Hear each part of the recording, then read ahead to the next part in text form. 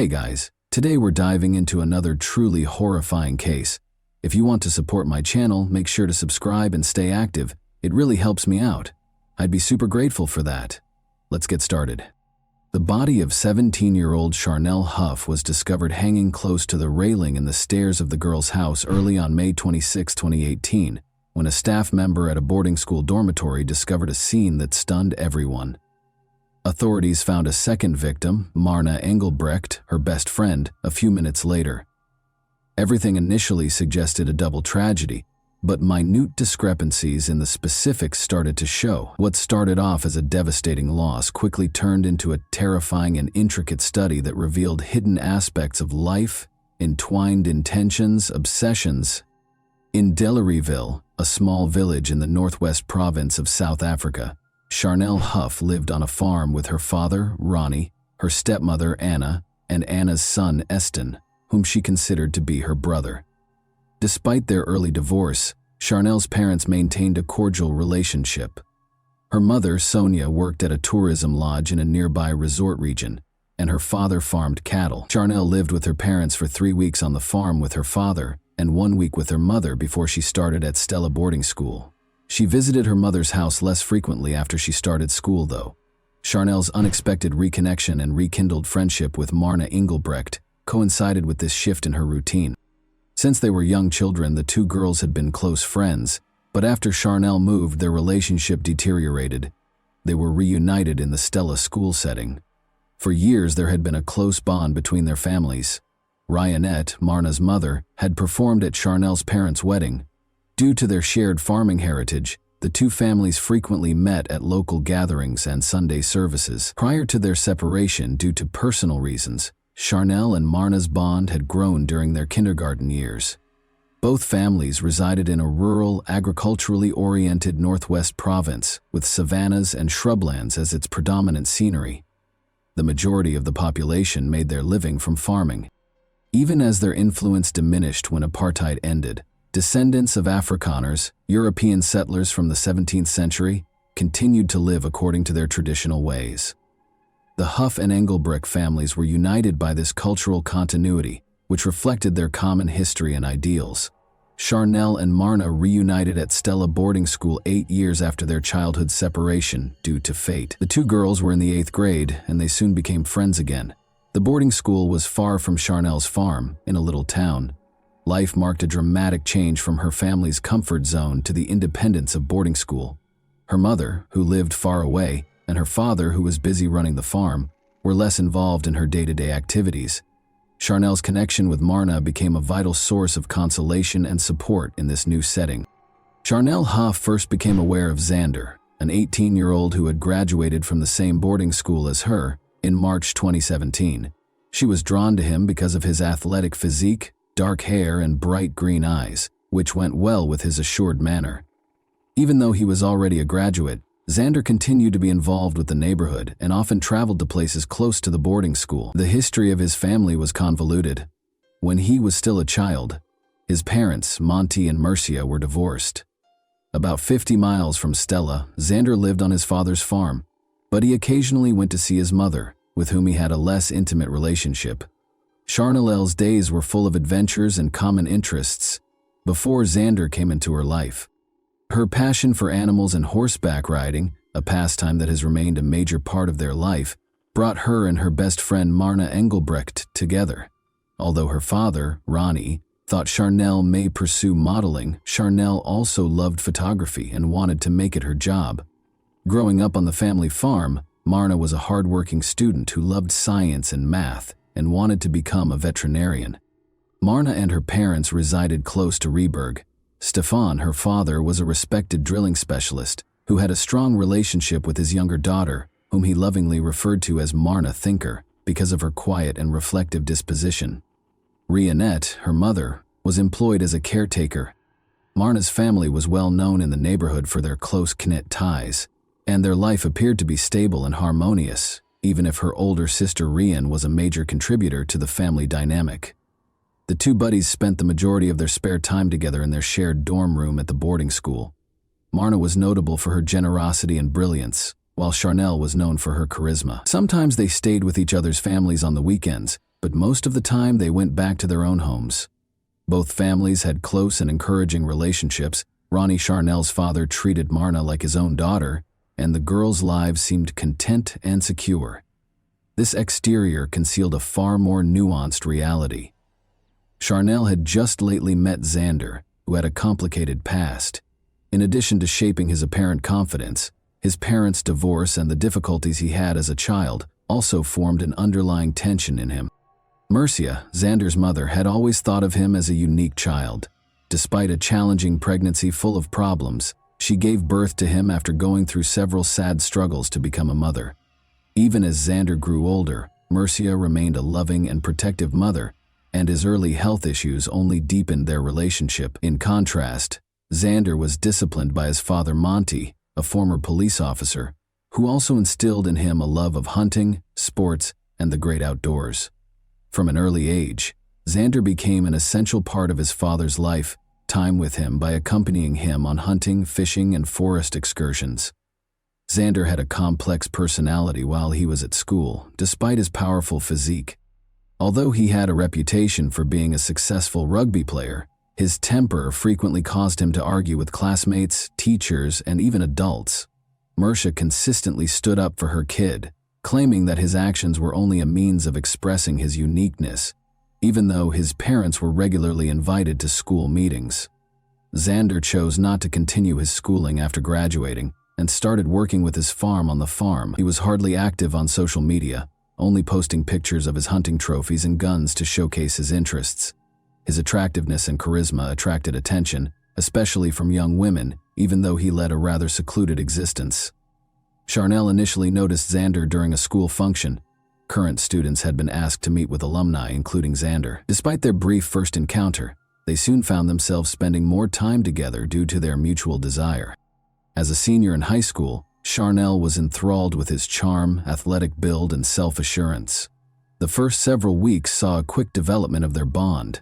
Xander gave Charnel all of his attention and tried his hardest to make her happy. He struck me as a loving and committed companion. Xander was anxious to make a good impression when it came time to meet her family.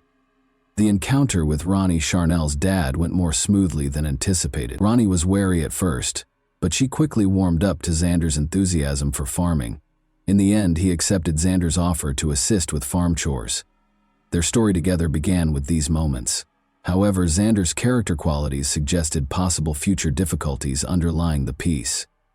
He had previously shown signs of having a fiery temper and being resistant to compromise, and it was only a question of time until these characteristics affected the relationship. The first person to notice Charnel's behavior changes was Marna. She started to get less communication and avoidance from the friends she used to get out with. The changes were gradual at first, but each month made them more noticeable. Charnel often used laziness or exhaustion as an excuse to avoid seeing Marna or their other friends. Marna sought to politely ask what was going on after realizing that Xander was linked to these developments. Charnel, however, maintained that everything was okay. Following Xander's complete integration into Charnel's social circle, these alterations started. Xander's control initially appeared to be subtle. Charnel took his frequent inquiries about her activities and who she was hanging out with as signs of concern and care. He gradually began requesting access to her texts, social media profiles, and phone. Charnel obeyed because she believed his jealousy was a sign of his intense love for her. It reached a breaking point during prom planning. Charnel went shopping for a dress with her mother. When Xander became involved, what should have been a happy time became uncomfortable. In addition to demanding that she wear little makeup and straighten her hair, he insisted on approving her outfit choice. Charnel complied with his demands in a manner he thought appropriate in order to prevent confrontation. She later told a few pals that she was uncomfortable but didn't realize how serious the issue was. Xander's domineering actions kept getting worse. He publicly disliked everyone he believed to be a negative influence and started meddling in her connections. He insisted on thorough explanations whenever Charnel spent time with friends. She gradually began avoiding confrontations by restricting her social interactions. Their encounters became infrequent, even with her best friend Marna. Marna made an effort to speak with Charnel, pointing out that Xander's actions were inappropriate. Charnel persuaded herself and others, though, that these were only short-term difficulties brought on by Xander's character. She thought he would change, but even during family gatherings with his relatives, he got more hostile and his control tightened. Charnel became aware of Xander's intense observation of her words and behavior. Ronnie and Anna, as well as Charnel's family, initially supported the connection, but with time, they started to notice changes in her behavior. Although they blamed it on academic stress, only Marna saw the underlying problem and made an effort to connect with her friend. She appeared more reserved and less confident. But as Xander's power grew, Charnel found herself more and more alone. Charnel Huff made the decision to break up with Xander in January 2018. Since his actions had grown more hostile and domineering, this choice had been coming for a while. By the end of the previous year, Charnel's family and friends had noticed the extreme pressure he was putting on her. This included him constantly watching her phone and social media, and he would physically impose his power during heated fights. Marks occasionally departed Charnel when these altercations alarmed her family, especially Marna. Xander's response to the breakup was intense. He started saying he couldn't live without her and threatening to hurt himself. In addition to these threats, he frequently sent her emotional manipulation texts in the hopes that she would change her mind. Even though this was stressful, Charnel refused to back down this time. She was adamant about ending the unhealthy connection. The best friend of Marna, Charnel, became caught up in the fight during this time. Alarmed, Xander started sending Marna threatening and derogatory messages, accusing her of turning Charnel against him. Marna confided in Stefan, her father. He stepped in right away, calling Xander and telling him to cease the abuse. Although the situation was momentarily diffused, Xander's animosity persisted. Charnel started spending more time with Brandon Victor, a friend she had known since she was 14, a few months after the breakup. A well-liked senior in high school, Brandon was well known for his athletic prowess and friendliness. He listened to Charnel and helped her deal with the residual pressure from Xander, giving her much-needed emotional support. Knowing that Xander continued to display an obsessive infatuation with Charnel, they decided to keep their friendship covert, even though it grew into a stronger relationship over time. Xander persisted in preventing Charnel from moving on even after their split. He continued to send her messages and stalked her, unexpectedly appearing in areas she frequented. Brandon and Charnel became wary about this behavior. To prevent upsetting Xander further, they kept their relationship private and stayed away from public areas where they could run into him. The year May 2018 was a watershed. Charnel tried to get her peace of mind back, but she was still burdened by Xander's constant meddling. His inability to accept her choice and his constant attempts to meddle in her affairs made things tense and unstable for her and those close to her. It would take decisive action to resolve the situation, as the pressure kept increasing. On the morning of May 26, 2018, the boarding school dormitory was unusually quiet. Christelle, a staff worker, started her day by checking to see if pupils were awake in the hallways at around 6 in the morning. She was walking past the bathroom when she noticed some dark hair on the floor. She didn't give it much thought at first because she thought it was just hair left over from brushing. But as she got closer to the bottom-level stairway, she saw a green nylon rope fastened securely over the railing. Shortly after, Christelle stopped when she noticed a pair of white-socked feet hanging above the ground. Sonia Chanel, a few hours earlier, at around 4:17 a.m. When the mother awoke at her Costa home, she discovered a disturbing message from her daughter.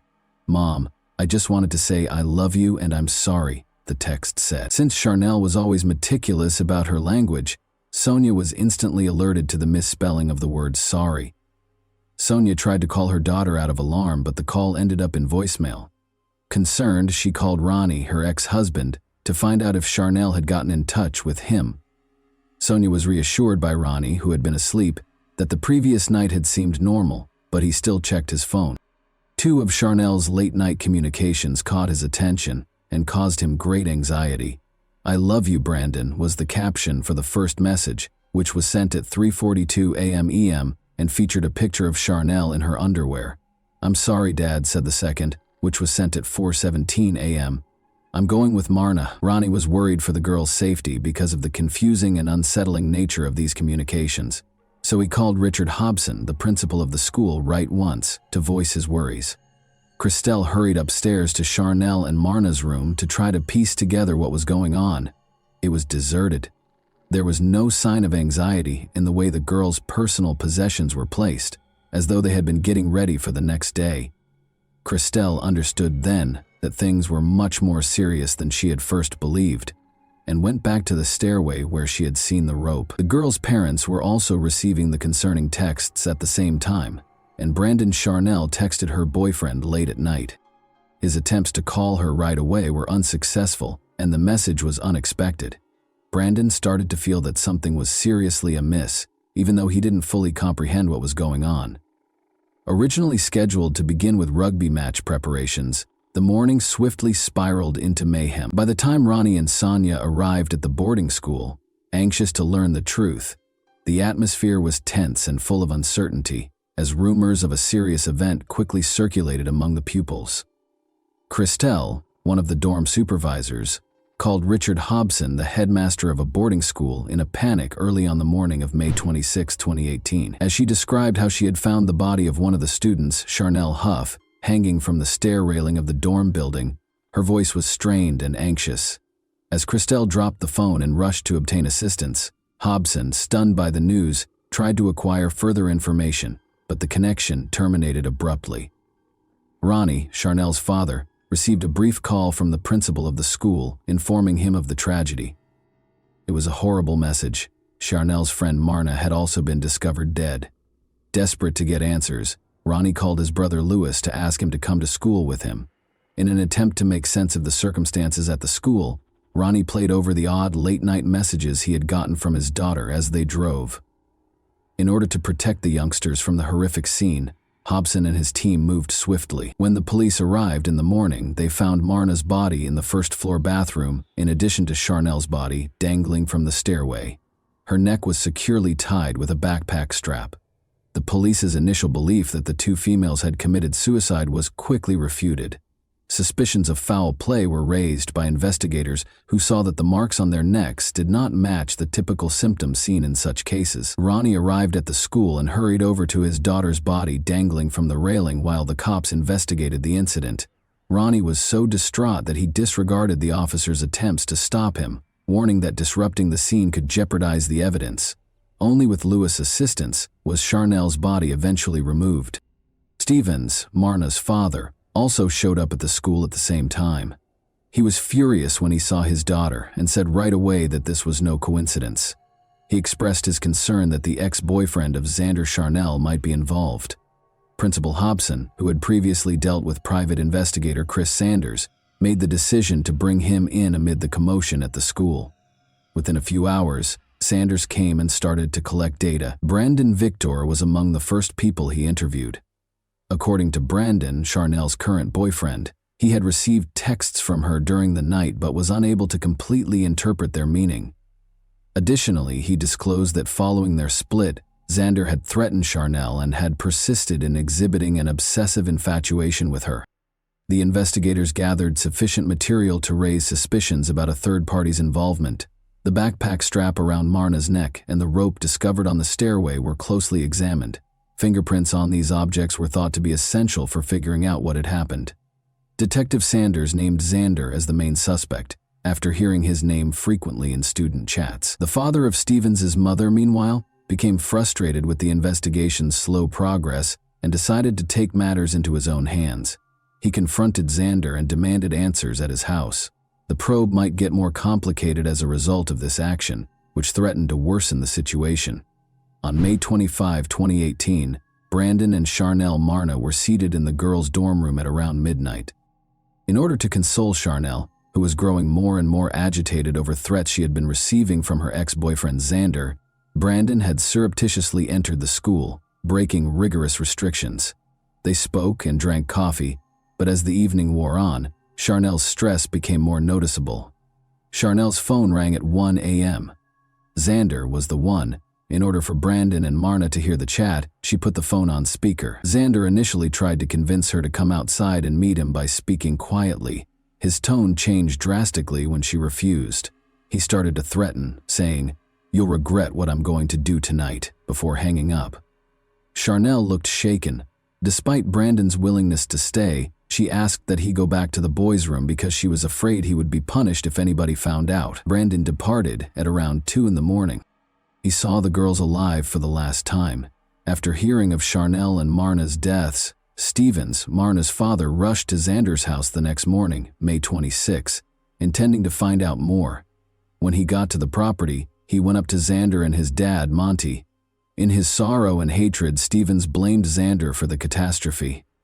Chris Sanders, a private investigator who had just arrived on the scene and was acting calmly, broke up the heated debate that rapidly broke out. Sanders persuaded Xander to go with him to the police station and got Stevens to back off. Sanders started interrogating Xander while driving there, exerting constant pressure. After a while, Xander lost it and admitted to the crime. He acknowledged that he had slain Marna to get rid of a witness after killing Charnel out of jealousy. At the scene, Sanders used a voice recorder to capture the confession. The police had already begun gathering evidence.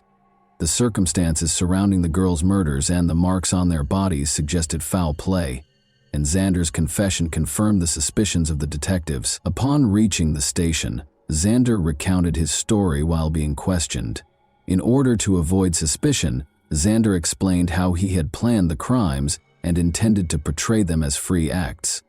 He explained how he entered the hostel covertly and did what he had to do. Messages, pictures, and journal entries on his phone were also found by investigators to be unsettling proof of his fixation with Charnel. The main emphasis of Xander's trial, in March 2019, was his actions and motivations. Anastasia Fesser, a friend of Xander's from fishing contests, provided one of the most important pieces of testimony. She described how, the day before the catastrophe, he called her and passionately said that he would not let Charnel to live her life without him.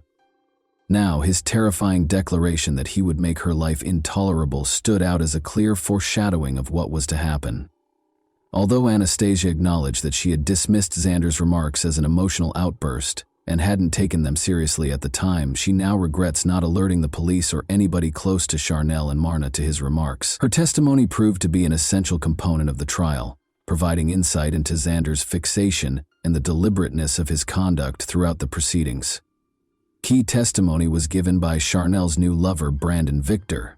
Brandon described how, on the night of May 24, 2018, he crept into the girls' dorm to hang out with Marna and Charnel. They attempted to defuse the stressful situation by conversing, laughing, and talking about recent occurrences. However, Xander called to interrupt their evening. In order for Brandon and Marna to hear the chat, Charnel put the phone on speaker.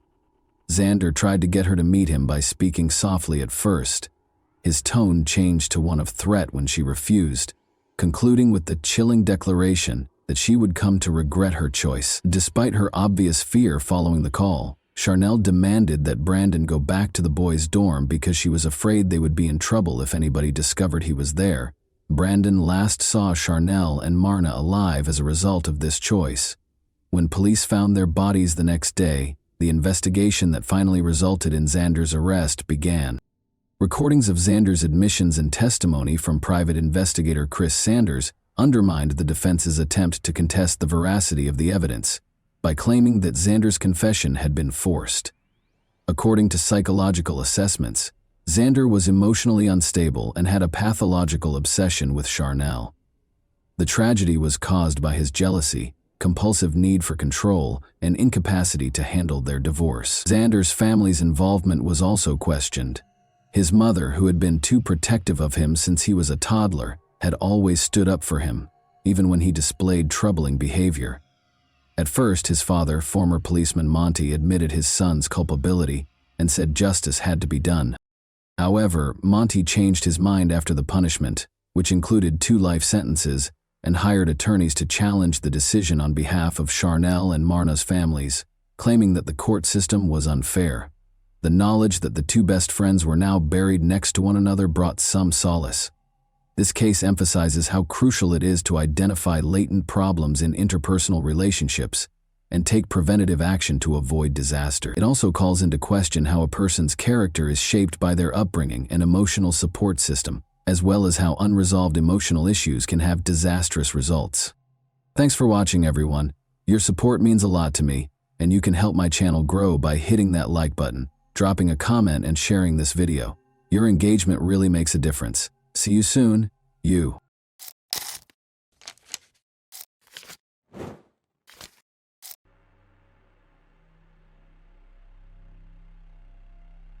On the fateful day of May 31, 2007, Alan Bailey's heart was filled with unease after seeing his daughter, Kate Beagley, brimming with excitement as she prepared for a night out. Little did he know that this ordinary evening would turn into a terrifying mystery. Their last encounter occurred on May 30. Kate's excitement about her plans became contagious around 6:30 p.m. Alan smiled as he left her, unaware that it would be his last time seeing her. But on May 31, as the day progressed without Kate's presence, concern began to grow. Kate was a dedicated and driven woman who was 32 years old at the time. She had a degree in sports administration and had spent a decade climbing the ranks at British Gas, demonstrating her dedication and ambition.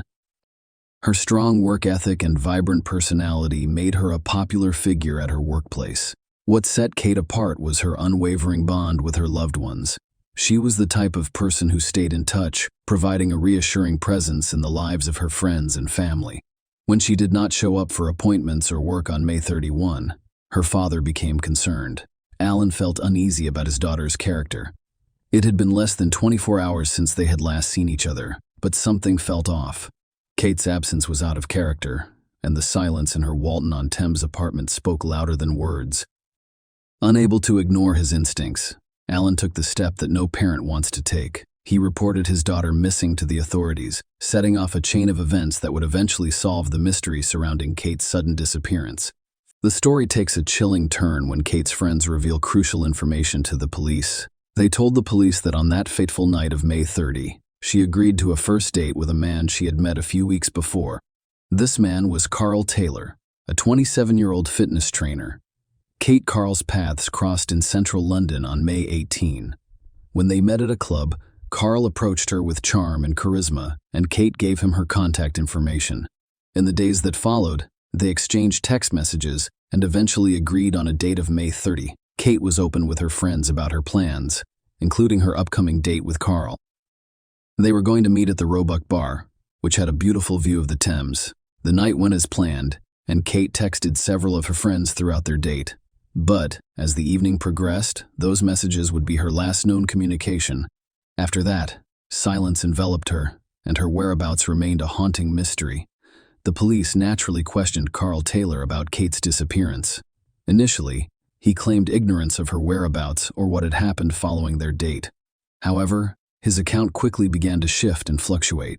He claimed that Kate had dropped him off at Twickenham after their date. However, his story kept changing, and he remained uncooperative, refusing to answer some questions, leading to his arrest on suspicion of kidnapping.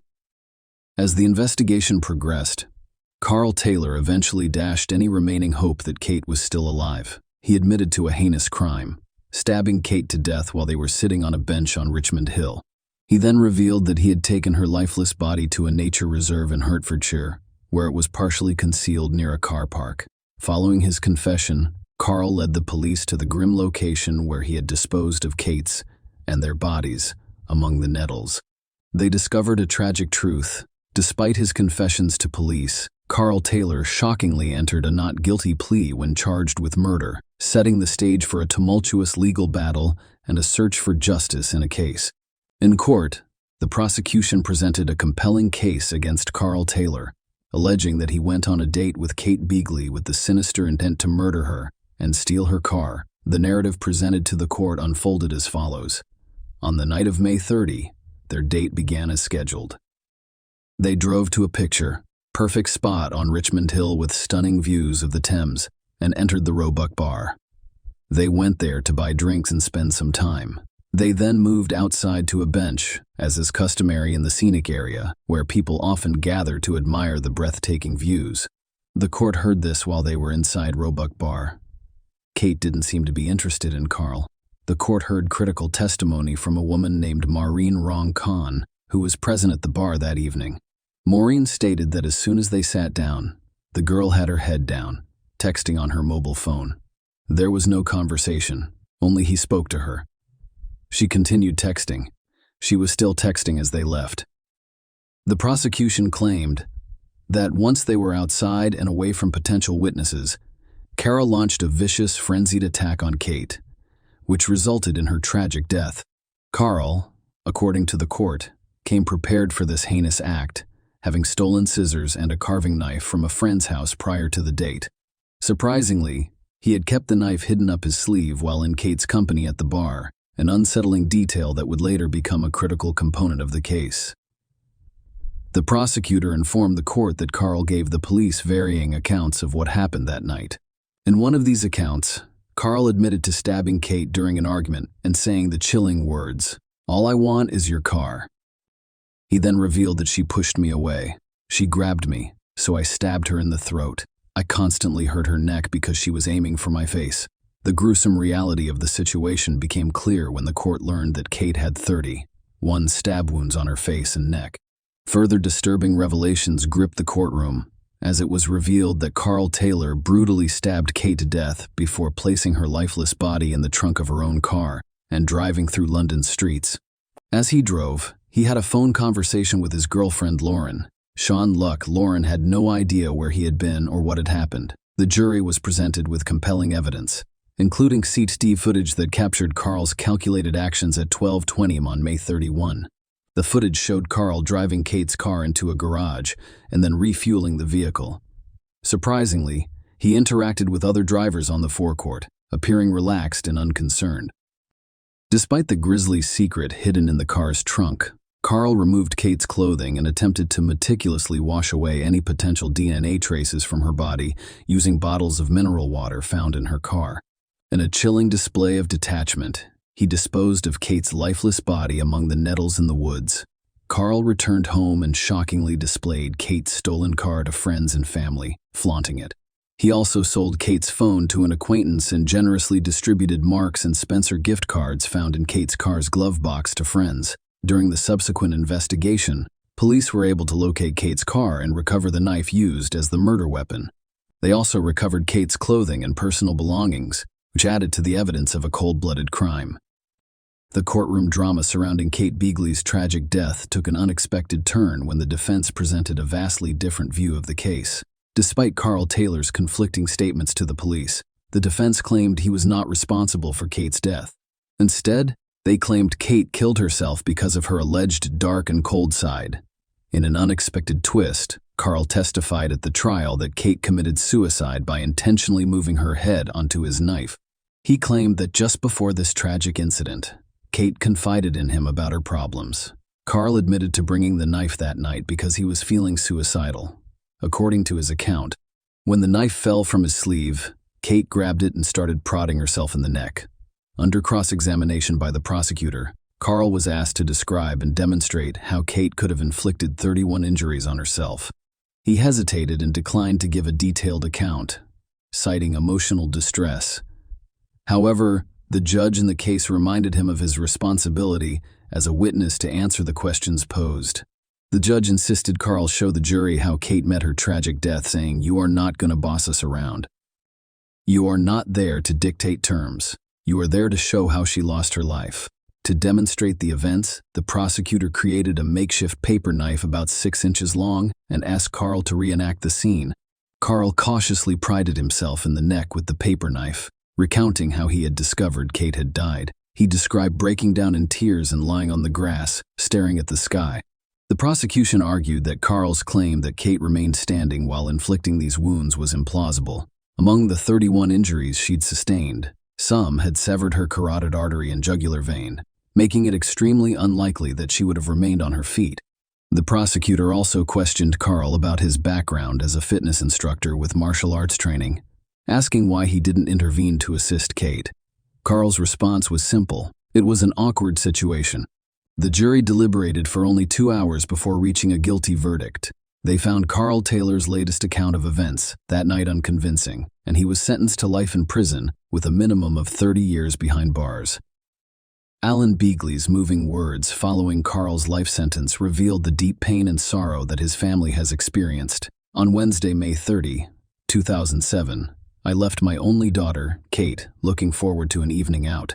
She was brutally murdered by the man she had gone to meet, and we never saw her again. Since then, our lives have been turned upside down. Kate was a loving, thoughtful daughter, sister, and friend who cared about us all just as much as we did her. She was a lot of fun to be around, and everyone who knew her will miss her greatly. She had a gung-ho attitude toward life and lived it to the full. We cherish and are grateful. We cherish and are grateful for all of the memories of our wonderful time together.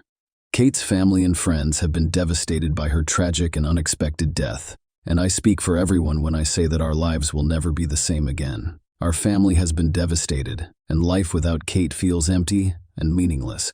The worst episode of our lives has now been resolved through the judicial system. However, we must now rebuild our lives around the void left by Kate's tragic death, recalling the positive impact she had on all of us. Share your opinion with us in the comments and subscribe to the channel for more.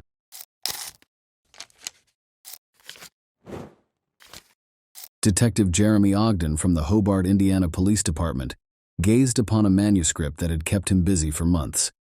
It revealed an emotionally wrenching tale involving 53-year-old Christopher Reagan's tragic story. Born in Detroit, Michigan, and receiving his education there, Christopher decided at the age of 20 to join those willing to protect their country by enlisting as an active duty soldier. Upon being accepted into service with honor and devotion by standing guard over citizens' peace, he forever changed his destiny with his choice to join. Christopher was sent to a military base near Marquette. While there, fate brought Christopher together with Terry from Iron River. Their friendship developed over time after meeting as young people often do on city streets. Shy people may hesitate to say hello, but they eventually began walking together and became closer friends over time. They remained close for years since Christopher's service prevented any chance for more meaningful relationships to form between them. At one point, Chris decided to leave military service and move to Traverse City, located nearby but far from where his beloved lived. But this did not become an obstacle to their feelings. On the contrary, communication became even stronger between them. Christopher proposed to Terry that they start an extended romantic relationship, knowing each other for years but never violating any boundaries or ethical rules. She readily agreed, and their long-distance romance began shortly afterward. Soon enough, Christopher and Terry realized they shared many interests, from appreciating nature to preferring an organized lifestyle to yearning for peace. Iron River became their ideal location, and they decided to move together. Christopher moved in with Terry while finding employment at a factory producing parts for military ships. Soon enough, he even had subordinates who reported directly to him. Life was finally looking bright. But after 2 years, complications arose in their relationship, with passion slowly diminishing as Christopher and Terry failed to address its difficulties. It eventually became evident that this could not continue, and they took the difficult decision to part ways peacefully and remain friendly toward each other. Christopher realized he could no longer continue living at Terry's house, so he decided to rent his own place instead. As time progressed, Chris realized he wanted a change of scenery as well. Iron River seemed too small, so Chris began looking for more dynamic cities like Asheville in North Carolina. Fate presented Christopher with the chance to start over and embark on an entirely new chapter of life. Not only would Asheville provide him with job opportunities, but it would also offer picturesque natural attractions, perfect conditions to launch himself into life anew. Christopher told Terry on October 14th that he had taken off work due to a doctor's appointment, suggesting they meet and go for a walk as they often did while living together. Christopher then proposed they meet later that afternoon and join her. Terry became worried when Christopher failed to contact her after October 15th and didn't return any calls or text messages from her girlfriend, Terry. Concerned for Christopher, Terry reached out to mutual friends, but they knew nothing. 10 days later, she filed a police report regarding Christopher's disappearance.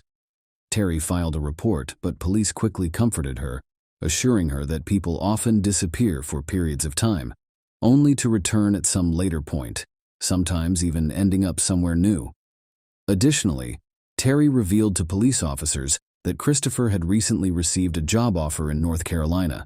For them, this was another indicator that Christopher may have reached his new residence and begun living a completely different life after having cut all ties with the past. Investigators quickly launched an extensive investigation to disprove speculations. To do this, they identified Christopher's newly hired company and spoke to one of its employees to discover any information regarding Christopher. However, none could be obtained as Christopher hadn't shown up at work for over 10 days. Police speculated he might have been injured due to frequent trips outdoors alone. Search forces headed into nearby woods looking along routes Christopher had used. Specially trained dogs were deployed, yet no sign of Christopher was ever discovered. Terry suggested visiting Christopher's former apartment to ensure no accident had taken place, or perhaps find any traces that may give an idea as to his current whereabouts. Agreeing with her suggestion, investigators went directly to his former place of residence. They were shocked at what they found: items scattered across the floor and closet doors open. Their initial thought was likely Christopher was just being disorganized. However, Terry quickly dismissed this theory, asserting he wasn't as messy. Detectives began to suspect that all these circumstances might be linked to Rand's disappearance. So, after inspecting her home, it was decided to expand their search efforts and locate him on an even wider scale. Police searched carefully through the neighborhood, before eventually discovering Reagan's car outside the city limits, about 8 miles from Iron River. Since it appeared unlikely he left it there intentionally, one door needed to be broken open for entry into it. At first, there was nothing suspicious in the vehicle's interior. On its seats were ordinary clothes typically found among locals: a hat, coat, and gloves. But one of the policemen noticed something peculiar on the front passenger seat: a small piece of yellow paper bearing an illustrated map describing an itinerary for travel. No specific addresses were indicated, only an itinerary, so they decided to follow it closely. Terry explained to Christopher that despite living in Iron River for years, he still hadn't learned the names of streets and roads, so he wrote down directions like turning at a bus stop or passing gas stations as guides for navigation. Terry noted that Christopher had indicated in his notes that this was his first trip to this location. Terry and her colleagues followed the route indicated on a piece of paper and stopped in front of a house listed in Christopher's notes before heading toward their final destination in a neighboring town. Investigators knocked on the door. They needed to establish who lived there and why Christopher had traveled this way. Jason Cochran was surprised when uniformed men appeared outside his home.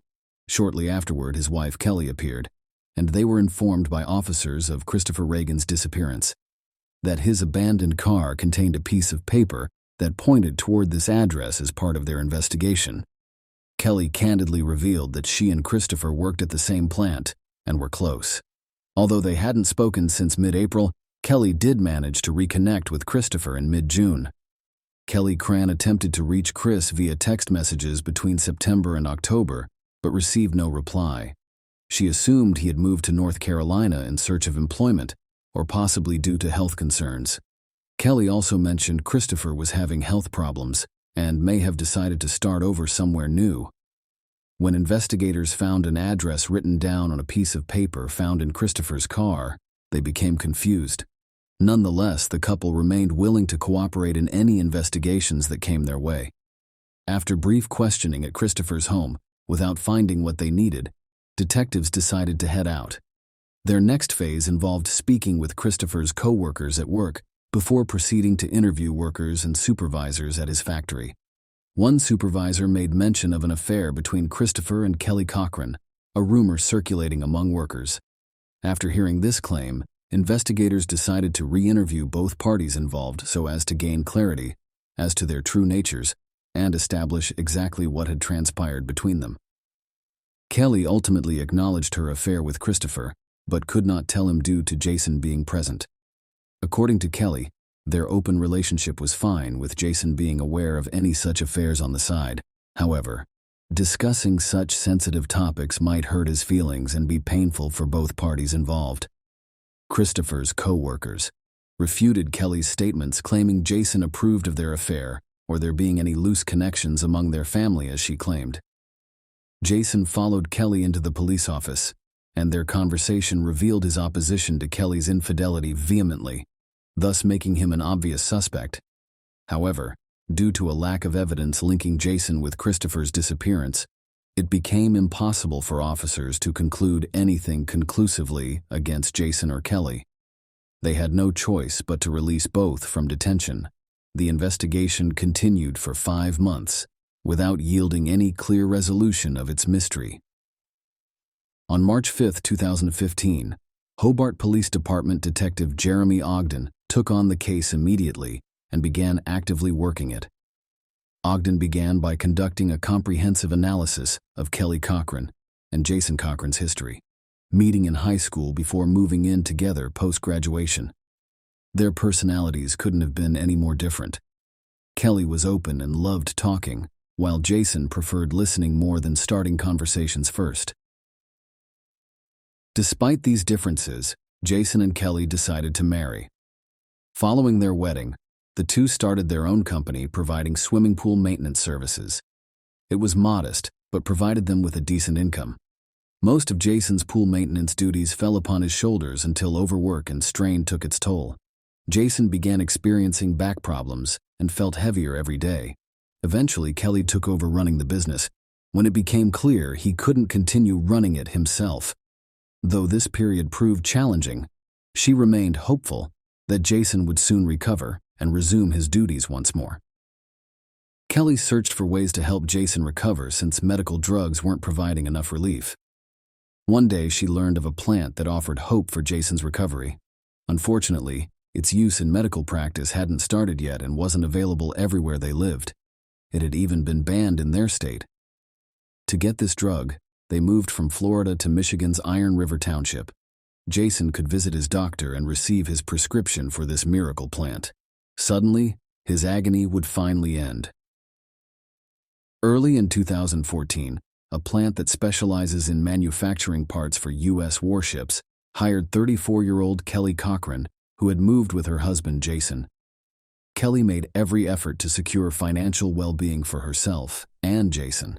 Therefore, they accepted employment at Christopher Reagan's plant, where Kelly also worked. Over time, Christopher and Kelly discovered commonalities of conversation that helped foster their friendship. This proved particularly vital, as Christopher had recently experienced difficulty with Terry in his relationship. After reviewing all available evidence, the prosecutor made a strong argument to a judge in Michigan in support of obtaining a search warrant for Cochran's residence. After successfully receiving a ruling from the judge on March 5th, she sent investigators straight away on March 6th to locate Cochran's address. Searches were carried out of the Cochran home with extreme care, looking for any signs that Kelly and Jason may have played any part in Christopher's disappearance. Unfortunately, all efforts proved futile.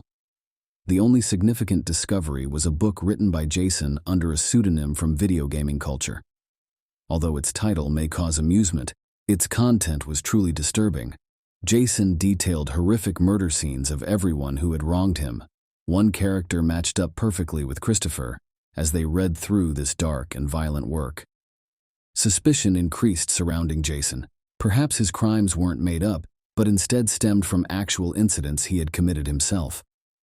With these concerns in mind, investigators decided 3 weeks later to conduct another search of the Cochran house, hoping to unearth the evidence missed during their previous search. When police officers drove up to their home, they noticed no vehicles present and that both the yard and driveway were empty, as no answer came when knocking at their door. No one answered the door when knocked. As soon as Kelly and Jason had left town after the initial search, they moved quickly into Indiana, prompting investigators to become concerned they might never find evidence they needed for months, especially DNA samples of suspects like Jason Cochran. Michigan police officers reached out to their Indiana counterparts, asking them to collect samples instead, prompting Indiana officers to head toward Cochran's new address to take DNA samples instead. Ready to assist their Michigan colleagues, Indiana officers then traveled directly to Cochran's new address, where DNA samples would be taken before heading directly toward Jason, Cochran's new address. The couple didn't object, seeing no legitimate basis to charge them with murder, nor evidence of Christopher Reagan. Meanwhile, investigation gradually disbanded, leaving little hope of solving his disappearance. Time passed until, on February 22, 2016, an alarming phone call arrived at Hobart Police Station from Kelly Cochran, who was clearly distressed over what had transpired. She attempted to explain that Jason wasn't breathing, but her emotions rendered it impossible for her to provide concrete details. Rescuers arrived quickly on the scene where Kelly attempted to prevent doctors from treating Jason due to her extreme terror and panic. Soon enough, however, it became evident that Jason no longer required assistance. Sitting in a chair, with his face lit up like it had been from extreme overheating, doctors were forced to confirm his death and send his body for forensic examination, while Kelly was handed over to a police patrol who took her back home with relatives living nearby on her street. Investigators were determined to ascertain what had transpired, so they conducted a search of Cochran's new home and discovered evidence in the form of a syringe needle at the foot of the marital bed. After inspecting Jason's body, an investigator concluded that his death was due to illegal drug abuse. However, this report came as a shock for detectives. Jason had an excessive amount of illegal substances in his system. However, the results from forensic tests indicated something more disturbing. His death had been caused by strangulation, as evidenced by bruises on his neck and face. So Jason, who had been suspected of kidnapping Christopher Ryan himself, became himself the victim of crime. This revelation raised new questions and necessitated a thorough re-examination of evidence. Immediately thereafter, forensic specialists turned their focus onto Kelly Cochran, whom many suspected as being linked to both incidents. She became suspect not only for Christopher's disappearance, but also in her husband's murder. The investigation became even more complex. On February 23, 2016, Kelly Cochran was summoned to testify in Jason's murder case at the police station. Investigators directly interrogated her about her possible involvement in his death and whether she administered excessive doses of illegal drugs to him. Regardless of the lack of concrete evidence and pressure from investigators, this young woman did not confess to either the murder of Jason or the kidnapping of Christopher. Investigators were unable to find sufficient proof of Kelly's guilt and were unable to arrest him, leading Detective Jeremy Ogden on a trail that eventually brought him face-to-face with Walter Hammerman, one of Jason's closest allies. During this investigation process, Detective Ogden met up with Walter Hammerman. Walter immediately ran to the police upon hearing of Kelly's shocking story of Jason's tragic death from illegal drugs, emphasizing how close they were. Walter assured his partner that any changes would certainly have been communicated. Jason had been taking medicinal herbs with the sole aim of relieving his back pain for quite some time now, yet Walter noticed his friend had fallen into an unstable situation recently. In March last year, Jason revealed his concerns with him regarding travel arrangements to Indiana, due to Iron River police involvement in a disappearance case. All this had had a lasting, impactful impression upon Jason. Walter witnessed Kelly become severely depressed and attempted suicide, necessitating medical intervention and therapy. Walter noticed a distinct change in Kelly's behavior, as he took more control over his life. Jason seemed on edge, while in the past, the boys could spend hours playing video games together. Now he would avoid parties whenever his wife returned from work. This information became crucial in understanding what was transpiring within the Cochran family.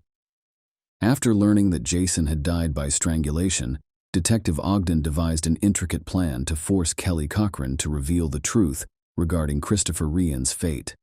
Walter, Jason's close companion and close ally, was chosen as bait, intended to lure Kelly into an incriminating trap and cause her to make mistakes that could potentially compromise Christopher Ryan. Walter accepted a difficult role within this investigation, while playing out this performance before Kelly Cochran. On March 12, 2016, Walter called Kelly while under surveillance by police officers with listening devices, intending to present her with a letter purporting to come from Jason that contained something important and urgent. Walter explained to Kelly that Jason gave this letter shortly before his death, with instructions not to open it and send it immediately to police should anything occur. This came as quite a shock, both to Walter and to those watching over their situation. Yet even with this development, detectives had no direct evidence against her husband's killing. Investigators conducted numerous interrogation sessions with Kelly in an attempt to extract the truth. She denied her guilt throughout. On April 26, 2016, however, it became evident that Kelly Cochran had managed to slip away from their scrutiny. It seemed a mockery of justice, and detectives immediately joined forces with police officers from Iron River and Hobart in launching a federal manhunt against Kelly Cochran. Walter Hammerman was both shocked and alarmed that Kelly hadn't yet been apprehended. He worried she may get away with this crime once more and later attack him in return. Her phone had also been disconnected as though she were playing a cat-and-mouse game with the police. Detective Jeremy Ogden managed to piece together, after 2 long and hectic days of trying, that Kelly Cochran had managed to avoid detection by fleeing to Kentucky's Wingo town, more than 6 hours away from Hobart. On April 28th, Kelly was located at her cousin's house by police officers who issued the same warning. As soon as they received this information, an arrest team quickly proceeded to the house, knowing Kelly could be dangerous and likely attempt to flee. They moved swiftly without warning, and Kelly was apprehended and taken into custody that afternoon. Later that same evening, Detective Ogden arrived in Wingo, where he resumed interviews with suspect, alongside investigators from Indiana and Michigan. Once I spoke with Kelly Cochran, everything became crystal clear. Christopher Ryan and Kelly's relationship went deeper and further than anyone imagined.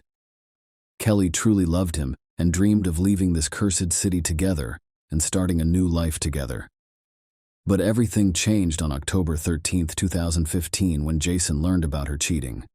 They began fighting, and Jason remembered their wedding night pact whereby anyone found out cheating would be required to kill their partner as punishment. Kelly asserted that she never intended to take their agreement seriously. It had always seemed more like a joke to her. Jason warned Kelly if she didn't keep her vow, threatening that he would carry it out himself if necessary. Although Kelly didn't wish for this responsibility, she nevertheless helped Jason commit a horrifying crime.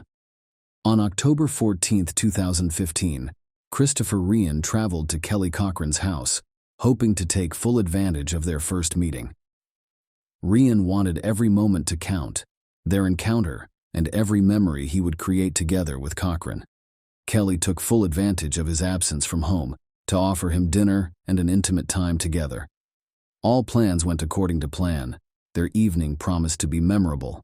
After dining together on the first floor of Kelly's house, according to Kelly, they moved up onto the second. But their solitude was abruptly interrupted when Jason burst in with a rifle in hand, panicked and terrified. Christopher quickly recognized he was trapped, while Jason took aim and fired one shot directly at Christopher's head without delay. Chris was mortally wounded by Jason's bullet and died instantly.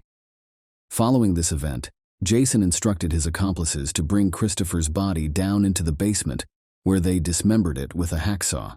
Eventually, all his limbs and head had been severed from its torso.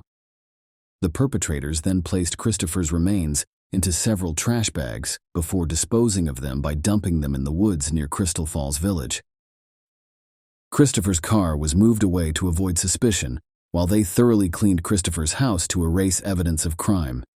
They had become accomplices in an awful crime. Kelly Cochran was open about her involvement in Jason Cochran's tragic death, saying the plan to commit the act came about after learning of Kelly having had an affair and Jason becoming jealous that Kelly had chosen someone else as his partner. According to Cochran, this idea of revenge came when Jason learned of Kelly having another lover and decided on taking drastic measures against Kelly in revenge for what had transpired between them. Kelly wanted revenge against Christopher for taking away their happiness together and feeling betrayed by Kelly's spouse. Kelly revealed how deeply in love with Christopher she was and felt that his absence had prevented them from living life fully. Kelly struggled to cope with both her loss and its accompanying pain on a daily basis. Kelly loathed Jason for forcing her into doing what he forced her into, realizing she couldn't continue living peacefully with it. An opportunity presented itself when Jason complained of backache on February 22, 2016. Kelly decided it would be time for action against Jason. Kelly convinced Jason to give her an overdose of medication. Unfortunately, however, its effects weren't instantaneous, and Kelly covered his mouth and nose with her hands to ensure suffocation occurred before squeezing his neck to make sure Jason was dead, thus leading to bruised body parts on him. Kelly Cochran provided testimony that assisted law enforcement authorities to identify where Christopher's remains were buried. On May 18, 2016, Detective Jeremy Ogden, along with investigators and canine team, went to a site near Crystal Falls Village. This rarely visited neighborhood had become the site of an astonishing mystery. A team of investigators set off a thorough search around Lake Erie's surrounding woods, penetrating between trees to ensure no spots had been missed. One of their canine dogs suddenly sensed an odor and led the officers toward it. Officers were following the dog closely, expecting to discover something soon. Instead, it led them to an unassuming hill, covered with fallen leaves and branches. Upon clearing this area, investigators found objects including what looked to be human remains, unmistakably identifiable skulls. On closer examination, it was evident that Christopher Reagan had been murdered. A bullet hole attested to this. Investigators knew they had found Christopher's severed head. Additionally, there was evidence such as a .22 caliber bullet and broken gun found at the scene, as well as glasses belonging to Reagan that may have belonged to her. Dental records helped identify his remains, solving an investigation that had perplexed investigators for 2 years. Kelly Cochran was officially charged with murdering Christopher Reagan and Jason Cochran in April 2016. On February 13, 2017, Michigan State Court officially arraigned this 34-year-old individual in Michigan State Court. The prosecutor noted Kelly was significantly reduced her role by being behind both crimes. Christopher only saw Kelly as a casual companion. Kelly, however, genuinely loved Christopher and planned for their future together. Christopher's refusal of her romantic advances resulted in fury, and Kelly decided to kill him by fabricating a story of an alliance between herself and Christopher's brother-in-law. Kelly confessed in court, yet presented another version.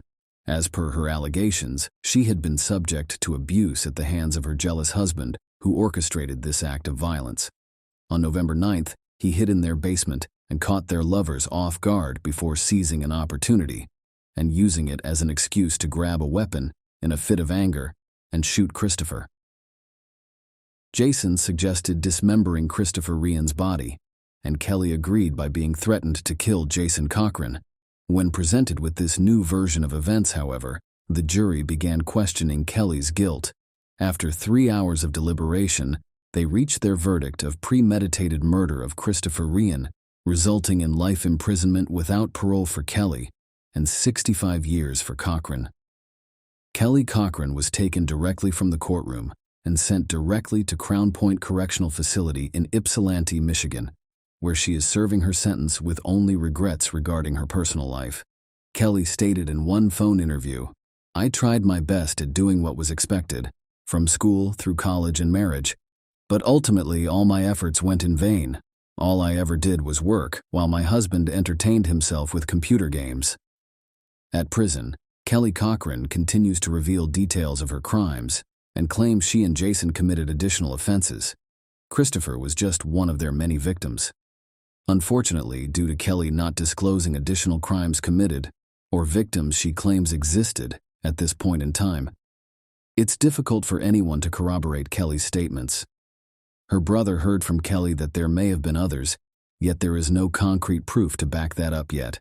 Detective Jeremy Ogden from Hobart, Indiana Police Department is carefully scrutinizing every aspect in hope of uncovering clues or uncovering evidence pointing towards any additional crimes committed by either of Kelly or Jason Cochran. Hopefully, it can close another chapter in this twisted tale.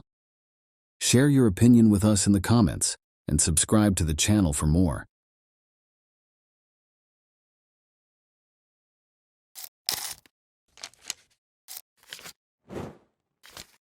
Hey guys, welcome to my channel, and today we're going to take a look at another horrible case with you. Parents teach their children from a young age not to trust strangers. not to get into unfamiliar automobiles, and never to go anyplace with someone they don't know, regardless of what they may say, because the world is big and full of hidden hazards. Regrettably, people with bad intentions frequently exploit both the trust of the innocent and the precarious circumstances that some adults find themselves in. Young medical student Mia Steven went to a party with her pals. She thoroughly enjoyed the evening and the companionship of those around her. Nothing seemed out of the ordinary, and nobody could have foreseen what was about to happen. Sadly, Mia never made it back home.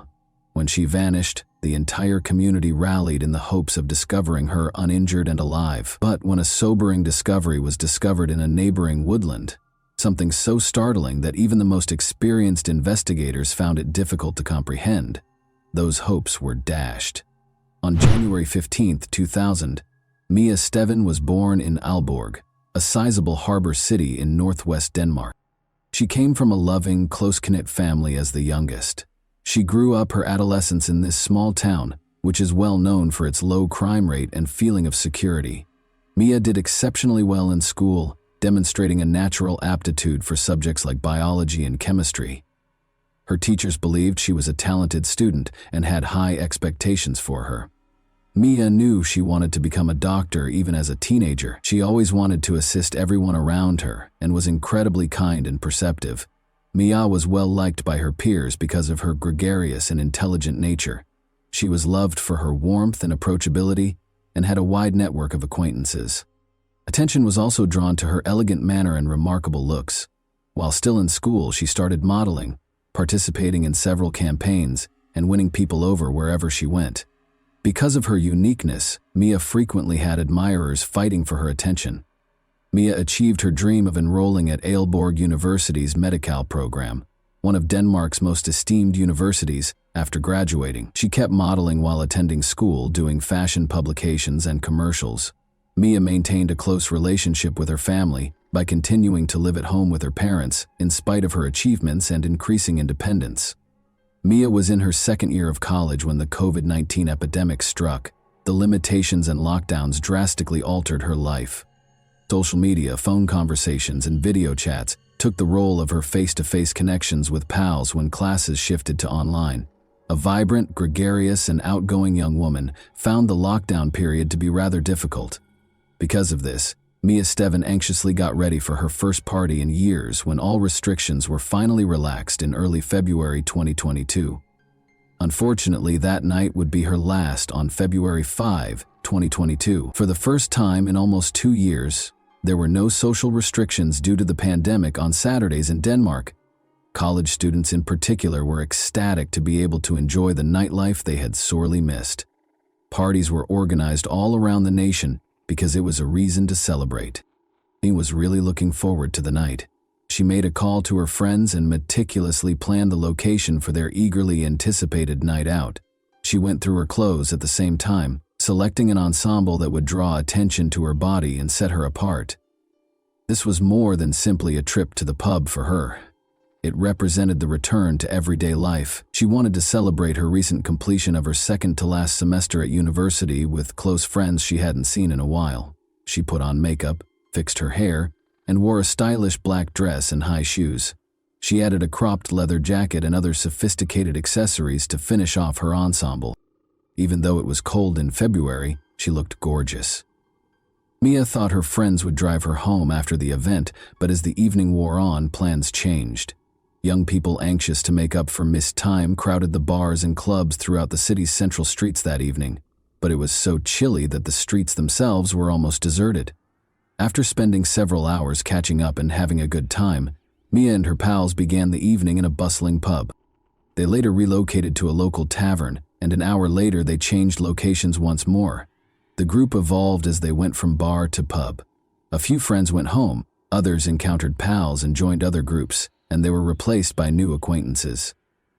The evening was of course full with dancing, laughter, and copious amounts of alcohol. Witnesses claim that although Mia drank wine, she wasn't too drunk. She talked to everyone around her, laughed and danced. The companions she had first arrived with made the decision to depart by 3 in the morning. But Mia decided to stay, telling them she would find her way home eventually. She was spotted conversing with an unknown man, who seemed interested in her at the moment. The club ended for the evening around 6 a.m. Only one of Mia's friends remained after that. The two went out into the chilly, overcast morning.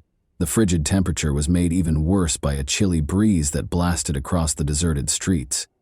The two made the decision to take the bus home, but they had to go in different directions. They split up and went to their own bus stops. Mia never came home that night, and no one ever saw her alive again. Her parents initially assumed she might have gone to stay with one of her many friends and were not alarmed. But when they noticed that her phone was going directly to voicemail, something that was completely out of character for her, their worries intensified. Unable to wait any longer, Mia's mother called her daughter's best friends and classmates at midday on February 6. One by one, they all responded with the same response. They couldn't get in touch with Mia, and they hadn't seen or heard from her since the previous evening. Her parents were so alarmed that they rushed to the local police station and reported her missing. They were concerned that law authorities may postpone their search by waiting the customary 24 hours, because Mia was an adult and had attended a party. They were relieved that the police took the matter seriously and started looking into it right away. Investigators began by speaking with every friend and acquaintance Mia had made at the different pubs that evening. Although Mia had been drinking, witnesses attested that she wasn't too drunk. They also gave a thorough explanation of her attire, which included a light jacket and a stylish evening gown. Investigators initially thought she might have died from the weather because it was so chilly in February. They promptly ruled this out, though, because no further relevant reports had emerged. Security footage from the bars and clubs Mia had frequented was examined by police. Although Mia seemed to be in a good mood and turned down her friends' offers to bring her home, nothing else in the video seemed suspicious, and the packed venues made it nearly hard to follow one specific person. The enigmatic man Mia had been spotted dancing with that evening quickly came into focus. Finding him and questioning him was crucial. Luckily, it was easy to identify him. He was an aspiring athlete with a bright future who was a fellow student at Mia's institution. He volunteered to be questioned and disclosed that he had taken a taxi to his house across town after leaving the bar at around 5 in the morning. The taxi driver acknowledged dropping him off at the specified place, allowing police to establish his alibi. Mia had no known adversaries, conflicts, or anybody who would want to harm her, according to her family and friends. She had never engaged in criminal behavior, used illegal substances, or had any symptoms of mental illness. Although no one in her network had ever heard of a stalker or obsessive admirer, this prompted investigators to think about the possibilities. After Mia exited the pub, investigators looked at video from street surveillance cameras to expand their search. She and her companion had left the venue together, and after walking roughly 300 feet, they paused to bid each other farewell. Each then made their way to their designated bus stops. Investigators were looking through the video when they spotted something strange. A dark automobile that seemed to be pursuing Mia after she split up with her friend. Mia went another 500 feet or so after saying goodbye to her companion and then paused to wait for her bus. Regretfully, it never came. Mia was trapped because it was early on Sunday morning and the public transportation schedule hadn't fully resumed after the shutdown. She couldn't call for a ride or get in touch with anyone for assistance at 6 IE Minning, since, to make matters worse, her phone had died earlier in the night, something she didn't notice until she was outdoors. The streets remained empty and dark. At the bus stop, Mia, wearing an evening gown, stood freezing and hoped her bus would arrive soon. However, as time passed, it became evident that it was not going to happen. A black Volkswagen Golf came up close to the road at about 6:15 AIEMM. The vehicle stopped and probably offered Mia a ride, but she declined. Mia was left alone when the automobile drove away. She waited for more than an hour in the bitter cold at the bus stop once more. The identical vehicle came again and pulled to a stop at the bus stop about 7:30 AEMM. This time, following a 5-minute conversation with the driver, Mia apparently reluctantly decided to get into the car. By that time, the cold is thought to have affected her so much that she chose to accept the stranger's offer. However, the issues still stood. Where did they take her? Who was driving? And who owned the car? Investigators needed to know the answers quickly. The surveillance footage's poor quality made the inquiry more difficult. Experts did their best, but they were only able to determine the car's make and model. It was unable to make out the driver's face or the license plate. Detectives looked over footage from nearby cameras to follow the car's movements, and shortly they got a break. The Volkswagen Golf was seen parking close to a 24-hour convenience shop a few blocks from the bus stop. Luckily, the car's license plate was photographed by the high-resolution camera in this business.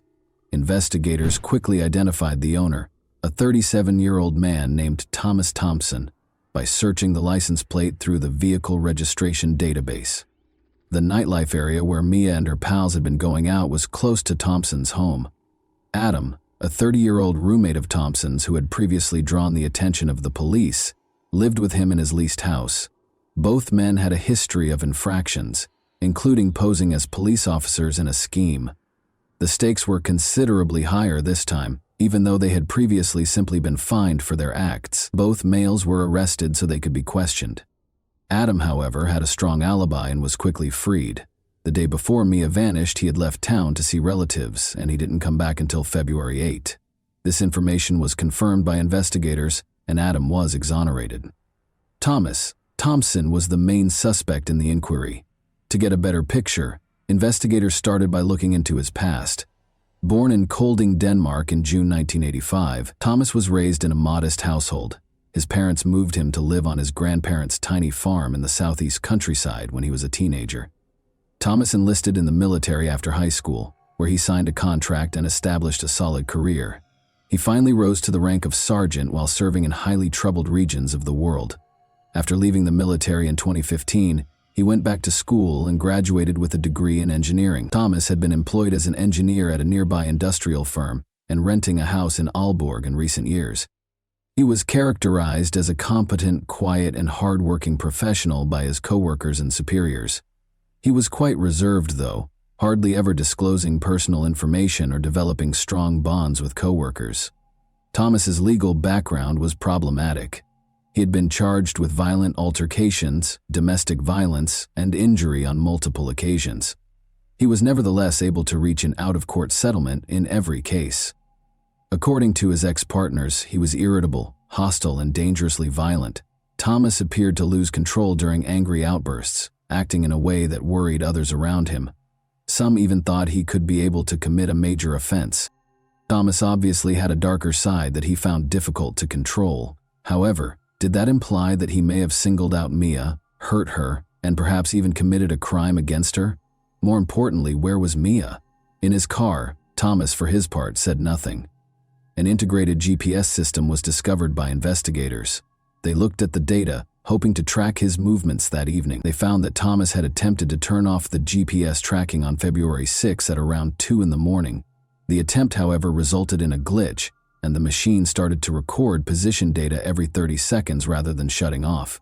According to the GPS, Thomas left his house at 2:45 a.m. and drove about the city for several hours, apparently searching for a target. This mistake made it possible for detectives to piece together his actions in great detail. He stopped close to the bus stop where Mia was waiting at around 6 in the morning and had a quick conversation with her. For the next hour and a half, he drove away after she turned down his offer of a ride. Before heading back to the bus station, Thomas kept driving in a directionless manner through the streets. Mia was clearly freezing by this point and perhaps desperate. Apparently believing she had no other option, she grudgingly got into his car. Before driving into a remote road, the vehicle departed the city and drove through a few tiny neighboring villages. GPS data revealed a series of short pauses near each other in the wooded region, followed by a lengthy wait, during which the vehicle stayed motionless for approximately an hour. Search dogs and an operations team were sent to the location. They soon found that Mia's phone was broken. Nearby, they discovered a ripped necklace she had been wearing that evening, followed by a hair clip. Additionally, pieces of her clothing and strands of her long hair were discovered tangled on the branches of trees in the area. The scene presented a bleak image. As someone harried after her, Mia appeared to have attempted to flee into the woods, tripping, losing objects, and hooking herself on branches. But hundreds of feet farther into the jungle, the most terrible discovery was still to come. Areas of disturbed dirt were pointed out by the search dogs, indicating that something had just been buried. Investigators found human bones after excavating beneath roughly 3 feet of loose dirt. 231 pieces of the remains were broken apart, some of which were left on the surrounding land. To the dismay of her loved ones, the victim could only be identified by DNA testing.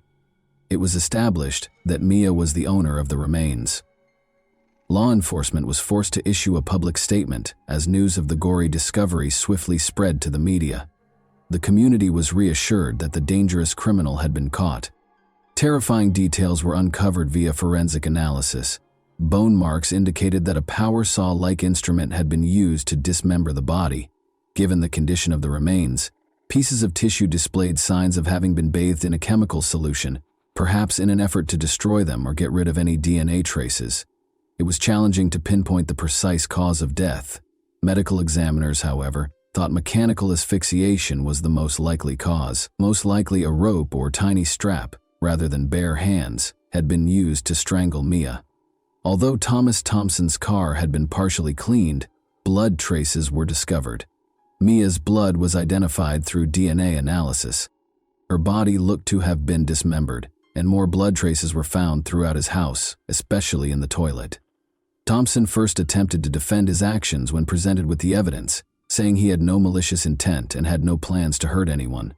He claimed that he tried to turn off his car's GPS because he was being stalked by a dishonest police officer who was extorting him, but he was unable to give his name or any supporting documentation. Thompson also related how he saw a woman in light clothing at the bus station early that morning and offered her a lift out of courtesy, but she declined. Then, he said, he drove off to run other errands. On his way back about 90 minutes later, he noticed the same woman, who was now obviously chilly, still at the stop. He claims that this time she agreed to take him for a ride. Thompson described how the young woman was drunk, acted flirtatiously, and supposedly promised intimacy in return for his assistance. He said they took his car out of town to a remote location where they had consensual sex. Thompson then claimed that Mia unintentionally tugged on the car door handle during this interaction, causing the door to swing open. He stated she died instantaneously after falling out and breaking her neck. In a panic, he tried to protect himself by getting rid of her body rather than calling the police. Doubts were immediately raised by the story. The strewn personal belongings and strands of Mia's hair discovered in the woodland were among the many discrepancies that detectives pointed out. When questioned further, Thompson changed his account, saying that Mia accused him of being abusive, threatened to file charges, and started to sober up after their encounter. He claimed that despite his attempts to soothe her, she went into a frenzied state, escaped the automobile, and dashed into the woods. According to Thompson, he followed her out of concern that she may freeze to death and planned to take her back to the car so he could drive her home. He claimed that she stumbled during the pursuit, struck her head, and instantly passed away. After he took her body home, Thompson confessed to dismembering it in his bathroom and soaking the remnants in chemicals in the hopes that they would completely dissolve. But after a few hours, the procedure had little impact. The remnants, which were still whole, now smelled bad.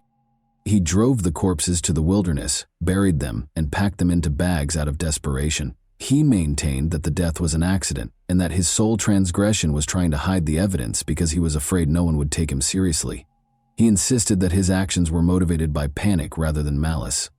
Further investigations at Thompson's property turned up incriminating evidence behind his house, despite his contradictory claims. Investigators discovered a temporary solution, burn hole, with some dirt and rubble covering it. He had tried to destroy Mia's pocketbook, personal things, car floor mats, and blood-stained clothes there. The majority of the goods were severely destroyed, but her purse was largely undamaged, including the thin strap that still contained remnants of Mia's skin cells and blood. This strap was the tool used to strangle her, according to forensic authorities. The prosecution's claim that Thompson had acted maliciously and with premeditation was successful. He planned his actions ahead of time, as evidenced by the fact that he had made a conscious effort to turn off his car's GPS system.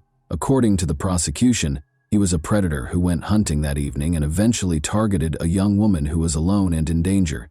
His perfect victim was Mia, who was cold and alone. The second time he contacted her, she accepted his offer of a ride since she was so desperate. Thompson's claims of innocence were further weakened by his conflicting explanations and attempt to remove evidence.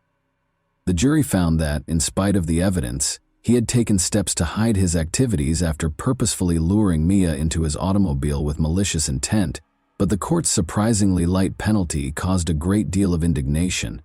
Many wondered how someone who had done such horrible things could be punished less severely than the law permitted. Thompson probably took Mia to the remote woodland after threatening her with a firearm once she was inside the vehicle. She tried to flee there, but he caught up to her. There is evidence that he assaulted her and then strangled her with the strap of her purse. He dismembered her body and tried to dissolve the remains in chemicals after bringing it to his house. Thompson's conduct demonstrated that his crime was planned and executed without regret. For example, he ordered pizza to be delivered to his house twice on the same day that he committed these heinous deeds, and he even went to a neighboring store to buy candies. Witnesses from the area said he seemed perfectly at ease, grinning and talking to people, while the young woman's body floated in his bathroom. Unfortunately, because the chemical solution destroyed DNA, the court was unable to verify proof of an intentional assault. During questioning, Thompson himself asserted that their interaction had been voluntary. Thompson's disturbing history of voyeurism was also discovered throughout the examination. He had been seen taking pictures, watching ladies undress, and peering through windows of other women's houses. Nevertheless, the victim's concerns were unanswered, and he was never charged. Thompson was convicted in June 2023 of premeditated murder and defilement of a body by dissection. He received a life sentence in prison.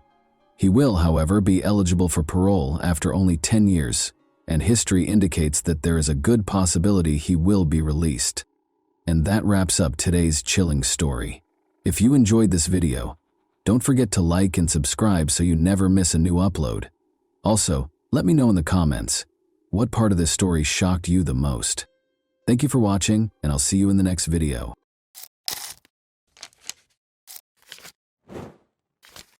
Hey guys, welcome to my channel, and today we're going to take a look at another horrible case with you. We examine the events that transpired in Jacksonville, Florida in this video. The body of Kim Dorsey was discovered in her house. Detectives discovered during the scene that she had attempted, but failed, to flee through her bedroom window. With multiple suspects, detectives had to put in a lot of effort to solve this case. Kim Dorsey was 38 years old in 2012. She earned a degree in civil engineering from the University of North Florida. She owned her own construction company, was a certified general contractor, and served as the director of training for Inspection Depot's Quality Assurance Division. She and her husband, Derek Dorsey, occupied a lovely home. Derek was a respected member of his community and had been a firefighter for 20 years. Everyone believed that Kim had the ideal marriage and that she was a lovely person. But when the front door of a perfect couple's house closes, nobody knows what happens inside. When Derek returned home from work on October 28, 2012, he found Kim's lifeless body. He dialed 911 right away. Though he believed Kim was dead, he told the operator that he was performing CPR on her. Derek responded that Kim might have hurt herself when the operator asked him what had happened to her. Police and an ambulance arrived on the scene. At the scene, Kim was declared dead. Derek suggested that Kim might have hurt herself to the 911 operator, but detectives investigating the scene knew right away that foul play was involved. Derek covered his wife's body with a blanket after locating her. Upon the arrival of the medical examiner, they took off the blanket and witnessed the severity of Kim's ordeal. Detectives were informed by Derek that he had left for work the morning before. Firefighters are on duty all day and all night. He expected to find Kim in bed when he entered the bedroom on Sunday morning just after 8 o'clock. It was very dark in there because of the heavy curtains. At the foot of the bed, he noticed Kim sprawled on the floor. Kim had already passed away when he dialed 911. Experts concluded during the autopsy that Kim Dorsey had passed away about 24 hours prior to Derek dialing 999. Police discovered a lot of evidence at the crime scene. Kim had a plastic tie around her wrists and ankles. On the floor was a broken pool stick. On the floor beside it was a gun. In addition, there was a knife on the ground near Kim's body. Both the bedroom doorway and the wall had bullet marks on them. The bedroom appeared to have been the scene of a firing incident. There were numerous things that required clarification. By examining the remainder of the house, investigators were able to determine the cause. The contents of drawers had been dumped out by someone who had gone through the kitchen. There was definitely someone searching. It was quite strange that the kitchen sink had a keypad that was connected to a surround sound system and 3 or 4 remote controls. The front door was undamaged and showed no signs of having been broken into. Nevertheless, investigators did observe an oddity. It was knocked over, a ceramic dog statue by the front door. They immediately reached their first conclusion. It didn't seem possible that a stranger could have broken into the house, stabbed Kim, beat her with a pool stick, and bound her with plastic ties. Either the intruder knew how to enter the house, or Kim Dorsey knew who had attacked her. The fact that Derek was the first suspect and brought to the police station to be questioned was not surprising. Derek was asked to provide more details about his work, his wife, and the previous weekend by the detective. He claimed that Kim spent a few hours shopping on Friday after leaving the house. They watched a movie at home in the evening. Derek rose early on Saturday and headed to work at around 7 in the morning, as he usually does. At 8 a.m. on Sunday, he concluded his shift. Kim was at home by herself during those 24 hours that he was away. He made multiple attempts to reach her on her cell phone on Saturday. In the far north of the county, Derek was employed at a fire station. The call didn't go through, and the cell coverage wasn't always good. With one exception, he is an experienced professional with years of experience. Everything Derek had told them so far made sense, but when he called 911, he informed the operator that Kim most likely hurt herself. How could he have failed to recognize that this was a crime? Did he know? Derek discussed his relationship with Kim, saying that it was basically free. They permitted one another to have relationships with other people. However, Derek went on to say that Kim stopped because she was grieving the loss of her mother, who passed away 3 or 4 years ago. Kim sought medical assistance from a professional. She may not feel as attractive as she once did because she gained a little weight while taking medication. Detectives needed to know whether Derek had adopted a more relaxed lifestyle since Kim had stopped doing so. Frequently, someone dies as a result of marital infidelity. Derek acknowledged that he was seeing another woman at the moment. Investigators wanted to know if Derek intended to divorce Kim. Would her passing have brought him any financial gain? Kim's life was uninsured when Derek was asked if his wife had a life insurance policy. For example, the detectives considered the amount of time it would take Derek to drive home from the fire station. It would take nearly an hour to travel the 15 miles between the two places. He was employed at a small fire station. After speaking with every firefighter, detectives came to the conclusion that Derek had a perfect alibi. The investigators then made the decision to consider an alternative. They were aware that Derek was referring to a girlfriend. Perhaps this woman wished to remove Kim from the situation. Someone may believe they were treated unfairly in a love triangle. Perhaps Derek didn't follow through on his promise to his girlfriend that he would divorce Kim. After being questioned by detectives, Derek's girlfriend was promptly ruled out as a suspect because she had a strong alibi. To examine everything again, investigators went back to the crime scene. Investigations may involve experts like blood spatter analysts in specific situations where it is unclear what happened and who was involved. They are able to elaborate on the specifics of what transpired. It was crucial to comprehend the events that led up to the fight, its beginning, and its conclusion. Experts concluded that Kim was hurt close to the bedside table in the first place. The left side of the bed was heavily covered in blood. She spent a considerable amount of time there after suffering severe injuries. Kim then regained consciousness and started to fight back, according to the evidence. She managed to reach her gun storage area. It was a revolver with 5 shots. She shot at whoever might have been standing in the doorway, using all 5 shots. Kim fired 5 shots, but she never hit her assailant. Kim must have been sitting or lying on the bedroom floor when she fired the shots because, as you can see, the bullets flew from bottom to top. She missed 5 shots, as I mentioned. The offender came back into the room with a pool stick and hit her until the stick broke after realizing she had run out of ammunition. The pool stick was broken against Kim's body, and it would take a lot of force to break one. Additionally, the offender stabbed her in the neck. New information about the crime and its possible perpetrator was revealed by the thorough investigation. A pool stick kept on the second floor was the most obvious murder weapon. Kim had plastic ties on her wrists and ankles, which investigators were able to find were also kept in an upstairs office. It was one of a set of knives in the kitchen. All of this suggested that the person who committed this crime knew the house well. He knew Kim well enough to enter her house and was aware of its contents and location. Investigators believed this suggested that the crime was committed by a family member. Kim had contact with a man prior to her death, and that contact was against her will, according to injuries discovered on her body during the autopsy. You understand what I mean. Thus, the police had the offender's DNA sample. There might have been other men in the house while he was at work, according to what Derek Dorsey told them. This increased the number of possible suspects, and all of them needed to be tested by the police. Derek was asked by detectives to provide the names of any men who might have been in the house. Derek worked as a general contractor at a construction site in addition to being a firefighter. Derek's home was once occupied by some of the people he used for his contracting business. According to Derek, he used to work with a man named Lance Kirkpatrick, with whom he became friends. Derek allowed Lance to stay in his home for a few months while he dealt with his issues. Derek, however, requested that Lance leave after he began abusing drugs. Derek claims that Lance was on a boat in the Atlantic Ocean the weekend the crime was committed. Derek mentioned a man by the name of Joshua Veal as the second individual. Derek tried to assist Joshua, made friends with him, and gave him some work. After some arguments, Derek and Kim allowed Joshua to live in their home before Joshua eventually moved out. However, Derek stated that he was still supposed to meet Joshua the morning he found Kim's body and continued to hire him for odd jobs. Derek was going to pick up Joshua Veal on Sunday morning after he got off work.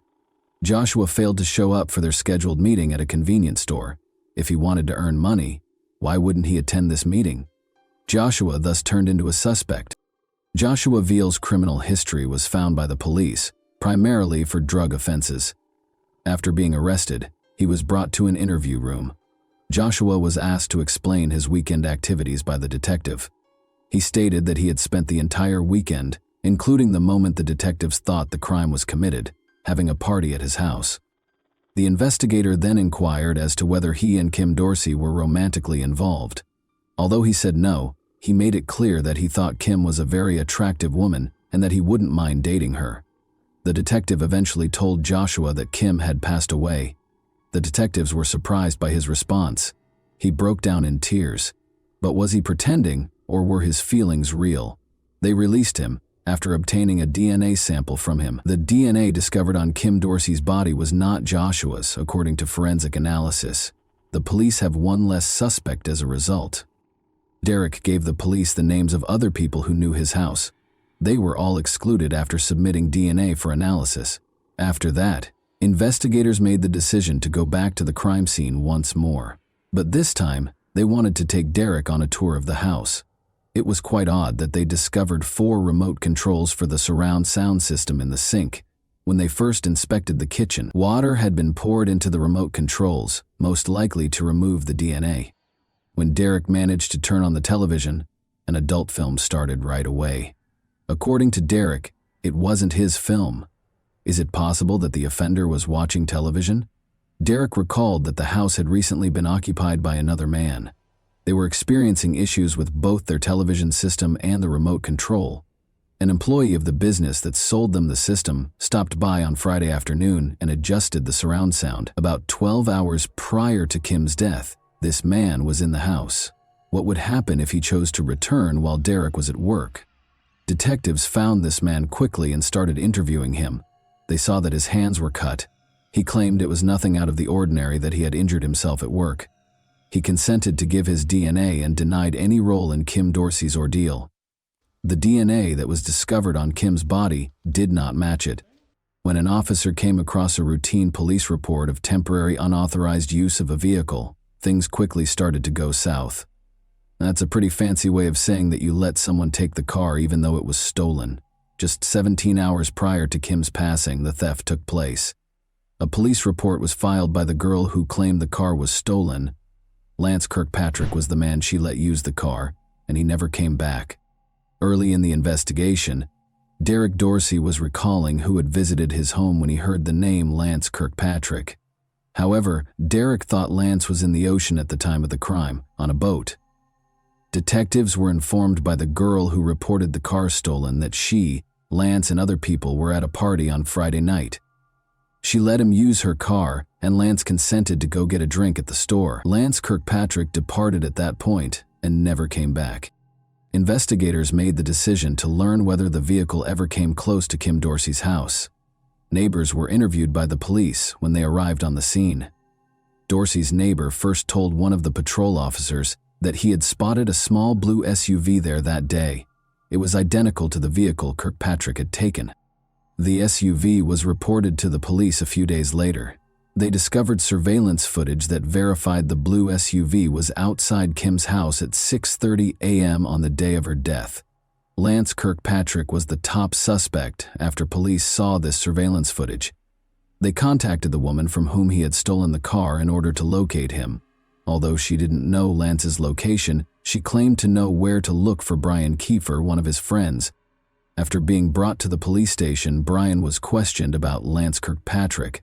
Brian was at the same party when the SUV vanished, investigators discovered. Being one of the people who allowed Lance to use the car, Brian claimed to have spent the entire night driving around in a taxi in an attempt to find out where Lance was. It took him until the following day to locate him. According to Brian, Lance appeared unkempt and he saw that one of his arms was injured. What Brian went on to say was totally surprising. Lance informed him that he was going to jail because he had killed a man. It was a beating, he said. There are a number of reasons why someone would confess to a crime. To begin with, due to guilt. They are unable to tolerate it. They are unable to conceal it. Keeping it to themselves is not an option. Alcohol and illegal substances may be the cause of reason number 2. When an individual loses self-control and begins babbling. Lance gave Brian information that only a criminal would be aware of. He claimed, for instance, that he used a pool stick to attack Kim. In addition, Lance claimed to have been shot 5 times. It was a 5-shot revolver, so he waited for the 6th shot. But it never came. Because he was aware of the specifics of the crime, there were 2 possible suspects in this case, Lance Kirkpatrick or Brian Kiefer. Brian informed investigators that Lance was hiding in his home's attic. An arrest was made for Lance Kirkpatrick. Throughout the interview, he remained composed. He was questioned regarding his relationship with Derek Dorsey and the last time he visited his home. "I was there a week or a week and a half ago," Lance said. Derek and Lance had communicated long enough. He did a lot of work with him. He was aware that Derek would be gone for 24 hours due to his schedule. Kim would be home alone, he knew. Lance was questioned by detectives regarding her relationship with Kim Dorsey. He claimed that their relationship was trouble-free, but the interview ended there because Lance insisted on having a lawyer and would not respond to any questions. Investigators had to find another way to prove Kirkpatrick was at Kim's house because he refused to cooperate. Numerous questions could have been addressed by DNA testing. Lance's father provided a DNA sample which investigators compared to Kim's body. The parallels were striking. It cleared Brian Kiefer, another suspect, in addition to confirming Kirkpatrick as the murderer. Investigators think Kirkpatrick had some sort of evil scheme based on his actions in the hours leading up to the murder. As you are aware, Lance drove away in someone else's vehicle that Friday night and returned. He was aware of the route to Kim's home. He was aware that Derek would be gone for 24 hours due to his schedule. Kim was alone at home, and he knew it. He was aware that the spare key was stored beneath the statue of the dog. Taking that key, he went inside the house. Kim Dorsey most likely heard him at that point. The specifics of what transpired next, however, remain unclear. Lance Kirkpatrick first entered a not guilty plea in spite of the overwhelming evidence. However, Kirkpatrick acknowledged that he was responsible for Kim's death during a trial that took place almost 2 years after her passing, but he maintained that he had no intention of killing her.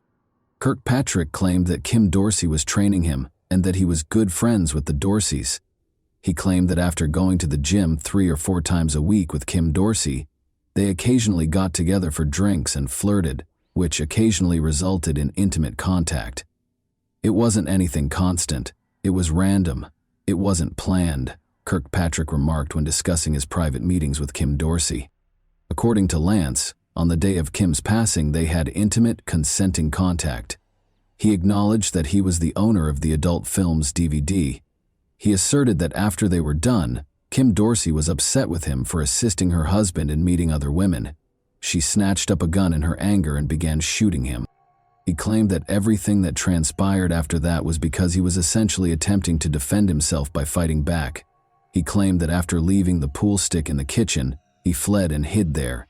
He claimed that in an attempt to seize the gun from Kim, he dashed over and swung the pool stick wildly. He claimed that after knocking her unconscious, he tied her up with plastic ties and placed the gun in his back pocket. He claimed that after the shooting, he decided against tying her up because he believed it would look bad when the police showed up. He claimed to have located a knife to cut the plastic ties, but they began to struggle when Kim eventually grabbed the knife.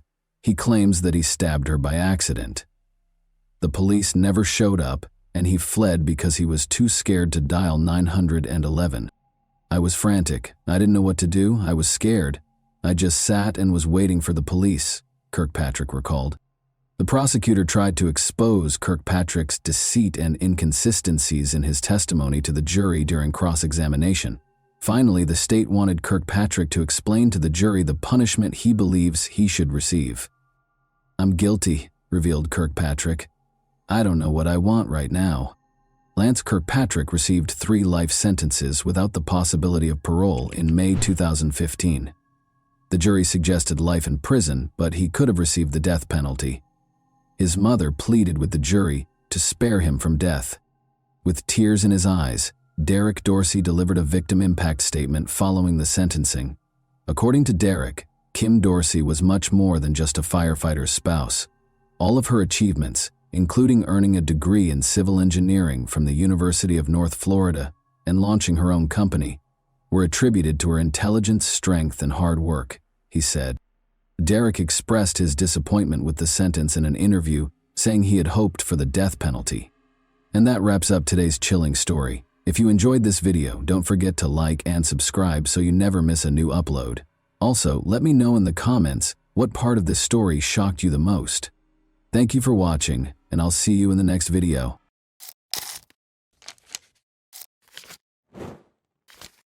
Hey guys, welcome to my channel, and today we're going to take a look at another horrible case with you.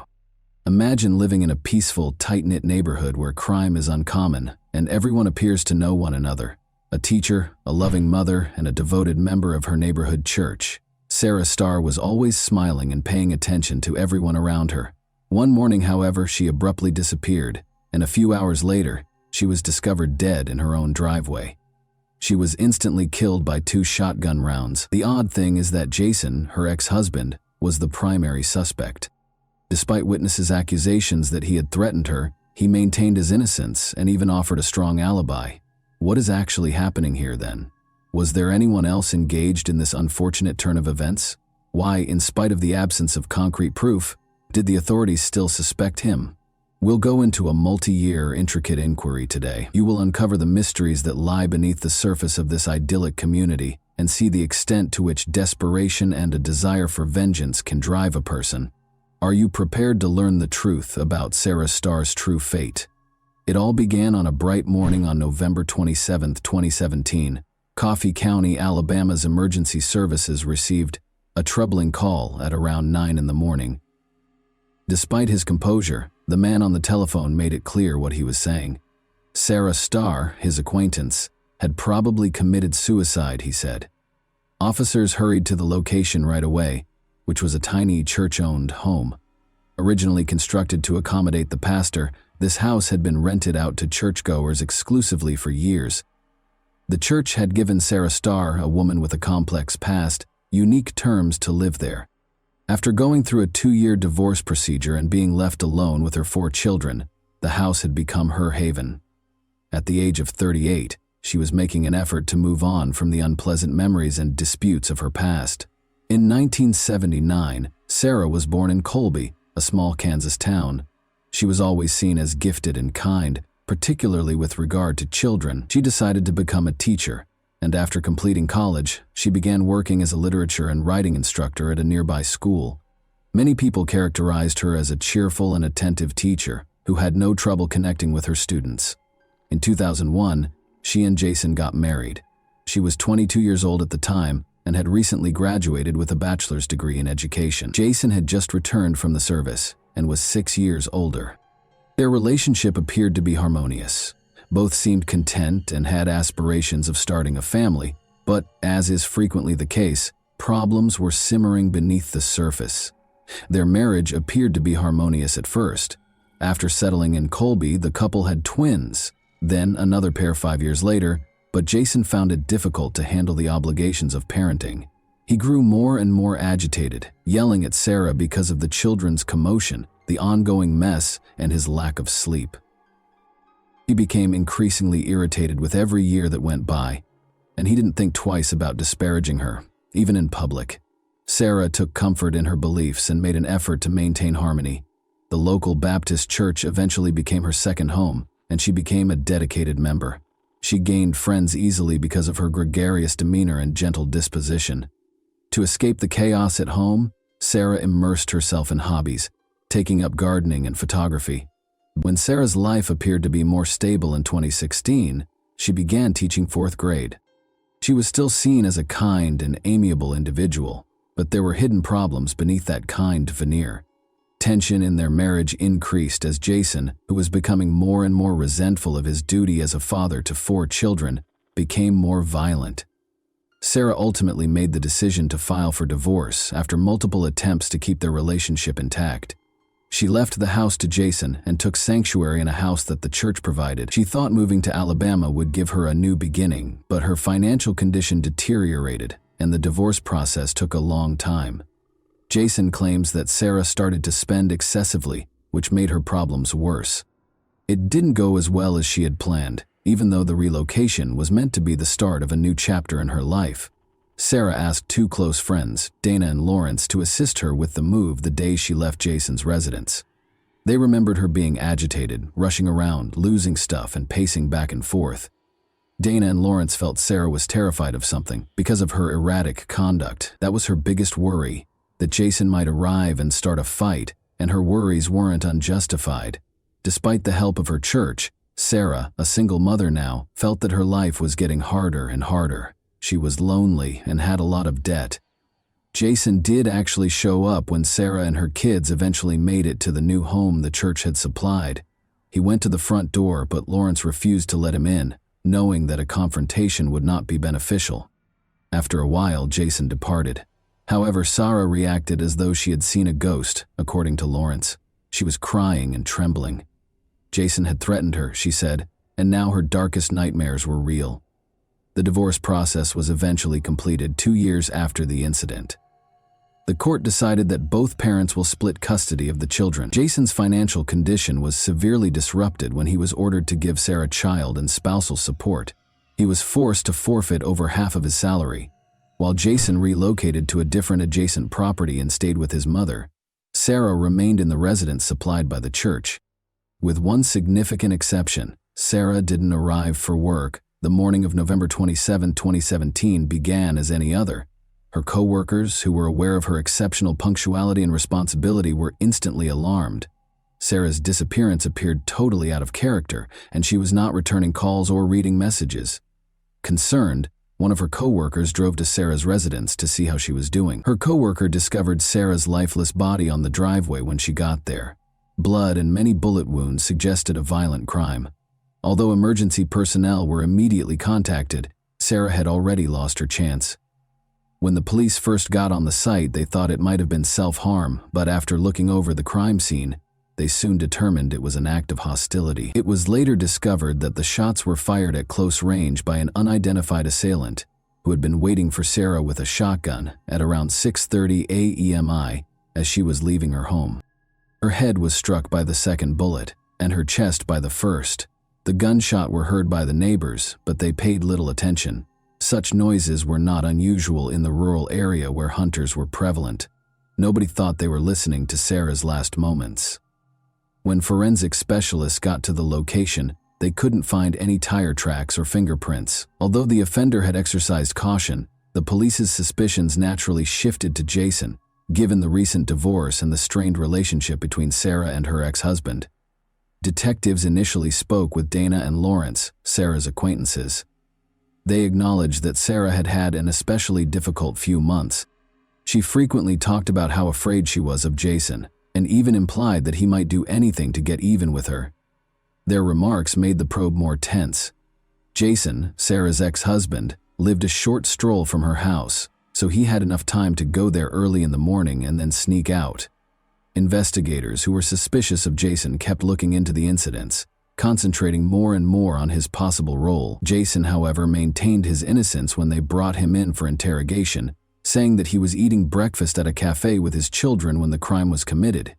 His alibi was supported by surveillance footage and witness statements, but the police were still hesitant to rule him out.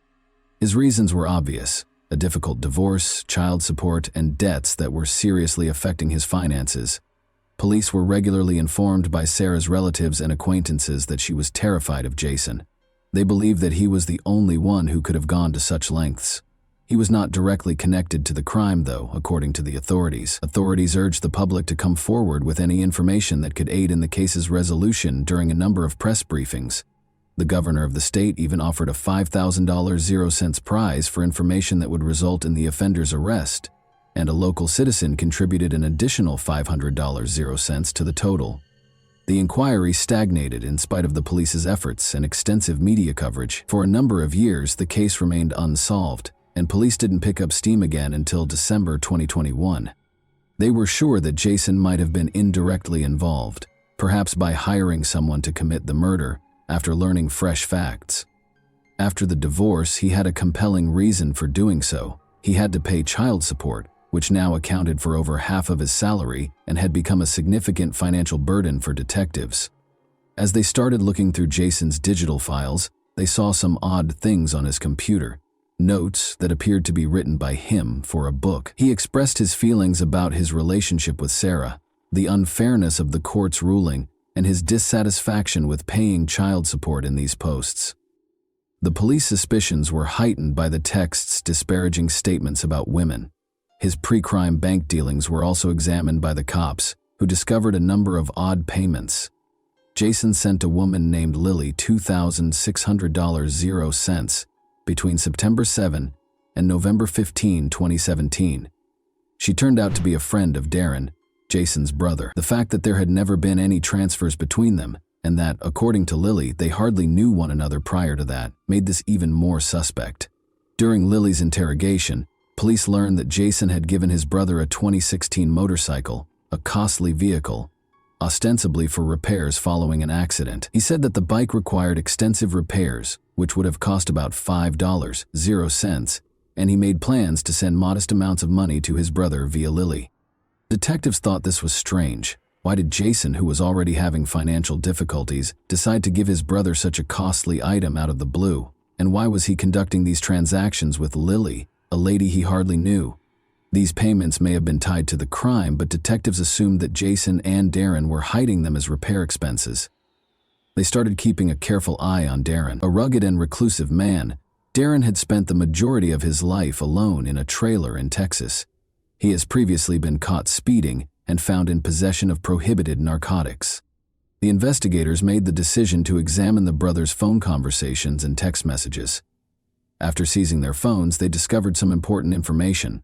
As it happened, Darren had definitely visited Coffee County, Alabama prior to Thanksgiving of 2017. His phone kept pinging close to Sarah's residence during his 10 days there, which began on November 18. His phone was turned off at midnight the night before the crime, which sparked suspicion. It wasn't switched back on until 10 in the morning the following day, by which time he had returned to Texas. This implied that Darren might have made a conscious effort to conceal his location at the time of the crime. In the evening of the same day, Jason received a text message from Darren that seemed to be coded. He told of a deer hunt that went well. According to the police, the brothers were communicating using coded language. Sarah's neighbor remembered seeing Darren's motorcycle close to Sarah's house. Prior to the incident, several local people had noticed this unusual bike, but nobody gave it much attention. When investigators looked at video from a security camera on a shed close to Sarah's house, they discovered another important piece of evidence. Shortly after the gunshots were heard, the camera caught a motorcycle that matched the description of Darren's ride, departing the area. The research took a significant turn in December 2021. With sufficient proof, the police accused Jason and his brother Darren of plotting a crime and filed charges against them. Jason was arrested first, and he promptly asked for a lawyer in spite of his brash assertions of innocence and defiant demeanor. But his self-assurance was fleeting. Shortly after being questioned, he suddenly admitted to killing Sarah. In spite of this admission, he was granted bail and required to wear an electronic monitoring bracelet. Darren fled after finding out about his brother's arrest. He was put on the most wanted list after the police and FBI began a manhunt. An initial $10,000 reward, later raised to $22 was given for information that resulted in his capture. On February 5, 2022, over 2 months later, Darren surrendered in Texas. In contrast to Jason, he declined to post bail and stayed in custody for the trial, denying any involvement. The paucity of concrete proof and the volume of circumstantial evidence caused the hearings to go on for months. The lawyer for Darren contended that there were no tangible signs connecting his client to the scene of the incident. He emphasized that the surveillance film was too hazy for a certain identification and that the weapon used in the incident was never located. He also underlined how the prosecution's case was undermined by the lack of motorbike tire traces and fingerprints. The prosecution responded by providing proof of Jason and Lily's transactions, emphasizing the money transfers that had taken place in the preceding months. Following the crime, they contended that the motorcycle that was delivered to Darren was utilized for the journey to Alabama, and that these payments were for services rendered. The security film from the shed, which showed a motorcycle similar to Darren's leaving the area soon after the crime, was an important piece of evidence. The prosecution maintained that, in order to hide their traces, the brothers transferred money through Lily.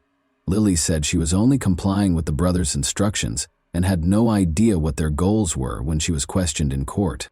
Her evidence was crucial in establishing the case against the brothers, even though all of the accusations against her were ultimately dismissed. Each side tried to influence the jury during the trial, which lasted for several days. The restaurant video that showed Jason with his kids at the scene was highlighted by Jason's attorney as unmistakable evidence of his alibi. Additionally, he emphasized that Jason had willingly given the police his computer and phone, which he claimed was unusual for someone attempting to conceal their involvement. Jason's own confession and the gathered circumstantial evidence persuaded the jury in spite of the defense's attempts. On January 4, 2024, the jury convicted both brothers of conspiracy to commit murder, following 6 days of testimony and 6 hours of discussion. Jason and Darren were given life sentences without the chance of release in June. This ruling was viewed as a show of mercy because the jury was unable to agree on the death penalty, which would have been appropriate given the nature of the offense.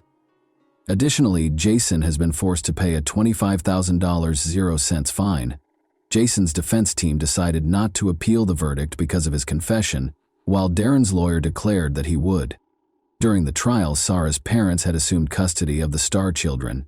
The older twins publicly declared they no longer wanted to have any contact with their father. There is currently no verified information regarding the status or result of any possible appeals, and both brothers are still incarcerated in federal prison. There is more to this story than jealousy and familial strife. It serves as a reminder of how emotional and financial problems can turn tragic. The most tragic aspect is that the defenseless kids Jason was meant to watch over lost their mother because of their own father and uncle. This example emphasizes the terrible truth that sometimes people closest to us can be more harmful than we think, as well as the significance of spotting aggressive and manipulative behavior in relationships. We are prompted to consider how well we know the individuals in our lives by stories such as this one. Maybe you or a loved one is now in a difficult relationship. Never disregard warning indicators because, regrettably, anyone could experience what happened to Sarah. Look after yourself. This instance serves as a sobering reminder that even the people we trust the most can be dangerous. So don't be scared to ask for help or to look out for the welfare of those you care about. How do you feel about it? What took place? Can such a heinous deed ever be justified by financial pressure and resentment? And that wraps up today's chilling story. If you enjoyed this video, don't forget to like and subscribe so you never miss a new upload. Also, let me know in the comments what part of this story shocked you the most. Thank you for watching, and I'll see you in the next video.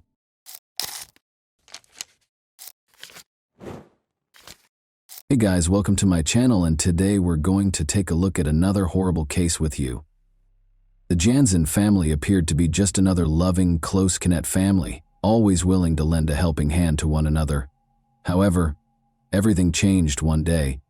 Even their closest friends found it hard to believe that something so shocking had occurred in their home. A string of incidents that rocked the family and left everyone in their wake in complete shock were concealed behind this mystery. Neighbors, friends, and law enforcement all attempted to piece together what exactly happened behind closed doors and what might have led to the dissolution of this seemingly ideal family. Randy Jansen led an apparently ordinary life in the small, sleepy towns with brick storefronts and quaint coffee shops amidst the thick forests of British Columbia. Randy had grown up in Langley, a small town that many people view as a tranquil haven. However, years of arduous work and aspirations that didn't always result in happiness lay behind this calm exterior. Randy had a strong relationship with his father, who was employed at a nearby lumber mill from a young age. Randy learned all he knew about woodworking from his father, and he followed in his footsteps by working at the same mill after high school. Long shifts and a great deal of physical exertion were necessary for the demanding work, but Randy was used to such difficulties. Randy was just one of many people in Langley who believed that the lumber mill was an essential part of the community's economy and way of life. He committed himself to the arduous task of transporting logs and processing wood for more than 10 years. Even though the work was repetitive and draining, it made him feel secure and proud. Even though every day was the same, Randy found meaning in the routine of his work and his role in the neighborhood. If the lumber mill stood for security, then music was Randy's release, a means of expressing feelings that he wasn't always able to articulate. Since his early years, music had been a part of his life, and as time went on, singing and playing the guitar changed from being a pastime to becoming an essential outlet. He often played at a local bar in Langley, where people would congregate to watch live performances and relax after their own exhausting workdays. Randy transformed his typically quiet and reserved manner into a dynamic and captivating presence that enthralled his audience. His genuine and passionate performances were adored by the locals, and they provided Randy with a sense of fulfillment and connection that was often lacking in his daily life. On what appeared to be a typical evening, Randy met Laurel, the woman who would forever alter his life, at that neighborhood bar. Laurel, who worked as a bartender and was 6 years older than Randy, frequently watched his shows from behind the counter. Charming and self-assured, Laurel was adored by customers for her ability to foster a welcoming environment and her honest, approachable manner. What began as informal discussions, initially about music and later about life, swiftly developed into a more profound bond. They became closer because of their love of music and similar aspirations. Even though her life took a different turn, Laurel always wanted to pursue a career in music and played the piano. Together with a sincere interest in one another, this shared dream quickly developed into something far deeper. Randy's life at the lumber mill went on as usual, but Laurel's presence now added color to it. As they started making plans for the future together, their bond grew stronger. Despite his comfort, Langley started to feel too small for their shared dreams.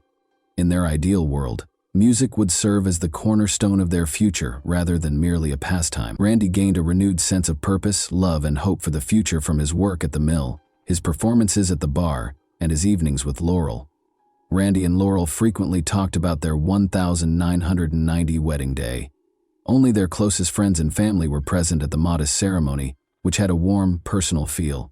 Live music, exemplified by a song Randy sang for his bride, signaled the start of a life full of dreams and love. Their world revolved around their daughter Emily, who was born a few years after their wedding. Anyone who knew the family could see how much Randy loved Emily, and he frequently boasted that she was the best thing that had ever happened to him. Emily's life took a sudden and challenging turn when she was only 8 years old. Her sudden, severe headaches became so incapacitating that she was unable to pursue her musical endeavors any further. Emily had demonstrated exceptional singing ability at an early age, winning prizes in competitions and enthralling her parents with her voice. She had been attending vocal lessons and pursuing her dream of becoming a singer, leading a busy life. Motivated by her achievements, her parents made every effort to encourage her aspiration. Randy and Laurel initially struggled to comprehend what was happening to their daughter. They were unaware of her condition despite multiple medical tests and doctor visits that yielded no conclusive results. Because the bright lights and cacophonous classroom atmosphere caused more severe headaches, Emily was forced to drop out of school and transition to home-based learning. She spent most of her time in her room, which turned into a dimly lit haven. As she suffered, Randy and Laurel took turns taking care of her. doing everything they could to make her feel better. Doctors finally diagnosed migraines after conducting a number of tests. The whole family suffered a terrible blow. Emily's prescribed medications provided only a limited amount of relief, lowering her pain levels but never completely halting the attacks. Her greatest source of happiness, the music she once loved so much, was now out of her grasp. Once a vibrant and active young child, Emily grew more reclusive and spent most of her time in darkness and silence. In a desperate attempt to support their daughter, Randy and Laurel looked everywhere. They looked into alternative therapies, spoke with a lot of specialists, and tried a lot of treatments, but none of them provided the long-term respite they so desperately sought. The medical forecast was bleak. Many people with migraines must live with the pain for the rest of their lives. According to statistics, 34% of people with migraines had trouble finding work, 30% had trouble finishing their education, and roughly 53% were unable to drive because of their symptoms. Even though these figures made Emily's illness medically common, they didn't lessen the pain her parents were feeling as they saw their daughter's vitality wane. For Randy, these were especially difficult years. Once his haven, music, turned into a painful reminder that Emily was no longer able to experience the passion that had made her life so happy. Without Emily's voice to accompany him, his guitar-playing evenings had become meaningless, and he no longer found joy in playing at the neighborhood bar where he had once flourished. He began to spend more time at home, staying near Emily, and doing his best to help. But Randy and Laurel felt more and more powerless as Emily's pain increased. Their once vibrant and determined daughter now spent her days cooped up in her room, shut off from the outside world and light. Randy kept working, but his mind was constantly on Emily, and he woke up every day hoping to find a way to make her pain go away. Emily's health had gotten worse by the time she turned 18. Her migraine attacks increased in frequency and intensity, occasionally lasting several days. She was unable to learn and keep up friendships because of the constant pain. Emily persisted in pursuing her goals in spite of these obstacles. In order to pursue a career in the fine arts and eventually become an opera singer, she enrolled in the arts program at the University of British Columbia. Emily saw going to university as an opportunity to restore her sense of normalcy and get closer to the life she had always dreamed of, not just an academic pursuit. Emily forced herself to remain engaged in spite of her physical tiredness and ongoing pain flare-ups. She studied literature, art history, and music theory in addition to taking voice lessons. She even took part in concerts and student events whenever she could. Her classmates appreciated her perseverance in staying active in university life, despite the obstacles she encountered. Her actions, however, concealed a difficult battle going on behind the scenes. Emily frequently had to skip class and make up lost time on her own. Emily felt weak, sleepy, and exhausted from the strong drugs she was taking to treat her migraines. To reduce her symptoms, she was prescribed triptans, anticonvulsants, and antidepressants, but these medications had serious side effects, including depression, difficulty focusing, and a general deterioration in her physical health. Emily eventually started avoiding medicine as much as she could in order to lessen its effects on her body. Instead, she looked into alternative ways to treat her illness. Emily avoided triggers like bright lights, strong smells, and loud noises, used cold compresses on her head, and resorted to breathing techniques and meditation. Her room turned into a haven where she could go to escape anything that made her suffering worse. Her parents, Randy and Laurel, alternated in taking care of her and doing everything they could to alleviate her agony, but during the worst episodes, she spent whole days in the dark, protected from light and sound. Nevertheless, Emily did her best to keep things normal. Despite not being able to see her friends as frequently as she used to, she maintained contact with them. Her friends never deserted her, even though she occasionally had to postpone plans due to unexpected migraine attacks. To ensure she didn't feel alone, they would pay her a visit at home, spending time with her and providing support. Emily was unable to give up the things she loved, even though her condition limited her options. No matter how challenging the path became, she remained steadfast in her resolve to pursue her music and live life to the fullest. Randy Jansen shocked everyone who knew him with a Facebook post on May 7, 2015. He admitted to doing unimaginable things over the past 10 days in this post. He started off by writing about his daughter Emily, calling her the most ideal daughter anyone could ask for. She was gifted, smart, and compassionate. Emily made their lives so much more joyful by bringing laughter into their home and always lending a helping hand to others, even when she was having difficulties herself. However, she had to let go of the dreams she had fought so hard to realize because her illness had taken so much from her. Migraines had plagued Emily since elementary school. Deep depression resulted from the ongoing pain, and days when it didn't stop for even a second became her reality. Randy explained that while his daughter spent her days in hospitals or in her quiet, dark room, she would observe her classmates going about their daily lives. Emily tried to hope for a better future in spite of everything, but nothing seemed to work. Randy was employed at a lumber mill, but he spent all of his free time with his daughter. He told his friends that he couldn't imagine his life without Emily and that she was everything to him. He was driven to the brink of despair by seeing her suffer and being powerless to stop it. Randy was obviously having a lot of emotional difficulties, as friends remembered when he confided in them about his suffering. Randy made a choice one day that would change everything. He acknowledged taking a gun and killing Emily in a Facebook post, saying he did so to relieve her of the constant agony. He described how he saw her as an angel, free from her agony, floating above the clouds with her long hair blowing in the wind. He continued after that. Randy disclosed that he had also killed his wife, Laurel, because he couldn't imagine her having to deal with the loss of their daughter. He killed his sister Shelley a few days later, claiming he didn't want her to live with the guilt of what he had done. Randy clarified in the post that Emily had made every effort to get better. He talked about how resilient and strong she was, but in the end, the illness had broken her. He talked about how helpless he felt knowing he could do nothing to stop her daily suffering. In the end, Randy felt that this was the only way to help Emily, and he had repeatedly told friends that he would do anything for her. Randy's friends and acquaintances called the police right away after he published the post. They wanted to make sure Randy's family was safe because they were appalled by what they read. Many people were shocked by the post and found it difficult to comprehend the scope of what had transpired. After receiving several calls, including one from Randy's close friend Brian Jones, law enforcement moved swiftly to the scene. To conduct an investigation, officers were sent to Randy's residence.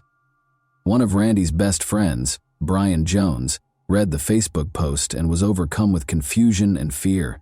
When he saw the signature at the end, a nickname Randy had used since they were in school, he realized his friend had written those words. At first, he thought it was an error or some cruel joke. Brian realized right away how serious the situation was and that he needed to take quick action. He tried calling Randy on the phone as he made his way to Shelley's house after leaving work early. His worry only grew with each call that went unanswered. There was a pile of undeliverable newspapers on the porch when Brian got to Shelley's house. He thought this was odd because Shelley was dependable and never skipped a duty. The windows were covered with drawn curtains, and her old van was parked in the driveway. There were no signs of activity, and the yard was eerily quiet. Brian repeatedly knocked on the door, but no one answered. The scene was eerily silent and eerie in every way. Following the death of their parents, Shelley had led a solitary life. She didn't have kids, lived alone, and didn't often talk to her neighbors. She was renowned for being reliable and consistent in her work, and her primary duty was delivering newspapers. Brian became alarmed at the sight of the unopened newspapers right away. He made the decision to call the police because he knew something was amiss. He was told that he wasn't the first person to voice concerns about the family when he got to the dispatcher. They had already sent out a patrol unit to see how things were going. Randy wrote at the conclusion of his Facebook post that his family was now pain-free and in a better place.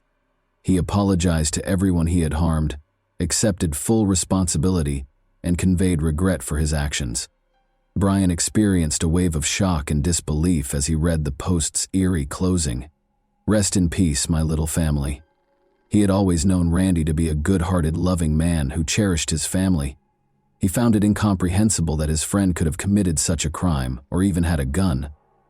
He remembered Randy's love and devotion when he talked about his family, and he found it hard to comprehend how things could have gone so wrong. Randy Jansen was inside his house when the police arrived, and they tried to get in touch with him. Through a second-story window, officers saw him brandishing a gun. They tried calling Randy on the phone and using loudspeakers, but he did not answer. The officers knew they needed to proceed cautiously to prevent further escalation, because they were acutely aware of how tense the situation was. Negotiators surrounded the house and got to work, but Randy didn't show any signs of giving up or wanting to talk. The standoff turned into something much more dangerous after a few hours. Officers saw smoke rising from the upper floor after Randy set the house on fire. There were unsuccessful attempts to enter the house. Access through the windows was cut off as the flames spread too quickly. On the first floor, officers saw a body covered in a sheet, but they couldn't get to it to identify it. The officers were forced to flee as the entire house was engulfed in flames in a matter of minutes. When firefighters got there, the house was completely destroyed by the fire and could not be saved. Even after it was put out, the fire was so severe that it was dangerous to enter the interior for a few days. 3 days after the fire, on May 10, investigators were finally allowed to enter the burned-out remnants of the house to start their investigation. Investigators discovered 3 bodies inside the burned-out house. Emily, 19, was found with her body wrapped in a sheet in her bedroom. Laurel, 50, was discovered in the kitchen, similarly wrapped in a blanket. It was discovered by investigators that both had been shot in the head twice, about 10 days prior to Randy writing his Facebook post.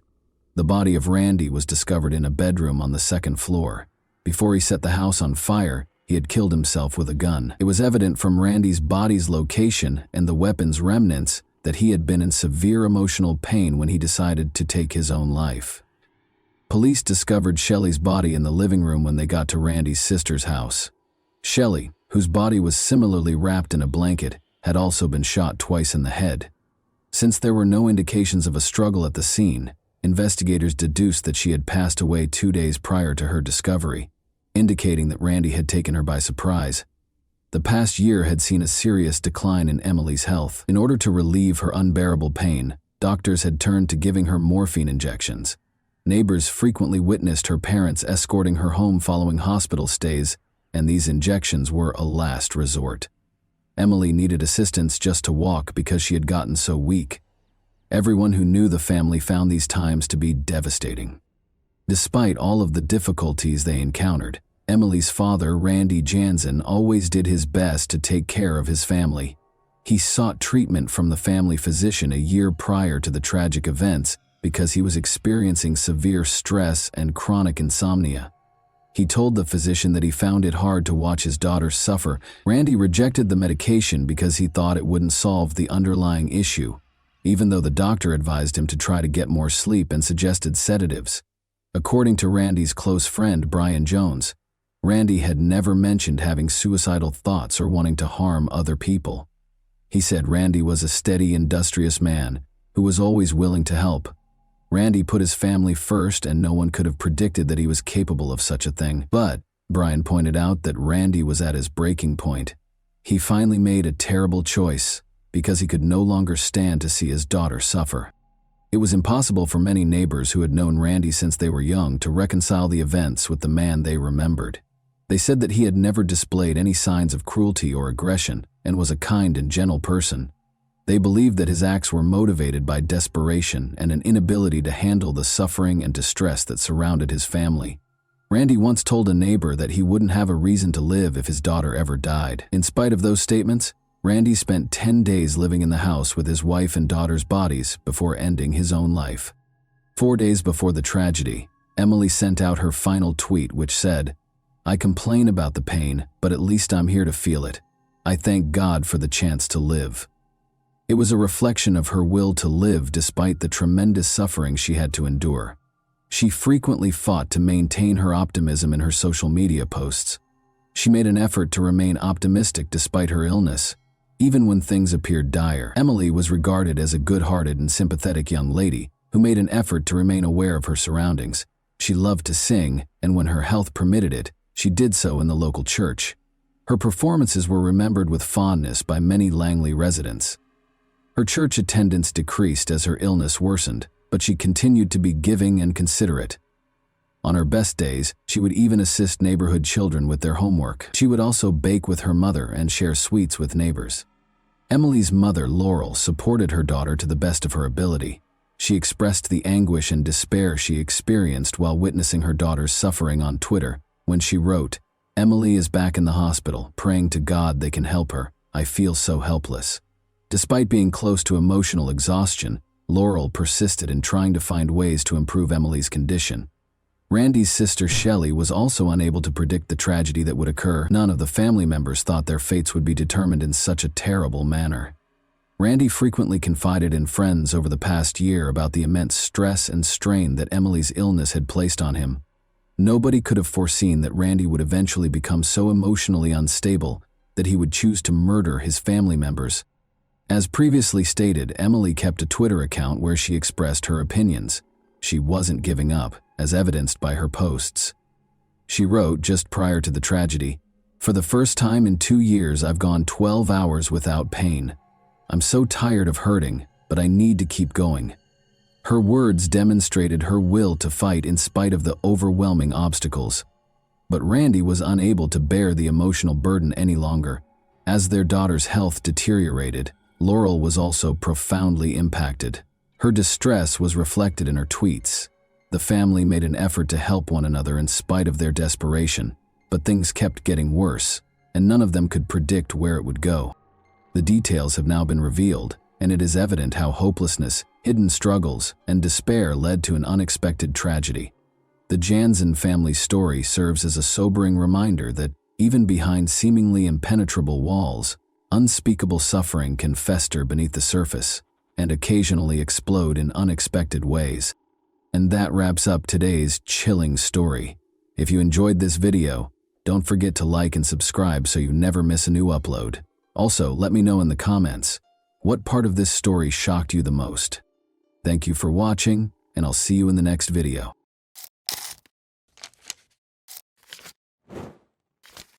Hey guys, welcome to my channel, and today we're going to take a look at another horrible case with you. It can seem like everything around you is predetermined when the shadows of the past start to close in.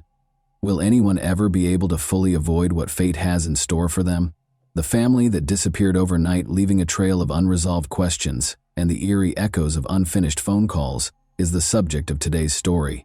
This is the tale of Melissa Wolfenbarger, whose abrupt and inexplicable disappearance sparked a true tragedy. On November 26, 1998, a peaceful Thanksgiving night at the Patton home was marred by a feeling of unease. Melissa called to wish her parents a happy Thanksgiving. Melissa is Norma and Carl's youngest daughter. It was a normal and familiar conversation, with topics including Christmas preparations, gift selection, and plans for the approaching holidays. As they did each year, Melissa wanted her kids to spend the holidays at her parents' house. She smiled and said, "Mom, don't forget that old picture of Grandma. I'd love to have it framed under the tree." However, there was neither a phone call nor a knock on the door on Christmas. Despite their concerns, Norma and Carl hoped that their daughter and her family would arrive at the last minute, which they occasionally did. No one showed up as the hours went by. There were gifts under the tree, sparkling with holiday lights, but the atmosphere was solemn, and the quiet became unbearable.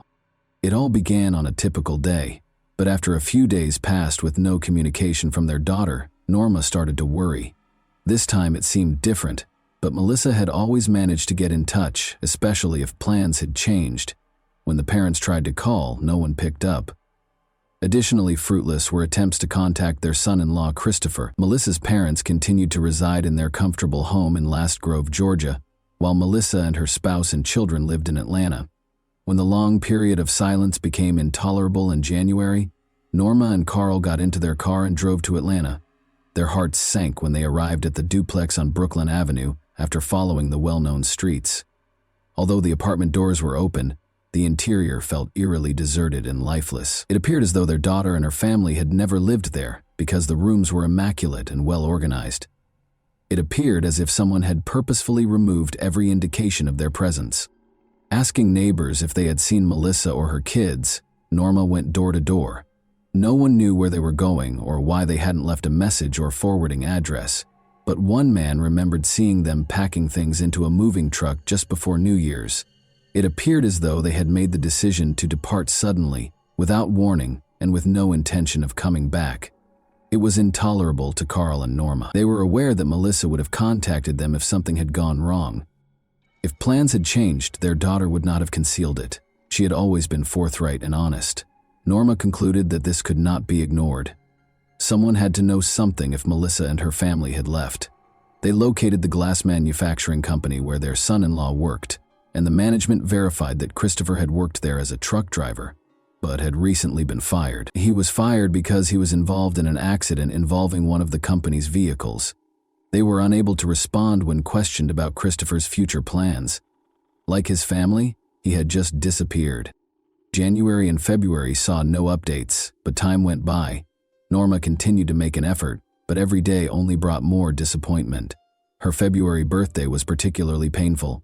Despite her busy schedule, Melissa had always called to wish her well, but this time the phone was silent. At last, Norma started to understand that her daughter's silence wasn't a coincidence. There had been a horrible incident. What might have caused Melissa to leave her former life behind? Carl and Norma had a hard time understanding it. Their youngest daughter was always happy and affectionate, they recalled. She distinguished herself from her peers early on by actively competing in school pageants and lending a hand with her older sister Tina's projects. Their dreams of starting a veterinary clinic and helping as many animals as they could were dashed when Melissa's adolescent misbehavior landed her in legal troubles, running away from home and falling in love with Christopher for the first time. During those tumultuous years, when she was caught between her desire to discover herself and her parents' expectations, he became her only source of stability. She was altered by marriage. Everything appeared to be coming together at last. She and Christopher seemed to have a happy life together after they moved to the city and had kids.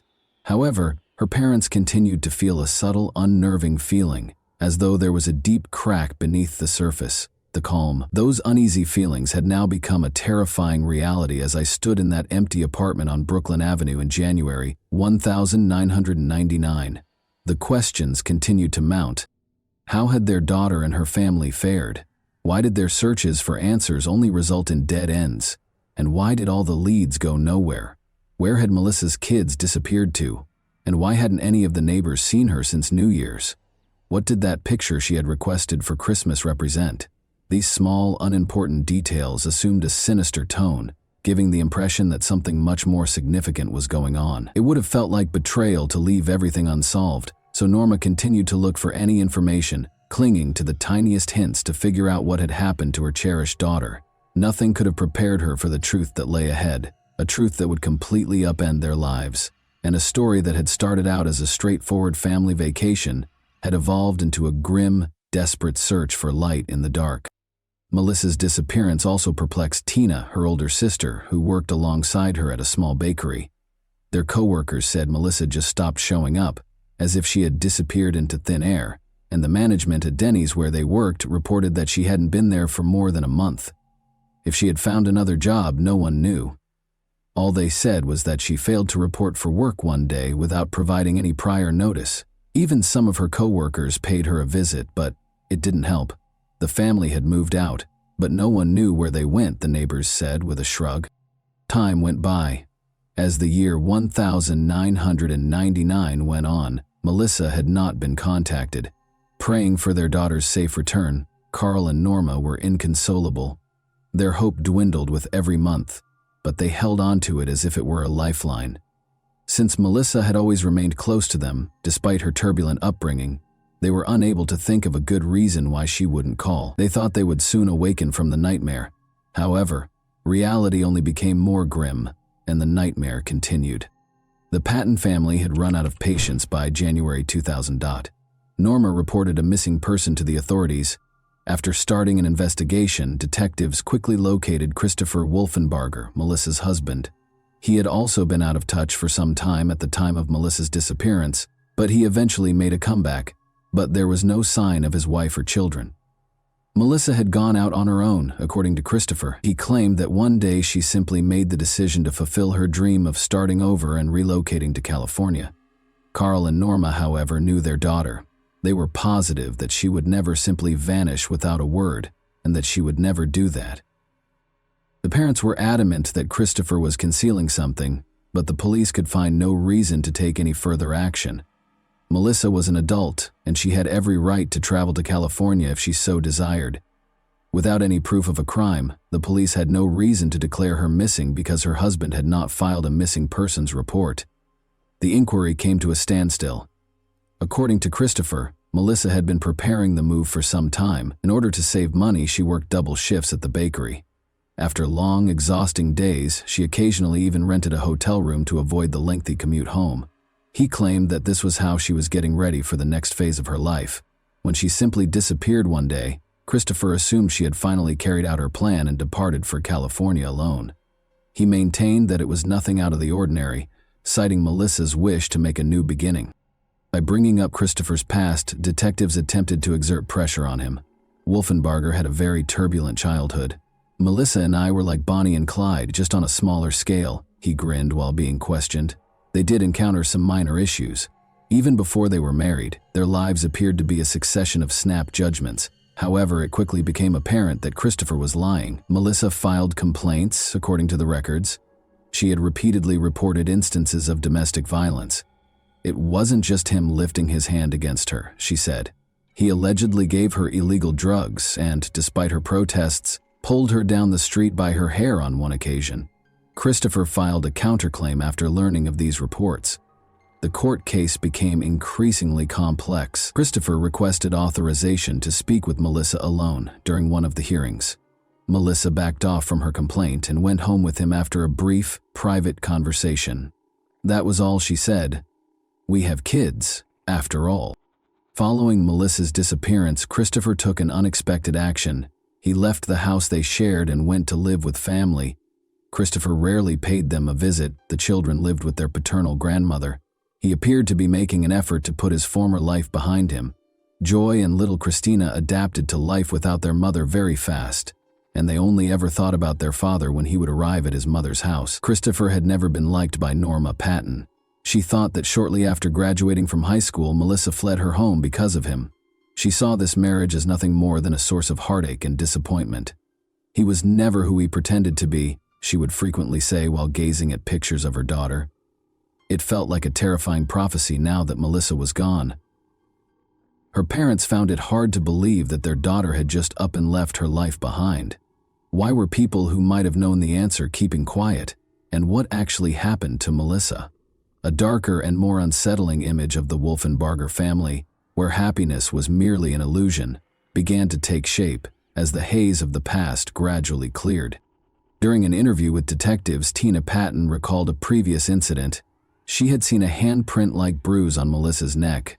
Normally calm and collected, Melissa started crying and pleaded with Tina to keep it a secret. Following that, one of Tina's friends attempted to speak with Christopher directly, but it was never successful. Things appeared to have calmed down, but this was a facade. The thought that their daughter had just decided to disappear without saying anything was unacceptable to Carl and Norma Patton. Melissa would have found a way to get in touch with her parents even if she had felt the need to leave them. However, days and months stretched into years, and Melissa was nowhere to be found. It appeared as though a young mother of two had vanished into thin air. Melissa's husband, Christopher Wolfenbarger, was constantly rephrasing his claims. When questioned in the spring of 2000, he abruptly revealed that he had seen Melissa on the street close to their house in March or April of 1999, despite initially claiming that he had last seen her in December 1998. This discrepancy did not clarify the case. Rather, it only increased suspicions. The Patton family returned to the public eye in 2003, 5 years later. This time, Carl Patton himself was at issue, not Melissa. They had taken him into custody. As it happened, Carl had already had a run-in with the law in the middle of the 1980s. He was released on parole after serving a brief sentence for theft. He had made an effort to avoid trouble ever since, but over 20 years after the crime, his past finally caught up with him. His participation was verified by DNA analysis. Carl was taken into custody on February 23, 2003, in connection with the death of Liddy Mae Evans, age 31. Her body was discovered in a river in 1977, chained to a concrete block and wrapped in a sleeping bag. A gunshot wound to the head was the cause of death. However, Carl was linked to other crimes as well. Carl's wife, Norma, made the startling declaration that she would testify against her husband in exchange for immunity as soon as he was arrested. After the agreement was reached, Norma started providing in-depth testimony that astounded everyone. She claims that Carl and his friend Joe Quint were involved in several crimes between 1970 and 1977. The murder of Carl's uncle, Fred White, and his lover was the beginning of it all. Carl persuaded Norma to assist in removing any possible witnesses because he knew too much. Norma described how Carl used a shotgun to kill his uncle and his uncle's lover after luring them to their house on December 17, 1977. After that, he and Norma placed weights on the bodies, wrapped them in sleeping bags, and disposed of them in the river. Carl burned the blood-stained couch in the backyard, while Norma cleaned the house and cleaned up the blood. However, their van's blood-stained trunk was not cleaned.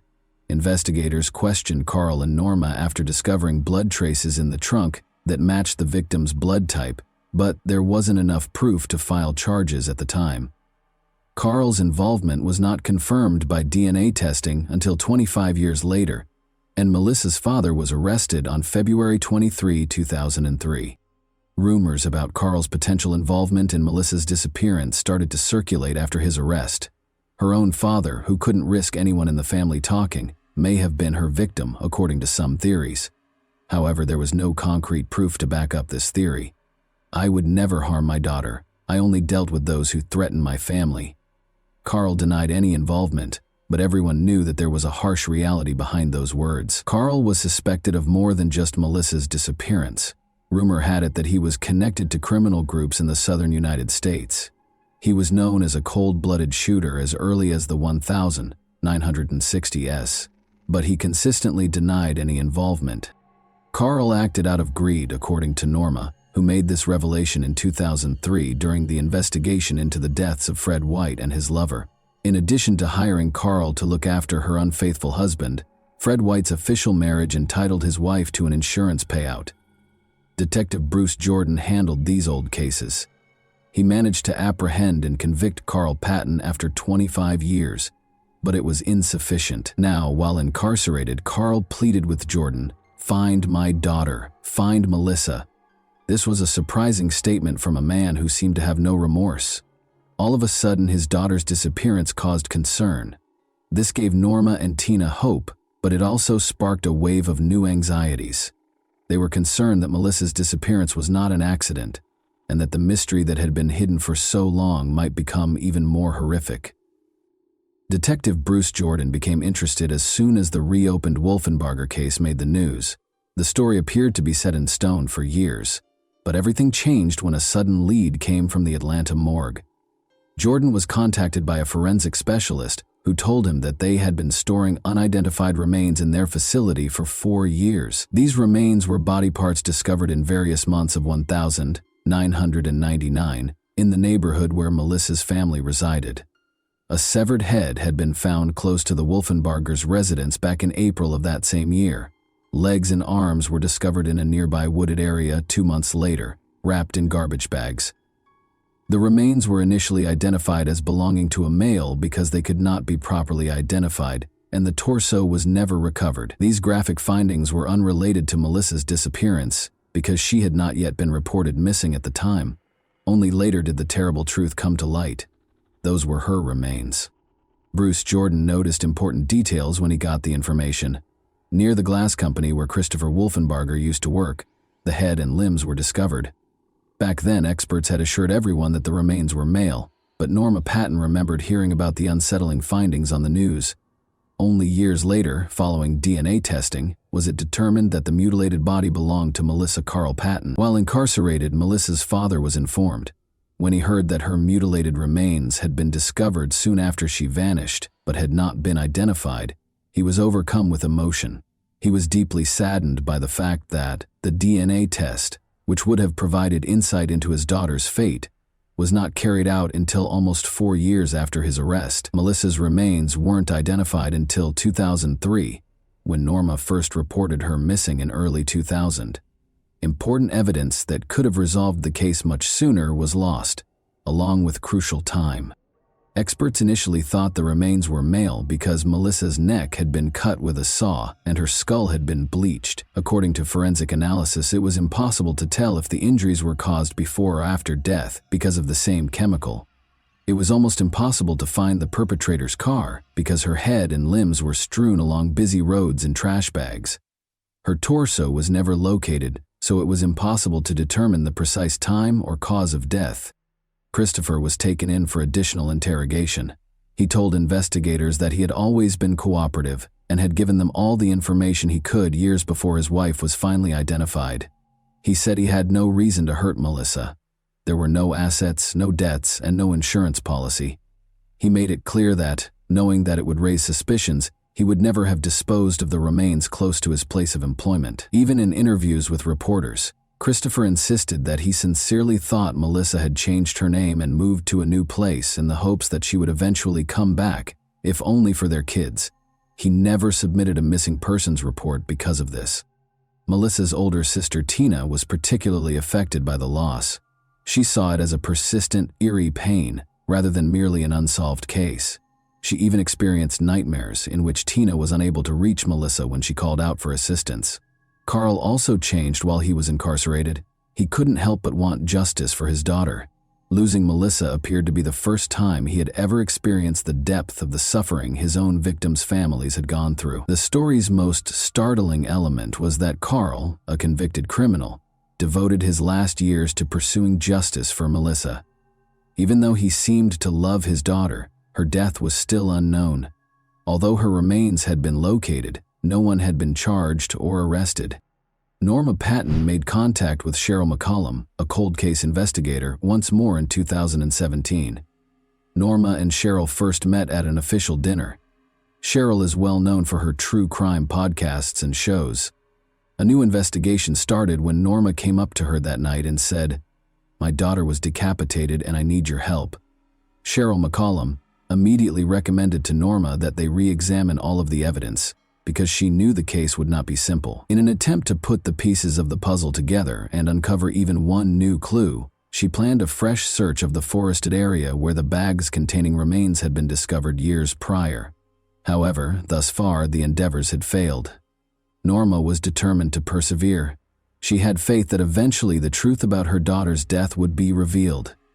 Cheryl kept looking into Melissa Wolfenbarger's case in an effort to find the final piece that would complete the picture.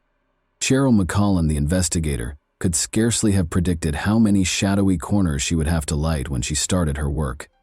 She was able to get in touch with Melissa's father, Carl Patton, right away. Carl wrote about his personal experiences and his ideas about who he thought was to blame for his daughter's disappearance. Her husband, Christopher Wolfenbarger, was the one name he kept bringing up repeatedly. In regards to his son-in-law, Carl had no illusions. From the first time they met, he thought Christopher had destroyed his daughter's life. Melissa used to be a bright, upbeat person, but after Christopher came into her life, everything changed.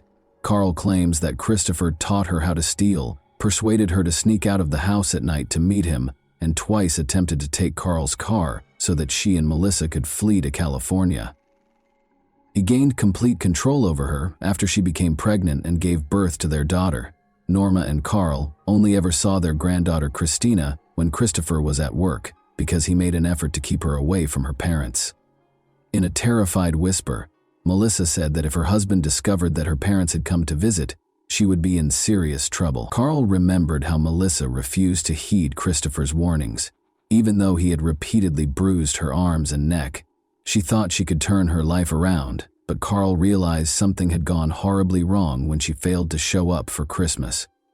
Although he was certain Christopher had something to do with her disappearance, proving it was a different story. Knowing that his grandchildren didn't comprehend that their mother had truly left to start a new life, but had instead gone forever, was the thing that tormented Carl the most. Carl wrote about how, despite being incarcerated, he attempted to help with the investigation. He suggested that whoever tied the knots might have left evidence, and he asked the experts to check the trash bags containing the remains for any DNA traces. Although he wrote, "There's no such thing as a perfect crime," the police were never able to find any evidence that connected Christopher to the case. Carl clung to the hope that the inquiry would eventually produce something. Norma detailed her suspicions to Cheryl McCollum during multiple meetings. Norma believed Christopher was responsible for the death of her daughter. Carl's desire to learn the truth was evident in his letters. Despite his reputation as a convicted criminal, he was prepared to assist. Detectives were still unable to link Christopher to Melissa's disappearance, though. Carl thanked Cheryl for her efforts at the end of one of his letters, stating that he had only realized the seriousness of his own crimes after losing his daughter. To understand the feelings of his victims' families, he had to go through that kind of loss himself. One day, he hoped, his grandchildren would discover the truth about their mom. In order to determine whether any family members might have had a reason for seeking retribution, Cheryl McCollum also looked into the possibility of enlisting the help of Liddy Evans' children, one of Carl's victims. The idea that someone involved in Carl's previous crimes might have sought revenge was entertained by the police, but it was soon disproved. Years passed after Melissa vanished before Carl's crimes were discovered. Despite the fact that her father was a criminal, Liddy's children felt Melissa also deserved justice and consented to be interviewed for a podcast about her story. Joseph Morgan, one of the forensic specialists, discussed the results of the autopsy. He surmised that Melissa might have been dismembered at the glass company where Christopher worked, rather than at home. All the equipment needed to carry out such an act was on hand, and the remains were discovered at a landfill close to the building. The police were unable to verify this theory, though, because they did not discover any blood or DNA traces at the facility where the crime had occurred, and more crucially, who was behind it were still unknown.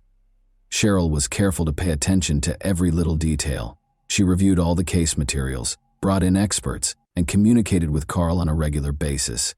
One thing appeared to be universally accepted by the experts: Christopher was still the most likely suspect. McCollum declared that she was prepared to risk her reputation in order to bring the offender to justice. When Melissa's podcast debuted in February 2023, her story was the first one she discussed.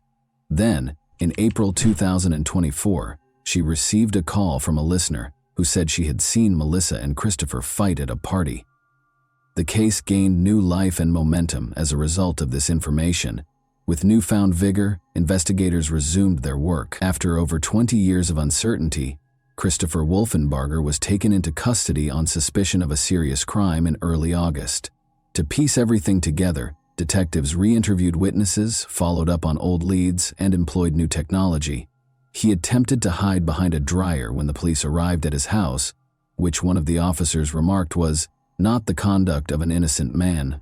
Although Christopher insisted he was innocent, the charges had already been filed.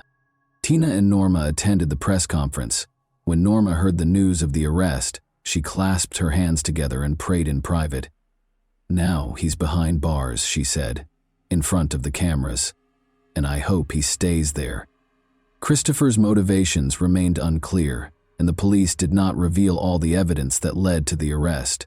However, one thing was for sure: 25 years after Melissa vanished, her family was at last hopeful that justice would be served. I told you this story because the truth always finds a way to come to light, even after years have gone by and everything seems lost. Despite all the difficulties and public scrutiny, the Patton family persisted in fighting for their daughter, and their efforts were rewarded. This case demonstrates that misconduct cannot be disregarded. Families that experience abuse frequently find themselves in dire circumstances, but keeping quiet and concealing the truth won't help. Don't let yourself be broken. Seek justice. Melissa would advise you if she could talk to you right now. And that wraps up today's chilling story. If you enjoyed this video, don't forget to like and subscribe so you never miss a new upload.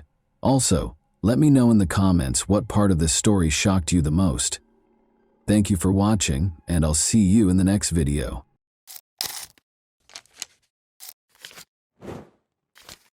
Hey guys, welcome to my channel, and today we're going to take a look at another horrible case with you.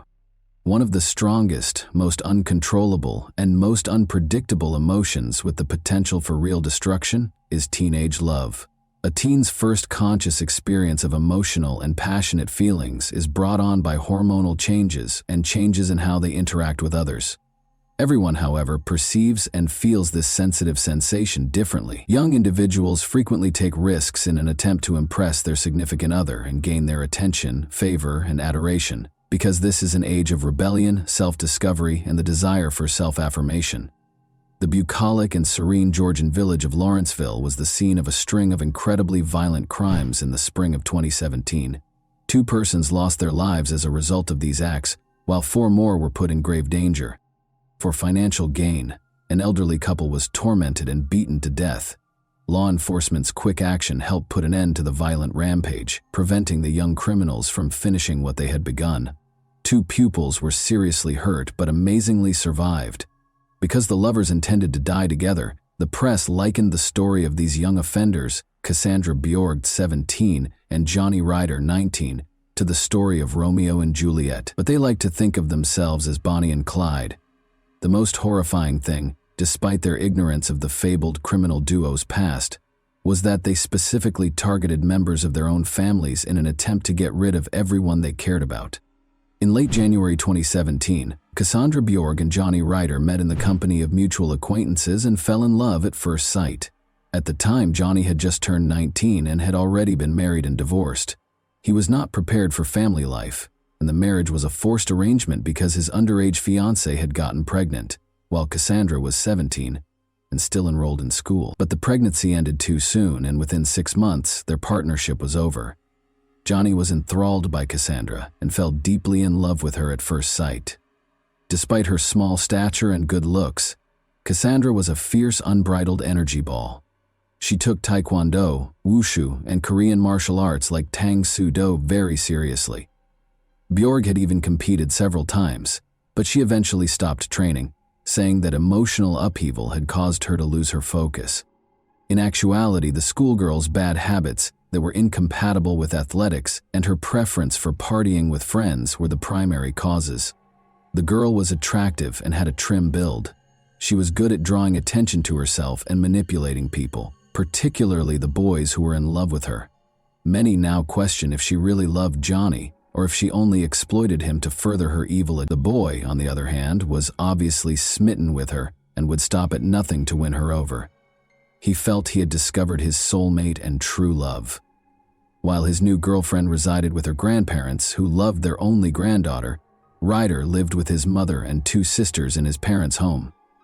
The young couple fell in love almost immediately after meeting, and they rushed to show their significant others to their family members to show how serious they were about their plans. But their loved ones disapproved of their decisions, which infuriated them and put them in grave peril. In this criminal case, too many circumstances came together to create a terrible tragedy, even though it is likely that this couple would never have committed a severe crime on their own, much less deprived their family members of their lives. Johnny revealed that Cassandra was the source of horrific ideas that her partner was prepared to carry out without hesitation, while his girlfriend was susceptible to manipulation and influence due to her addiction to illegal substances. What information is available about Cassandra Bjorg? On January 19, 2000, Cassandra Bjorg was born in Peachtree Corners, Georgia, which is in Gwinnett County. She was born out of wedlock to Amanda Sterling, who had her as her sole child. Cassandra never interacted with her real father and never knew him. Cassandra had behavioral and aggressive problems from an early age, since her mother was more concerned with her personal life than with rearing her daughter. Cassandra's mother married Stephen when she was 15 years old. Her stepfather started making attempts toward his young stepdaughter and displaying abnormal interest in her. As a habitual liar who was always getting into trouble, Cassandra tried to inform her mother about this, but she did not believe her and assumed that her daughter was making it up. The teenager then complained about the situation to her grandparents, Wendy and Randall, over the phone. The elderly couple felt it would be better for their lone grandchild to live with them, after becoming very worried about the situation. The 15-year-old girl so relocated to her grandparents' large 2-story home in Lawrenceville in October 2015. She had her own room there, and her grandparents rarely denied her anything, giving her all she needed. Cassandra deftly used Wendy and Randall's generosity, who thought that their love and attention would help their granddaughter recover.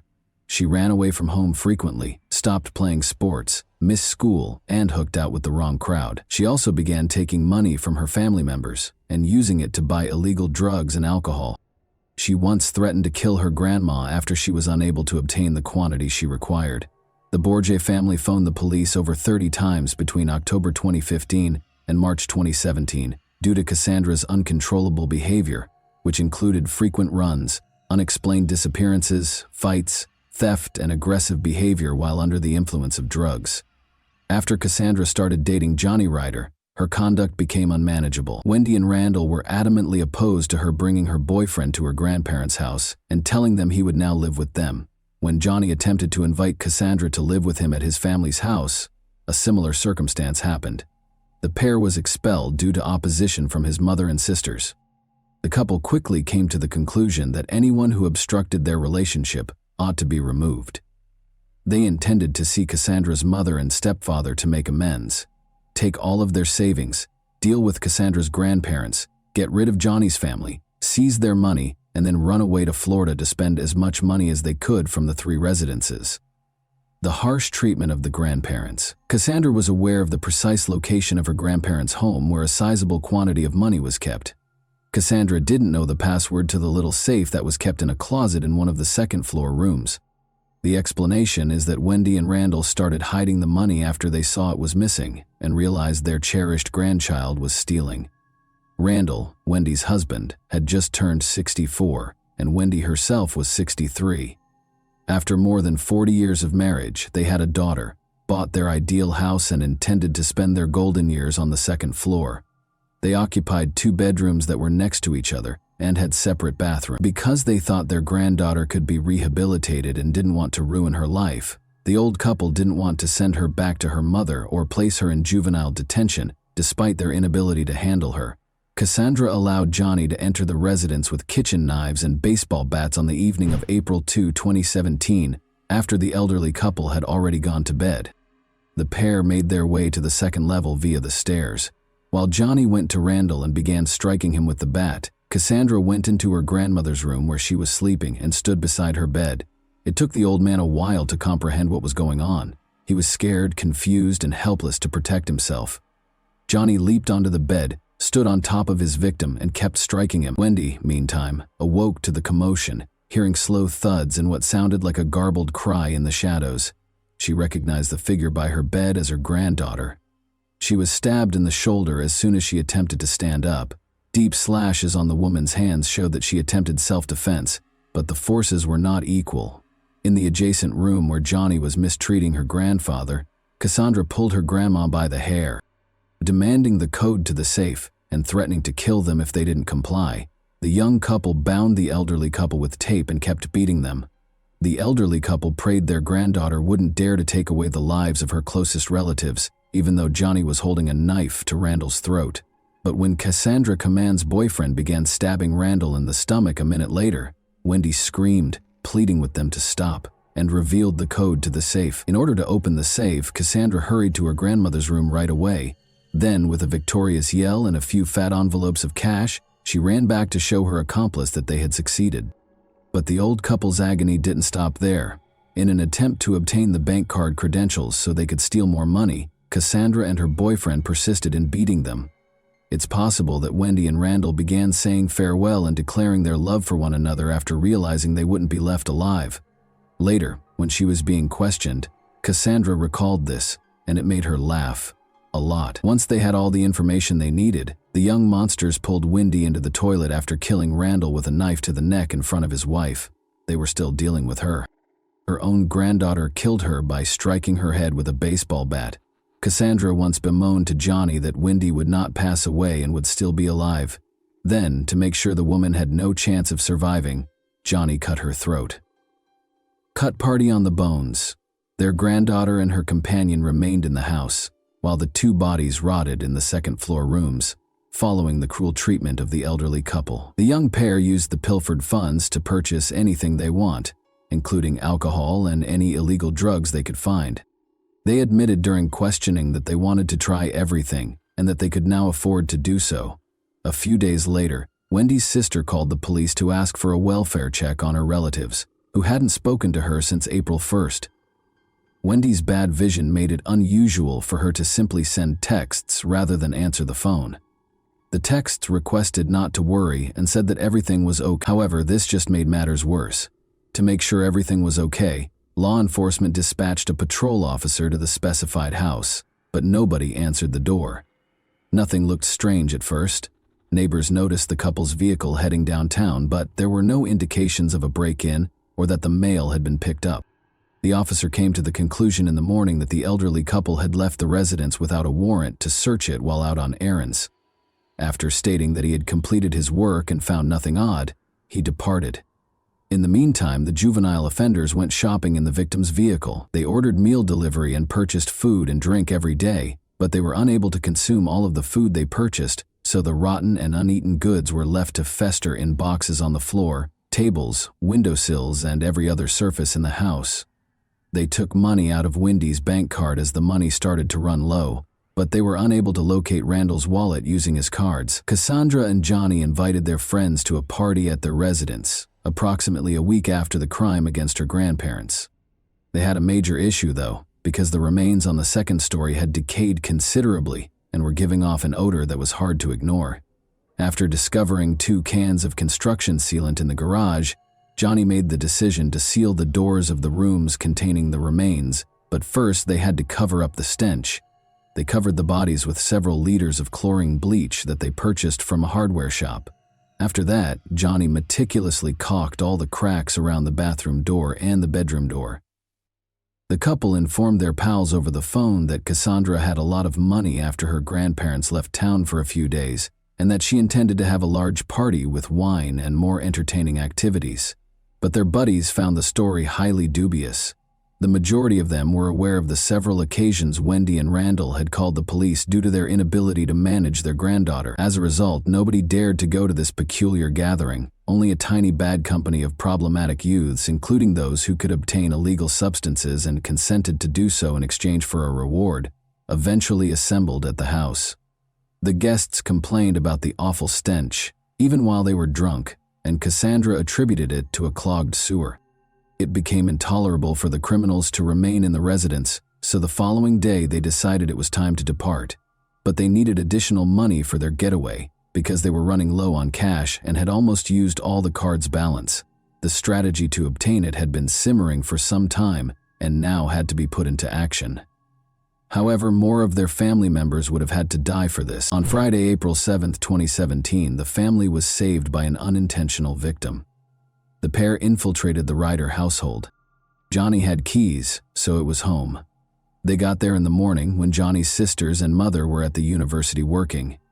They found enough cash and goods to sustain them for a while once they were able to raid the house. The criminals purchased bear spray, a considerably larger and more potent aerosol that resembles pepper spray, and armed themselves with baseball bats. This unique spray, which is intended to deter hostile bears, contains potent tearing and irritating chemicals that burn skin and mucous membranes chemically, causing acute coughing and excruciating agony in humans. This weapon has the potential to be lethal. They planned to attack and kill each member of the family one at a time, then take the loot and flee with it. They knew roughly when each member would arrive home.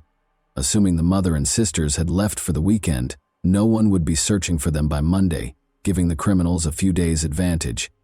After her university lessons, Melissa, Johnny's younger sister, was the first to return home. However, she was accompanied by her boyfriend, whom she had asked over so they could have some alone time together.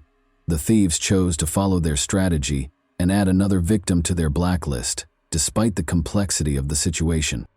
Melissa and her boyfriend realized there had been intruders, probably burglars, when they came in and saw the mess. Melissa rushed to the phone right away to call the police, but she was unable to do so. An bitter orange haze filled the room, causing their skin to feel like it was on fire, their throats to burn, and their eyes to water. Abruptly, 2 bat-wielding figures with scarfed faces emerged and started beating the pupils. The victims, however, surprisingly put up a strong fight. Unaware of the bear spray's potency, the attackers started strangling themselves during the ensuing altercation. The homeowner, Johnny's mother, who had come home from work earlier than normal, appeared as the front door opened abruptly. While the criminals were able to flee through the kitchen door, she shouted and dialed 911. Johnny took extra keys to his mother's car during the robbery, and they used them to escape, leaving behind the primary piece of evidence, a car registered to the late Randall, while Cassandra dropped the car keys they had brought with them during the attack. Although the crooks wanted to murder the additional witness right away, the couple didn't expect Melissa to return home with her boyfriend because it was difficult to attack and kill 2 strong young people at once. Luckily, they were unable to finish their plot. They obviously miscalculated the might of House of Horrors, their weapon of choice, and overestimated their own talents. Although both attack victims lived, they were admitted to the hospital with various levels of wounds and chemical burns. The abandoned vehicle in the backyard, which did not belong to the Ryder family, piqued the interest of the responding law enforcement authorities. They identified the legitimate owner of the vehicle by looking through the registration plates. It soon became apparent that the car's owner had phoned the police earlier that week, but no one had come to the door. Officers went straight to Randall and Wendy's house, and this time, after failing to receive a response, they pried open the door and went inside.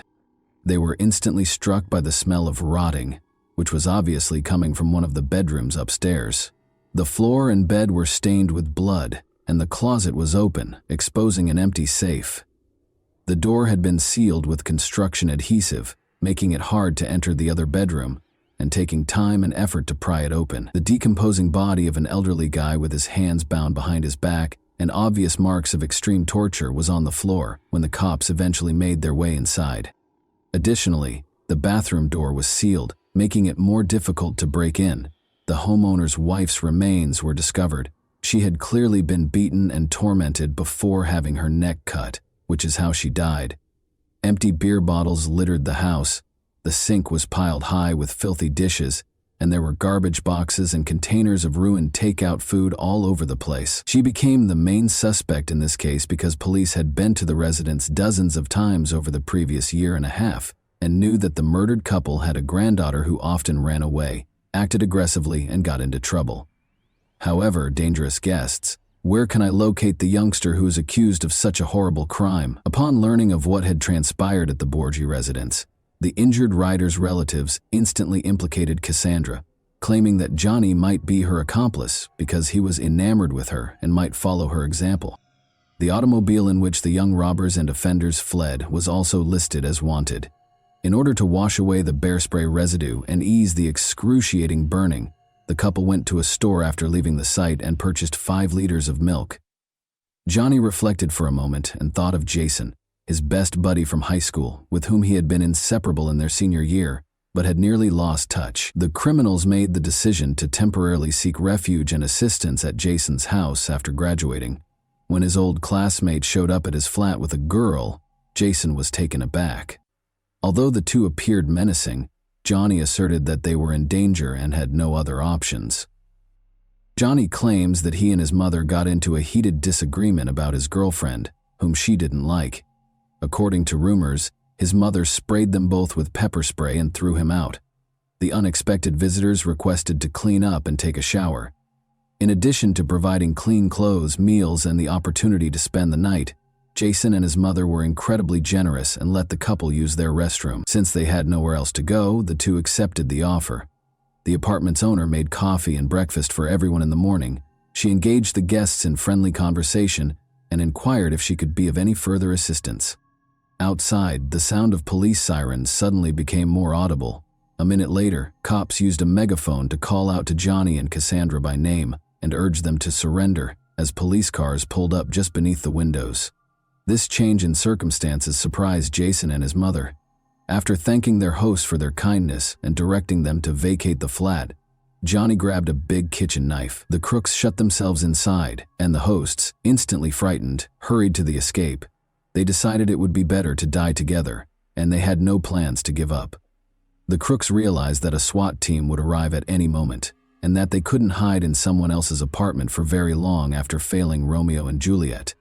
With a knife in hand, they proceeded to the restroom and, in the hopes that the wounds would bleed out rapidly, made multiple deep cuts on their wrists. Already losing consciousness, Johnny pulled out his phone and left his mother a voicemail pleading for her forgiveness. He apologized for what he had done. He claimed that he shouldn't have harmed his family because he loved them so much.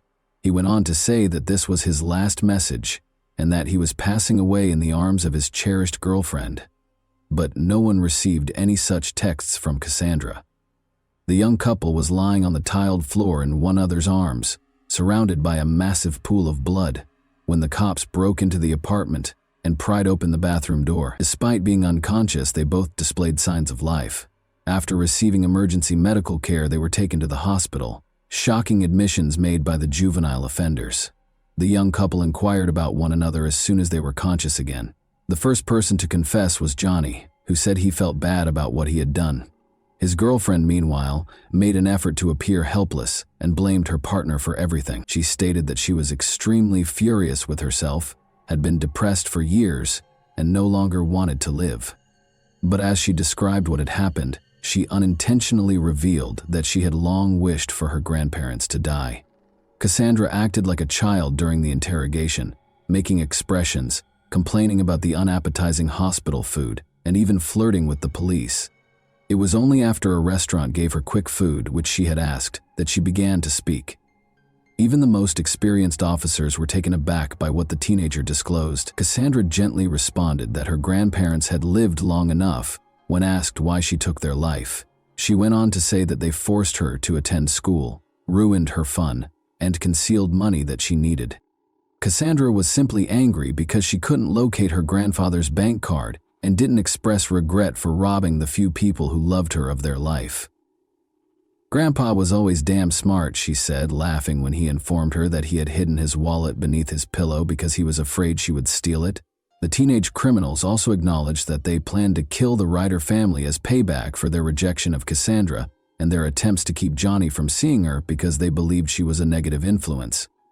Because they believe that deceased people don't require money, they also intend to loot the family.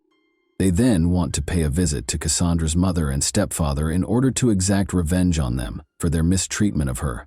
This couple planned to spend their money and enjoy life by the sea in Florida. The couple reconnected in the courtroom a few months after the abortive attempt on their lives. They constantly argued, criticized one another, and even used slurs, giving the impression that there was no longer any love or passion between them. Both ultimately entered guilty pleas to the robbery, the assault on the students, and the offenses against the elderly couple. Both Johnny Ryder and Cassandra Bjorgi were given 2 life sentences, with the possibility of parole after the court found them guilty on all counts. Cassandra said she had nothing to repent for, but after 60 years, Johnny showed sincere regret and apologized to everyone he had harmed. And that wraps up today's chilling story. If you enjoyed this video, don't forget to like and subscribe so you never miss a new upload. Also, let me know in the comments, what part of this story shocked you the most? Thank you for watching, and I'll see you in the next video.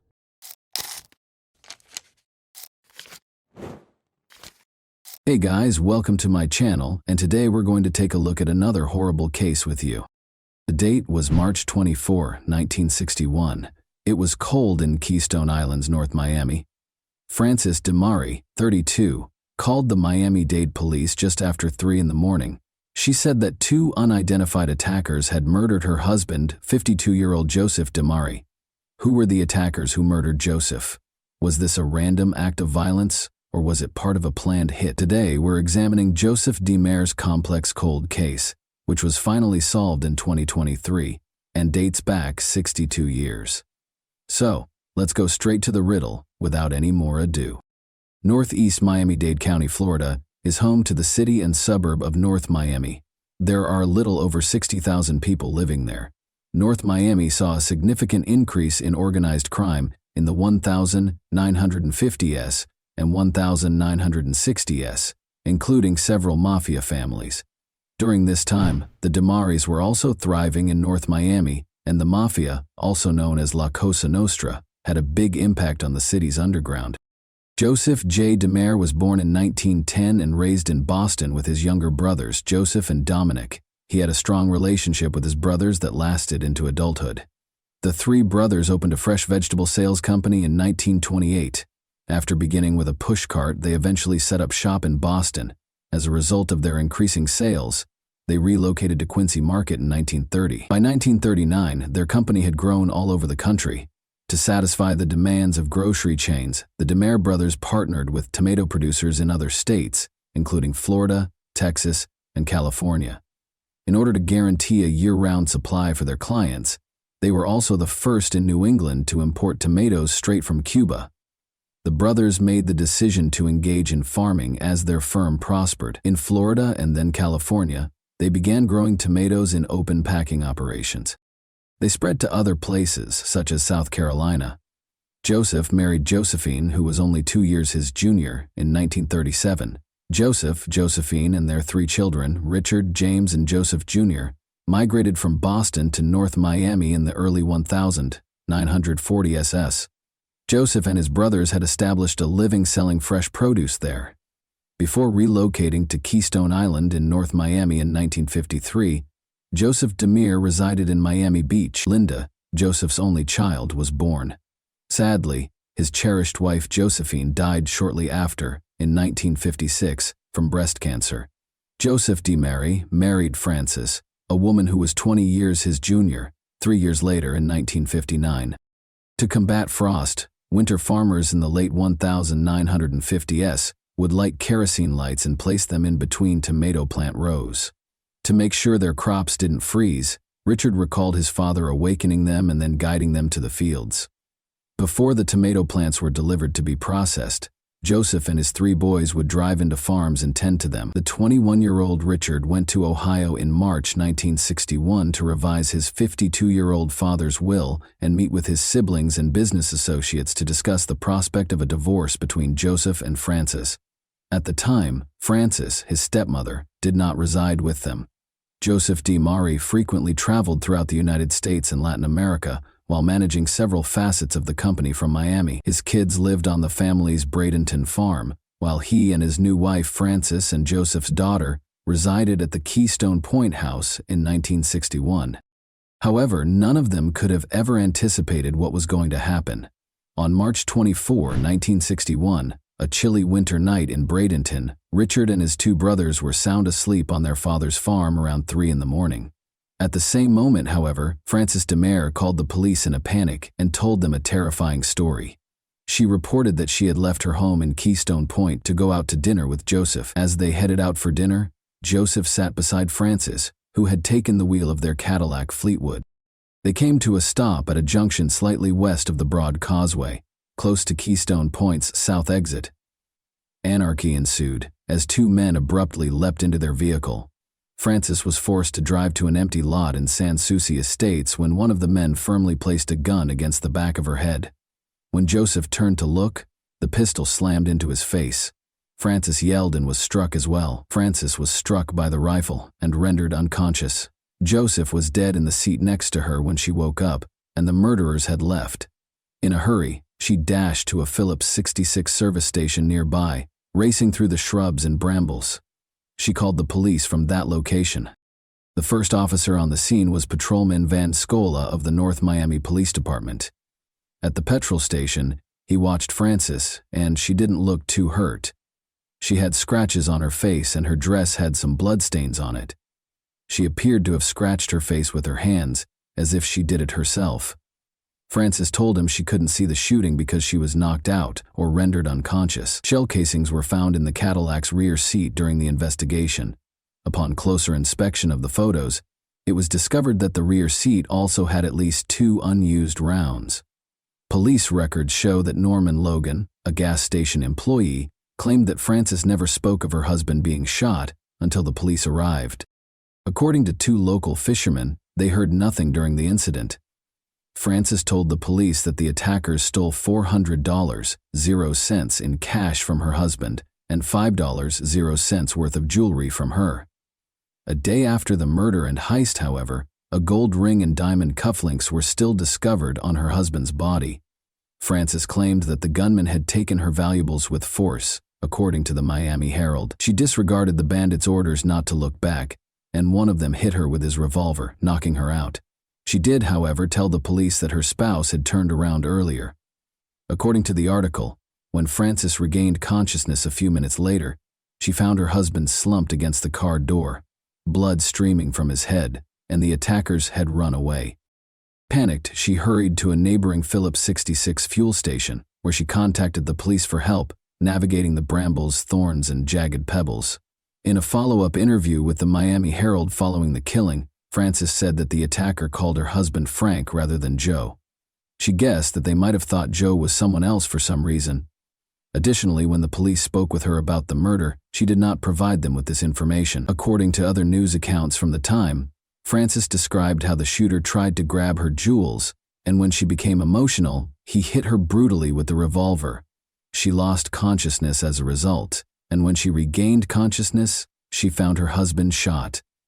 Once more, the cops did not bring up the hysterical aspect of this during their interrogation with Francis. Francis arrived to the petrol station and told the owner's son, Norman Logan, that the two men had gotten into the car, one in the front and one in the back, according to another Herald piece. On the night of the murder, however, Norman had made it plain to the police that Francis had not brought up the murder until they got to the gas station. Francis's explanation of the shootout at the murder scene contained numerous inconsistencies. Was this because, during all of this, she was under pressure from someone? There was no mention of Joseph's brothers. Were they concealing something? The DeMare firm would only be split between the two surviving brothers after Joseph's death, which was a motivation the police extensively examined at the time. However, Francis wasn't finished yet. That same week, she gave the Herald another exclusive interview in which she repeated the events. This time, she clarified two males abruptly got into the back seat of the vehicle as they got closer to the Causeway Bay Shore intersection. There was no other traffic on the causeway, but a car was following. With Francis behind the wheel, one of the men pressed a pistol to the back of her head and instructed her to do as they said. They told her to keep going directly in the direction of Sans Souci Estates. They told her to turn right off of Bayshore Drive after she had driven about a block. Joe, her husband, became curious and asked the men what they wanted. In response, one of the attackers declared that they wanted to take his money. Francis and Joe were instructed to keep their heads forward, but Joe kept turning back in an effort to defy them. At one point, he turned and was struck hard in the face. She noticed that he was bleeding when he turned to face Francis. He turned around shortly afterward, and they hit him again. Francis started to shout in return. She was then struck twice on the head by the assailants. She was resting on the gravel outside the automobile when she came to conscious again. Her attackers had stolen all of her valuables, which was worth about $5,000.00. At the time, Joe had about $400.00 in cash, which she later found had also been stolen. The men, Francis was convinced, were no amateurs. Despite not having a clear view of them, their calm and meticulous manner persuaded her of their experience. Their speech patterns did not fit the stereotype of a hoodlum. The fact that the men called her husband Frank rather than Joe left Francis with the unshakable impression that a grave error had been committed. She claimed that she thought they had misidentified Joe for someone else, or that maybe robbery was their main motivation for some reason. She thought they had no intention of hurting anyone. Francis rationally addressed every item in this conversation that did not align with the assertions she made to the police and to press. However, why was she defending her claims? It was clear that she would not recall every detail of what happened if she had suffered a concussion from the hits to her head. More intriguingly, though, she was also justifying the attackers by claiming that they might have thought Joseph was someone else and that their main goal was robbery rather than murder. This prompted the authorities to speculate that the murderer might have been a close friend or relative of Joseph and Francis. The authorities were unable to collect any DNA samples or even fingerprints that would have allowed them to identify the murderers because technology was not very advanced back then. Since no one saw the murderers and they left before Francis regained consciousness, there were no more hints, and the case slowly faded into obscurity. However, Joseph's son Richard recalled that before to Joseph's murder, there was some friction between him and Francis. Richard actually met with the other members of the family to talk about the divorce from Francis and his father's bequest. Additionally, Francis had moved to Ohio and was not living with Joseph at the time of the murder. After learning that Joseph had altered his will, she had returned. His will now states that if Francis remained with Joseph during their marriage, she would only be entitled to a portion of the wealth. Richard said that Francis did not even cry on the day of Joseph's funeral. As straight-laced as they come, she was. Although she claimed to have been hit by the pistol's butt on her forehead, there were no visible wounds there, and she was more concerned with getting her hair done for the funeral than the actual event. Following the funeral, Francis got $250,000 from Joseph's bequest and gave all of Joseph's children a 24-hour notice to vacate. Additionally, Francis was married again a few weeks after Joseph's funeral. Unexpectedly, this was the lawyer who would represent Francis in her divorce case. In the 1980s, some 20 years later, Richard resumed his investigation into the case with the assistance of volunteer and lawyer Paul Novak. Novak had first-hand knowledge of crimes that occurred in and around Miami. Following careful deliberation, Novak suggested that Richard forward the case to a forensic scientist, given that Joseph was a prosperous businessman and that organized crime had been rampant in Miami throughout the 1960s, and that numerous crimes were connected to one another. Novak and Richard believed this might be a mafia hit. Nearly 30 years after Joseph's passing, in 1991, Richard DeMare saw the case from a different angle. For a second opinion, he contacted John Thornton, a professor of forensic science at the University of California, Berkeley. Following his investigation of the case, Thornton expressed his skepticism over Francis's assertions in a letter to the Miami-Dade police. The bullet wounds appeared to have been fired from two distinct angles, and he doubted that they were consistent with the circumstances she stated. Thornton further noted that Francis's claims about the duration of the incident did not match the quantity of blood found at the crime scene, but since there was no proof, the police were unable to take it into consideration. Francis could have been suspected during the initial investigation, according to another police officer at the time. However, a high-ranking official had instructed the police not to investigate Francis because she was a victim and a widowed woman in grief. As a result, the police did not follow up on the Francis angle or question her again. Then, in the 2000s, 40 years later, Richard was presented with a list of suspects by several officers. Joseph's murder was one of the older crimes the police department was investigating. Richard's own investigations had already produced a list of these suspects, but Francis was not one of them. Frances DeMarais passed away in 2006. She was 82. Including her marriage to Joseph DeMarais, she had 4 previous marriages. Around 2019, Paul Novak and the homicide team at the Miami-Dade Police Department's Cold Case Squad began going over the Joseph DeMare cold case file once more, nearly 60 years after the murder and 20 years after Francis's passing. They discovered numerous hints about the probe in the old police reports. First, Richard had provided the police with some shell casings following the murder of his father. These round casings were from an Italian auto pistol, a .25 caliber SATA, which Joseph possessed but was constantly with Francis. Richard had recovered the ammunition casings after firing a few bullets into the swimming pool at their property.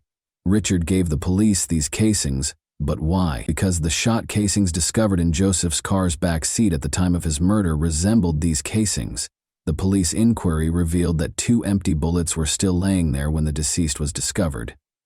Joseph was wounded by 4 gunshots. 2 bullets went straight into his mouth from the front. The 2 additional shots struck the region in front of and behind his left ear from the left side. Because these shots were fired so close together, there were gunpowder remnants near the wounds. This indicated that the person who killed Joseph was really close to him in terms of closeness. Since the wounds were on his mouth and around his left ear, it was also evident that the person who shot him did so from Joseph's left side before also shooting through his mouth to confirm that he had died. This indicated that the attackers were not seated in the back seat. Joseph had 9 cuts or bruises on his skull in addition to the gunshot wounds. Additionally, Joseph exhibited injuries on his right index finger and left arm, indicating that he was either dragged after being shot or that he struggled before to being shot. Blood was discovered on the outside of the vehicle, on the front and rear seats, and inside the vehicle. The blood leaked out from the bottom of the door and ran down the glass. It was confirmed during a follow-up examination in late 2019 that there was no blood found on the driver's door, steering wheel, or seat. Additionally, no blood splatter was discovered outside the front seat's center. This implied that Francis, the person occupying the driver's seat, was completely unharmed. Blood trails were seen traveling backward on the outside of the automobile. The volume of blood revealed how severe the injuries were and how long it took for the bleeding to start following the shooting. This indicated that Joseph was shot while the car was moving, and it continued to move while he was bleeding. This, too, went against Francis's statement. The automobile could not have continued to move after she passed out, as she had claimed to have done while behind the wheel. Joseph's jaw was somewhat red, but there was no blood found in his lungs. According to medical professionals, these results might indicate that Joseph's airway was blocked when he was shot, because someone had their arm around his neck. On the other hand, it can indicate that the lethal bullet instantly stopped breathing. Francis said it was a heist, but when Joseph was found in the car, his diamond cufflinks and gold ring were still on him. There were no gunshots, indications of a struggle, or even a bullet being fired, according to two men fishing nearby. Francis's feet were uncut, and her shoes were discovered next to the car in a way that indicated they had been placed there on purpose rather than strewn about. A female officer suffered many cuts and bruises to her feet as she walked the same route Francis claimed to have gone, barefoot, from the automobile to the gas station. Norman Logan, the first person Francis spoke to at the petrol station, said she never brought up her husband's shooting. However, when the police and Novak conducted ballistic tests, the greatest hits were still to come. They discovered that only if the bullet was shot from the driver's end could the trajectory of the bullets at the crime scene be satisfied. It did not follow the path of the bullets Francis had described in her initial remarks. Furthermore, it was established that the round casings Richard provided to the police matched the shells of the bullets that killed Joseph, indicating that a .25 caliber SAIT also killed Joseph. The day Joseph walked out for the final time with Francis, the identical gun had vanished from the DeMare home. The most shocking aspect of the case files, however, was the discovery of a blood trail from Joseph's garage that led to the location of his Cadillac. This made it quite evident that Joseph had actually been shot in his garage while he and Francis were at home before they even left for supper. The homicide squad investigators and Novak were aware that Francis could only inherit Joseph's debt if she remained with him during their marriage, and that is exactly what transpired. Francis received the $250,000 0 cents because she remained with Joseph till his death. The authorities came to the conclusion that Francis killed Joseph in order to obtain the money from him because of the divorce angle and Joseph's alteration of the will. The police concluded that Francis DeMare was the only individual who would carry out all of this, based on this and all the other clear indicators. The Miami-Dade Homicide and Cold Case Squad conducted a press conference on May 10, 2023, nearly 3 years after the Joseph DeMare cold case was reopened. They declared that they had sufficient grounds to suspect Francis DeMare of Joseph DeMare's murder. The upcoming divorce and Joseph's alteration of the will served as the motivation for her murder. In order to do this, she shot Joseph in the garage of their home, drove the car 3 or 4 miles away, went barefoot to the gas station, and called the police while leaving Joseph's body in the car. The murder weapon was never located because the police thought Francis had thrown the .25 caliber STA pistol beneath an underbridge. Richard, aged 82, expressed relief after this announcement, although he was not pleased at all. He was aware that the murderer was his stepmother. Richard further disclosed that he had instructed the police to look into Francis and her murder in 1961, but they had refused. Since Francis died in 2006, she was unable to face consequences for her crime. She had never been held responsible for her acts in her entire life. According to Novak, this case exemplifies how politics can trump justice. It is still unclear whose senior official gave the order for the police to leave Francis alone. Since then, the DeMare business has expanded greatly, going global. They state on their websites that the DeMare firm still adhere to the principles of excellence, honesty, and hard work that the brothers created. They think that the next generation of the DeMare family and their hard-working staff will carry on their tenacity and resolve. Even though his stepmother would never receive justice, Richard, who was also affected by same ideals, might find some comfort in the knowledge that she pursued justice for his father. Why, in your opinion, wasn't Francis given more attention during the preliminary inquiries? Do you believe that a more extensive plot was concealed? And that wraps up today's chilling story. If you enjoyed this video, don't forget to like and subscribe so you never miss a new upload. Also, let me know in the comments, what part of this story shocked you the most? Thank you for watching, and I'll see you in the next video.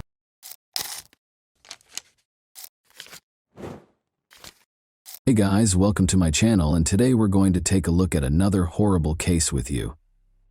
Nobody could have guessed that the couple had sinister secrets. She was an accomplished judge, and he was a successful lawyer. But a terrible thing happened. What began as a tale of love turned into an unimaginable tragedy.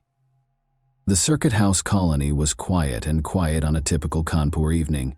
However, a mystery that would soon upend the life of Pratibha Gautam, a respected judge who had only moved to the neighborhood a few months earlier, was hidden behind the walls of one apartment in a government-provided residence. Pratibha, a civil judge at the local court, was renowned for her honesty and equity. She had gained the respect of her neighbors and the confidence of her co-workers by being modest but resolute. Before one fateful evening altered everything, it appeared that nothing could disrupt the rhythm of her life. Manu Abhishek Rajan, her husband and a lawyer, started a lengthy journey from Delhi to Kanpur on October 8, 2016. Despite their undeniable love, the couple's relationship was strained by the demands of their careers, and they had only been married for less than a year. While working at the Tis Hazari court in Delhi, Abhishek often stayed behind to spend as much time as possible with his wife. As he drove this evening, he thought about their reunion and looked forward to the weekend they would spend together. Despite the long drive, Abhishek, who was used to such trips, made every effort to communicate with his wife. He tried calling her several times, but no one picked up. He initially thought she was working or enjoying some well-earned relaxation, but he became more uneasy as he approached Kanpur. Why didn't she answer? Why is there no sound? When the first light filled Kanpur's streets on the morning of October 9, Abhishek finally made it to the Circuit House colony and parked outside their apartment. He tried calling her again, but the silence on the other end made him even more worried. As he caught his breath, he hurried to the door after getting out of his car and pressed the doorbell. However, there was only a spooky silence within. Again and again he rang, then knocked, softly at first, then more urgently as panic set in. Since the door was locked from the inside, Pratibha ought to be at home. Abhishek became aware that something was seriously amiss. He made the tough choice to break in with a heavy heart. The door flew open after a series of hard blows. The lock gave way, and Abhishek stepped inside while holding his breath. He was paralyzed by what he saw in the living room. His wife was hanging from the ceiling fan. The air was heavy with an unpleasant smell. Her skin was darkened with dried blood, and her wrists were cut. Abhishek's entire world fell apart in that moment. Everything else became inconsequential. He walked cautiously toward her.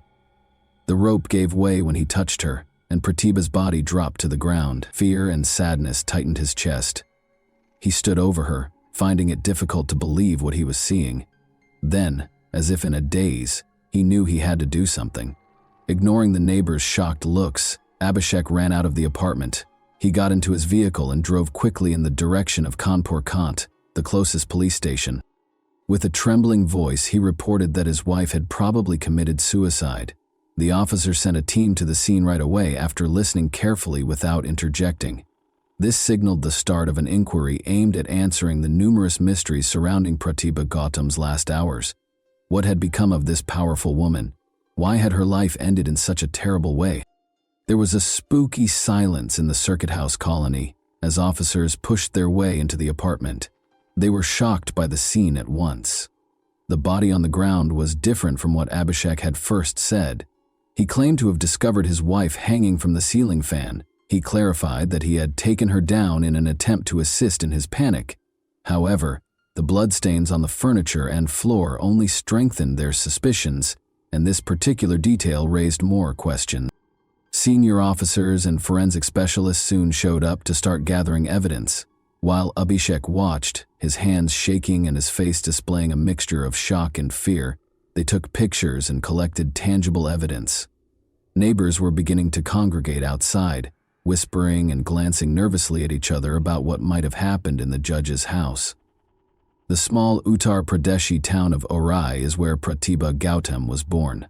Her mother taught her and her younger sister to be independent and persistent, and she grew up in a middle-class family with a father who worked at a bank.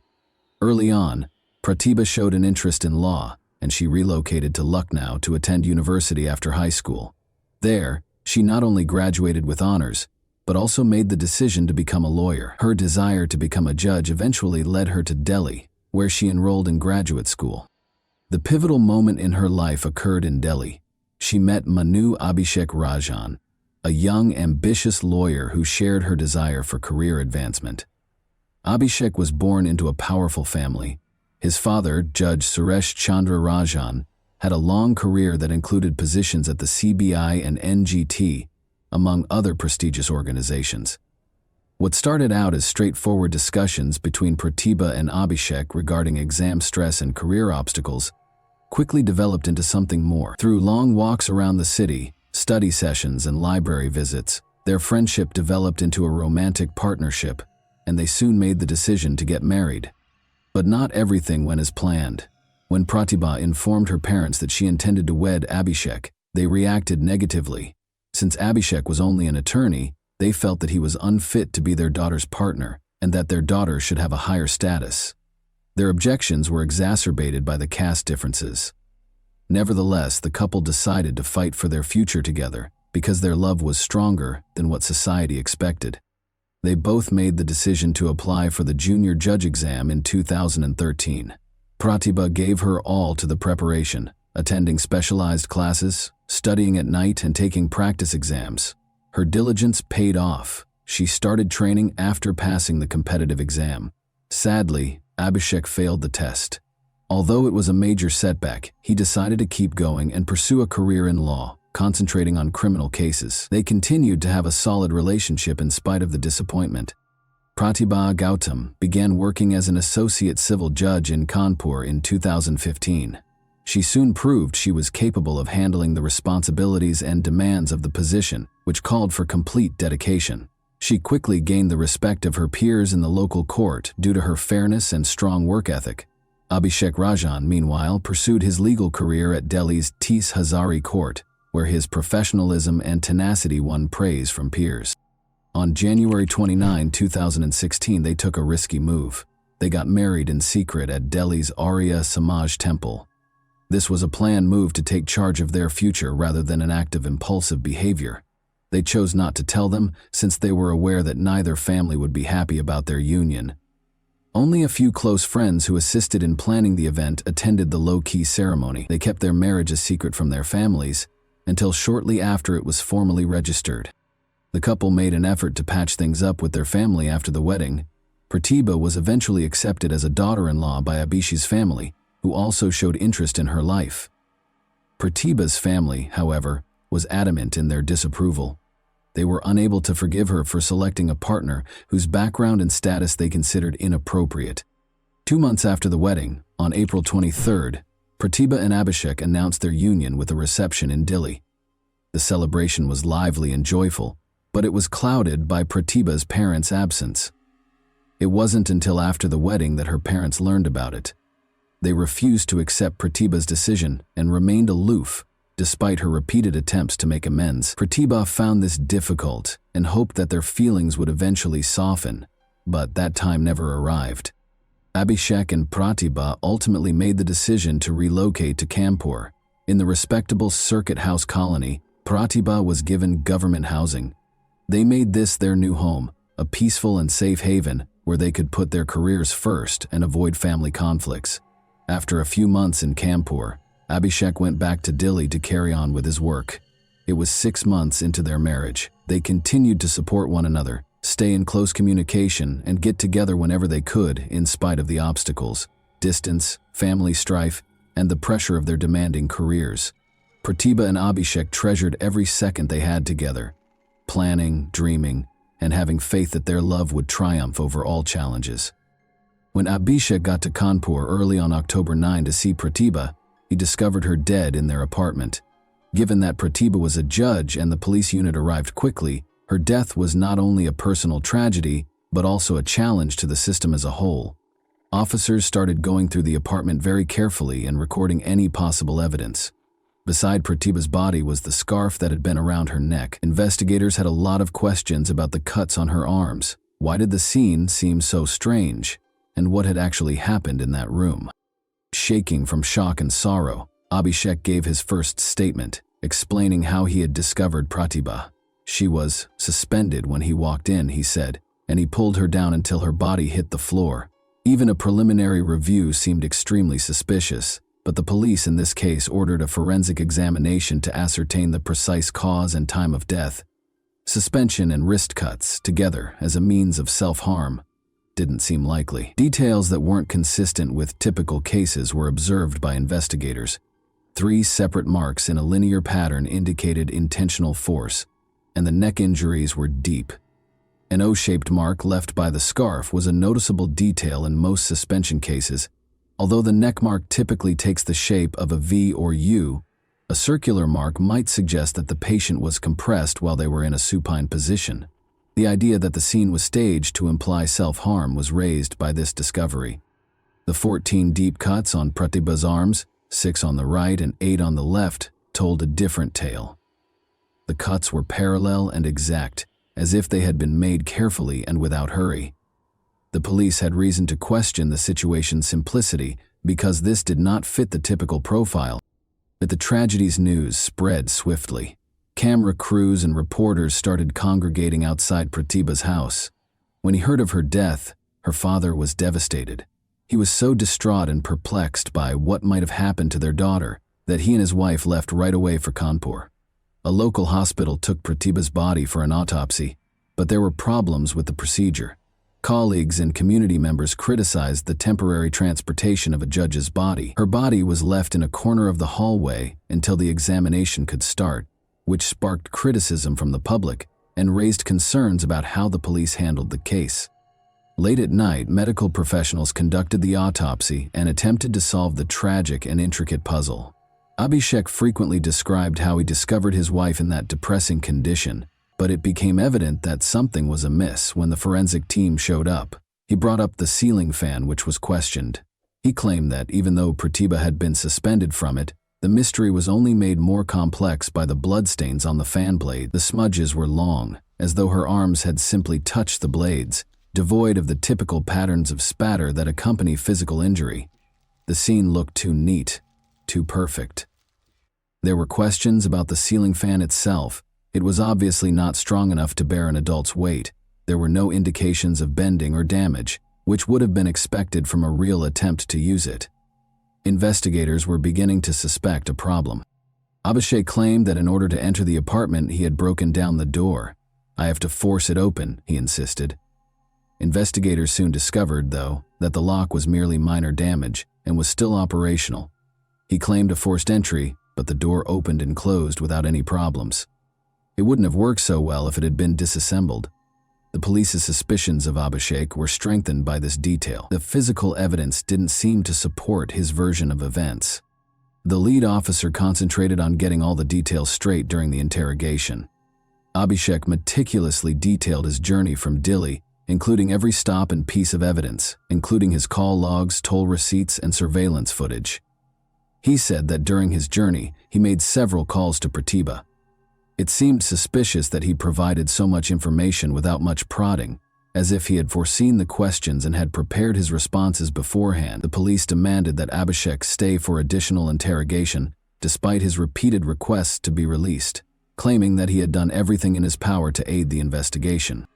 Being an accomplished attorney, he was aware that there might be many details at the crime scene that could be important, and his in-depth familiarity with these details made his story seem too polished and well-rehearsed. But when investigators learned that Abhishek did not call the police right away after finding Pratibha, the real questions started to come to light. The police station was a mile or two from the apartment, so he got in his car and drove there instead. Most people would automatically contact emergency services right away in such a circumstance, but Abhishek would not. He clarified that he wasn't sure what to do and was in shock and confusion. Although he only went to the station once, he said he had attempted to get help twice. Investigators thought they were dealing with something much more complicated than it initially seemed because of the contradictions, strange details, and disparities in his story. Even with his assured answers, Abhishek was beginning to come across as someone who knew the answers to every question, but the reality of what actually transpired on that fateful day was still unknown. Investigators understood that Abhishek might hold the secret to solving the case, and that the solution was still a ways off. Security kept a close eye on everything that took place in this residential colony. It had security posts and guarded entrances, and was inhabited by senior government officials. But Abhishek didn't ask the guards for assistance when he realized the apartment door wouldn't open. Why not? Investigators were immediately drawn to this question, because anyone else in a similar circumstance would probably turn to those around them for help. In addition to the increasing number of troubling details regarding his behavior, this lack of action seemed suspicious. When he drove to the police station after locating Pratibha, another odd detail surfaced, according to Abhishek. When he left, he didn't tell the guards at the colony's entrance what had happened. He could have gone up to them, which probably would have sped up the police call. Rather, he just climbed into his vehicle and left. His account was further called into question by investigators, who saw this as yet another warning sign. Pratibha's parents were horrified by what they saw when they got to the scene. Their sorrow soon gave way to rage. They publicly charged Abhishek and his family with being behind her death. They said Abhishek had made her living conditions intolerable, put her under continual pressure, and limited her ability to communicate with her family. In order to substantiate their allegations, Pratibha's father submitted a report to the police asking that Abhishek be charged with coercion and causing harm. Either Abhishek was directly responsible for her death, he claimed, or his actions had caused her to die this way. As a judge, Pratibha was a successful and self-reliant woman who was used to running her own affairs. For 6 years, she had been independent. Her family found it hard to accept that she would voluntarily hurt herself. She had never displayed any signs of distress or malice, they remembered. This made one wonder, what might have motivated her to do this? 4 seasoned medical professionals performed the autopsy on the evening of October 9 and came up with startling results. Asphyxiation was the cause of death, which suggests foul play. Her body had marks that suggested she had been struck by a metal object. In addition, she had 3 deep cuts on her neck and 14 cuts on her arms and wrists. Everything pointed to a struggle, a last-ditch effort to resist. The most unexpected discovery made about Pratibha before her death was that she was 3.5 months pregnant. The investigation was further complicated by this detail. How could a pregnant woman who was in a responsible role at work choose to hurt herself? The presence of bruises and other marks didn't fit the scenario where she may have caused the injuries and suffocated herself. Why did her body show so many signs of damage? Abhishek started to exhibit signs of discomfort as the questioning went on. His answers, which had been confident, became uncertain. Investigators took notice of his hesitation and self-contradiction. He might be concealing something, and these were obvious clues. He was eventually arrested for additional interrogation. The police were aware that this case needed to be handled carefully. Abhishek practiced law. His brother-in-law was a prominent figure in the judiciary, as was his father, a retired judge. Any mistake could have dire consequences. Public pressure and his family's influence were major factors when Abhishek appeared in court to set bail terms. The judge restricted his confinement to 7 hours rather than the usual amount of time. Investigators and Pratibha's family members were not happy with this decision because they thought Abhishek was treated too lightly, considering the seriousness of the charges. Pratibha's body was given to her family after the autopsy was finished. Her parents, siblings, and other family members were devastated. They remembered how Pratibha had sounded quiet when she called home in recent months. She avoided talking about her personal life and shared few details, and now all those little clues seemed like warning signs they might have missed. The case became more complicated every day, and the solutions appeared farther off. After seizing Abhishek's phone, the police started going through all of his emails, calls, and messages. They found that during the past few months their relationship had becoming more tense. Nearly every message from Abhishek was tinged with annoyance, and they frequently argued about their plans for the family and the future of their child. Although no one was yet certain of the extent to which these sinister undertones would spread, this increased the investigators' suspicions. Abhishek had to endure hours of interrogation while the investigators watched him. With every new question and piece of evidence, the pressure increased and his burden grew heavier. Abhishek finally broke down and said the words that changed everything one day. When he was so tired and on the verge of an emotional collapse, he admitted it. The words were a painful, unwilling admission that came reluctantly, as if drawn from deep within. It was shocking and horrifying to hear him admit his part in Pratibha's demise. Abhishek disclosed that his thoughts and feelings were distorted by years of internalized jealousy and resentment. It all began when he failed the exam and continued to practice law, while Pratibha earned her place as a judge. This status difference turned into a major source of internal conflict. He found it hard to believe that his wife had accomplished more than he had, and that her family publicly disapproved of him. His emotions became more destructive with every day that went by. Then she found out she was pregnant. It represented their love and their hope for the future for Pratibha. She thought the baby would improve her relationship with her parents and strengthen their marriage. Pratibha's mother was ecstatic and intended to help her daughter, even meeting to talk about their future together. However, this news felt like yet another setback for Abhishek. He experienced fear and a greater sense of alienation in place of happiness. He saw the pregnancy as a further erosion of his independence, an increase in his responsibilities, and a widening of the gap between him and Pratibha. Abhishek's friends knew him as someone who liked to live a carefree life. He was known for his parties, independence, and lack of responsibility. Now, he was overcome with fear at the thought of becoming a father.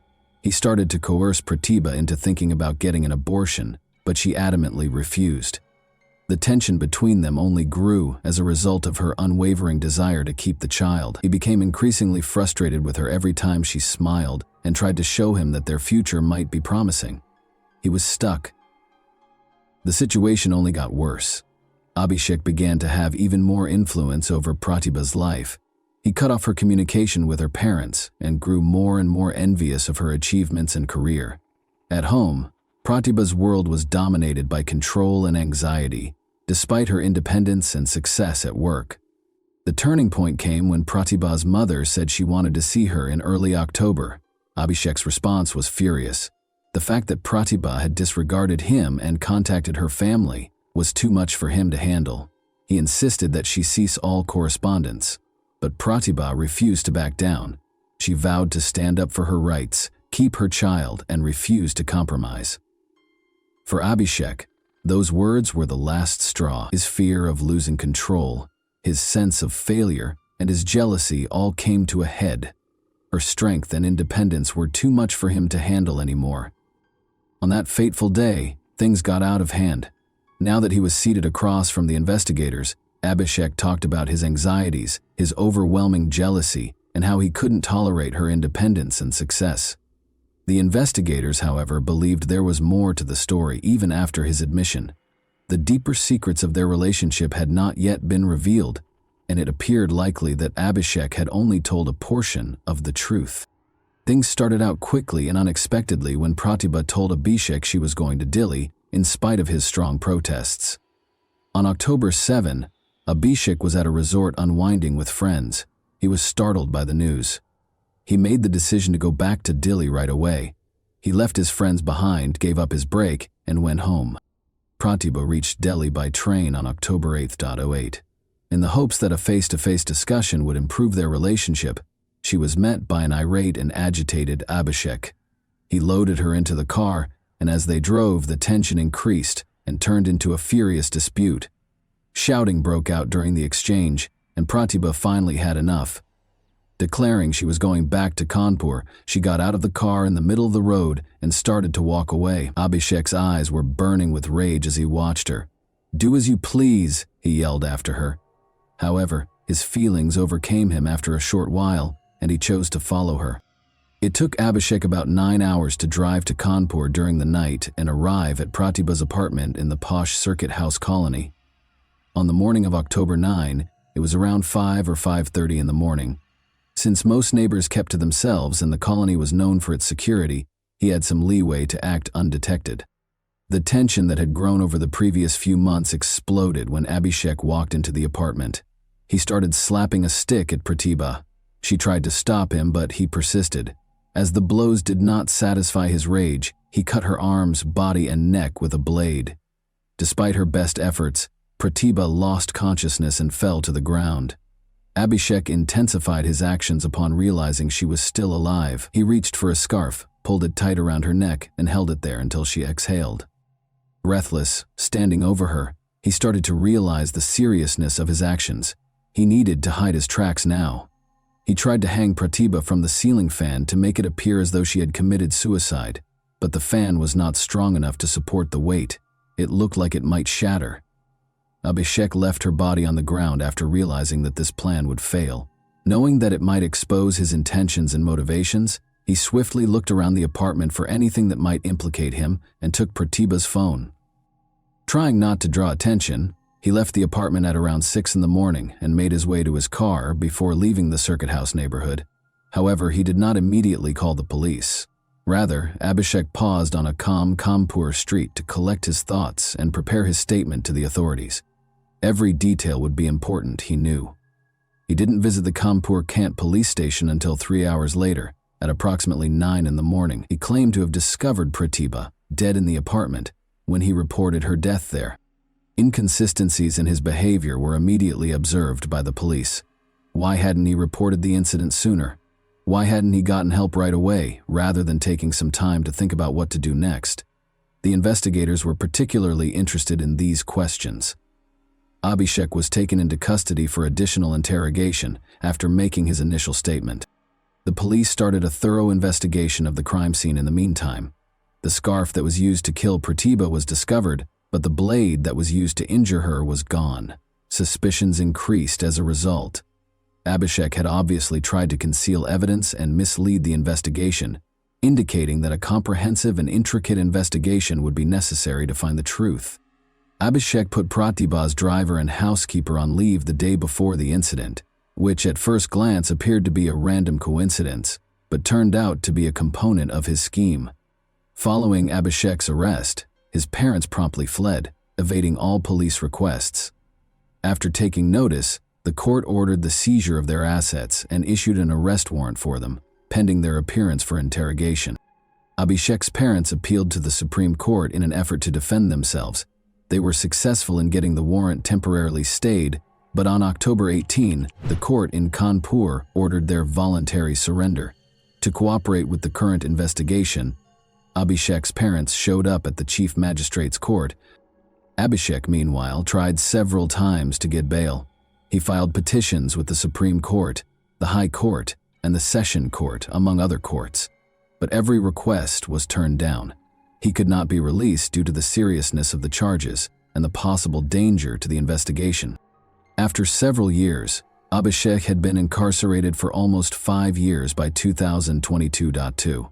After a protracted legal battle and multiple appeals and counter-motions, the High Court finally granted him bail in April 2022, but this was only a short-term solution. The case was still being reviewed, and a verdict has not yet been rendered. Despite all of their efforts, Abhishek's family persisted in demanding his exoneration, while the police and prosecutors persisted in their attempts to establish his guilt. Both parties are still engaged in a fight for justice, while the investigation continues, and the final ruling is still pending. And that wraps up today's chilling story. If you enjoyed this video, don't forget to like and subscribe so you never miss a new upload. Also, let me know in the comments what part of this story shocked you the most. Thank you for watching, and I'll see you in the next video.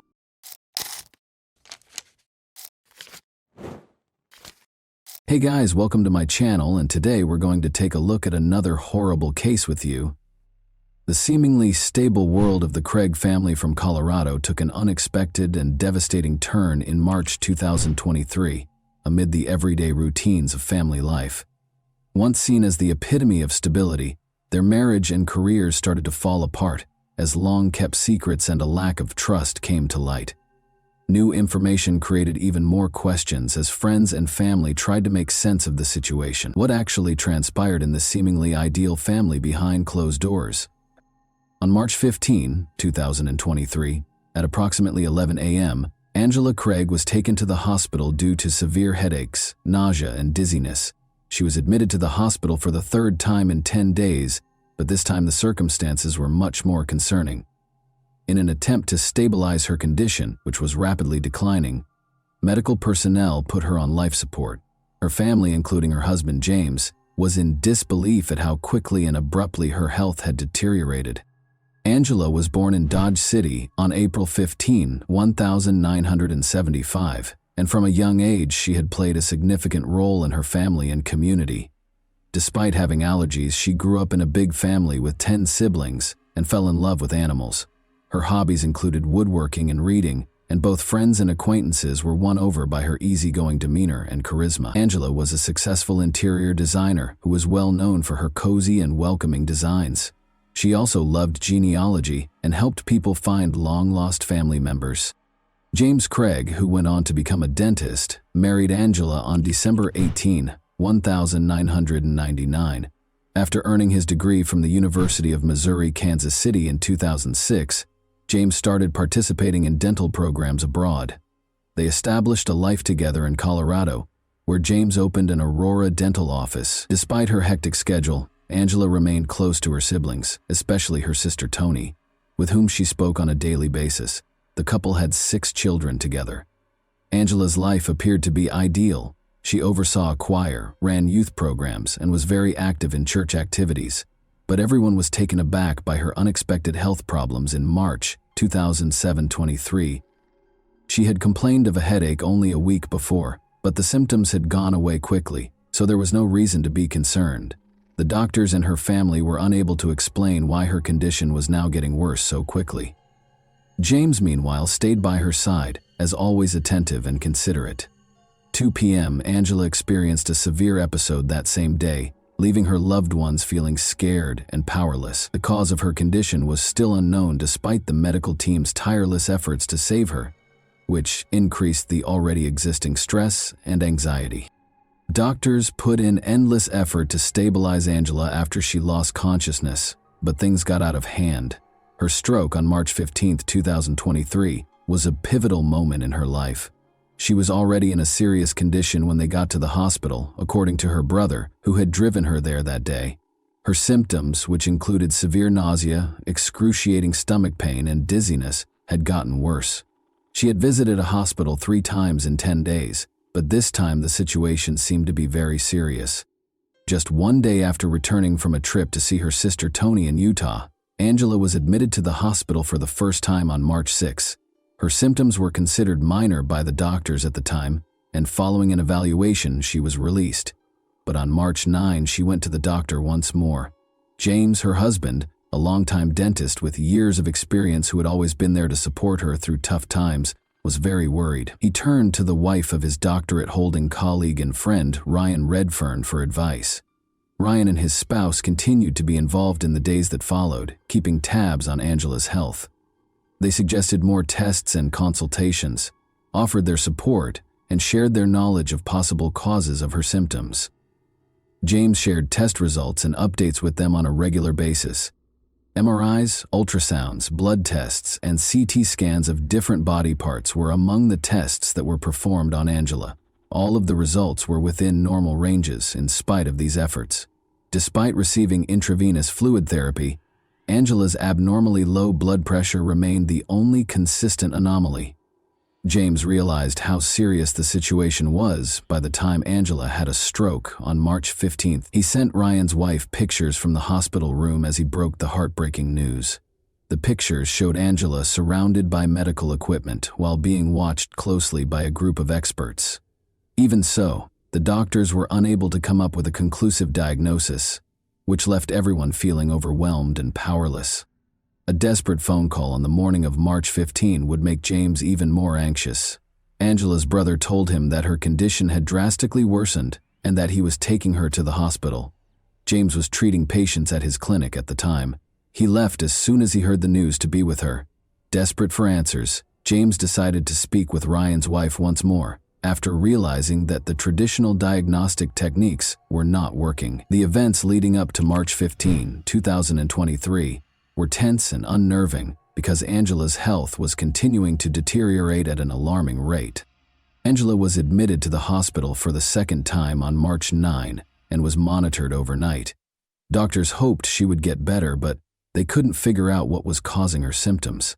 Even though the test results were always normal, the growing anxiety among her family and the medical staff was concerning.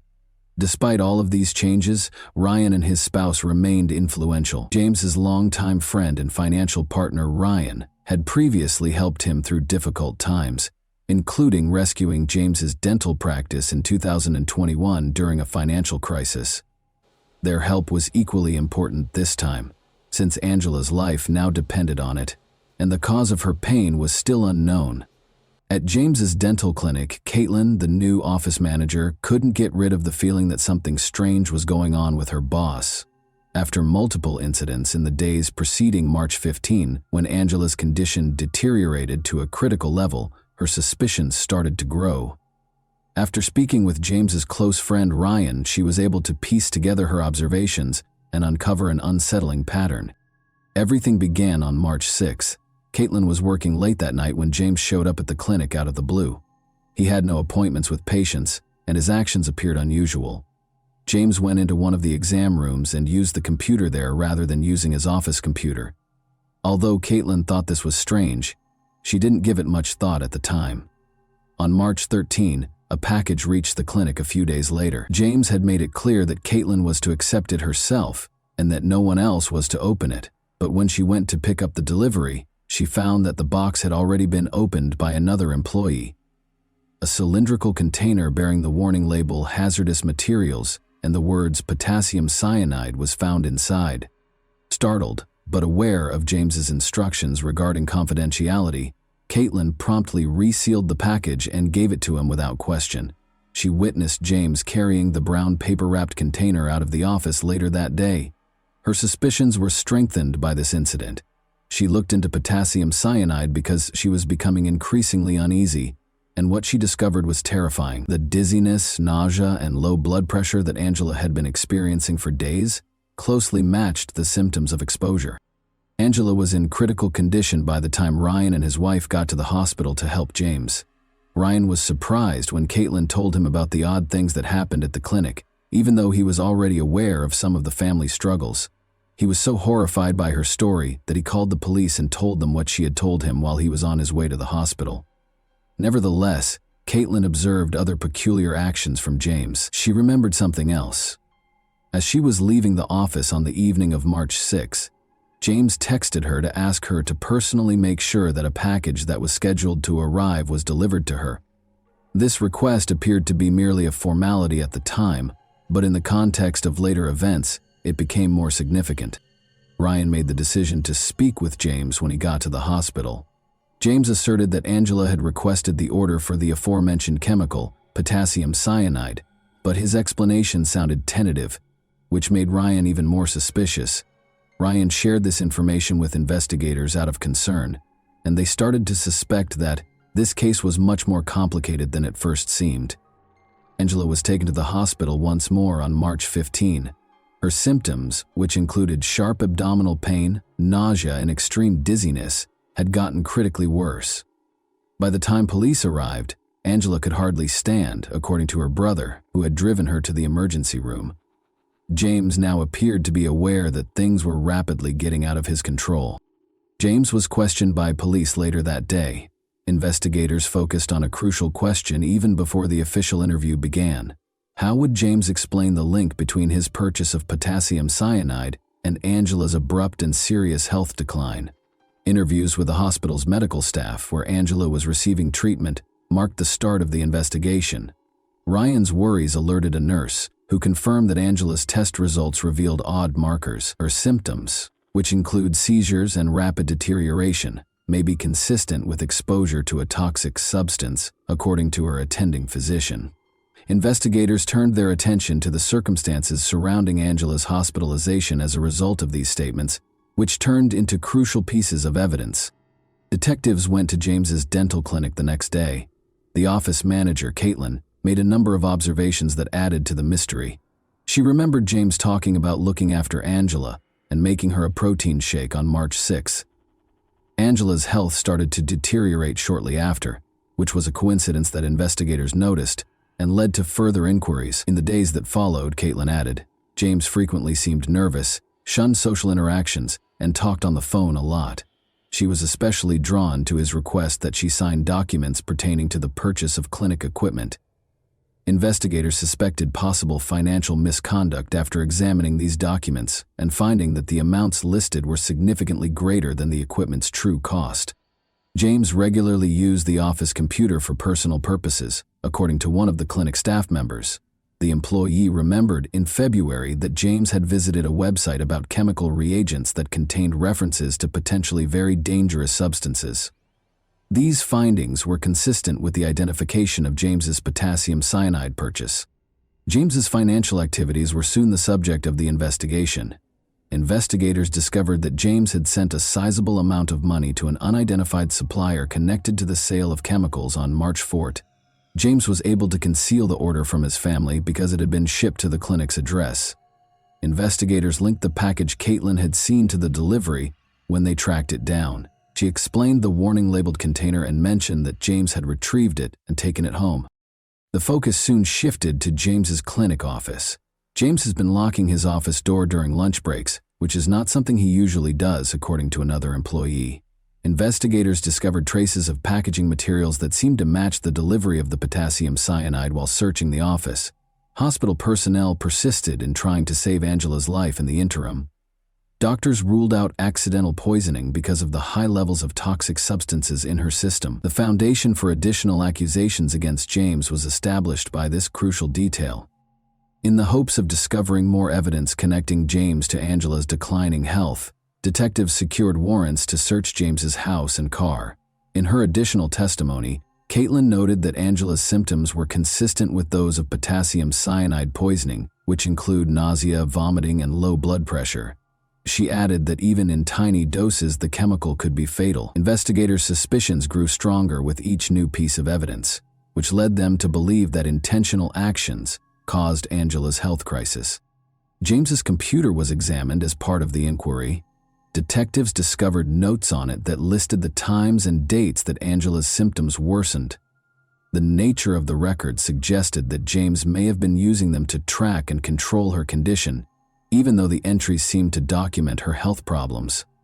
Further information was uncovered by looking through the couple's messages. Angela thanked James via text on March 6, 2023 for making her coffee. She reported feeling weak and lightheaded shortly after. In response, James advised her to take her blood pressure. During the same conversation later that day, James mentioned strong medications and blamed her symptoms on possible triggers, which investigators later saw as an effort to avoid suspicion. James' longtime friend and business partner Ryan revealed that James had confided in him about significant marital and financial difficulties in 2021. James was even thinking about getting a divorce at the time. James subsequently stated that Angela had been experiencing extreme depression and related an instance in which he allegedly prevented her from hurting herself. Their 6 children's testimonies, however, ran counter to these assertions. They characterized Angela as a lively, upbeat individual who displayed no symptoms of depression or odd conduct. Investigators also investigated James's divorce demand in December 2022. He had mentioned Angela's mental health in conversations, but he did nothing to get her professional help. James's habit of hiding important information and this inconsistency increased suspicions that his actions might have been a part of a premeditated scheme. Additional evidence was found during the search of James's house and car. Investigators discovered pieces of packaging thought to be connected to the cyanide delivery in his home office. Traces of a powdery substance were found in his car and sent for examination. As the evidence grew, investigators were able to concentrate on James's possible double life. Even though he presented himself as a loving family man, he was starting to show signs of secretive behavior and hidden problems. A clearer picture of what might have been going on behind the scenes was emerging from the financial difficulties, marital strife, and thorough notes about Angela's symptoms. One of the most important aspects of the investigation was the history of James and Angela's marriage. According to Angela's sister, Angela had often confided in her about feeling pressured and manipulated by James. According to her, he could talk about his issues for hours on end without taking responsibility or demonstrating any desire to change. According to reports, Angela felt stuck in the circumstance and lacked the strength to escape. These reports corroborated remarks made by James's co-workers, who observed his repeated grievances regarding family issues. James once remarked that life would be simpler without all of these responsibilities, according to one co-worker. Throughout the investigation, Angela's medical records were extremely important. She had seen doctors more often than usual over the previous 2 years, complaining of inexplicable symptoms like weakness, dizziness, and stomach pain. Investigators suspected a potential link between her health problems and James's behavior, because these visits fell during times when their relationship was more tense. James's search history showed meticulous preparation. He had studied the uses of toxic substances, such as cyanide and arsenic, and discovered ways to cover up their taste in food and beverages. Articles about avoiding suspicion in poisoning cases also piqued his interest. This digital trail demonstrated a high degree of intentionality and preparation. The situation was further clarified by financial records. Investigators discovered that James had been paying for a mailbox he rented in a far-off location, which he used to accept some deliveries. According to delivery service staff, James regularly picked up packages, usually in the evening. His cyanide purchase, which was already being investigated, coincided with one of these deliveries. Additional leads were obtained through interviews with Angela's friends. According to one friend, Angela had complained of odd symptoms weeks prior to being admitted to the hospital, and she had expressed concern that they might have been caused by something she had eaten or consumed. Nevertheless, she ruled out James's involvement, blaming her illness on fatigue or other medical conditions. Investigators sought the opinion of toxicologists, who tested Angela's hair in order to shed light on the matter. Traces of arsenic and other harmful substances were found during the analysis, suggesting that the person had been exposed to poisons for a long time. These results clearly indicated that Angela's declining health was not a coincidence. A coherent story started to emerge from the gathered evidence, which included witness accounts, financial transactions, and the outcomes of medical tests. Long before Angela was admitted to the hospital, James had not only carefully planned his course of action, but had also started carrying it out. Nevertheless, investigators persisted in their efforts to dispel any remaining uncertainties. Investigators also looked into James's financial circumstances and found some concerning information. With more than $2 million in debt, his dental practice was in terrible shape. This was made worse by his gambling habit. James's financial situation was already unstable because he had lost a significant sum of money in Las Vegas. These disclosures provided a fresh viewpoint on James and Angela's marital problems, which, in the words of Angela's sister, had been anything but ideal for years. According to Angela's sister, James had consistently persuaded her to stay in the marriage, despite her attempts to leave it for 16 years. Those close to her claimed that despite feeling emotionally spent and stuck, Angela lacked the willpower to break up with him. Investigators suspected James of employing manipulation techniques to keep control of the situation as a result of these accounts. Another aspect of James's life was illuminated by emails discovered during the investigation.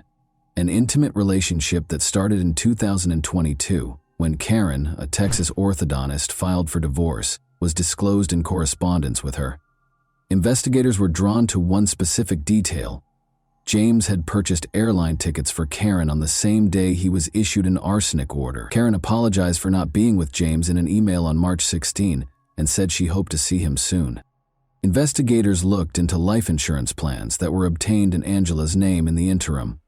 They found 3 policies that paid out a significant sum of money. This discovery heightened concerns that James might have included money in his purported scheme. At 4:29 p.m. on March 18, medical professionals pronounced Angela clinically dead.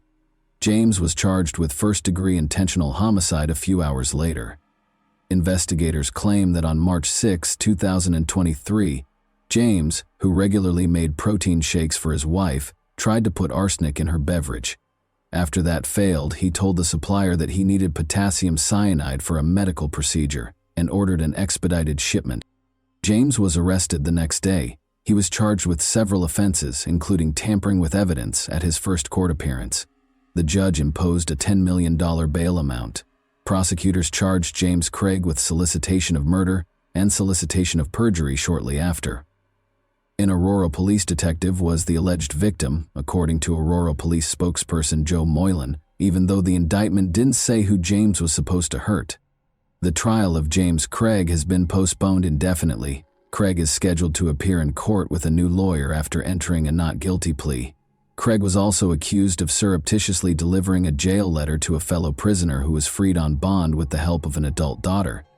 The letter, according to the prosecution, included a request to produce a fictitious video that allegedly showed Angela Craig requesting that James get her some toxic substances.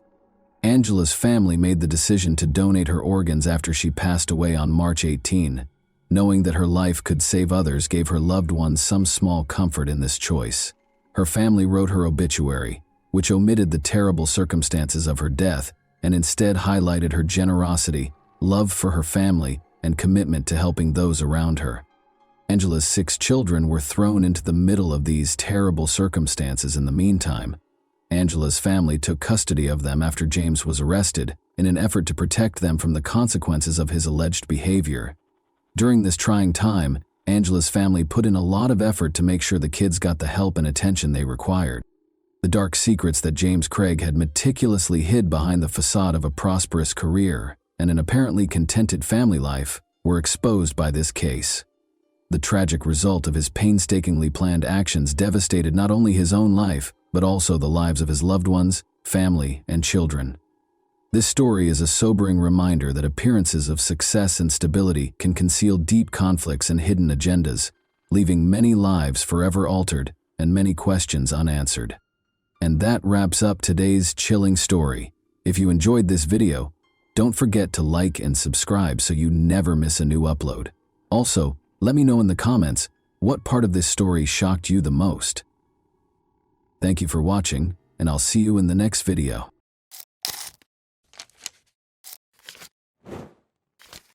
Hey guys, welcome to my channel, and today we're going to take a look at another horrible case with you. What caused the beauty queen's life to be stolen? It is said that beauty is a strong force that can save the world, but regrettably, it does not always translate into happiness and can even cause problems. Gorgeous girls are constantly the focus of attention and typically have a large following. But in addition to admirers and customers, famous beauties and crowned beauty queens are surrounded by a large number of jealous people, well-wishers, and obsessive stalkers who sometimes act erratically. The terrible death of young Kimberly Oliveira became one of the most startling and impactful cases in South America. The girl who competed for the title of Miss Brazil and won other beauty pageants was cruelly and deceitfully deprived of her life. Her aspirations for popularity and recognition were drastically different from what the model had anticipated. People adored Kimberly's freshness and beauty, and her name did become well known outside of her home nation. Both the numerous heights she may have still attained and the horrible way she passed away in her prime period appalled them at the same time. Kimberly Oliveira was who? On February 26, 1998, Kimberly Karen Mota de Oliveira was born in the small, charming Brazilian town of Manacapuru, which is part of the state of Amazonas municipality of the same name. She grew up with her two younger brothers as the only daughter and eldest child in Naila and Jose Oliveira's family. It might be claimed that the girl, who had Indian, Spanish, and Brazilian ancestry, won the genetic lottery. Her stunning appearance attracted the attention of everyone in her vicinity like a magnet. Kimberly was petite and feminine, with a brilliant smile, thick, opulent hair, and perfect skin. With both adults and peers comparing her to an angel, the beauty was accustomed to widespread attention, affection, and admiration. She loved swimming, participated in dancing and gymnastics from an early age, and was very particular about her looks and demeanor. She learned foreign languages, went to the theater frequently, read a lot, and did exceptionally well in school at the same time. Kimberly, who was already in her teens, started taking part in beauty pageants where she won prizes and posed for ads and clothing catalogs. Given that her mother, Naila, was also a well-known beauty in her younger years and had won multiple titles, including Miss Manicure, she was certain in high school that she wanted to tie her life to the modeling industry. But after being married, Naila gave up her modeling profession to support her family and raise their 3 kids. Kimberly enjoyed to pose in front of the camera and recognized her exceptional physical characteristics. She participated in exhibitions, was frequently featured in fashion magazines, and was formally crowned the most beautiful girl in her hometown. She was also a strong candidate for Miss Brazil and made it to the finals of the Miss Amazonas competition in 2017, ready to compete again. She might have advanced to renowned competitions like Miss World or Miss Universe if she had won. Oliveira was well aware, nevertheless, that charm and beauty were insufficient to prevail at this level. There, contestants are also assessed on their moral character, education, philanthropic endeavors, and other factors. Candidates for the title of Beauty Queen must also be free of criminal histories, legal troubles, and nude picture shoots. Kimberly avidly supported sports, good eating, and a healthy lifestyle on her social media sites. She also shared pictures from different photo shoots, talked about her life, and just engaged with her increasing fan base. Her page on a well-known social media platform reached tens of thousands of followers by 2019. The model wanted to inspire and motivate her followers by being a role model. She made the decision to go to college when she was 19 with the goal of becoming a dentist by enrolling in medical school. Kimberly relocated to Manaus, the capital and largest city, in order to accomplish this. Her maternal uncle Henry lived in the state of Amazonas. She went from a small, peaceful area to a large, busy city after passing the required tests and starting university, eventually relocating to her family home. Oliveira made friends, adjusted to her new surroundings fast, and managed to balance her education with involvement in various projects and sports commercial campaigns. Tenacious and crafty admirer. When Kimberly had free time between studying and picture assignments, she would typically hang out with her pals in different locations as a big group. A dashing young man called Rafael Fernandez Rodriguez approached Kimberly and her close friend as they were having a good time at a well-known club in the fall of 2019. He offered to buy Oliveira a beverage because he wanted to get to know her. The model, however, who was used to the increased attention and knew how to respond to such circumstances, graciously rejected, stating that she was not alone and that she didn't require anything. Rafael merely went after apologizing for the disruption. However, the girl was still unaware that the stranger had planned and choreographed the entire incident. In actuality, the man had been paying close attention to the young model on social media for a year or two, but he had never tried to get in touch with her until that day.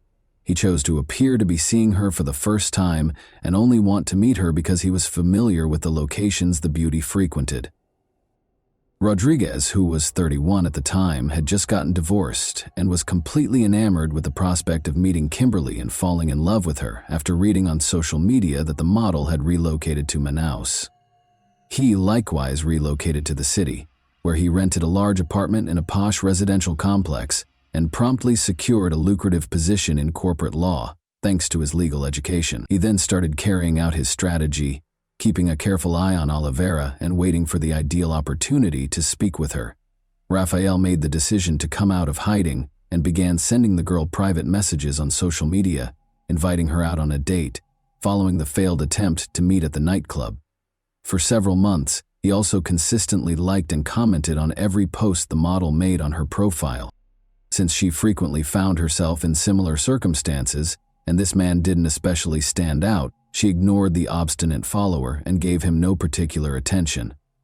In an attempt to win their friendship and trust, Rodriguez then modified his strategy and added Kimberly's friends, classmates, and even family to his list of acquaintances. This strategy worked, and he was able to get her phone number from a close friend. Then, the maniacal stalker started sending her messages on instant chat, proposing to meet up. The man examined the thing he admired, well, being aware of her preferences, travel habits, musical tastes, and so forth. He began going to training sessions outside, sometimes led by Oliveira herself, and it was only there that he was able to get her attention. After speaking for a while, they started phoning and contacting each other frequently on social media. Despite the fact that the two young people were about 10 years apart in age, Rafael was able to attract the girl's attention because he was well prepared. The man approached the girl with caution, attempting to court and please her in a lovely way without frightening her away or causing her to forget about him. His strategy was successful, and Kimberly and Rafael formally began dating in March 2020 after declaring their relationship. The passionate owner, the handsome and romantic man who tried his hardest to earn the beauty's love, showed his true nature. He immediately began tracking his sweetheart's every action as soon as they started dating, demanding to know where she went, who she spoke to, who messaged her, and everything else. At first, the girl even thought it was funny because she had never been restrained or managed before. But things became worse every day, and Rafael started acting more aggressively and invasively. He now made decisions over who Kimberly could block, who she could reply to, when and when she could go live, and which pictures she could share on social media. She soon became weary of this.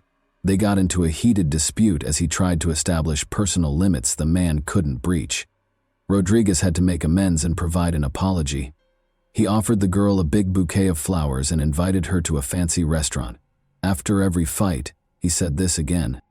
The man promised Oliveira he would never leave him and provided her expensive presents or romantic dates at hip places to keep her from leaving him after he had followed her so long and relentlessly.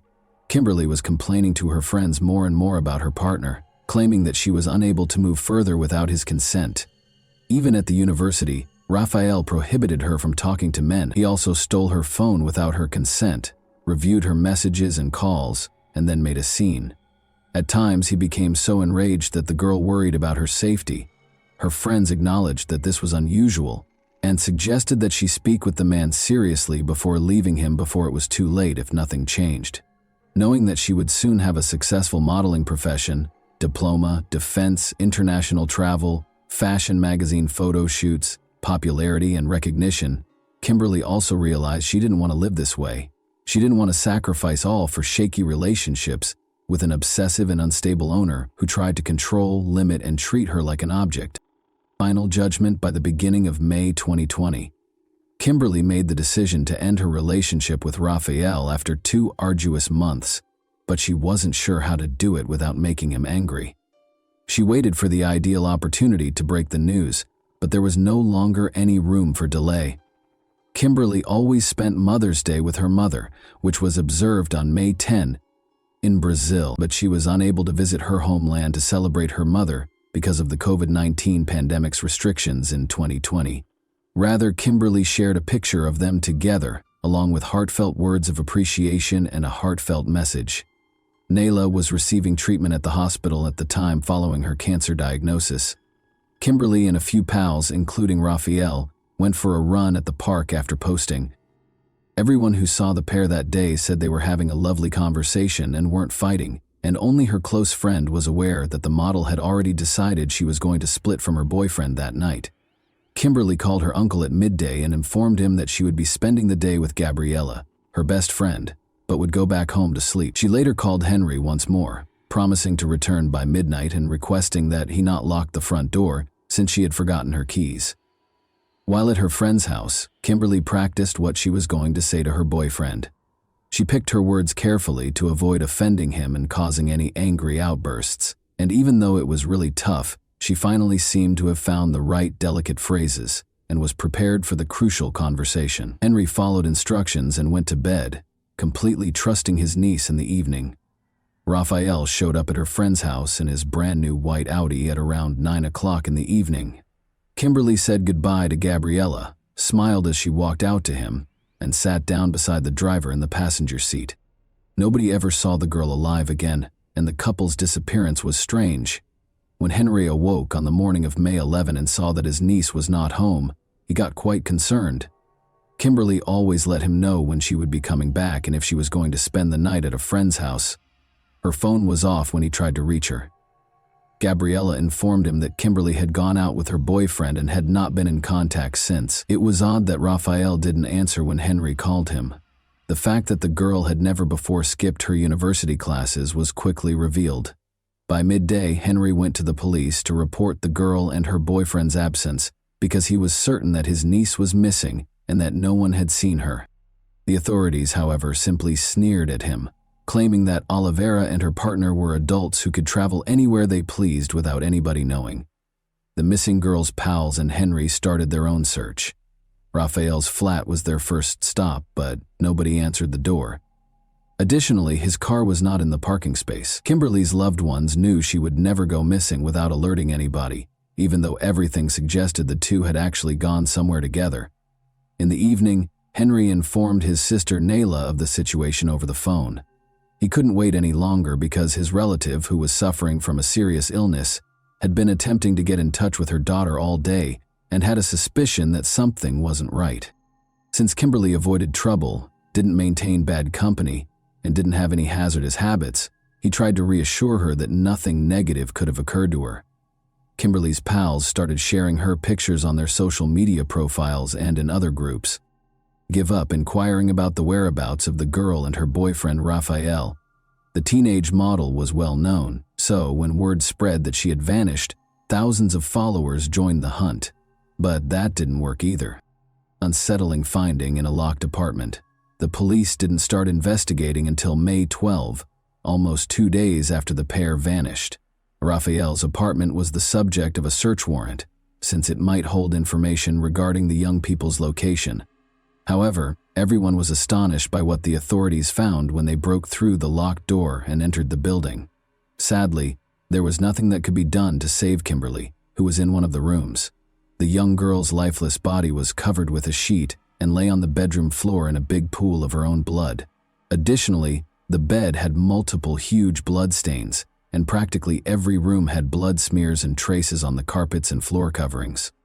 In order to prevent anyone from suspecting that a body was in the flat, the criminal clearly fled after realizing that his attempts to conceal the evidence were ineffective and turned the air conditioner on full blast to slow down the body's decomposition. 4 stab wounds, 2 to the neck and 2 to the chest, were discovered on the victim's body by the forensic specialists. The huge kitchen knife that was used was found in the adjacent room, along with the criminal's unmistakable fingerprints and bloodstains. The offender simply threw it on the ground without making any attempt to remove it or remove any traces. The girl was probably attacked unexpectedly because there were no defensive wounds or indications of a struggle on her body. She was killed on the floor after being struck in the neck, severing her carotid artery, but it seems the attack took place on the bed.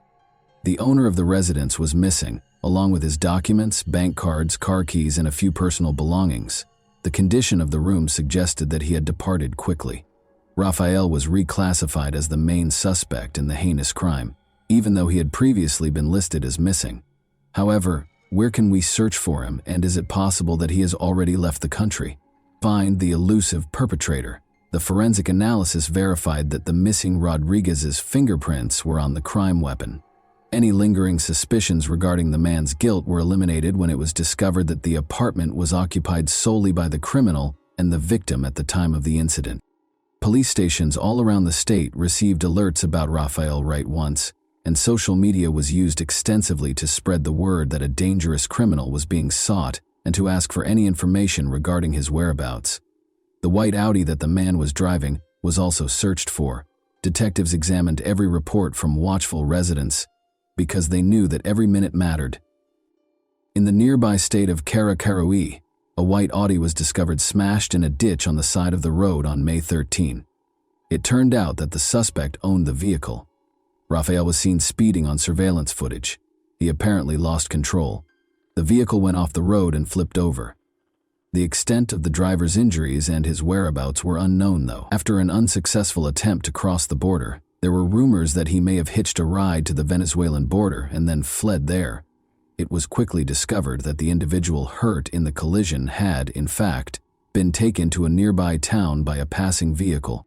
After removing nearly all of the funds from his account, Rodriguez took a taxi to the closest bank and then continued on to the border town of Boa Vista. He then made an attempt to flee prosecution by walking across the border into Venezuela. Luckily, limitations brought on by the deteriorating COVID-19 scenario prevented him from leaving the country. They wouldn't let the man pass. Detectives discovered that the suspect opted to hide in the forested area while waiting for the situation to calm down, instead of returning to Boa Vista, a city of around 300,000 people, and trying to blend in. The fugitive was located in a small hut deep in the forest, nearly hidden by the surroundings, after a few days of searching. But things didn't go as planned with the arrest. Men brandishing machetes, whom Rodriguez had hired from the local community for personal protection and lavished them with cash, unexpectedly attacked the cops. Thankfully, there was no violence. The authorities warned the bodyguards that helping the criminal might have major legal repercussions for both them and Raphael, as they displayed their badges and indicated that they were there to capture a dangerous criminal. The authorities had all the proof of the primary suspect's guilt by the time he was taken into custody, so there was no use in disputing it. According to surveillance footage, Kimberly got into his car, drove to his house, and climbed up to his apartment. A few hours later, Rodriguez fled the site by himself. It's interesting to note that the couple seemed at ease, smiling and having a great conversation in every video. Raphael casually left the apartment without showing signs of fear, regret, or guilt. The suspect gave a pretty odd account of what happened that day, but he acknowledged his guilt under the weight of the evidence. He claims that after deciding to enjoy a romantic evening, he and his sweetheart went to his place and shared private moments. After that, Raphael decided to examine Kimberly's phone while she was taking a shower and discovered that she had been conversing with other men on social media. Before he confronted her about it, he went to the kitchen and took a big knife and concealed it behind a pillow. He said he merely intended to frighten her in case she tried to trick him, not to hurt her. Raphael began grilling Oliveira about who she was speaking to as soon as she lay on the bed after taking a shower. "I'm not talking to any men," the girl responded with a simple smile. Rodriguez was furious about this. He became aware that his sweetheart was making fun of him and lying. Reaching for the knife, he swiftly struck her heart twice. Without having time to comprehend or fight back, the victim tumbled from the bed onto the floor, where the assailant struck her neck twice more, killing her. Raphael tried to hide the evidence after realizing what he had done, but he soon realized it was pointless. He just covered the body with a sheet and turned the air conditioner on full blast to make the room as chilly as possible, slowing the decomposition process, because he couldn't remove the body from the apartment undetected, and the suspicion would still be on him. Witness statements. Gabriella, Kimberly's closest friend, gave a witness statement in which she gave an entirely different account of what happened. That night, she said, Kimberly had finally made the decision to quit her relationship with her violent and mentally ill partner. Knowing that one incorrect word could make Raphael furious, she had taken her time crafting her response.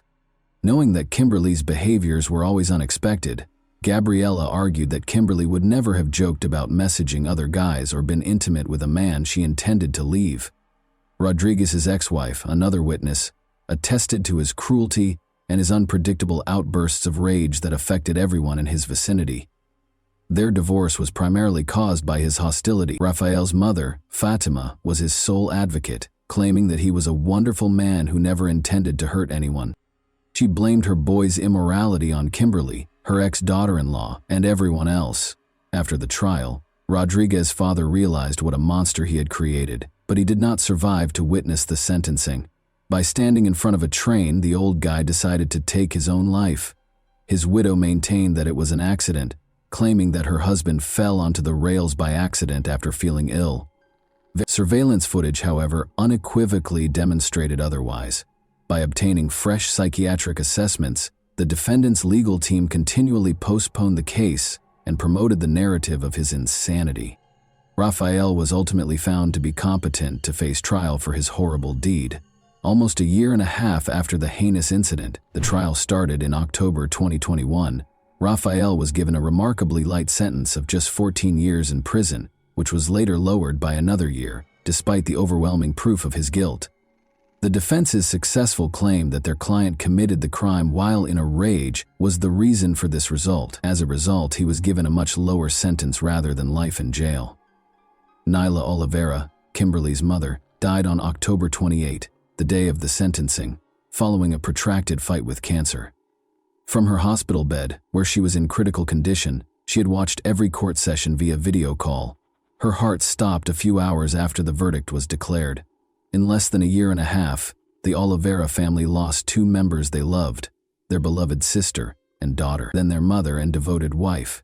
Since her son was the only close relative she had left following her husband's passing, Rodriguez's mother resolved to wait for him to be released from prison. And that wraps up today's chilling story. If you enjoyed this video, don't forget to like and subscribe so you never miss a new upload. Also, let me know in the comments, what part of this story shocked you the most? Thank you for watching, and I'll see you in the next video.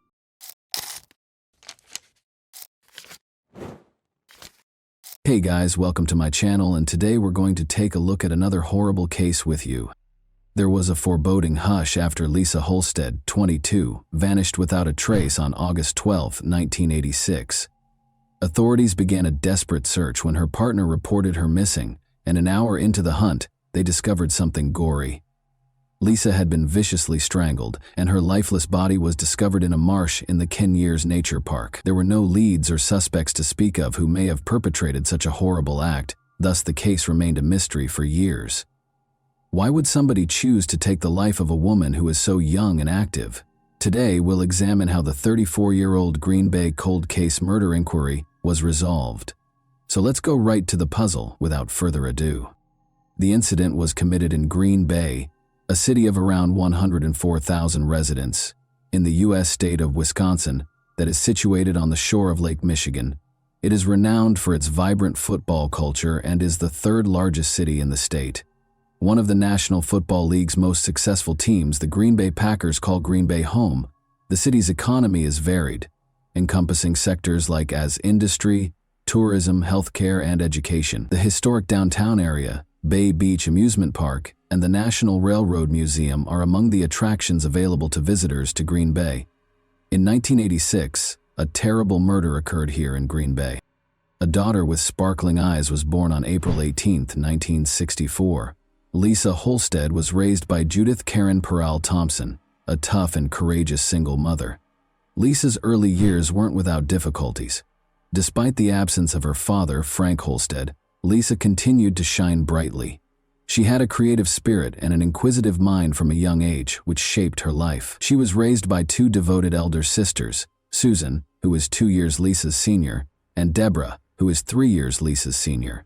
They were always available to listen to her or to provide a shoulder to weep on.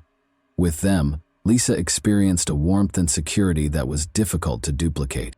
She was protected by her elder brother, Stephen Halstead, who was 5 years older than her. He always made sure his younger sister felt loved and safe. Being raised by a single mother presented financial challenges, yet their love for one another remained constant. Judith loved her kids unconditionally and put in a lot of effort to support them. In addition to her love of horses, Lisa Holstead was artistic and enjoyed drawing in her own time. But when she became pregnant at the age of 17, her life took a surprising turn, and in 1981 she gave birth to her cherished son, Jeremy. Notwithstanding her difficulties, Lisa was a dedicated and affectionate mother who lavished her son with attention. She put in a lot of effort to make sure Jeremy had the greatest life possible. As she raised Jeremy alone, much as her own mother had raised her and her siblings, her compassionate, gregarious, and imaginative nature was evident. Lisa Holstead was a strong, independent woman. She bravely decided to relocate across the country to Los Angeles in order to follow her ambitions since, although living with her family was comfortable, she longed for something more.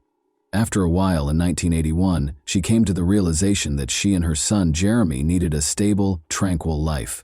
In 1982, she discovered that in the Wisconsin town of Green Bay, where they established a house, Lisa was keen to further her education, even though she never went to college. From 1983 to 1984, she enrolled in a goal-oriented non-credit adult learning course at the Northeastern Wisconsin Technical Institute. Lisa was only 22 when she returned to Green Bay in 1986, but she had already achieved a great deal with her now 5-year-old kid at her side. In this new phase of their lives, she was prepared to face any obstacles that could arise. She even fell in love again, this time with John Sott, with whom she lived in a comfortable house in Green Bay. The pair had an oddball array of pets, including an eel and a bird named Herbie, and they relished simple pleasures like fishing and darts. Lisa adored every time she spent with her loved ones, and her passion for life and love for her family were clear in everything she did. But on August 12, 1986, her promising future was sadly cut short by a cruel twist of fate. When Lisa and John set off on a late-night trip in Wisconsin, the moon was high in the sky. As they played darts game after game, Lisa and John appeared to be enjoying themselves immensely, and their competitive nature was evident. However, tension increased as the evening wore on, and it appeared that the booze had taken its toll. At 2:30 a.m., the automobile stopped at the corner of Mason and Taylor Street as they were returning home. She unlocked the door and stepped out into the chilly night air, where she and John had been fighting. She needed to get her thoughts straightened out, because the conversation with John had left her feeling angry and irritated. She informed John that he could go ahead and rest while she walked home. He wished that she would return quickly so that they could reconcile and move past this disagreement. John's concern turned into a bothersome feeling of dread as the hours went by and the sun rose above the sleepy town of Green Bay. He had the unshakable impression that something was seriously amiss, and Lisa had yet to return. Calling her name, he searched the streets and alleys but got no answer. Fear and uncertainty weighed heavily on his heart as he frantically went to the police station and reported her missing. 2 unwary employees in the Ken Years Nature Park made a horrifying discovery an hour after John reported her missing. On a typical day, the workers were walking along the riverside when they noticed a hand protruding from the water's surface. Curious, they halted their truck and walked to the water's edge. They would never be able to forget what they discovered there. A woman's lifeless body lying half-naked, as though she had been discarded like an unwanted item. They phoned the police right away, and when the Green Bay Police Department officers showed up on the scene a few minutes later, they saw a horrifying scene. Surrounded by towering reeds and murky water, the dead body of the unidentified woman lay in the marsh. In order to collect any evidence, the investigators made an effort to secure the area. The police discovered a tiny piece of cloth sticking out from beneath the murky waters as they searched the marsh for any hints that would help them identify the woman. They waded across the muck in haste to get the fabric, and when they looked more closely, they found an identity card in a pair of trousers' back pocket. At that point, they were able to identify Lisa Holstead as the victim. The case was declared a homicide once they came close to her body and noticed the telltale marks on her neck, sad proof that she had been strangled to death.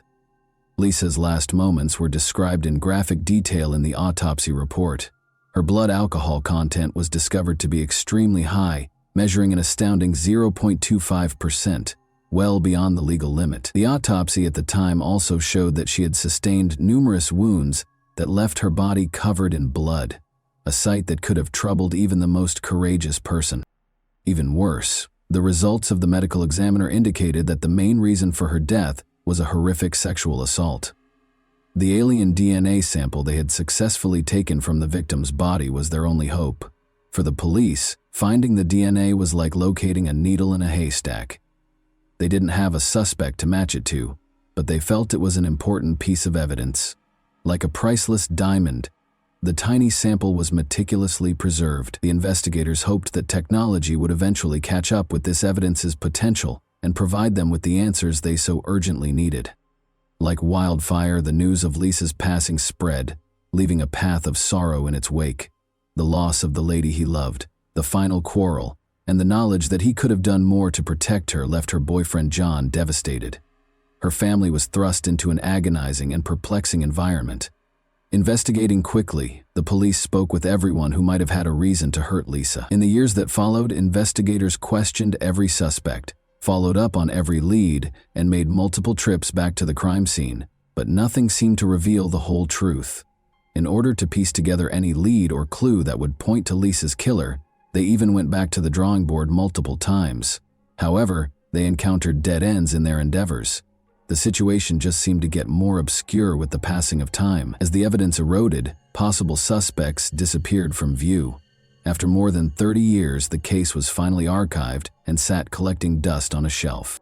However, hope was rekindled in 2020, after the case had been unsolved for 34 years, when GBPD detective David Graff reopened the case and took the lead in the investigation with unwavering resolve. As he and his group went through the old case files, they saw a tiny vial that had been left at the back of the storage container.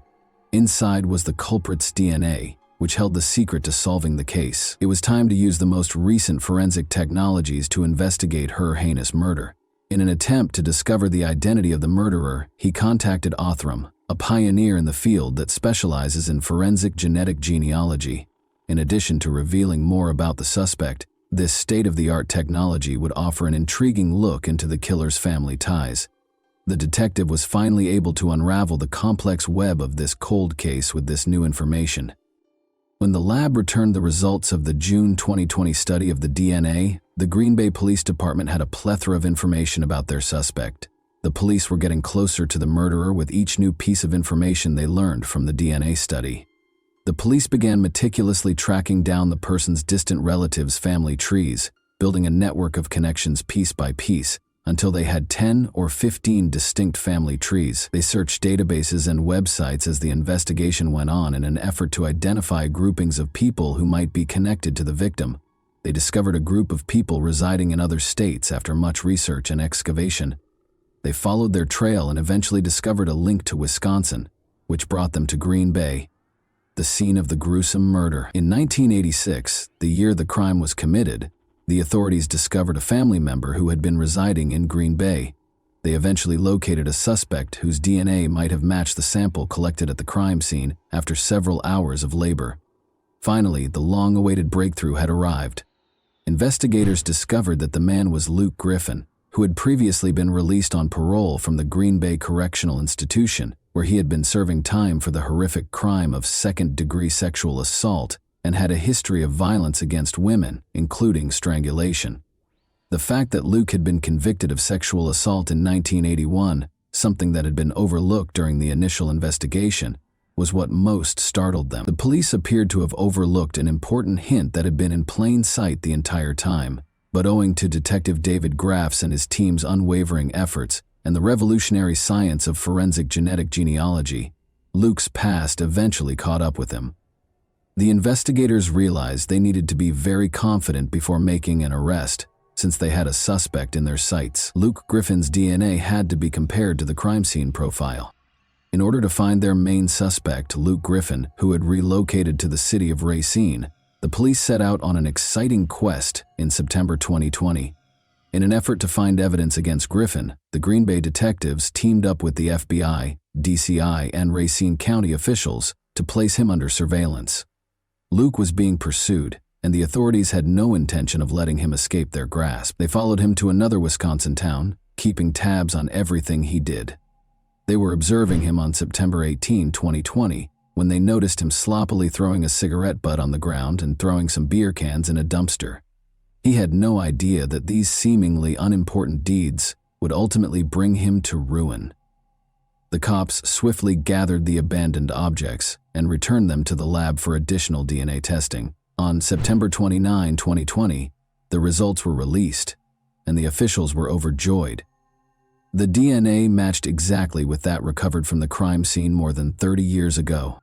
The sound of handcuffs snapping into place was heard as Luke was led from his house on October 28, 2020, at approximately 6 in the morning.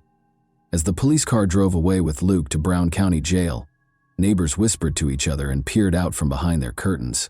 Luke sat stonily in the interrogation room, denying any role in the killing. Luke eventually admitted to having a sexual contact with the victim as the intensity of the questioning increased, but he said that his recall of the night was vague at best, blaming his confusion on his drug and alcohol use. As the crime's specifics emerged, it became evident that Luke's drunkenness had impairing his memory, making it impossible for him to remember what had happened before Lisa died. The once elusive culprit has been apprehended. His trial was scheduled for 2021. As Luke Griffin entered the courtroom with guards at his sides, it was crowded with reporters, the victim's family, and interested bystanders. When he sat down at the defendant's table, all eyes were on him. As the trial got underway and the prosecution presented their case, Luke's future was in jeopardy. The jurors paid close attention, taking in every nuance of the evidence. Speaking to the jury about what transpired that fateful night in 1986, Luke explained that he had just stopped at McDonald's and then traveled a route that just so happened to pass by the location where Lisa's body was subsequently found. However, the weight of the crime he had committed seemed to press more heavily on his shoulders with each syllable. The evidence against him grew stronger during the trial, until at last the jury was forced to render a verdict. After a protracted and taxing legal struggle, Luke was detained on a first-degree homicide charge, and his bail was set at $1 million, 0 cents. Luke took the shocking choice to enter a no-contest plea to the allegation of homicide by reckless conduct on January 27, 2023. As the judge read the decision, the courtroom was once again heated. Luke's lawyer, Peter Hain, pushed for a lighter term, pointing to Luke's bad health and the 2 years he had previously served in prison. Hain's plea, however, was rejected by Judge Timothy Hinkfuss, who claimed that Luke's negligence and refusal to accept responsibility had only served to further harm Holstead's family. Hinkfuss continued by explaining that the maximum term he could impose was constrained by the statutes in effect at the time of the crime, and that homicide by reckless conduct, a Class C felony, is currently punishable by up to 40 years in Wisconsin. When Luke was convicted of the murder and charged with first-degree intentional homicide, the crowd gasped collectively. For the prosecutors, who had devoted their lives to bringing justice to the victim's family, it was a bittersweet victory. Luke Griffin, 67, received a sentence of 10 years in jail on March 27, 2023, which was the maximum punishment permitted by the 1986 sentencing statute. After completing 2/3 of his term, Luke is eligible for release. Additionally, 2.5 years of time served were granted to him, meaning that he is eligible for parole in less than 6 months, and might be released in 4.5 years. Judge Timothy Hinkfuss of the Brown County Circuit Court stated that the case's legal battle had been fiercely contested since 2020. Although Judge Hinkfist accepted that the maximum penalty was grossly insufficient, she also acknowledged that Lisa Holsted's murder was a horrible and vile conduct that was limited by the laws in force at the time of the incident. David Lassie, the district attorney for Brown County, urged its imposition, pointing to the seriousness of the offense and its effect on the victim's family. For 34 years, he evaded justice and refused to accept responsibility. According to Lassie, that has had a major effect on the family. The hearing demonstrated the family members' emotional effect, and they made it plain that no penalty could bring back their beloved Lisa. When 5 members of Holsted's family stood before the bench to give their witness testimonies, the courtroom was a hive of emotion. As they described the suffering and trauma they had experienced for more than 30 years, their voices faltered with sorrow and rage. Speaking with passion, a sister, brother, niece, son, and granddaughter described the effects the long cold case had on their family. They expressed their dissatisfaction with the maximum penalty possible and talked about the vacuum left by their mother, grandma, and beloved sibling. When Lisa's brother Stephen Holsted spoke to the man who had hurt his family so much, his voice was full of emotion.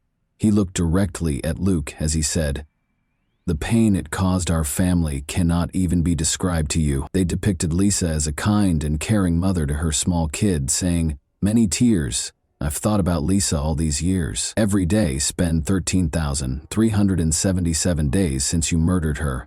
The family talked of Lisa's trustworthy and gregarious personality, as well as her creative energy and love of music and art. Although they admitted that they didn't have many pictures or videos of Lisa, one family member brought a framed photo of her to the stage, and another played a clip of her singing when she was younger. The Lisa Holsted case serves as a monument to both the strength of tenacity and the astounding advancements in forensic science in recent years. Even though it may have appeared like an intractable enigma for decades, justice was eventually served thanks to the relentless efforts of law enforcement and the application of state-of-the-art forensic procedures. What punishment do you believe Luke should receive for his offense? And that wraps up today's chilling story. If you enjoyed this video, don't forget to like and subscribe so you never miss a new upload. Also, let me know in the comments, what part of this story shocked you the most? Thank you for watching, and I'll see you in the next video.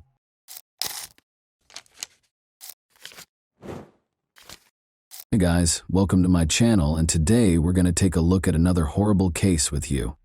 On November 2, 1991, Victoria Ajo Clinton Climby was born in a small village in Côte d'Ivoire, a nation where family values were highly valued and sunshine warmed every part of the country.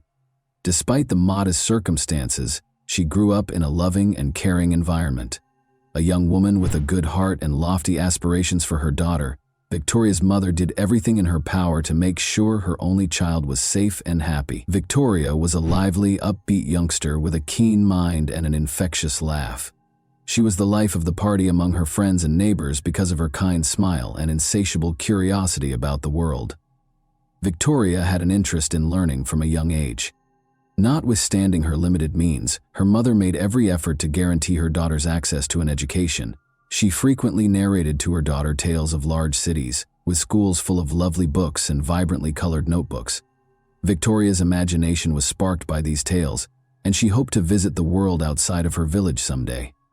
But village life was not without its challenges. Victoria's mother, the family's only provider, recognized that she would find it challenging to support her daughter alone after her father passed away. She continued to hold out hope that Victoria would eventually have a better future.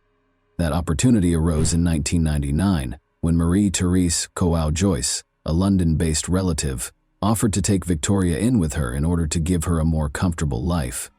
Victoria's mother's older sister, Marie-Therese, appeared prepared to assume the responsibilities of guardian and mentor.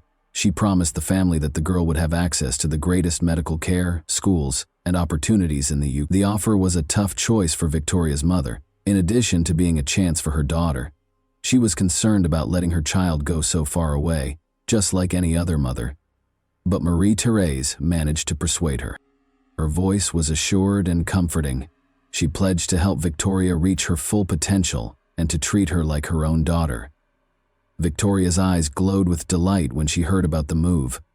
The prospect of starting over in distant London filled her with pride. For an 8-year-old girl, seeing a world she had only ever imagined was a true adventure. During their farewell meetings, her friends and neighbors wished her luck and blessed her journey. Victoria left her hometown and started her journey in August 1999. With tears in her eyes, her mother watched the plane take off, hoping her little girl would be happy in her new life. She felt that this was the best course of action for her daughter. Bright lights, busy streets, and a strange cold met Victoria in London. For a girl accustomed to a hot tropical climate, it was an entirely different world. The speed of big city life, the shining storefronts, and the tall buildings delighted her. But that enthusiasm soon subsided as she started to get used to living with her aunt. From the moment Victoria arrived at Marie Therese's house, she faced challenges she could not have predicted. She experienced alienation in place of the warmth and concern that had been promised. Strict rules that occasionally went beyond what was reasonable were imposed by Marie Therese and her boyfriend Carl Manning. Victoria frequently experienced confusion and loneliness in her new home. According to neighbors, the girl initially appeared content and made an effort to interact with people. In an attempt to improve her communication skills, she studied English and even befriended some of the local kids. However, her joy gradually diminished. During this period, Marie Therese's mother continued to communicate with her via telephone, but the discussions became increasingly brief, and Aunt Victoria's responses became increasingly vague. Her mother was starting to worry, but she was powerless because of the distance and lack of face-to-face interaction with her daughter. Victoria had dreamed of a bright new life, but now she was in a place where her dreams were slowly becoming hazy. She still maintained her optimism, though, that things might improve. The smile of a neighbor's child, a brilliant sunset outside her window, or the occasional kind smile from a bystander were all small pleasures to her. Warning signs started to emerge in the first few months of Victoria's life in London. Sadly, these signals were ignored. The energetic and curious girl who had traveled from Côte d'Ivoire started to change, according to the teachers at the school where Victoria was assigned. She was initially engaged in class, eager to learn as much as she could and making an effort to interact with her peers. But after a few months, she started acting very differently. Victoria's once bright and shining eyes seemed to wane. She became reclusive, and she frequently appeared scared and cautious. Her body had marks that the teachers noticed. The girl started to sustain scratches, bruises, and other wounds. Victoria either remained silent or said she had fallen or bumped into something when asked where they came from. Although these justifications sounded unconvincing, the school regrettably took no decisive action. The odd injuries weren't reported to social services until much later. They limited their action to formal checks, though, and did not act quickly. The fact that Victoria frequently skipped classes was another concerning indicator. Marie Therese, the girl's aunt, always claimed that the girl was ill or not feeling well when she was absent. Nobody, however, investigated the veracity of these claims. Teachers saw that Victoria's condition was worsening when she went back to school. Neighbors were also suspicious of Victoria's life at her aunt's house. They saw that the girl hardly ever left the house, and when she did, she appeared worn out and depressed. Some remembered Victoria crying on the landing from time to time. Once, a neighbor who was worried about the girl's health made an attempt to speak with Marie Therese. The aunt reassured her, however, that the child was okay, stating that Victoria was simply very active and frequently fell. Questions were also raised by the noise coming from the apartment. Despite the noise and screams, no one in the neighborhood dared to openly step in. Only one man complained to the police, but they disregarded it because they believed it to be a family issue. Consequently, the alarms kept going off, but nobody did anything to stop it. Over the next few months, Victoria's health issues became more apparent. The girl had multiple hospital admissions. Injuries that appeared suspicious were noted by doctors. They included bruises and fractures, which Victoria's aunt said were caused by mishaps. Despite medical personnel's suspicions that the injuries might have been caused by violence, little was done about it. Marie Therese was visited by social services, who consistently found her explanations to be persuasive. The aunt was skilled at projecting the image of a responsible and kind caregiver. She assured them that she loved Victoria and was trying her best to look after her, and she showed them a tidy apartment. Victoria stayed in the house each time, her life becoming more and more in danger, while the inspectors only made official findings. Victoria's condition had significantly worsened by the end of 1999. Her behavior became even more nervous, her clothes were no longer weather appropriate, and her weight drastically decreased. Teachers noticed that the girl's eyes appeared blank and that she frequently dozed off in class. The fact that Victoria started avoiding contact was another alarming sign. The girl recoiled and retreated when a teacher or a classmate attempted to assist her, such as by holding her hand or lifting her backpack. The school contacted social services once more because of this behavior, which raised serious concerns. But the tests were inconclusive this time as well. Victoria confided in one of the teachers one day that she was scared to leave for home. Once more, these words were ignored, despite being a desperate signal. Following a formal check at Marie-Therese's home, social services determined that the girl was in a safe environment. Victoria's condition had deteriorated to a critical level by early 2000. Teachers, neighbors, and even random bystanders noticed that the girl appeared malnourished and that her movements were sluggish and unsure, but nobody could have predicted that tragedy would be the end of it all. Victoria's condition began to deteriorate significantly on February 24, 2000.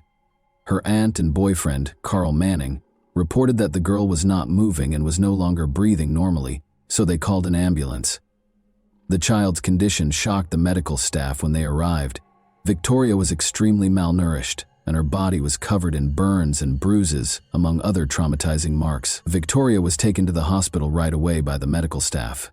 The girl's body was too weak for the doctors to save her. Victoria died on February 25, 2000, the following day. In addition to physical abuse, her death was caused by total body exhaustion. According to the medical professionals who examined Victoria's body, prompt action could have prevented such horrible outcomes. They were astounded to see a child in such critical condition while under the care of the school and social services. Victoria's death shocked everyone in the UK, not just her loved ones. People found it incomprehensible that a child with such obvious suffering had gone unprotected. This case came to represent structural issues with the way the police, social services, and medical fields operate. The police opened an investigation as soon as Victoria Climie passed away. Her multiple injuries, critical exhaustion, and hospitalization circumstances sparked serious suspicions among doctors, who promptly informed law enforcement. Detectives concentrated on obtaining all available evidence after realizing they were dealing with a tragedy that could have been avoided. Finding out what transpired behind the closed doors of Victoria's home and prosecuting those responsible were their two main objectives. The investigators immediately proceeded to the apartment where Victoria had resided with her aunt, Marie-Therese Joyce, and her boyfriend, Carl Manning, after securing a search warrant. The apartment appeared to be fairly typical at first glance, with a tidy interior, spotlessly clean surfaces, and fresh flowers on a little table in the living room.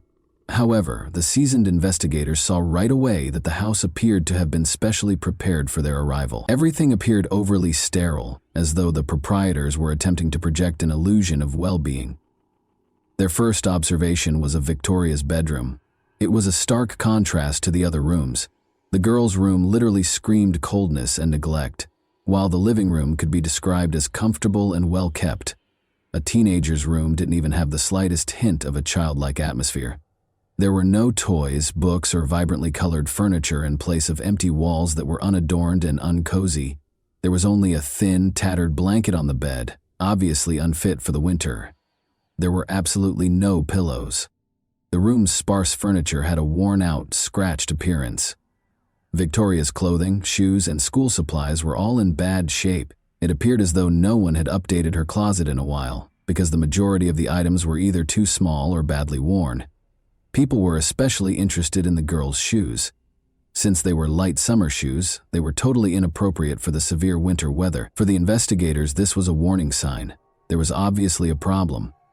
The atmosphere in the room was one of neglect, if not apathy, rather than concern and care for the child. The signs of violence that the experts discovered upon closer examination, however, were the most terrifying finding. At first glance, the stains on the walls and furniture looked like filthy streaks, but the experts soon concluded that these were blood traces, partially obscured but discernible to the trained eye.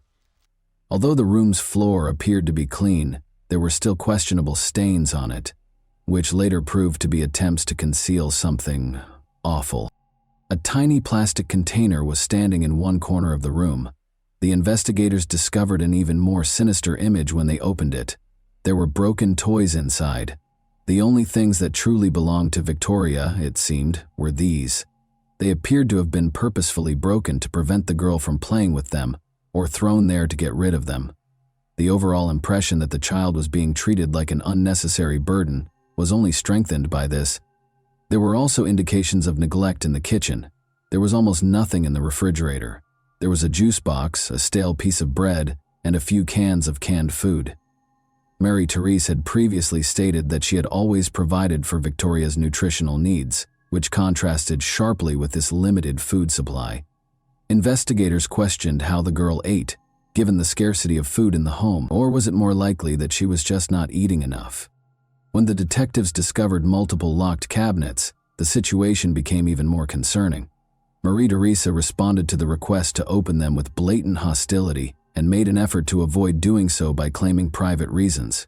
She only grudgingly gave up the keys after protracted discussions, and when she was threatened with having the entire cabinet seized. Everyone in the room was shocked by what they saw when the doors opened. Belts, wires, and wooden sticks were among the objects in the cabinets that were obviously intended for physical abuse or punishment.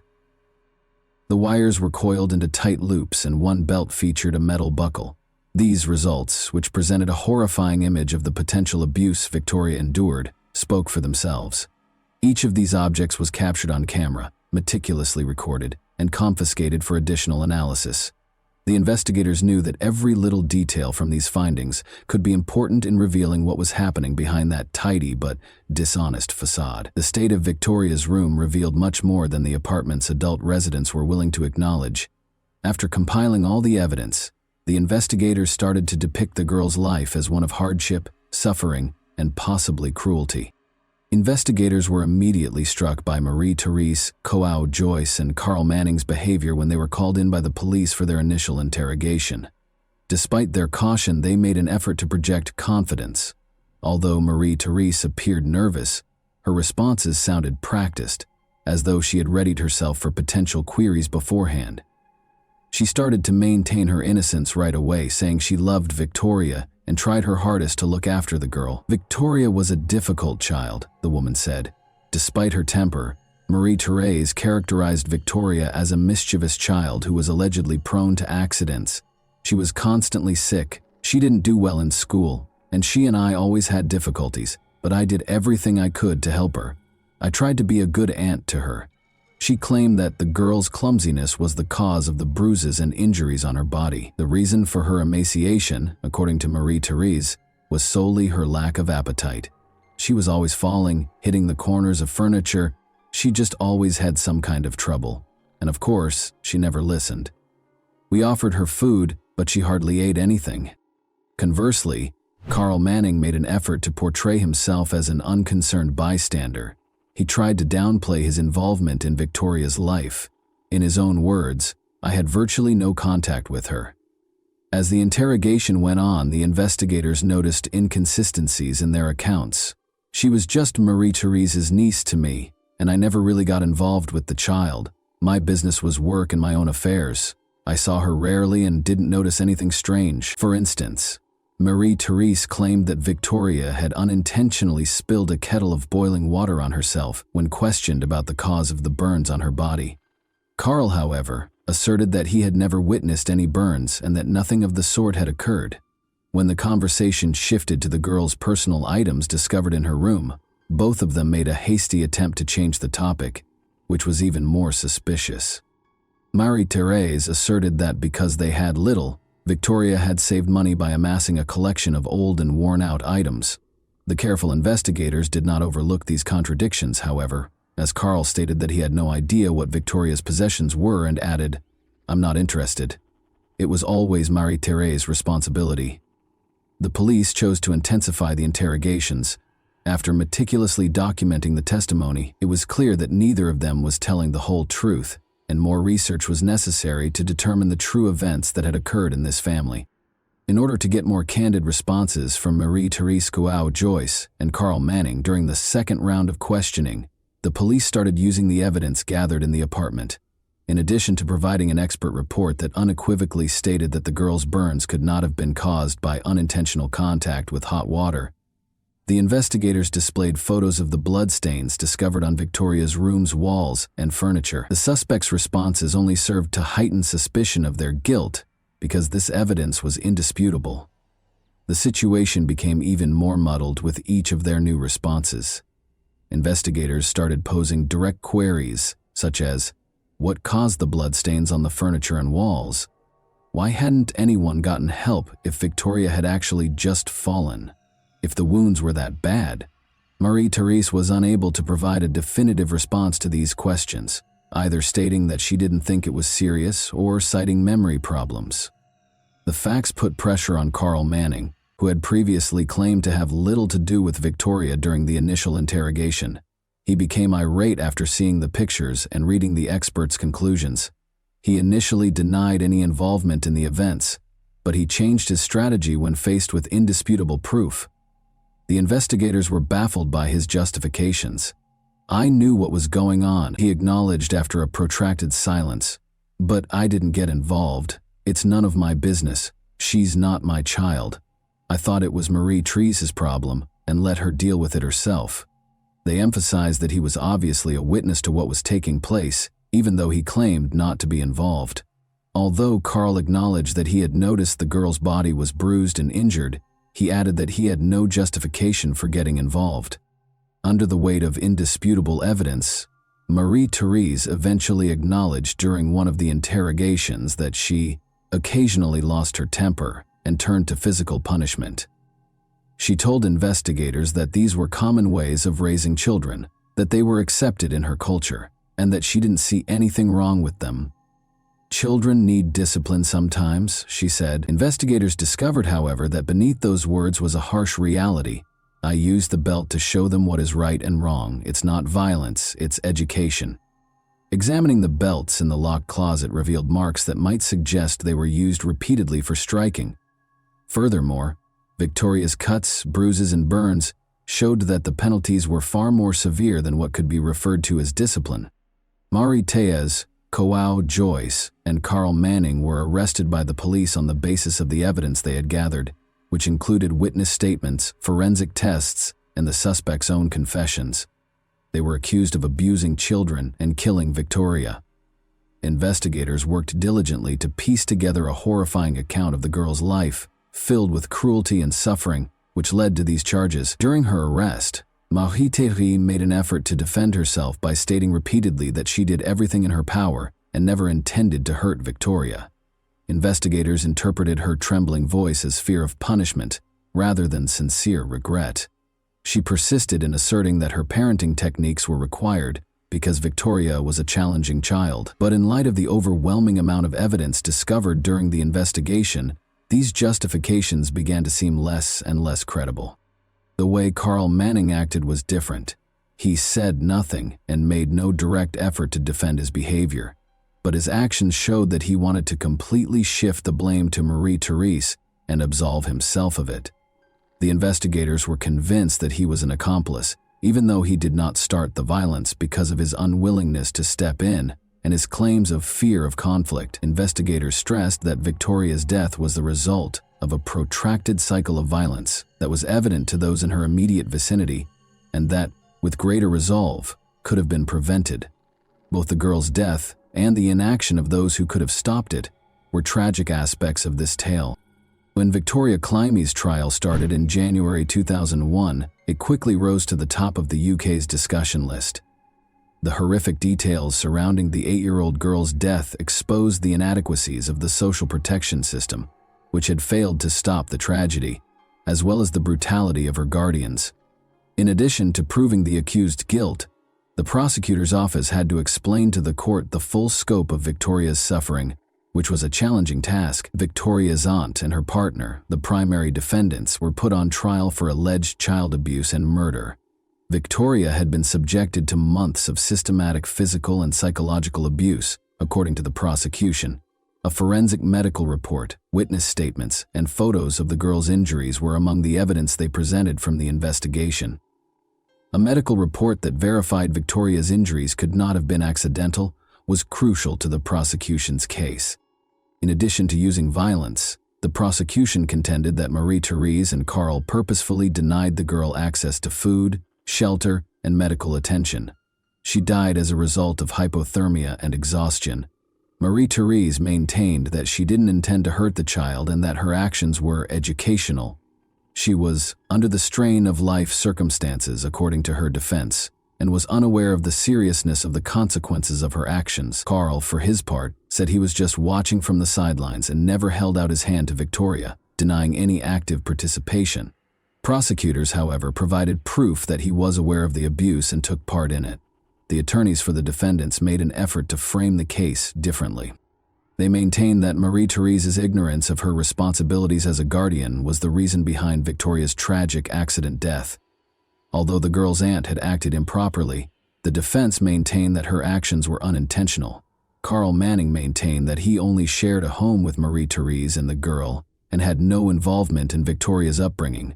He persisted in maintaining that his partner was the only one with knowledge of what transpired behind closed doors, but the defense was unable to persuade the judge that the defendant's acts were impulsive or poorly thought out.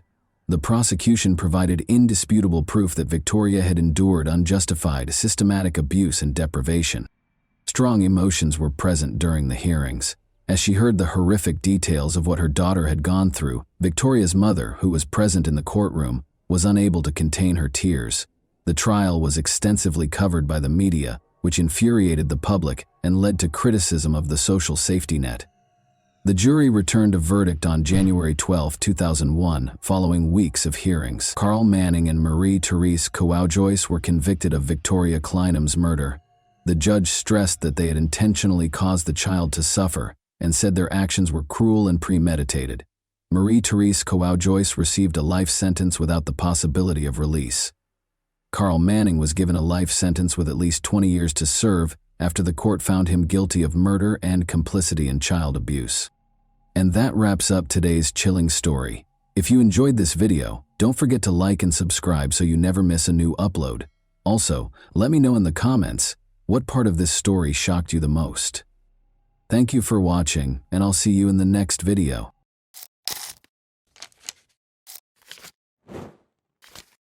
Hey guys, welcome to my channel, and today we're going to take a look at another horrible case with you. Without love, trust, and basic respect, what sustains a marriage? For the sake of the children, some attempt to keep the family together.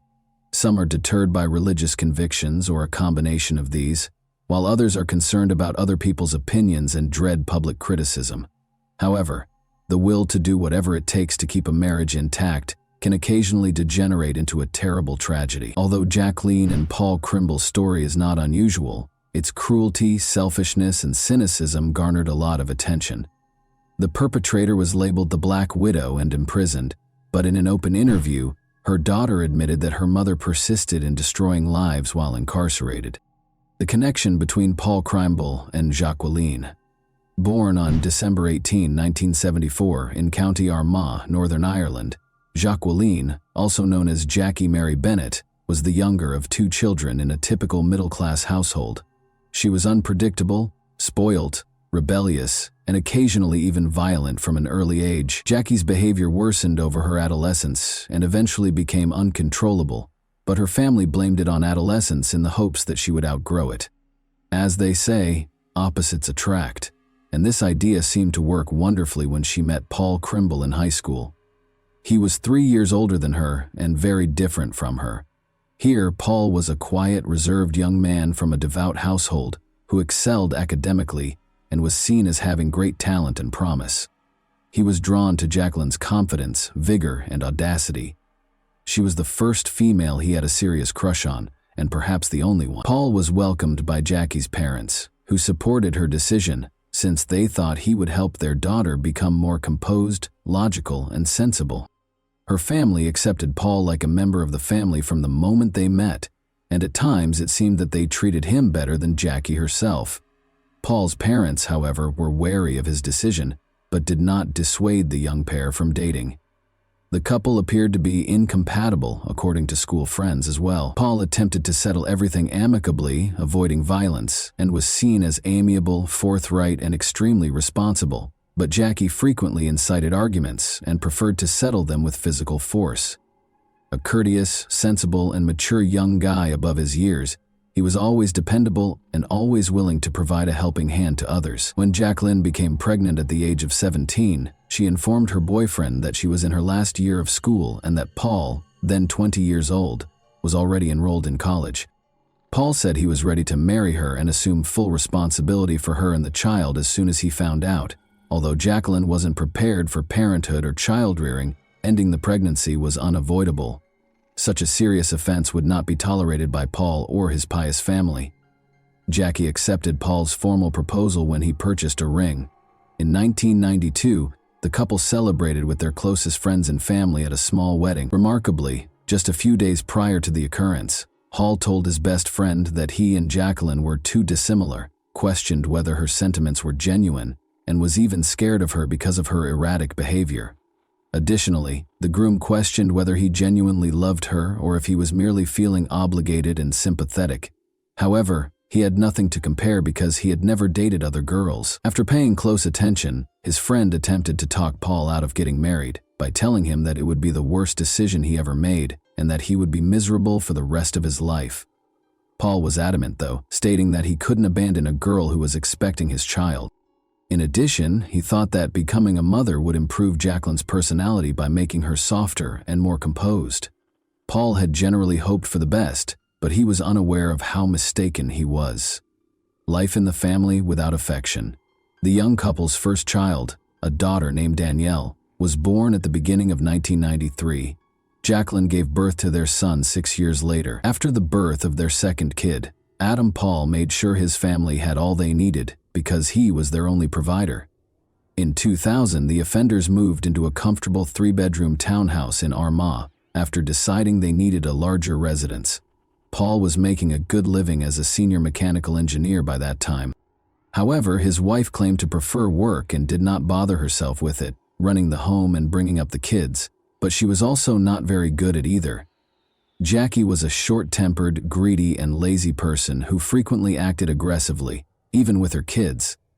Jacqueline attempted to find employment when the kids were a little older, but she was never able to hold down a position for very long due to her combative and argumentative personality. In addition, she went out to bars almost every evening to consume alcohol while her husband stayed at home with their son and daughter. Mrs. Crimble was not a particularly amiable lady, even when she was sober, and she became a true rage when she was drunk. In addition to starting arguments, she also got into fights, cursed, and acted inappropriately around different males. Nobody could foresee what she would do next, and she reacted aggressively to any comments or suggestions to act more humbly.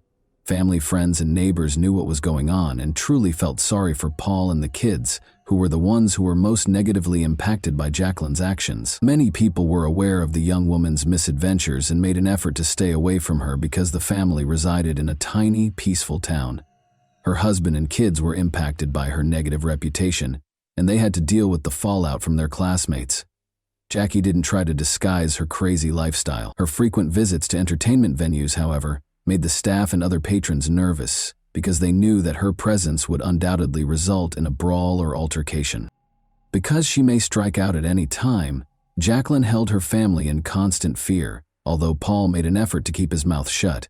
His friends, family, and co-workers saw that he was uncomfortable with his wife or even just talking about her. Paul was frequently told to leave this woman, but he was afraid of losing the opportunity to see his kids. Jackie would instantly threaten to cut him off from their son and daughter in the event of any disagreement. She also threatened to use her friends against him. These were males she frequently saw at bars who were willing to break the law to protect her. In these circumstances, Paul typically gave in to his wife and said nothing. The unexplained assault on Sunday morning, June 20, 2004.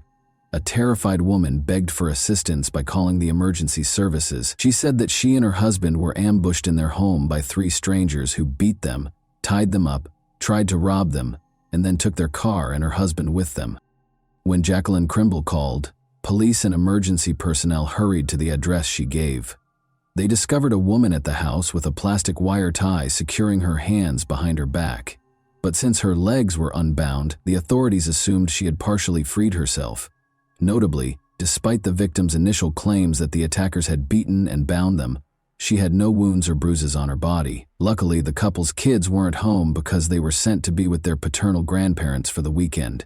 Jacqueline claims that she and her spouse had gone to a pub on Saturday night to unwind.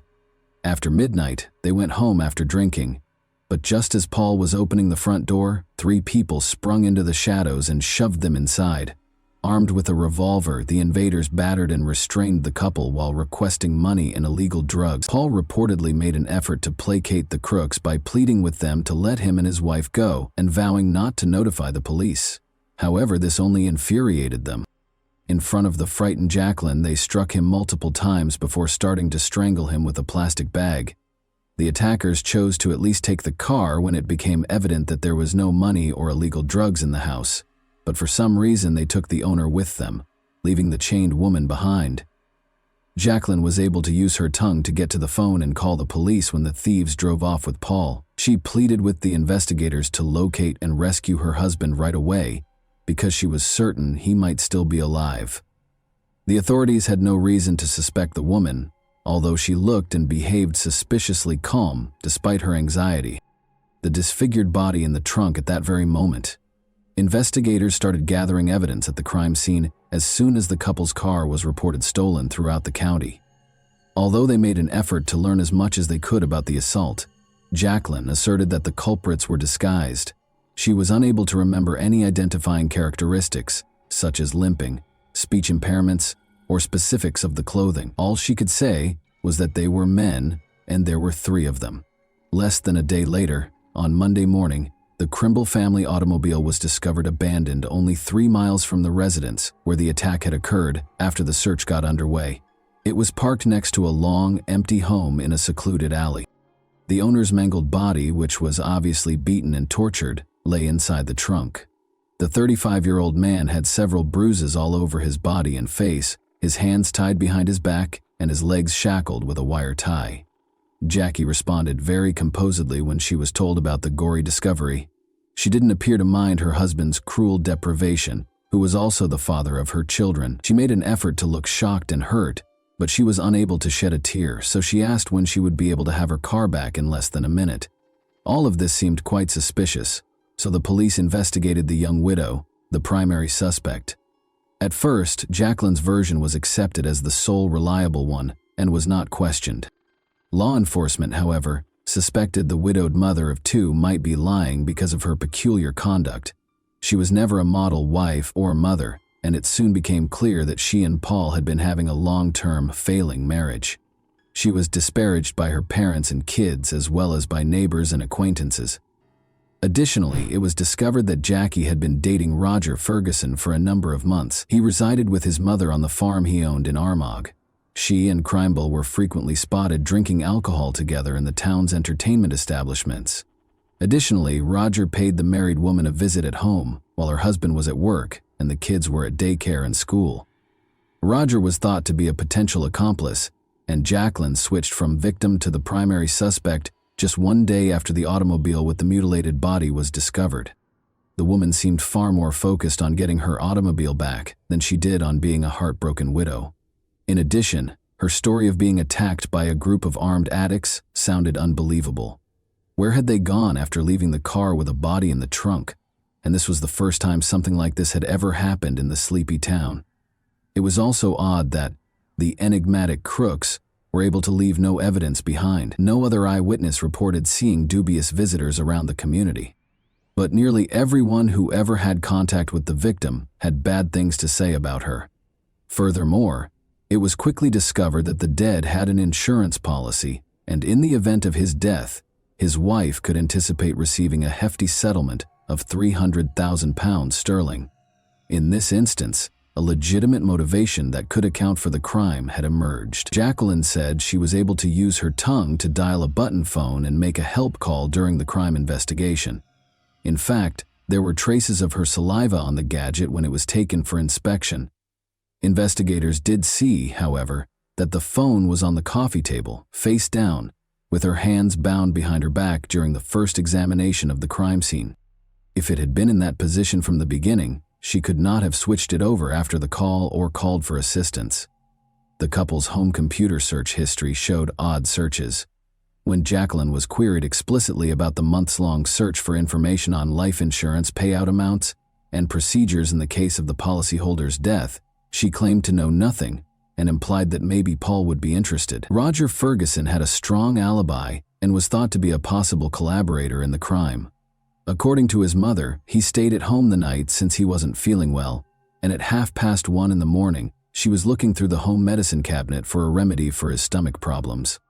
The old woman's evidence was compelling, but her son was not yet taken off the suspect list. When police used the signals from the suspect's cell phones to monitor their whereabouts on the night of the crime, they found that Roger had not been home as his mother had reported. As an alternative, he spent many hours at the Crimbles' home. He also kept up his friendship with the widow, and the day after Paul's funeral, he was spotted with her at a bar. The fact that Roger and Jacqueline went to a car dealership together to check at SUVs and ask about payment arrangements for such a costly purchase was another oddity. Even more strange was the presence of Roger's mother. Roger's mother was probably aware that the authorities assumed the lovers had already decided how they would spend the insurance payout following Paul's death. Jackie said during questioning that she never cheated on her husband and that she didn't intend to hurt him, but soon after no one believed her. Jacqueline had begun working as a caregiver in a nursing home prior to the disaster, but she was fired after just a few weeks because of her persistent lying and arguments. She continued to act as though she was going to work or having night shifts while staying at Ferguson's residence, though, and kept this a secret from her husband. Paul encountered one of his wife's former co-workers who unintentionally told him everything about the lie. His attempt to speak with his wife just led to further arguments. She threatened to kidnap the kids, ban their biological father from seeing them, and leave him for her boyfriend. Paul decided to compromise and ignored her adultery because this was his greatest concern. His closest friend, who subsequently testified in court as a witness, was the only person he could confide in regarding the formulation and implementation of a cunning scheme. Roger wasn't very intelligent. Despite his strength, he was easily led and had a simple intellect. Jacqueline rapidly gained total control over him by coercing her lover into doing what she wanted. She was greatly charmed by the fact that he would gladly engage in combat for her. He probably believed whatever she said since he was truly in love with her. Ferguson heard the woman's complaints about her husband, who, she claimed, was physically violent, unpleasant, and harsh. All of this was undoubtedly false, but the lover detested Paul more and more with each grievance, thinking that he was the primary source of Jacqueline's suffering and oppression, and the primary barrier to their happiness together. She instilled in his mind the notion that by getting rid of her spouse, all of their issues would be resolved and they could live together while earning a sizable income for a pleasant lifestyle. Mrs. Crimble searched for somebody who would commit the crime for cash for about 2 weeks before to the catastrophe, but she and Roger gave up after weighing their alternatives. In order to keep the full insurance payout, it appeared the lovers decided they could do it themselves without leaving any witnesses or evidence. Jacqueline took the kids to spend the weekend with their grandparents on Friday, June 18. She proposed to take her husband out for drinks on Saturday so they could unwind and chat. Paul was happy to accept the offer because he believed it could improve their relationship. It was an invitation to his death, but he was unaware of it. People in the bar that night saw Jackie making a concerted effort to make her husband, who doesn't drink, drunk. After midnight, she led her dazed husband out of the pub after purchasing drinks and almost forcing him to knock back one shot after another. The last time Paul was seen alive, they were captured on security footage. This exposed a notable disparity in timing. According to Jacqueline, the attack happened as soon as the couple returned from their 10-minute stroll to the pub and lasted no more than 15 minutes. She then reportedly phoned the police right away after her husband was abducted and taken away in their vehicle. But it took over an hour and a half from the moment they were caught on camera until the police were called. Investigators thought the offenders used this time to hide their tracks and set up a third-party attack scene. Furthermore, it seems that Jacqueline purposefully made her husband intoxicated, so he would be powerless to refuse. She said that after kicking Paul while he was on the ground, the crook started to strangle him by covering his head with a plastic bag and taping it in place. The type of injuries on the deceased's body supported her story, but by that point, the authorities had irrefutable proof that the attackers were her and her lover. Ferguson. Following a protracted and exhaustive investigation of the crime scene, investigators discovered a partially obliterated imprint of a man's shoe, the tread pattern of which matched Roger's shoes, that had clearly been attempted but unsuccessfully cleaned. However, this evidence can be regarded as circumstantial. Other, more important evidence against the criminal couple was discovered in the kitchen trash, though. A partial fingerprint of Roger's was found on the cable tie that bound Jacqueline's hands, and a cigarette butt with Roger's saliva was discovered. Ferguson's fingerprints were also discovered on the ropes that bound the deceased's hands and feet, and traces of both lovers' perspiration and oil were discovered on the bag that was used to suffocate the victim.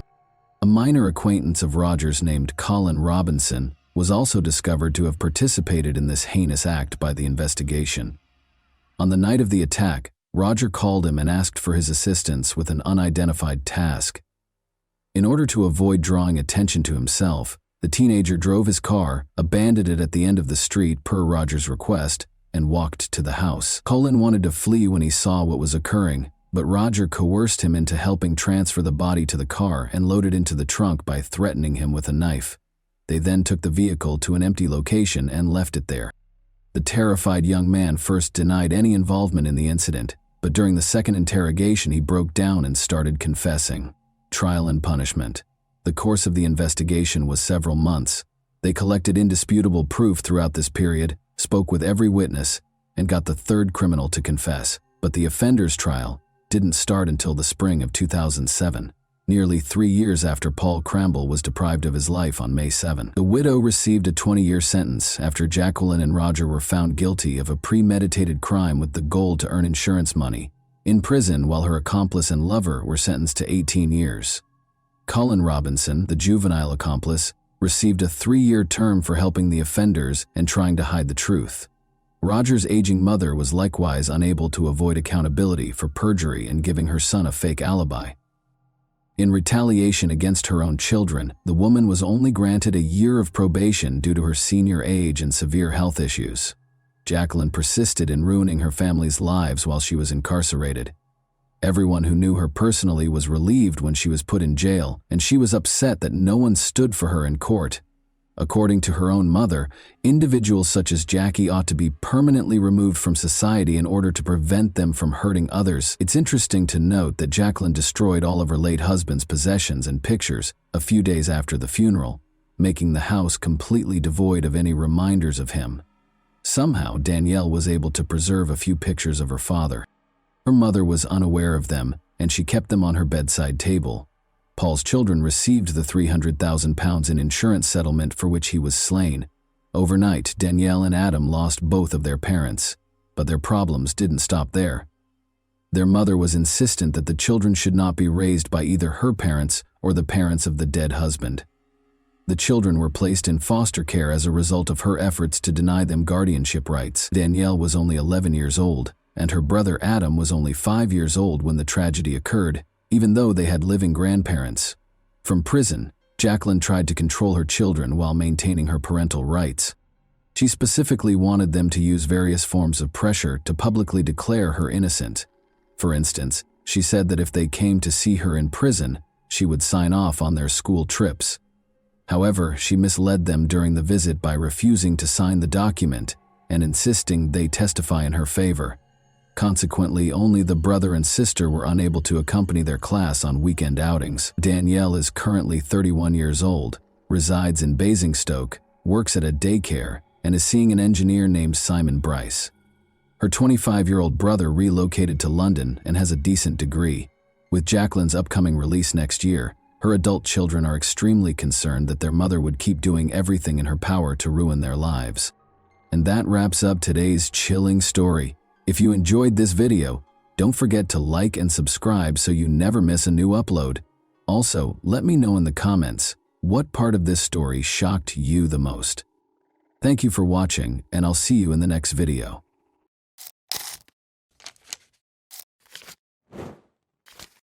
Hey guys, welcome to my channel, and today we're going to take a look at another horrible case with you. Till death do us part doesn't often last that long. Feelings of sweetness and tenderness can rapidly give way to disappointment, annoyance, and even hatred. The most sensible course of action in certain situations is to break up, if not as friends, then at least not as enemies. However, when big quantities of money and the opportunity to become wealthy quickly come into play at the expense of an ex-lover's life, an innocent person's destiny may be decided. The example of Gary Bentley is hardly unusual. Although people have been slain for much less, the murderer in this case wanted to keep $1 million and live a comfortable and easy life. Did Gary foresee what would occur? According to his parents, he did. They were trying to protect him since they felt uneasy and worried about him. However, Gary found it hard to accept that his child's mother, the love of his life, was truly capable of murder. Even though his mother was still alive, he battled valiantly to keep his failing marriage intact for the sake of his kid. But ultimately he died and the youngster was left an orphan. What is known about Gary Bentley's early life then? On August 31, 1984, Gary Lewis Bentley was born in Louisville, a small rural hamlet in Jefferson County, Kentucky. He was the youngest of Gerald and Lisa Bentley's 2 children. From a young age, Gary and his older sister Amy had a tight and trustworthy relationship. The Bentleys owned their own farm and put a lot of effort into providing their children with a quality education and other necessities. The children helped out as well and weren't afraid to take on the physical and labor-intensive tasks involved in farm management. The family was close-knit, supportive, and always looking out for one another. Gary spent a lot of time with his father, Gerald, from an early age. They frequently went hunting, fishing, and camping together and were quite close. His father showed him where to collect edible mushrooms and berries, taught him how to handle a pistol, and gave him survival tips, including how to survive in the bush. Gary became quite interested in guns as a teenager. He eventually began collecting firearms and understood how to use them.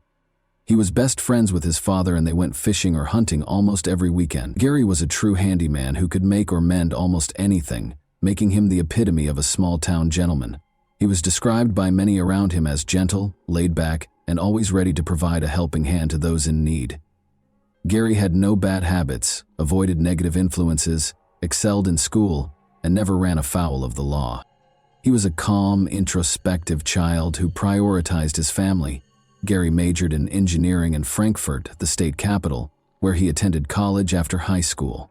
He returned to his hometown of Louisville after graduation, where he began his career as a basic electrician before swiftly rising to the position of his one and only love. Gary fell in love with Tasha, a girl he met while attending college. They didn't mind the slight age difference between them, even though she was about 1.5 years older than he was. They moved in together in 2006, not far from Gary's parents' house, after dating for a while. Tasha was pursuing a nursing degree when she was hired by one of the city's hospitals, where she immediately gained the respect and admiration of her colleagues. But she didn't stop there. In order to further her profession, she continued to work and pursue further studies. Gary and Tasha ultimately made it official in 2012 by inviting all of their family and friends to their lavish wedding. The couple was ecstatic when Tasha became pregnant shortly after.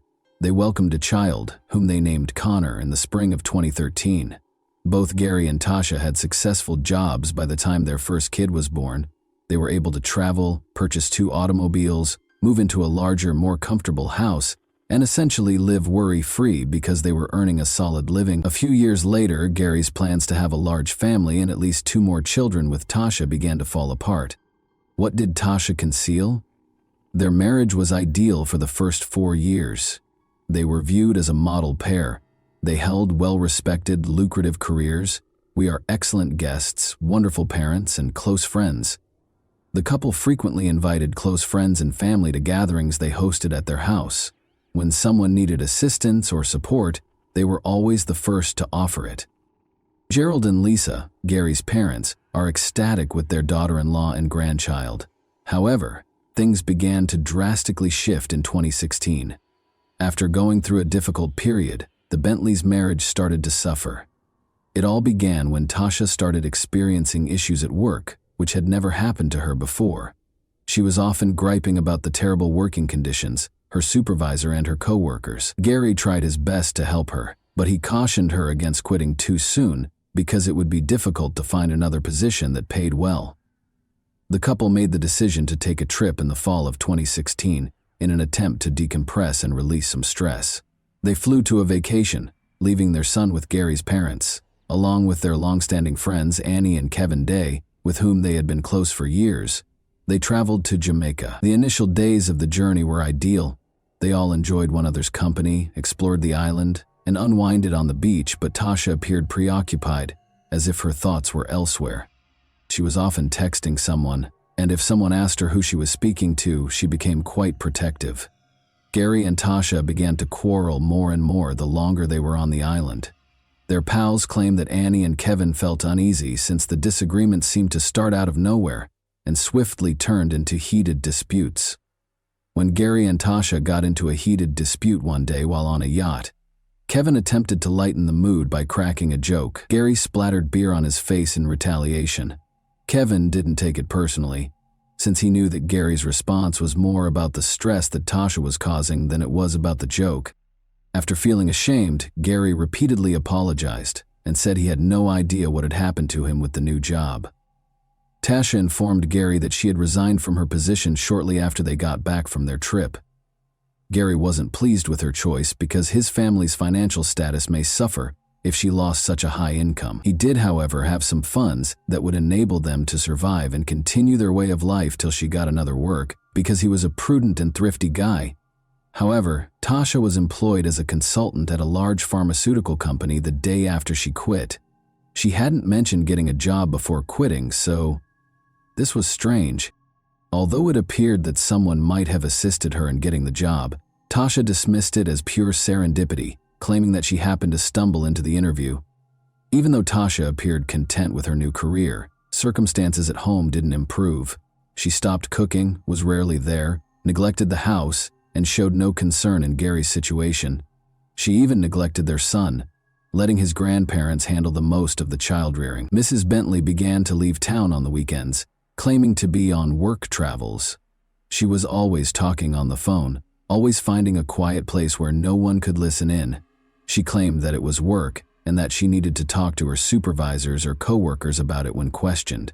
In order to prevent anyone from checking her phone, she also set a password, something she had never done before. She'd become aloof and secretive. Gary, however, was the one who was caring for his son and giving him all of his love and attention. Spending all of his free time with the youngster and doing everything he could to ensure he didn't feel abandoned, he nearly lived for him. Gary still loved his wife and wanted to keep their marriage intact, if only for the sake of their child, despite their frequent arguments and her lack of interest. Mexico excursion with the family. Seeing the strain in their son's family, Gary's parents made the decision to take him, Tasha, and their grandchild to one of Mexico's most stunning resorts as a surprise, in the hopes that it would provide a tranquil setting for them to re-establish contact and spend quality time together. They selected a comfortable hotel in a remote location. The internet was spotty and frequently interrupted, and cell coverage was scarce. This made it possible for the family to spend time together and enjoy one another's company. At the beach and go for lengthy strolls. Tasha, though, was clearly annoyed by the lack of connectivity. She was always looking for a signal to send texts or make phone calls. She became enraged and screamed at Gary's parents and their young boy. Gerald, Gary's father, thought her actions were odd and made the decision to speak openly with his son. He expressed his concern that Tasha might be cheating. Gary attempted to laugh it off, but Gerald could tell by the expression in his eyes that his son was thinking the same thing but was feigning indifference. Because of their daily arguments, Tasha insisted that they end their vacation early and go back home. Citing pressing work issues, she finally prepared her belongings and declared that she would return by plane by herself. Even though they were paid for an additional week at the hotel and received no reimbursements, this compelled the other members of the family to depart early with her. An odd series of fires in the spring of 2017, Tasha called Gerald, her father-in-law, and sounded upset, asking him to come and get her. She clarified that her automobile was totally wrecked after catching fire at a fueling station. She had to visit her insurance provider before returning home. Gerald naturally hurried to her aid, but he couldn't get rid of the uneasy feeling. In the years she had known Gary, one of her automobiles had inexplicably burned up 3 times. The car was reduced to scrap metal each time it occurred at a gas station, making it hard to identify the true origin of the fire. Tasha consistently earned substantial insurance settlements, and the events were consistently attributed to malfunctioning gas station equipment. Tasha would insure the cars for the maximum amount shortly prior to the fires, always using different insurance firms, and these fires occurred around every 3 years. She said she didn't know how it happened, and some family members and acquaintances even speculated that she might have enemies who were deliberately damaging her vehicles. Nevertheless, Tasha purchased a newer, more costly vehicle following each collision. Even if the fires had a suspicious pattern that made intentional property destruction all but impossible, the insurance companies had no reason to reject her claims. By summer 2017, the not-so-secret affair had. Almost every weekend, Tasha would vanish, claiming to be on work excursions. She seemed to live a life apart from Gary and their son, growing increasingly aloof. The Bentleys' neighbors, friends, and relatives started to think that Tasha was having an affair. Gary took these rumors quite personally. He gave up making jokes about it, and would either be silent or abruptly shift the topic. Gary's parents made multiple attempts to speak with him, telling him that things couldn't continue this way because, in essence, the marriage had already ended. But Gary consistently gave the same response. For Connor's sake, he was committed to keeping the family together and still loved his wife. He hoped that things would return to normal, that Tasha would wake up, and that she would reevaluate her priorities. Gary, Tasha, and their kids celebrated Thanksgiving at his parents' place in November 2017. Amy, Gary's sister, arrived with her family as well. When gift-giving became commonplace, Tasha claimed to be too preoccupied with her job to purchase any, but it turned out that she had not. She promised to fix it and come back shortly after apologizing and leaving. After spending hours away, she returned with nothing, not even a gift for her son, when everyone stared at her with confusion. It would have taken her the entire night to go through the lineups everywhere, she said. Amy was unable to contain herself this time. She drew Gary forward and asked him directly whether he understood that Tasha was most likely seeing someone else and wasn't even attempting to conceal it any longer. With a gun safe in the bedroom, Gary merely replied that they would take care of it themselves. Gary called his father the next weekend to invite him over and bring some equipment. Gerald was glad to assist and arrived at his son's house with all the necessary supplies in less than 30 minutes. As previously stated, Gary had been a gun collector since he was a young man, and his home was stocked with shotguns, hunting rifles, handguns, and other firearms. He even had some rare objects strewn about in various areas. Gary, however, made the snap decision to create a safe in his home, collect all of his guns, and secure them. Gerald was a little alarmed by this abrupt decision, and inquired as to why Gary felt the need to conceal his gun collection. Gerald could tell his kid was scared of something, even if Gary didn't provide a clear response. It didn't appear like he was concerned about intruders. Tasha claimed that she came up with the idea because she was afraid and thought they would be in danger when she got home. Gerald didn't give it much thought at the time, but her words felt odd. The catastrophe, the unexplained home murder, was just a few days away. On Sunday, December 10, 2017, Tasha called her father-in-law to inform him that the garage door was open when she arrived home, and that she had been unable to get in touch with Gary all day. Concerned that burglars might have broken in, she begged Gerald to come over because she was too afraid to go inside. Fortunately, Gary was at home alone himself and Connor was safe, staying with his grandparents. Gerald ran as quickly as he could. Everything appeared to be in order at first sight. Although the garage door was open, there were no indications that the residence had been broken into. Everything appeared to be typical. There were no signs of an intruder and nothing seemed missing. Gerald repeatedly yelled at his son, but he never answered. He discovered Gary's lifeless body on the bed in shock when he entered the bedroom. Gary's body was already chilly and exhibiting symptoms of rigor mortis when Gerald attempted CPR. Still in shock that his kid had left, he dialed 911 right away. He didn't realize until later that the bedroom gun safe had been broken into and that several of the weapons were gone. The forensic results showed that Gary had been murdered by a single, close-range gunshot to the head when the forensic team arrived.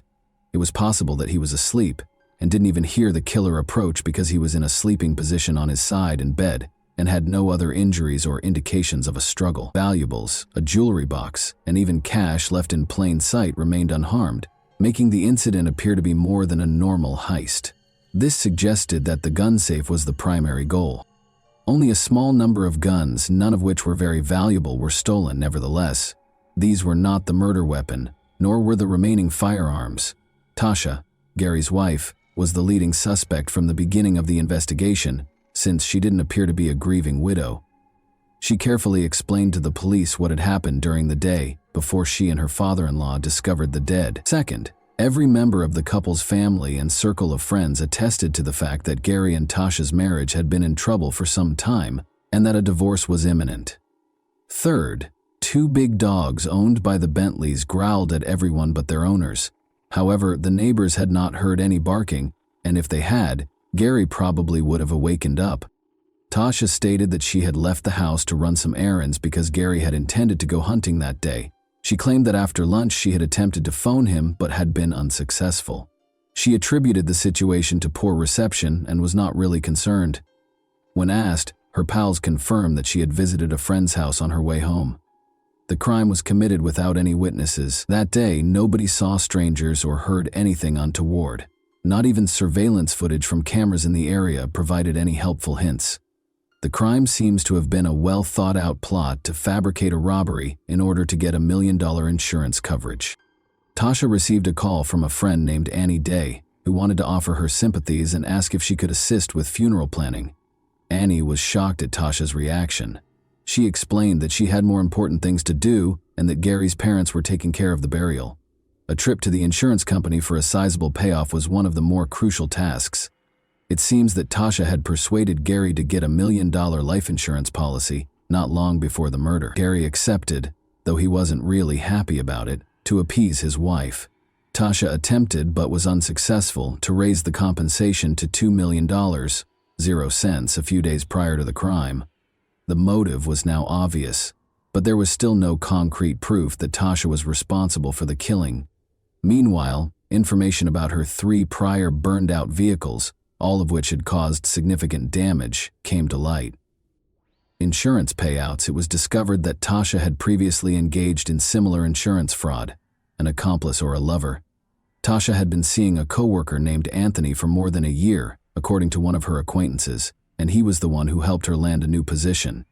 Suspecting that Anthony might have assisted his lover, investigators made the decision to ask him about his role in the crime. Anthony said that he and Tasha had been romantically involved for a long time and that they frequently met at his house. Tasha was going to leave Gary, he said, and they were even going to celebrate New Year's Eve 2018. Anthony hurried to offer an alibi as soon as he became aware that he was being investigated as a suspect in the murder case. He claimed to have been at his parents' house, assisting them with repairs on the day of the murder. That day, they visited a number of second-hand stores, all of which were caught on camera. The murder weapon and the missing guns from the safe were still unknown, but detectives came to the conclusion that Tasha had probably acted alone, which explained why there were no traces of a break-in and why the dogs hadn't barked. Tasha's account of events. Tasha frequently added additional information, changed her tale, and attempted to place the blame elsewhere. She even brought up Gary and Kevin Day's argument when Gary flung beer in his friend's face when they were on vacation. Tasha believes that Kevin may have harbored resentment and seized the chance to exact retribution. But after being questioned for a few hours, Tasha eventually gave up and admitted, although she acknowledged killing her husband, she held Gary responsible for the incident. According to Tasha, Gary was violent toward her and their kid, and on the day of the murder, he struck their child once more. She claimed that was the final straw, and she retrieved a rifle after waiting for Gary to go to sleep. But there was no evidence to support any of Tasha's assertions. Tasha's assertions were not substantiated by any of her relatives or friends. In actuality, everyone supported Gary, praising him as the most loving parent they had ever known, and a loyal, loving husband. They maintained that he would never touch his wife, much less their beloved young boy. Tasha eventually disclosed the hiding place where she had hidden the firearms taken from the safe, including the murder weapon, a pistol, after even the child attested that his father had never harmed him or his mother. It was interesting to see that Anthony's fingerprints were on the gun. It found out that Tasha had left her lover's prints on the gun after giving it to him to hold. If things didn't work out, she intended to frame him, but she confessed before she could carry out that portion of the plan, which included trial and sentencing.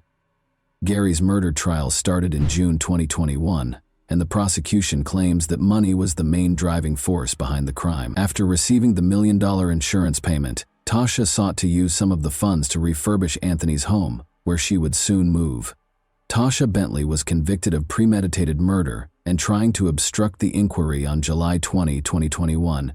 She received a sentence of 55 years in jail, with the chance of release in 2037 at the latest. Little Connor is currently being raised by his paternal grandparents after losing both his parents in a single sad event. This crime was discussed in the American Monster episode of Investigation Discovery. And that wraps up today's chilling story. If you enjoyed this video, don't forget to like and subscribe so you never miss a new upload. Also, let me know in the comments, what part of this story shocked you the most? Thank you for watching, and I'll see you in the next video.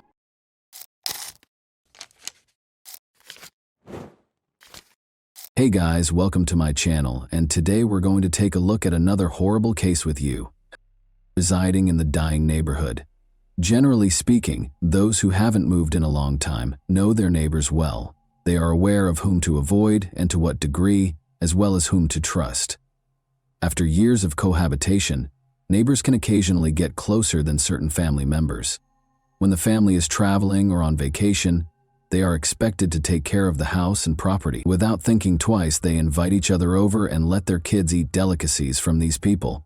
On occasion, though, the longtime neighbor may prove to be a true madman who has been waiting for the proper opportunity. In recent years, the Diana Garnica case has grown to be one of Argentina's most dramatic. The inquiry took a great deal of time and effort, and the culprit might have avoided punishment because the victim's body was never located.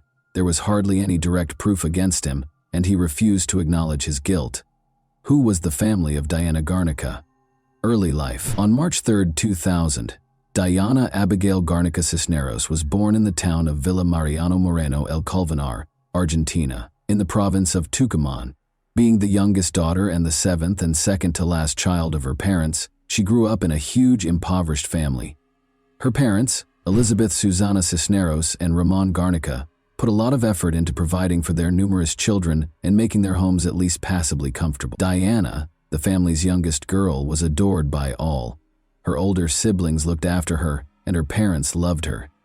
She performed well academically, had a gift for sketching and a love of dancing from an early age. She was very close to her elder sister Sonia, who basically looked for her upbringing while their parents were at work, and she was exceptionally smart and reasonable for her age. She also never lied to her family and had no secrets from her parents. Due to the Garnica family's strong religious beliefs, the parents and kids routinely went to church and made an effort to live morally upright lives. In order to assist their parents to some extent, the elder kids also started working when they were teenagers. Each of the younger ones had their own duties and was responsible for keeping the house in order. Diana always wanted to help others around her, thus she dreamed of becoming a doctor, was incredibly responsive, friendly, and sensitive. She stated that she would purchase her parents a large home so that her mother could create the flower garden and fruit trees she had always imagined, and she intended to establish a prosperous career to support her family. Unfortunately, relocating to a different city would never allow these dreams to come true. Following Ramon's job loss due to deteriorating financial difficulties, the parents divorced in 2013. The family was compelled to relocate to Juan Bautista Alberti, which is in the same province as Tucumán. They found the transfer to be quite challenging, and at first their issues only got worse. After more than 20 years of marriage, the couple's relationship rapidly soured. After they started fighting all the time, they finally came to the conclusion that they could no longer be together. All of the children were shocked by the divorce, but the youngest ones were most affected. When Diana found out what had happened, she was devastated. A 13-year-old girl's world fell apart in a second, and she was unable to comprehend what would happen next. The father continued to provide for his ex-wife and kids in spite of their split, but he soon had another family. Elizabeth also suffered a great deal as a result of the divorce, but she was fortunate to find a good profession that paid well for the area, and her kids helped to support her. The family gradually adjusted to their new situation, became comfortable in their new house, formed friendships, and built strong bonds with the locals. A Dario named Javier Suarez resided across from the Garnica family. He was a 36-year-old man who was incredibly nice, amiable, and lovely. He was raising 4 children with his spouse, Yasmina Alejandra Villarreal. In addition, he had 1 unmarried child and 2 children from prior marriages. Notably, The Garnicas only lived in Juan Bautista Alberti for 6 months after Dario and his family relocated there. Since they were new to the neighborhood, maybe that's why they became fast friends so quickly. Suarez had previously resided in the northern Argentine province of Santiago del Estero. Dario worked at a brick factory in the area alongside his wife, 2 brothers, and a few other family members, moved within a mile of their residence. Diana and her siblings were almost the same age as his kids. They became friends, as they soon discovered they had things in common while attending the same school.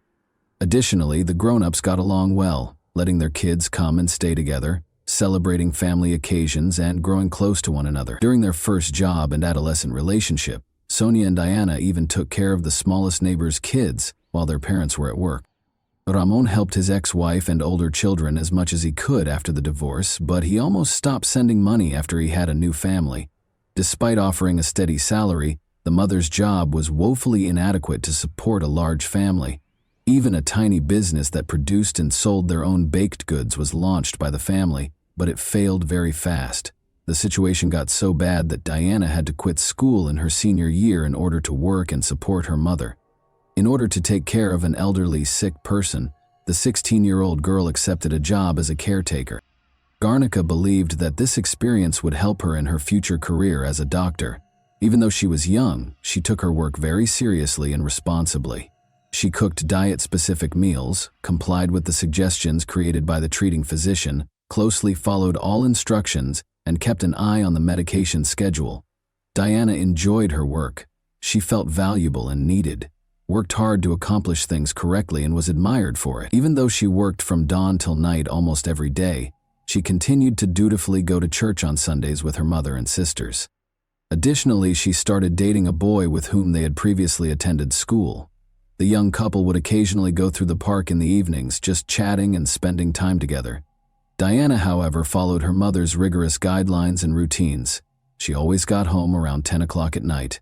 She never went somewhere without telling her family where she was going, who she was going with, and when she would be back. And she never stayed out late. She occasionally accompanied her neighbors and their kids to the city market to buy supplies, although her mother was always aware of these outings. Dario looked after the neighbor's girl as if she were his own kid, spoiling her with modest presents every now and then. When the man found out she had a boyfriend, he gave her paternalist advice about how boys may be dishonest and cautioned her against letting him take advantage of her innocence and naivete. The girl, who still had no secrets from her mother, told her about this talk. Although Elizabeth thought the neighbor's behavior was a little odd, she concluded that it was his way of showing concern because he had teenage daughters who were Diana's age, which was an odd request. Late in the afternoon on May 6, 2017, Diana suddenly got a call from her neighbor, who, out of pure kindness, said he wanted to assist her family. Although Garnica was in dire need of money at the time, she was anticipating a bonus soon, which she intended to use to start fixing their home's roof, which had begun to leak during a recent downpour, and to get a dental prosthesis for her mother. But then Dario abruptly said he wanted to get Elizabeth a gift air conditioner, and he invited Diana to go with him so they could help pick one out. Because he wanted it to be a surprise and knowing would make it impossible, he requested that Diana not inform her mother about it. He arranged for a meeting spot and once more got her to swear not to tell anyone. She got this strange call right now. Diana had just gotten home from her job. She stated she needed to drop off groceries she had purchased on the way home and change her clothes once she got there, despite the neighbor's insistence that she accompany him immediately. Since her mother never lied to her or hid secrets from her, it was only natural for her to tell her everything. It also seemed strange to the woman. They were friendly with the neighbors, but this was the first time they had ever done this. Since their family did not require an air conditioner, Elizabeth wanted to call Dario herself to express her gratitude and decline the offer. Her daughter, however, persuaded her not to, stating that she would make the promised trip to the store but would turn down the pricey purchase. The girl told her mother that she would be back home before it was too late and that everything would be all right. In order to maintain the surprise, the neighbor texted Diana's phone to let her know he was already waiting for her and to ask her to keep their meeting a secret. After responding that she was leaving, Diana realized her phone was nearly dead. In order to charge it, she chose to leave it at home. The last time anyone saw her was when she met Dario at the prearranged location. An enigmatic disappearance. Elizabeth became concerned when her daughter didn't come home by nightfall, particularly because she was unable to contact her because the phone was left at home. The woman waited a bit longer, but she became anxious as night fell. She tried to comfort her mother that nothing terrible could have happened and that her sister would soon return home. After first calling her oldest daughter Sonia and telling her everything, the mother heard the neighbor's motorcycle pull up to the house across the street. As it grew pitch black, she sighed with satisfaction, thinking Dario and her daughter were back. But by 5, 10, 20 minutes had gone by, and the girl was still not inside the house. The neighbor was by himself when the woman went outside. When she asked him about Diana, he was taken aback and claimed not to have seen her that day and to know nothing about her. Elizabeth was taken aback. She couldn't decide if the neighbor was telling the truth or whether her daughter had cheated on her for the first time in her life and gone somewhere else. The man persisted in telling her his story, though, and even gave her his phone to make sure he hadn't spoken to her daughter. He had, of course, erased all the messages and calls by then. Concerned about the girl's whereabouts, Dario even volunteered to drive around the area with her mother to find her and question the teenager's friends and neighbors if they had caught anything unusual. But instead of accepting his assistance, the woman chose to begin the hunt on her own. No one had seen the girl that day, but she and her older kids wandered the area until late at night, phoning all of the girl's friends and acquaintances and questioning everyone they encountered. When Elizabeth got home, she checked her daughter's phone and discovered that her daughter had not erased 2 missed calls and a message from the neighbor. The woman was so certain that Dario was lying that she called the police and her ex-husband to report their youngest daughter missing. After hearing the disturbing news, the man drove to his ex-wife's house, which was several hundred miles away, to assist in the hunt for his daughter. The horrifying scene at the brick factory and police indifference, when a concerned mother reported her daughter missing to the police station in the middle of the night, the officers did not take the case seriously, assuming the girl had either run off with her boyfriend or gone to a party with friends and would return home by morning.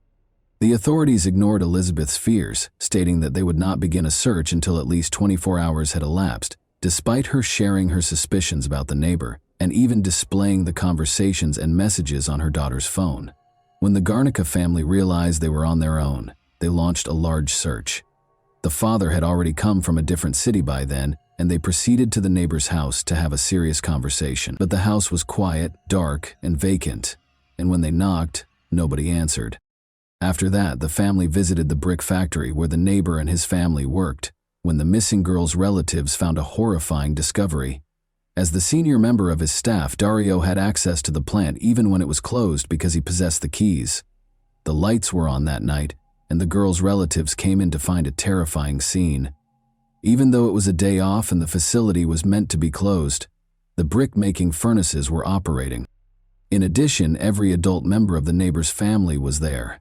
They were obviously burning stuff in the furnaces and seemed restless. A horrible suspicion struck the Garnicas. Dario wasn't in the factory, and when they inquired about his whereabouts and the situation, those in attendance attempted to divert attention by claiming that they were performing maintenance and getting equipment ready for use, adding that the man had just arrived and may have gone to the bathroom. However, the suspect was able to covertly escape the search for evidence and the arrest of suspects by leaving the factory through the back door within the brief time that this conversation lasted. The family of the missing girls made the decision to get in touch with the prosecutor's office following the terrifying scene at the workplace and the peculiar actions of Dario's relatives. At that point, the adolescent had been missing for about 24 hours, and the inquiry was scheduled to start. It turned out, though, that the police station where the parents had reported the girl's disappearance had not provided any information. Got to them. Prosecutor Claudio Benari was incensed by this circumstance, took charge of the case personally, and vowed to discipline the police officers who had failed to perform their duty. He started by asking for a warrant to search the brick plant and Dario's house. Nevertheless, because it was Sunday and the legal system was not functioning, the prosecutor chose to handle everything himself in order to save valuable time. Benari asked his family for assistance in getting rid of the body and evidence because he thought the suspect may have attacked the adolescent, abused her, and then killed her. The fact that Dario's whole family was in the plant on their day off in the middle of the night and had mysteriously started the furnaces raised suspicions in his mind. As the family looked for the daughter, including on social media, the man's calls and messages to his young neighbor's phone also seemed odd. As soon as the case gained widespread attention, several conjectures and guesses were made. The young beauty might have been abducted and sold into slavery at a brothel or for organs, for example, according to a widely held notion. One woman even named a specific individual, but it was later discovered that she was merely attempting to get revenge on her ex-boyfriend by sending him to prison. The suspect's home was searched, but nothing was found. The crime had obviously taken place somewhere else, and he had not brought the girl there. At the brick plant, no signs were discovered either. Benari did not, however, rule out the possibility that the corpse and evidence were destroyed in a cremation using the furnaces, but they were merely conjectures and speculations. However, the prosecutor used the missing girl's phone data as a major justification to start Dario's arrest. As potential accomplices, his mother-in-law, sister, wife, brothers Cesar and Marcus, and a few other family members were also taken into custody. The defendant rejected all of the claims against him during questioning, saying he had not seen the neighbor and had not spoken to her that day. Clear disparities in their claims were found, nevertheless, based on data analysis from his phone and devices that belonged to the victim and his family. While his family members were charged with criminal conspiracy and involvement, the guy was charged with unlawful detention, potential assault, and depriving the girl of her life. While the investigation into the search for Diana was underway, all suspects were placed in jail for 3 months. Her parents remained optimistic. Even though the authorities initially didn't think the missing girl would be discovered alive, they increased the number of persons that participated in the search, demanded that Dario reveal where their daughter was and what he had done to her, coordinated marches and protests, and involved the media in the investigation. In an attempt to sway the inquiry and coerce the suspect into delivering a statement, the parents desperately sought meetings with the security and justice ministers at the time. Unfortunately, this did not translate into practice, even when the highest governmental levels welcomed the family of the missing girls. Despite the efforts of more than 200 police officers, assistance dogs, and specialized tools including search drones and helicopters, the search was unsuccessful. Disturbing findings in one of the kilns at a brick plant. A second examination revealed a tooth part and an odd, heavily melted metal thing. This item was thought to be the nose piercing the missing girl had on. But to verify this, specialized forensic analysis was needed, and it would take time as law enforcement awaited the findings. The man's notebooks with highly suspicious entries were discovered after a second, more extensive search at Dario's home. It became clear from these seemingly private diaries that the man was genuinely fixated on his young neighbor. When the family moved in next door to his house, everything began. She was just 13 years old at the time. The notes made it apparent that the girl drove the suspect crazy, even though he did not write anything explicit about what he planned to do with her. For years, he thought about her every day and occasionally wrote letters to the neighbor in which he strangely proclaimed his love. Investigators came to the conclusion, after going through all the notes, that the man's addiction only got worse with time and that he was unable to control his disgusting cravings. He implied that she would one day belong to him and that he would provide her permanent peace and tranquility in one of his final messages to the girl. This entry appeared to be a direct threat, suggesting that Dario may have used her before dealing with her. The forensic analysis findings were still waiting, but it appeared that the case could be taken to court based only on the diary entries because the physical evidence had vanished. Benari discovered that the evidence had just vanished as he attempted to determine the cause of the holdup. Neither the identity of the unusual metal object nor whether the toothpiece belonged to the missing girl could be ascertained by DNA analysis. The police officers in charge of protecting the evidence were promptly dismissed and placed under arrest for criminal negligence and potential aid to the suspects after the prosecutor made the decision to categorize information regarding the investigation's advancement. Following this heinous crime, federal authorities took immediate control of the investigation. Furthermore, it quickly became apparent that several of the documents discovered at the suspect's house had vanished as well. The final letter, in which he pledged to provide the girl eternal rest, was one of them. The case might just collapse in the absence of these pieces of evidence, and the offender and his associates might not be held accountable. 3 months later, however, no steps were taken to help identify the location of the missing physical evidence.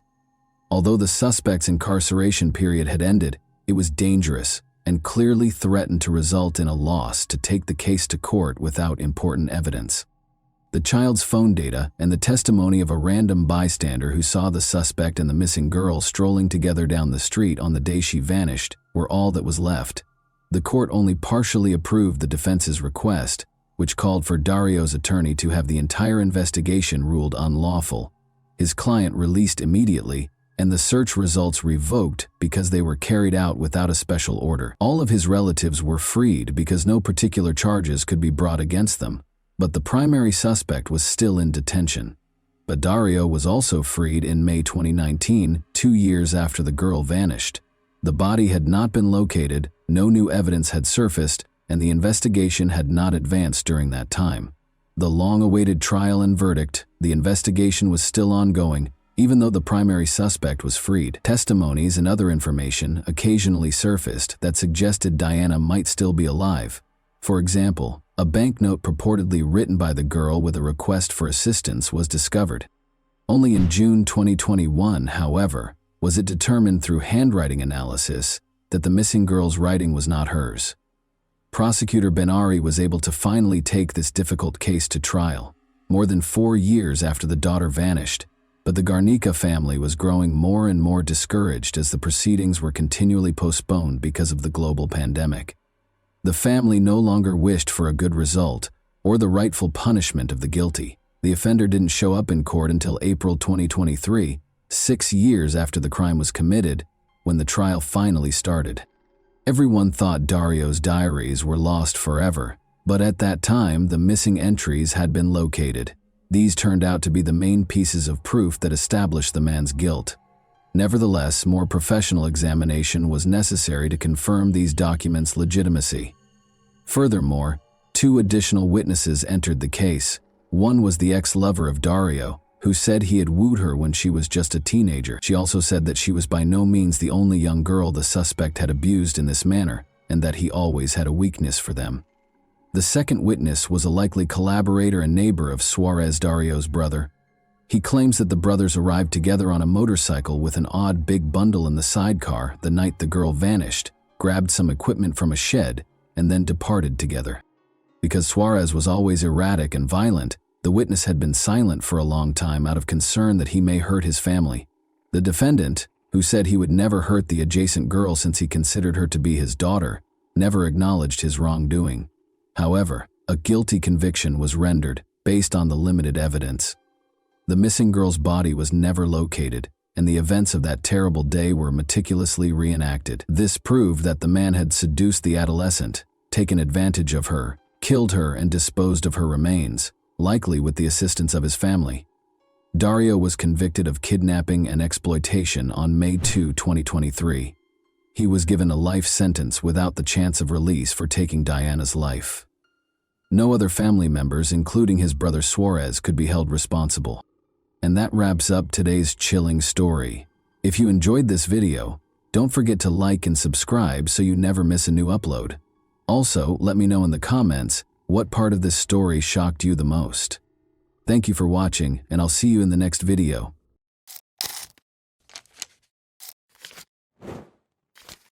Hey guys, welcome to my channel, and today we're going to take a look at another horrible case with you. The police were looking for an elderly man who had been reported missing by his friend on the evening of April 28 in the woodland region of Hibbs Park, located at 59th Street and Kensington Avenue in Kansas City, Missouri. However, rather than locating the man, they made the terrible discovery of a female toddler's severed head in the woods, about 200 yards from where her severed body was recovered on May 1, 2001. The child's missing head was discovered wrapped in a plastic bag. No one had reported the youngster missing, and the head was completely decayed. The cops named her Precious Doe because they didn't know who she was. There were many unresolved questions surrounding this discovery. Who was this kid? What was the reason behind the horrifying manner of her murder? So let's go straight to the riddle without any more ado. Large plains, undulating hills, and scenic splendor are the hallmarks of Kansas City, Missouri. Numerous cultural attractions, such as museums and art galleries, are abundant in Kansas. With more than 20 authorized wildflower trails spread throughout the state's rural and urban areas, It is aptly known as the Sunflower State. Kansas City, which has a population of nearly 500,000, is among the most violently crime-ridden cities in the United States, with 57 violent crimes per 10 citizens, and our story starts in this city. In order to pick up Erica for a family reunion, Michelle and Harold returned to Betty's house on April 4, 2001. Because she loved the little girl so much, and because Easter was quickly approaching, Betty was hesitant to let her go. She also made arrangements for Erica to spend the Easter break with her. However, because Michelle was the biological mother, Betty was powerless. Betty packed up Erica's belongings, including the beautiful gowns she had purchased for her Easter outfits and her favorite doll. Unaware that it would be her final encounter with Erica, she said goodbye. They both agreed to bring the youngest of their children to Kansas City, Missouri, most likely because Carol had children before he met Michelle. Carol abducted Markeisha Johnson, his 6-month-old child, for a number of reasons, including the fact that Harold's cousin LaWanda Driscoll owned the apartment in Kansas and that Michelle already had her other 4 children elsewhere. They chose not to bring all of their children with them to Kansas City. After a few weeks, Harold's cousin LaWanda Driscoll quickly became aware that Erica was no longer with her. Michelle informed LaWanda that Betty Brown had traveled from Oklahoma to pick up Erica when she inquired about her location. An unidentified man called the police on the evening of April 28, 2001, claiming that he had been attempting to contact his friend for some time but had been unsuccessful. The cops complied with his request for assistance in performing a welfare check on his companion. They had to explore the forested area close to Hibbs Park, which is located at 59th Street and Kensington Avenue in Kansas City, Missouri, as they were unable to locate the man at his home. The police received a call informing them that the individual they were hunting for had been located after some time of searching, but just as they were ready to depart, they came upon a horrifying scene: a toddler's severed head. The remains was quickly identified by the authorities as belonging to a female toddler. The cops were dubious about the discovery right away, because the deceased was discovered naked. In addition to wondering why no one had reported the disappearance of a child her age in the region, they also questioned why a toddler's death would be found in the woods. The absence of the head left the investigators at a loss. The probe would never move forward. They were only able to ascertain the child's age and sex. They discovered that the deceased body belonged to a black woman, who was between the ages of 3 and 6. They also discovered that the woman had suffered maltreatment prior to her murder. About 200 yards from the location of the child's body, on May 1, 2001, 3 days after it was discovered, a volunteer searcher recovered the child's head, wrapped in a plastic bag. An ashtray that the police thought was the murder weapon was found next to the body. Despite finding the head, the authorities were unable to identify the body's owner because it had completely decayed. Because of the victim's age and the gruesomeness of the murder, it quickly attracted national attention. The investigators kept looking in the hopes that the child's parent or guardian would come forward to collect her remains, but nobody did. The victim was given the nickname Precious Doe when it was impossible to identify them. Before long, a large number of people offered their time to help publicize Precious Doe by distributing flyers, radio, television, and newspapers. They even went door to door to ask questions that would lead to the victim's identity. The case was frequently highlighted on cold case files and America's Most Wanted in an effort to find the young child. However, despite everything, no one claimed the infant and no witnesses came forward. The public contributed funds for Precious Doe's funeral, which took place at Hibbs Park, close to the location where her body was discovered, in December 2001. Hundreds of individuals attended, demonstrating the large turnout of local citizens. Even though the case received a lot of publicity, nobody knew who Precious Doe was. When Precious Doe's body was dug up by the police in 2002 for an autopsy, the findings revealed that she had been severely beaten with an ashtray and mistreated prior to her murder. Nothing was discovered when police checked the ashtray for DNA and fingerprints. Researchers examined the resemblance of Precious Doe's skull in July 2003 and also fashioned busts that suggested her possible appearance. The case was so well known that the police were often getting tips, sometimes from people nearby and sometimes from far away. At one point, Jamaica called the police about the matter, but they discovered that it had nothing to do with who Precious Doe was. The people soon lost hope, since the police were preoccupied with other cases. However, Alonzo Washington, a strong advocate for Precious Doe's cause, never gave up on finding the truth. Every year, Alonzo placed advertisements about the case in a local newspaper. Because the victim was a Black American, Alonzo considered placing the advertisement in an African American newspaper for Precious Doe's 4th-year commemoration in April 2005. Additionally, he produced T-shirts using the bust image of Precious Doe, which proved to be the crucial breakthrough in the case. Thurman McIntosh, later identified as Harold Johnson's father, called Alonzo on April 30, 2005, and claimed to be well-versed in the Precious Doe case. Alonzo heard Thurman, who was 81, say that Precious Doe was actually Erica Green. Additionally, he asserted that Erica Green was murdered by Harold Johnson, his son. Thurman was asked by Alonzo why he had kept the information secret since 2001 and was only disclosing it in 2005. Every time Thurman called the police to tip them about the crime, he said, "They fired him." Alonzo then insisted that Thurman provide him a photo of Erica and a lock of Michelle's hair. As soon as Thurman sent Alonzo a hair sample, he forwarded it to Detective David Bernard, the lead detective in the Precious Doe investigation. When Thurman was taken in for interrogation on May 4, 2005, he explained to the detectives why he was certain his son was responsible. After Thurman stopped seeing Erica, he asked Harold and Michelle where she was. In his capacity as an activist, he learned of other citizens who believed that the police were not paying attention to their issues. They both replied that she was in Oklahoma with Betty. Thurman claimed that he had a sudden suspicion that Precious Doe was Erica Green, as the couple and Markeisha were moving back to Oklahoma. Harold said it was an error when Thurman confronted him and admitted that he knew he killed Erica. After learning the truth, Thurman declared his desire to share Precious Doe's fate with the world before his passing.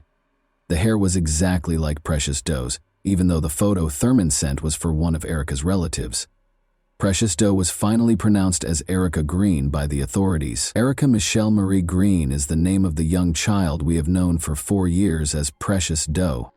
On May 15, 1997, Erica Green was born in McLeod, Oklahoma, in the United States. She was the youngest of 5 children born to her father Larry Green and mother Michelle Johnson. Michelle was sentenced to 2 years in the custody of the Oklahoma Department of Corrections after being found guilty of larceny of products from a merchant when she was 8 months pregnant with Erica. However, due to her pregnancy, she was placed in the Mabel Bassett Correctional Center. Michelle went into labor after just 1 month of her sentence. She gave birth to Erica Green at the OU Medical Center in Oklahoma City after being transported there. She was asked to get in touch with a guardian who could help her hold her child until she was released because she was unable to care for Erica. In order to find a guardian for their child, Michelle reached out to Larry Green, Erica's father. Then Larry would give a call to Betty Brown, a friend of Larry's mother who was in her late 60s. When Betty arrived at the prison, she was requested to complete a series of tasks in order to be granted custody of Erica. To determine if Betty was qualified to receive care of the kid, the Correctional Facility Authority did not perform a background investigation. She just produced a Sam's Club card and her driver's license. A form was given to her to sign. Following this, on May 16, 1997, custody of Erica Green was awarded to Betty. Betty referred to Erica as one of the most self-reliant kids she had ever encountered, and she loved and cared for her as if she were her own child. She added that Erica was a sweet girl who never stopped smiling and that everyone adored her whenever she brought her to church. On October 23, 1997, Michelle was then freed on probation. Since Michelle only seldom came to see Betty Brown to see how her child was doing, Betty claims that Michelle was not very engaged in caring for Erica. When Erica was 3 years old in 2000, Michelle had already found a new partner, Harold Johnson, whom she married that same year. Harold Johnson soon had Michelle living with him in Oklahoma. After verifying that the body was that of Erica, the police searched for her mother, Michelle, and her companion, Harold. Harold and Michelle were both in the Muskegon County Jail in Oklahoma after being detained on certain warrants. The police were on the spot. They went straight to the facility to interrogate Harold Johnson and Michelle. When the authorities showed Michelle Erica's photo during the interrogation, Michelle recognized her daughter and put a note on the reverse. She agreed to inform the police how the murder occurred after writing, "Mama is sorry. You are always in my heart and soul. Love you always, little E. Michelle claims that Harold quickly became intoxicated and high on PCP when the family got home at around 8 p.m. on the evening of April 2001. In the same room as Harold, Michelle told Erica to go to bed while she went to the restroom. Harold had started complaining that Erica was horrible because she wouldn't go to bed before she even got out of the shower. Harold got upset after telling Erica to go to bed 5 or 6 times. Erica had left her bed once more by the time Michelle emerged from the restroom. Then she told Erica to return to her bed, but she didn't move. Harold kicked Erica till she passed out at that moment. According to Michelle, she hurried to get Erica and put her in a cold bathtub, but she refused to wake up. Michelle realized then that something significant had occurred. About 15 minutes later, Michelle carried Erica to the restroom and then to the floor, but she was still unconscious and not responding. Since they still had outstanding warrants, Michelle and Harold opted not to seek medical attention for Erica, even though they knew she needed it at that point. Despite knowing that Erica could die, Michelle decided not to call an ambulance because she didn't want to end up in jail. Erica remained unconscious for 10 to 14 hours, and by the next morning, she had passed away. Harold and Michelle concealed Erica's body in a baby stroller after she passed away. Michelle claims that they decided to dispose of the body because they were both afraid and unsure of what to do. After waiting until nightfall to ensure that no one would notice, they both carried Erica's body outside through the house's window and headed directly for the woods. Harold considered using edge clippers to remove the head and disfiguring it to make identification more difficult, since he worried that leaving the body in its current state may eventually lead the police to their house. Michelle felt that was a bad idea, but they wrapped the head in plastic bags and threw it in a dumpster at a local church. Because the smell may alert the church owners, she instructed Harold to remove the head. Harold followed his wife's advice and tossed the head into Hibbs Park's forested area. Harold then left Erica's body in the woods after removing her clothing and giving it to Michelle. They went back home and went into their room the same way they had left. LaWanda Driscoll would soon realize that Erica was not there, but no one saw what they did. Michelle pretended that she was lying in the room because she was ill when she was questioned where she was.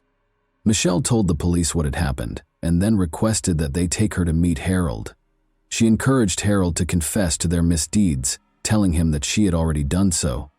Harold initially became agitated and pleaded with Michelle to retract her testimony, but Michelle had already decided to testify against Harold in court. Later, Harold consented to provide an oral statement in which he explained how he killed Erica and took off her head. "I'm so sorry that this happened, and I hope that you forgive me for what I have done, and I will always love you with my heart and my soul. I will always miss you. Harold Johnson," is written on the note he wrote behind Erica's photo, which he took while being questioned. Many people who worked tirelessly to bring Erica justice found closure in the charging of the offenders in this case. Unfortunately, Erica's father, Larry Green, was incarcerated when the people decided to give her a dignified funeral in August 2005 under her real identity.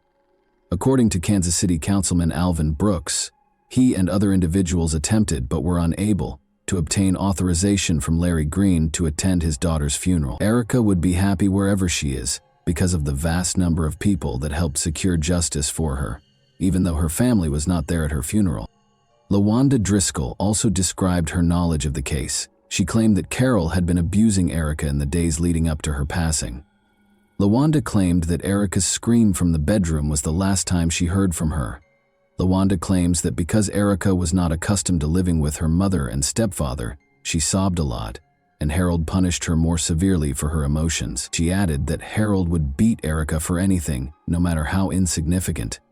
A week or two later, LaWanda heard Harold say to Michelle, "You better go take care of your daughter or I'm going to do something bad." She now thinks the big bang she heard coming from the bedroom was the kick that knocked Erica out. According to LaWanda, Michelle assisted in distributing flyers to individuals and even shed tears during the girls' vigil, while everyone searched for Precious Doe's identification. LaWanda claims that if someone had a question about Erica, Michelle had an answer ready. Michelle and Harold were charged on May 5, 2005 with Erica Green's murder, abandoning a corpse, tampering with physical evidence, and endangering the welfare of a child.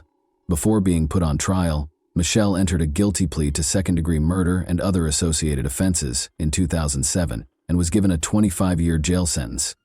Harold began saying things that would implicate Michelle as soon as he realized she would testify against him. According to him, Michelle had no interest in Erica at all.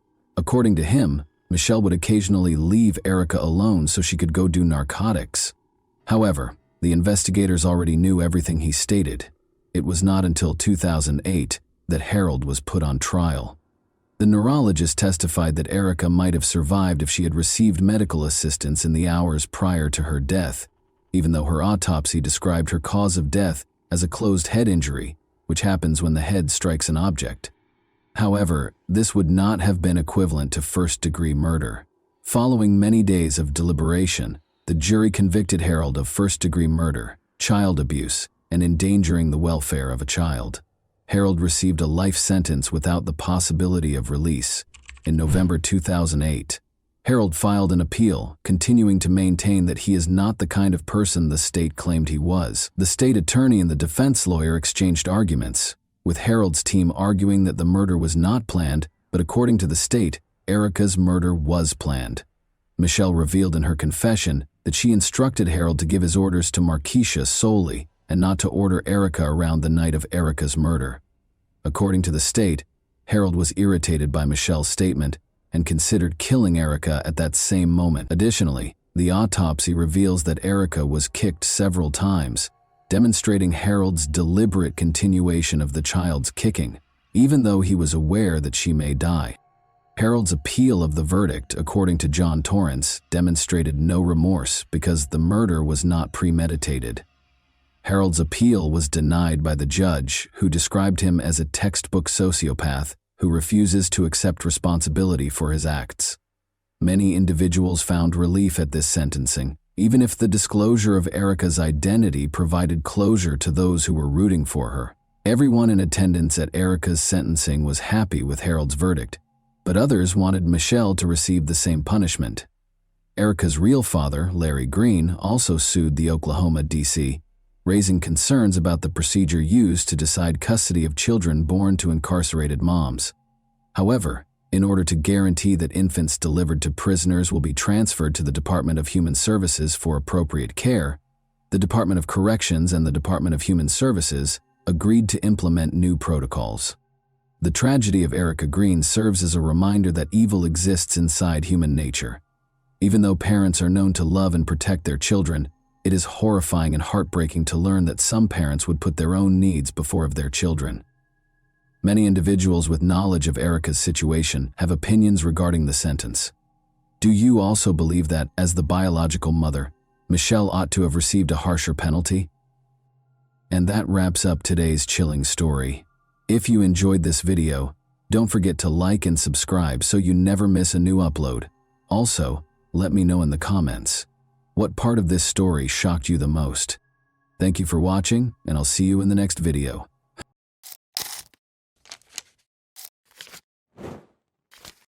Hey guys, welcome to my channel, and today we're going to take a look at another horrible case with you.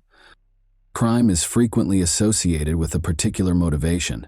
Acts by people with mental health conditions, those under the influence of alcohol or other controlled substances, or incidents that happen during periods of severe emotional upheaval may be exceptions. Although the phrase motiveless crime is used, criminologists contend that the majority of these cases have unidentified hidden motives. Ohio as a whole was rocked by the disappearance of college student Emily Murray in 2000. The individual who caused Emily's terrible demise had been hiding in plain sight, helping law enforcement with their investigation and even providing tips to implicate others, until she was discovered dead a few weeks later. Authorities encountered a bewildering dilemma when they eventually took him into custody. There didn't appear to be any clear reason. Many theories were put forth, but none of them were supported, to explain why he did this. To make things even more confusing, the suspect seemed to like Emily and even to be protective of her, but then something changed and he became a predator. The perpetrator has never disclosed the reason behind his killing of a helpless young woman, even though it has been almost 25 years since the incident. On February 19, 1980, Emily Miranda Murray was born in Sleepy Hollow, a small town in Westchester County, New York. She came from a wealthy family and was the youngest of 4 siblings. Growing up with her 2 older brothers and 1 sister, Emily remained close to them all of her life. Emily's family moved to Shaker Heights, Cuyahoga County, Ohio, when she was 2 years old. Her father quickly rose to the position of head of one of the scientific university's departments after receiving an offer of a distinguished position there. The family's financial stability allowed them to live comfortably, and her mother devoted herself to raising the kids and providing a cozy home environment. The Murray children achieved academic success, graduating with honors from high school and attending prestigious universities. Emily in particular had a strong interest in biology and medicine and hoped to work in these fields. She frequently placed at the top of her class and was acknowledged as a gifted student. Interestingly, Emily was also able to work part-time jobs and donate her earnings to worthy causes. Emily's parents' strong Christian beliefs had a significant impact on her upbringing. Emily followed the family's example by attending church on a regular basis and being always willing to lend a helping hand to those in need, both verbally and physically. She spent a year traveling the world with different humanitarian organizations after graduating from high school. She visited New Zealand, Australia, Japan, and a number of European nations during this trip. Emily Murray moved into the campus residence halls at Kenyon College in Gambier, Ohio, in 1998 to start her studies. According to those who knew her, she was a positive influence on everyone around her, full of vitality and vitality. Emily was very driven, kind, sympathetic, and personable. She did, however, have a sensitive side and frequently displayed moments of melancholy and vulnerability. She wrote down her deepest worries, dreams, and thoughts in a private journal. Emily was in her junior year of college by 2000. She continued to be actively involved in church-based charitable work and worked evening shifts as a waitress at a nearby restaurant in addition to her rigorous academic schedule. She appeared to manage her enormous workload with poise. She even managed to make time for her personal life, going to events that she loved. But soon, it would be evident that her life was more complicated than it seemed. Emily's bed was empty when her 2 roommates in the dorm woke up on Tuesday, November 3, 2000. They couldn't figure it out. Emily was always thoughtful and informed them if she would be spending the night somewhere else. They thought she might have gone straight to class or stayed late at work because her restaurant shift had ended at 2 in the morning. However, things started to feel strange when they discovered that her notes and textbooks were still on her shelf. The roommates asked friends if anyone had seen Emily before leaving for their lectures in the morning. As it happened, she hadn't been seen since the day before and hadn't attended any of her classes. Her friends initially attempted to explain the situation in the hopes that there would be a plausible explanation, even though her absence was disturbing. Emily had been anticipating the celebration of a close friend's 20th birthday for weeks, and it was scheduled for that evening. She had picked out a thoughtful present and even assisted in planning a surprise for the birthday person. Emily could not imagine missing the party, but her friends became increasingly concerned when she failed to appear. They contacted Emily's family in a desperate attempt to get answers, believing that she might have returned home because of an emergency. When her parents learned that she had disappeared, they became very upset. Desperate to learn what had happened to their daughter, they drove to Gambier that same evening to participate in the search. The Murrays and their older children had reached the campus by morning, and they were desperately attempting to determine what might have happened to their youngest daughter. By then, the college community had become aware of Emily's disappearance. She was not found despite the efforts of several volunteer groups, friends, and classmates. She appeared to have disappeared completely. Emily's car, a dark green Subaru Outback that her father had given her for her 20th birthday, was also found to be missing. The Murrays immediately contacted campus security to report the missing student and ask for assistance in setting up a search, but their worries were dismissed with indifference.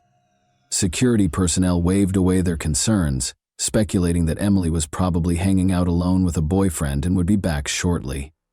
The family was told to wait a bit longer, even though they insisted Emily would never leave without telling anyone. Emily had not been seen for over 24 hours, and her family was becoming more and more desperate. They reported a missing person to the local police after realizing that campus security would not be able to assist. They were shocked to learn that police initially appeared to minimize the incident as well, assuming Emily might have taken an unplanned break or gone off on her own. She was a 20-year-old college student after all, and they didn't have to explain her every action. Nevertheless, The police finally consented to check Emily's dorm room.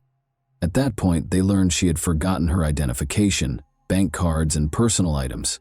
It appeared that she hadn't changed since leaving her job because she had last been spotted in her restaurant shift uniform. This cast doubt on the notion that she had taken an unplanned break or gone off to hang out with a boyfriend. It was improbable that Emily would depart without cash or necessities. Emily was officially listed as missing on the second day following her disappearance, which was also her last day of employment. By that point, her friends, family, and community members who were worried were already searching on their own, distributing flyers featuring her picture throughout the town and searching the neighborhoods. The investigation started at the eatery across the street from the campus where Emily was last seen. The Pirates Cove was a well-liked hangout for students because of its convenient location and reasonably priced menu. Emily's shift that night turned out to be her final one. Overburdened by her demanding schedule, she had resigned from her job that evening. She had made the decision to reduce her workload. She had been finding it difficult to balance her rigorous coursework, her part-time evening shifts, and her volunteer work at the church. Her personal life had suffered as a result of her hectic schedule. She had broken up with her boyfriend Adam just a month prior because they hardly ever had time together. Many of Emily's friends came to the Pirates Cove that night to cheer her on her last day of work.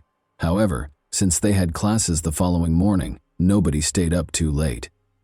Emily stayed for an extra half hour to complete some tasks, even though her shift ended at 2 in the morning.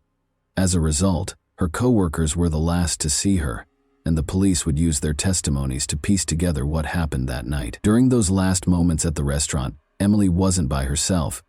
She was assisted in closing up by her friend Olivia, who was also a waitress, and a bartender named David Cale. Around 2:45 a.m., they completed cleaning the dining area together. Everyone started to head home shortly after that. Gregory McKnight, a 24-year-old cook who was the last to depart and shut down the restaurant at 3:15 a.m., confirmed this. Nothing out of the ordinary caught the attention of her colleagues. Emily was being kind, happy, and courteous as usual. She told them she was just going back to her dorm to get some sleep before her morning classes, without mentioning any plans for the rest of the evening. Investigators discovered Emily's personal journal, which had disturbing entries when they searched her dorm room. Emily had been fighting a protracted bout of depression, which she had kept a secret and attempted to handle on her own, despite her cheerful and amiable manner. Emily was well known for being sensitive and sympathetic, and she frequently internalized other people's suffering, which made her both emotionally vulnerable and incredibly compassionate. Emily was frequently exposed to the harsh realities of life, such as tales of cruelty and injustice, through her charitable work. She gave her all to helping those in need, but she felt helpless in the face of the world's more powerful forces, which frustrated her. She described in her journal how difficult it was for her to handle the weight of her empathy and how overwhelming these feelings could be. Detectives were unable to completely rule out the possibility that Emily may have made the decision to leave her life, even though the journal made no explicit mention of plans to harm herself or take extreme measures. Emily's close friends and family were extremely offended by this theory. They vehemently denied the notion, stating that Emily would never entertain such an act because her faith was so important to her. Because of her strong religious convictions, such behavior was considered an unforgivable sin. In addition, Emily had detailed her aspirational plans for the future in her journal. She drew a picture of her ideal life in one entry, which included a big house, her future spouse, their 5 kids, and a dozen dogs. Her desire to create a life focused on community, family, and love seemed to inspire her daily.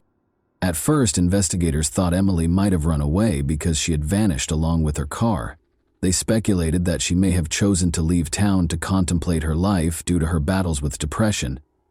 This is a reasonable explanation for her disappearance, because it could have been made worse by her recent breakup with her boyfriend and resignation from her job. Adam, Emily's ex-boyfriend, was the first person investigators focused on, which makes sense in situations like this. Their relationship had been turbulent, with several breakups and reconciliations, but it had lasted for roughly a year and a half. But this time, Emily had made the decision to permanently break things off, and she had told Adam so in what seemed to be a peaceful and friendly exchange. Investigators couldn't help but wonder what if Adam hadn't been able to let her go. They decided to stay friends. When contacted, Adam voluntarily went to the police station. He seemed truly upset and genuinely concerned about Emily's welfare. He clarified that he and his roommate had visited the Pirates Cove the night before Emily vanished, but they had departed at midnight. Other students attested to seeing them when they returned to their dorm. According to two other roommates, Adam and his roommate spent the remainder of the night inside. Adam was promptly ruled out as a suspect because he had a strong alibi and no evidence of involvement. After that, investigators focused on Emily's colleagues. In the course of their investigation, one of the Pirates Cove's cooks revealed an unexpected fact. Emily was rumored to have rejected the romantic feelings that the bartender David Cale had for her. Emily and Cale worked the same shift, stayed late to close, and left the restaurant 10 minutes apart on the night of Emily's disappearance. After she turned him down, could Cale have waited for her outside and hurt her in some way? They brought David in for another round of interrogation. He acknowledged that he had once asked Emily out, but he had never brought up the subject again after she declined. He insisted that their relationship was merely cordial and business. In addition, David gave what investigators considered a very strong alibi. He was picked up from the restaurant by his father after his shift, and they immediately drove to another state to attend his sister's wedding. Investigators had no evidence to connect him to Emily's disappearance after the alibi was confirmed. The same cook, Greg McKnight, gave detectives a new lead after the bartender was ruled out as a suspect. He implied that Dave Yoakum, another cook, was also strangely attracted to Emily. Dave had a reputation for having trouble relating to women. When rejected, he was prone to losing his temper and was awkward and rude. This behavior was corroborated by other waitresses, who also reported that Dave had awkwardly approached them. He frequently made scathing comments in response to his attempts being rejected and acted in a generally disrespectful manner. Additionally, investigators found it highly suspicious that Yoakum was fired from the restaurant after a heated argument just 4 days after Emily vanished. Yoakum had not been at the restaurant the night Emily disappeared because he was off work, but detectives had to question him and find out where he was. When asked, Dave said he was genuinely shocked to be named as a suspect in the case. He gave a convincing alibi by claiming that he had gone to a rock band concert in a nearby city that evening with friends who corroborated his account. The investigation came to a standstill after all suspects were exonerated and no fresh evidence surfaced. Emily's friends and family prayed for her safe return home and clung to hope, but seasoned investigators suspected she was dead and feared the worst. Let's go back to an incident that at first glance appeared to have nothing to do with Emily's case, which occurred around a month prior to her disappearance. A small car accident happened on the outskirts of Harrison, a small town in Vinton County, Ohio, on October 1, 2000. Ronaldo Hopkins was on his way home when an old Buick swerved into his lane and collided with him. When Hopkins exited his vehicle to inspect the damage, he discovered a gun in the trunk of the other car, which had exploded from the collision. He was so alarmed that he reported the incident to the police right away. Authorities permitted the other driver to depart, even though he was fined for the collision, and the gun was seized.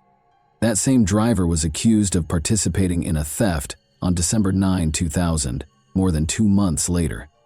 He lived in a remote trailer park according to the case documents, so 2 officers were sent to deliver a court summons demanding that he come in for interrogation. Officers discovered the trailer in a remote location, far from the other homes in the park. When they got there, 2 rusted, damaged cars that looked unlikely to ever run again were parked in front of the property, which gave the impression that it was deserted. But the officers found a dark green Subaru Outback behind the trailer, which didn't fit the scene. They verified that it was Emily Murray's car, which was reported missing along with its owner, after searching the license plates through their database. The name of the resident of the property where Emily's car was found, as well as information about the car's discovery, were promptly forwarded to the Gambier Division looking into her case. The cook from the restaurant where Emily had worked, Gregory McKnight, was that person. In the past, McKnight had tried to deflect suspicion from his colleagues while evading personal scrutiny. In record time, a police team was sent to the scene and a search warrant for McKnight's trailer was obtained. 2 officers went inside to start their search because the door lock was broken. The foul stench of decay overcame them almost immediately. They located the source of the smell, a young woman's body covered in a carpet, by following it to the rear of the trailer. Emily's remains were immediately thought to be hers, and forensic analysis quickly verified this. A gunshot wound to the head was the cause of death. The weapon had been pressed against the right side of her skull, and the bullet had been fired at close range. The fact that there was a large amount of blood and spent shell casings at the scene suggested that the crime had been committed inside the trailer. Detectives now focused on apprehending and interrogating McKnight, their main suspect.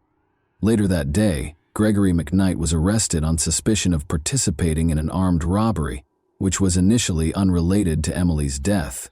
But when they told him about the discovery in his trailer, he fell silent, refused to comment, and asked for a lawyer right away. Police detained him pending additional investigation, even though there was no concrete evidence at the time connecting him to Emily's death.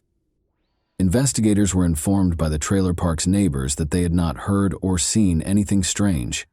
Considering how far away McKnight's trailer was from the other houses, this wasn't shocking. The property itself was in poor condition, with rusted, dilapidated cars all around it and trash all over it. Investigators searched the area extensively in the hopes of finding more evidence. They soon discovered a small, overgrown well beneath a sheet of metal that was weighed down by a fallen tree. After draining the well, researchers found a human skeleton at the bottom that seemed to be that of a man. Other bone fragments were discovered nearby, dispersed throughout the property. All of the remains belonged to a single person whose identity was still unknown, according to forensic analysis. Police quickly linked the discovery to a 6-month-old missing person case, though McKnight's friend, a 20-year-old student named Glenn Julius, had disappeared. According to Glenn's girlfriend, he was planning to go to a party with McKnight the last time she saw him. Following the start of the Glenn Julius search, Gregory McKnight emerged as the main suspect, but according to McKnight, Glenn and he got into a fight at the event, and Glenn drove off with a few new friends. No one saw him again after that. Although they couldn't find any hard evidence to link McKnight to the disappearance, investigators also couldn't find any evidence to back up his story. Thus, he was set free. Later, pieces of Glenn's belts and clothes that were found in the well were recognized by his girlfriend. Dental records from his family attested to the fact that Glenn's remains were present. Inside McKnight's trailer, a number of his personal belongings were also found. Shortly after Glenn vanished, McKnight sold his car illegally, according to additional investigation. Associates who were also connected to an armed robbery case purchased the car. The car's license plates had been replaced with fake ones, and it had been hurriedly repainted. Authorities found the car after one of McKnight's accomplices was taken into custody. They discovered sizable amounts of cleaned-up blood in the trunk, which forensic analysis verified belonged to Glenn. This implied that Glenn had been carried in the trunk, either injured or dead. The work had been done sloppily, probably with homemade tools, and Glenn's body had been partially dismembered. The bones were deeply scratched, like saw marks. Investigators discovered an axe, a shovel, and several other tools inside McKnight's trailer. These were all removed for forensic analysis. Although unidentifiable marks were left by other tools, it was definitively established that the axe had been used during the dismemberment. On November 12, 1976, Gregory McKnight was born in a poor Columbus, Ohio suburb. He was raised in a big, impoverished family without a father, where everyone was left to fend for themselves. McKnight began stealing when he was a young boy, and at the age of 14 he first came to the notice of the police. He had committed his first deadly crime at the age of 15, a poorly executed robbery. The jury was lenient toward McKnight because his accomplices were older, and he was given a comparatively light sentence. He was placed in a juvenile detention center and given a sentence of only 6 years. After being freed in 1997, he quickly wed Catherine, who went on to have 2 children. Before McKnight saved up enough cash to purchase his trailer, the couple briefly resided with Catherine's parents, but they never made the move to their new home. Gregory McKnight killed Glenn Julius in May 2000 and concealed his body in the well behind his trailer. He then abducted and murdered Emily Murray in November of that year, leaving her body to decay inside the trailer. Catherine, McKnight's wife, acknowledged during interrogation that she had begun to have doubts about the trailer. Her husband refused to allow her to visit or even come near the property, and he often went there by himself. She believed that he was either using the area to meet potential lovers or to hide his criminal associates from the authorities. She had thought of a lot of things, but she had never thought of him keeping human remains there. The majority of the evidence against McKnight was circumstantial, despite the fact that it was substantial. The precise manner and location of Julius's death were unknown to the authorities. Consequently, the prosecution was unable to pursue the death penalty for that specific offense. Emily's case appeared to be simpler. There were obvious traces connecting her and McKnight to the trailer when her body was discovered at the scene, but there was no apparent reason for such a heinous act, and the murder weapon was never found. Emily had not been robbed, she had not been assaulted, and even her car had been left behind the trailer. Why McKnight would perpetrate such a heinous act against the young college student was still a mystery. Several colleagues attested that McKnight had consistently treated Emily with dignity. He was said to be courteous, and once he had even intervened to shield her from an inebriated patron who had mistreated her. Even McKnight declined to assist investigators. He gave no information about either crime and denied all charges. The prosecution contended that McKnight had tricked Emily into falling into a trap following her work at the restaurant. Given her kindness and trustworthiness, he may have asked her for assistance, and Emily, oblivious to the danger, was powerless to refuse. He may have shown romantic feelings for her once he was inside the trailer, but he went into a rage and committed the crime after she rejected him. A psychiatric evaluation found that McKnight was fully aware of his actions and could be held accountable, despite the defense's attempt to claim that he was mentally unfit. By changing strategies, McKnight's lawyers attempted to portray Emily as a suicidal person with severe depression, alleging that McKnight only helped her carry out a purported death wish. Emily's loved ones were incensed by this argument, but it didn't change the court's decision. Gregory McKnight was convicted of 2 indictments of first-degree murder, kidnapping, and armed robbery in 2002. He was placed on death row to await execution after being given a death by lethal injection sentence. Every appeal and clemency request was turned down. Gregory McKnight, who said in 2015 that he would sooner die than rot in prison while awaiting execution, asked that his sentence be carried out. He quickly had second thoughts, though, and made another unsuccessful attempt to appeal the sentence. McKnight filed a lawsuit in 2020, claiming that he was subjected to unfair treatment and racism during his trial. He maintained that the punishment was unduly severe because the jury and the judge were both white and had acted biasly against him. Gregory McKnight is still waiting to be executed on death row as of right now. And that wraps up today's chilling story. If you enjoyed this video, don't forget to like and subscribe so you never miss a new upload. Also, let me know in the comments what part of this story shocked you the most. Thank you for watching, and I'll see you in the next video.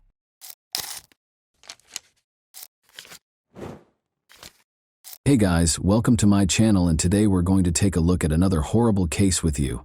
We'll explore what happened in 2004 in Scott County, Kentucky, USA in this video. Chris Lyons went in search of his younger sister Ashley, who was 18 years old, after she stopped returning his calls. Less than 1,000 people call Stamping Ground where the Lyons family resided home. Although it looked like a nice spot to raise a family, the events of January 7, 2004 permanently altered the Lyons family's course in life. On July 21, 1985, Ashley Renee Lyons was born. She was a Scott County native and the youngest of her parents' 3 children. She graduated from Scott County High School in 2003, where she was very involved in the FFA program, and she was a member of Cedar Grove Baptist Church. Future Farmers of America is represented by the letters FFA. Through agricultural education, FFA is a vibrant youth organization that transforms lives and equips members for success in the workplace, personal development, and premier leadership. Chris, Ashley's brother, was just a year older. They owned a modest auto repair business. They grew up fixing everything with an engine, even cars. Ashley enjoyed fast cars in particular. Ashley's best buddy, Bobby Gibson, however, was aware that Ashley had other interests outside cars. Roger Macbeth was the object of her affection. Although they remained close friends, the infatuated youngsters broke up soon after the prom. Ashley continued to believe that Roger was the greatest despite their breakup. When she graduated from high school, she was ecstatic because she thought a better life was ahead of her. Nevertheless, young people's lives don't always go as planned. Ashley discovered that Roger was the father of her unborn child. She told her relatives about it, Her entire family was behind her, anticipating the birth of the child. But January 7, 2004 was a life-altering day for many. Although the day began flawlessly, it ended terribly. Ashley learned she was expecting a son at her doctor's checkup. Sharing this news with her mother, Carol, made her joyful. She even decided on a name and intended to give her son the name Landon. Ashley was eager to tell everyone about this wonderful news. She showered and did her hair and makeup after giving her mother the ultrasound image. Ashley announced her trip to Lexington to her mother, Carol, and brother, Chris. Based on the map, Lexington is roughly 20 miles away from Stamping Ground, and it would have taken Ashley 35 to 40 minutes to get there. She mentioned that she was going to a restaurant there to meet Roger and his folks. Ashley was going to present the ultrasound image to them. That night was chilly, and snow was predicted for later. Carol, Ashley's mother, offered to use her car, but Ashley declined, stating that she would return before the snow started and that she wouldn't be gone for long. Sadly, that night altered the Lyons family's life forever. Carol recalled that day and stated that her daughter's final words to her were, "I love you, Mom. I'll be back soon." They heard their home phone ring after supper.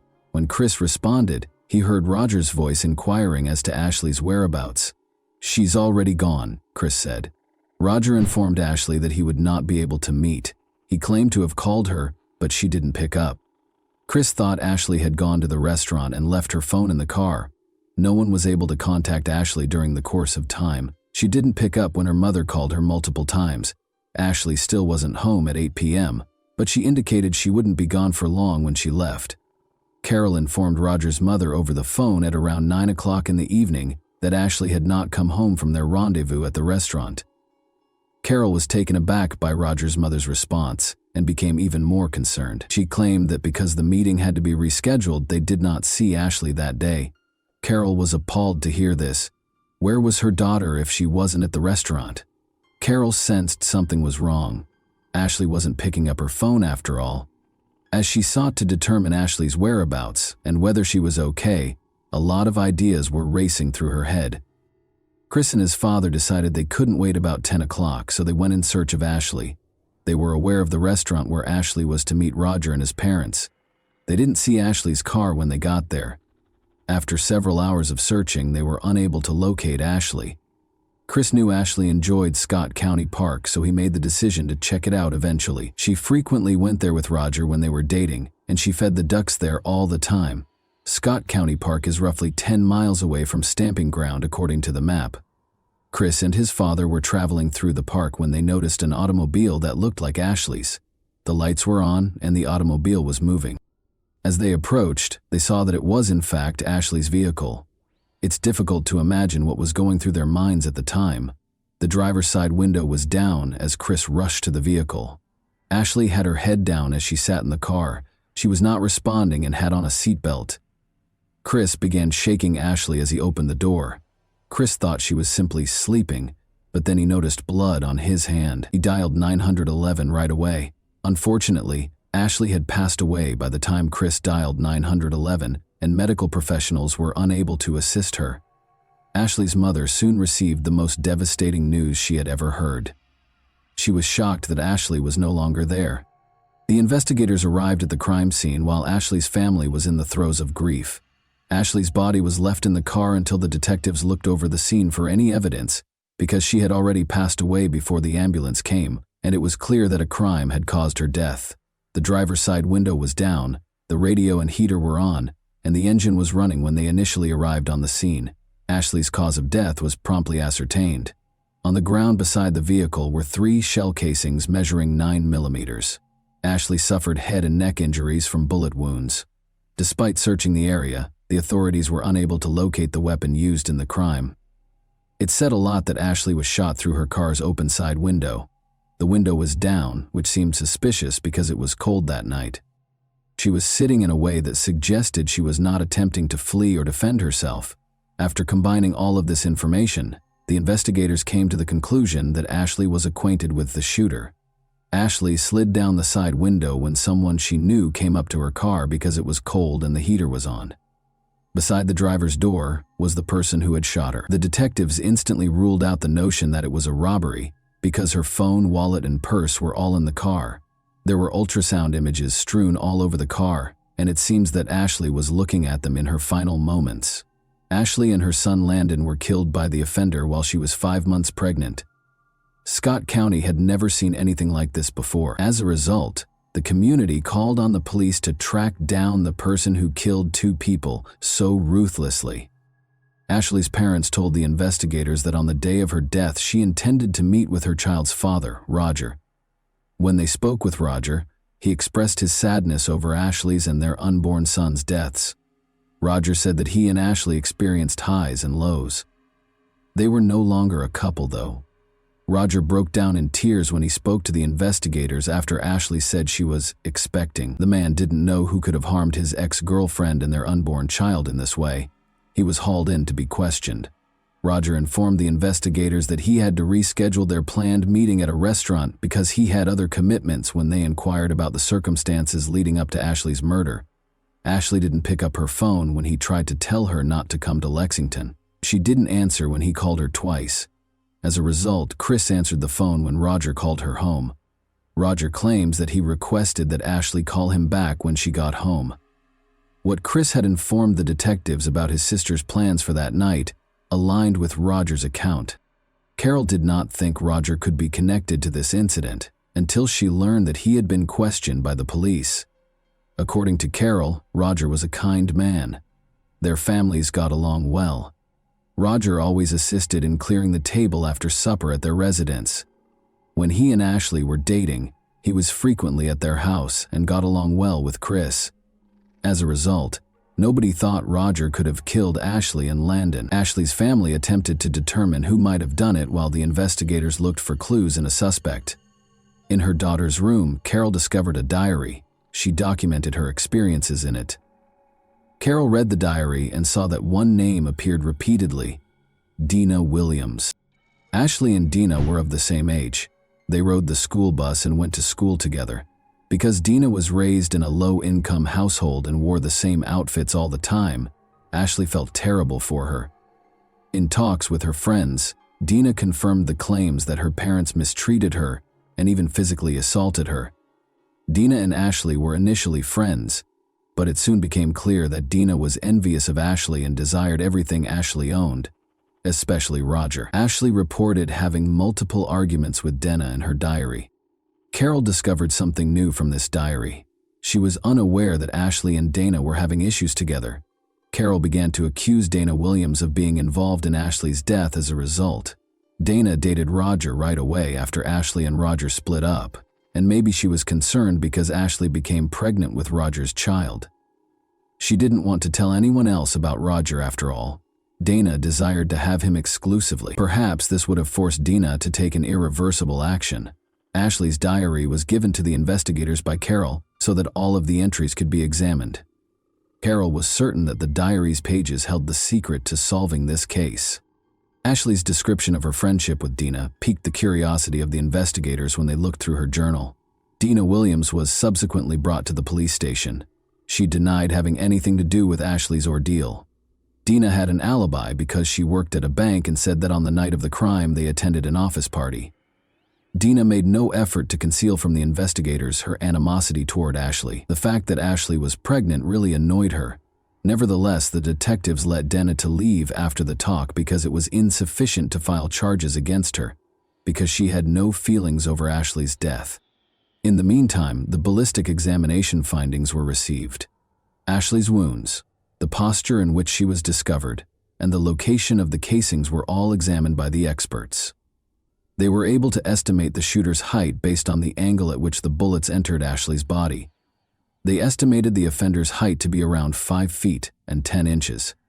Dina Williams was probably not the one who shot Ashley because she was only about 5 feet and 5 inches tall. Nevertheless, Thomas Williams, Dana's twin brother, was as tall as the accused offender. Rumor has it that Thomas had questioned multiple people about how to induce a miscarriage a few months prior to Ashley's passing. Additionally, it was reported that Thomas fulfilled all of his sister's requests. Thomas Williams was questioned by the detectives after they got interested in this, but he denied any connection in the crime and was freed because there was no proof of his involvement. Residents wanted to do something to help Ashley's family while the police compiled all of their evidence to identify the offender. They used candles, teddy animals, and flowers to make an impromptu monument. 2 crosses were presented, one bearing Landon's name and the other Ashley's. Ashley's family was getting ready for the funeral while the investigators searched for fresh evidence. Since they lost 2 persons at once, it is impossible to understand the suffering they endured. The fetus was taken from Ashley's body by the medical examiner during the autopsy. In the same casket, Ashley and Landon were laid to rest. The Lyons family was even more grieved because they needed information to assist apprehend the person who killed their daughter, but the criminal was still at large. The $3,000 0 cents incentive that Ashley's parents offered later increased to $5 0 cents. People began phoning the police and sharing information that they believed could aid in the inquiry. A woman who lived in a house with a view of the park where Ashley was shot called them shortly after. She claimed that she might have caught a glimpse of the criminal standing at the window. Next to the individual she saw, this woman observed someone sprint out of the park and jump over the fence. After sprinting up to a red pickup truck that was waiting for them with its engine running, the individual she saw climbed into the passenger seat. The truck drove off a few moments later. The witness described it as a red Chevrolet pickup vehicle. Investigators had to search for at least 2 criminals if the woman's encounter with the person was indeed connected to Ashley's death. After all, the driver of the red pickup vehicle might have been complicit in the crime. Everyone who knew Ashley knew who was behind the red pickup vehicle as soon as they heard about it. Such a car belonged to her ex-boyfriend, Roger, who is also the father of her unborn kid. Roger's truck was taken by the cops right away. Despite a careful search, they were unable to locate any proof. There was no proof against Roger, and he refused to speak to the investigators. However, the officers came to a clear conclusion because they knew that at least 2 people were involved in the crime. Ashley was liked by everyone. Who wasn't delighted that she was expecting? If Ashley vanished, who would be pleased? Denna Williams was the only person, aside from Roger, who could hope for this to happen. The rationale behind the investigators' decision to speak with Denna and her brother Thomas again. Thomas was the first person they questioned. Thomas initially denied everything to the police, but after finding out that an eyewitness had seen Roger's pickup truck at the crime scene, he started talking more. In response to the question of who shot Ashley Lyons, he said without hesitation that it was Roger McBeath. In the end, Thomas Williams agreed to cooperate with the inquiry in order to receive a less sentence. He admitted that he had handed the revolver to Roger, who then shot Ashley. Additionally, Thomas informed the detectives that Roger dropped the weapon into Elkhorn Creek after killing Ashley. Although the 6-hour dive search was successful, it took a long time for the police to locate the crime weapon. The police discovered a gun, which the ballistics analysis verified was the weapon used in the crime. Ashley didn't match the perpetrator's height. Therefore, the investigators understood that Dina wasn't the one who shot her. But when they asked her again, she admitted to being the getaway driver. Roger McBeath, Denna Williams, and her twin brother Thomas were taken into custody by the police on the night that Roger committed the crime. Ashley was pleased, but it soon became apparent that Roger did not want her to have the child. Her family encouraged her to have this child since she wanted to become a mother. Roger therefore devised a cunning scheme. To entice Ashley to Scott County Park, he asked her to join him and his parents at a restaurant. After being driven there by Dina Williams, he approached Ashley's vehicle brandishing a revolver. Ashley rushed into her purse to retrieve the ultrasound images after noticing the father of her unborn child. She was surprised that he shot her. Ashley and Roger's own son were killed when Roger pulled the trigger 3 times. Subsequently, he hurried out of the park, climbed into the pickup truck, and instructed Dina to press the throttle pedal. They came to a halt and threw the firearm into the river. The people of Stamping Ground were astonished to learn who was responsible for this tragedy. They were surprised that someone they knew could commit such a heinous act. The fact that other persons were participating in this was equally disturbing. A not guilty plea was entered by Roger McBeath. The authorities erred in their preparation for McBeath's trial, which eventually affected the outcome. However, I'll explain this to you at the conclusion of the video. Thomas Williams was given a 7-year prison sentence by the court for his role in this crime. Williams acknowledged in the plea deal that he took $1,000, 0 cents, from Roger McBeath, Jr. to harm Ashley Lyons in a way that would result in her miscarrying. Williams then consented to provide McBeath the gun used in the murder, but the act was never completed. In 2005, Dana Williams entered a guilty plea as part of the plea deal according to court documents.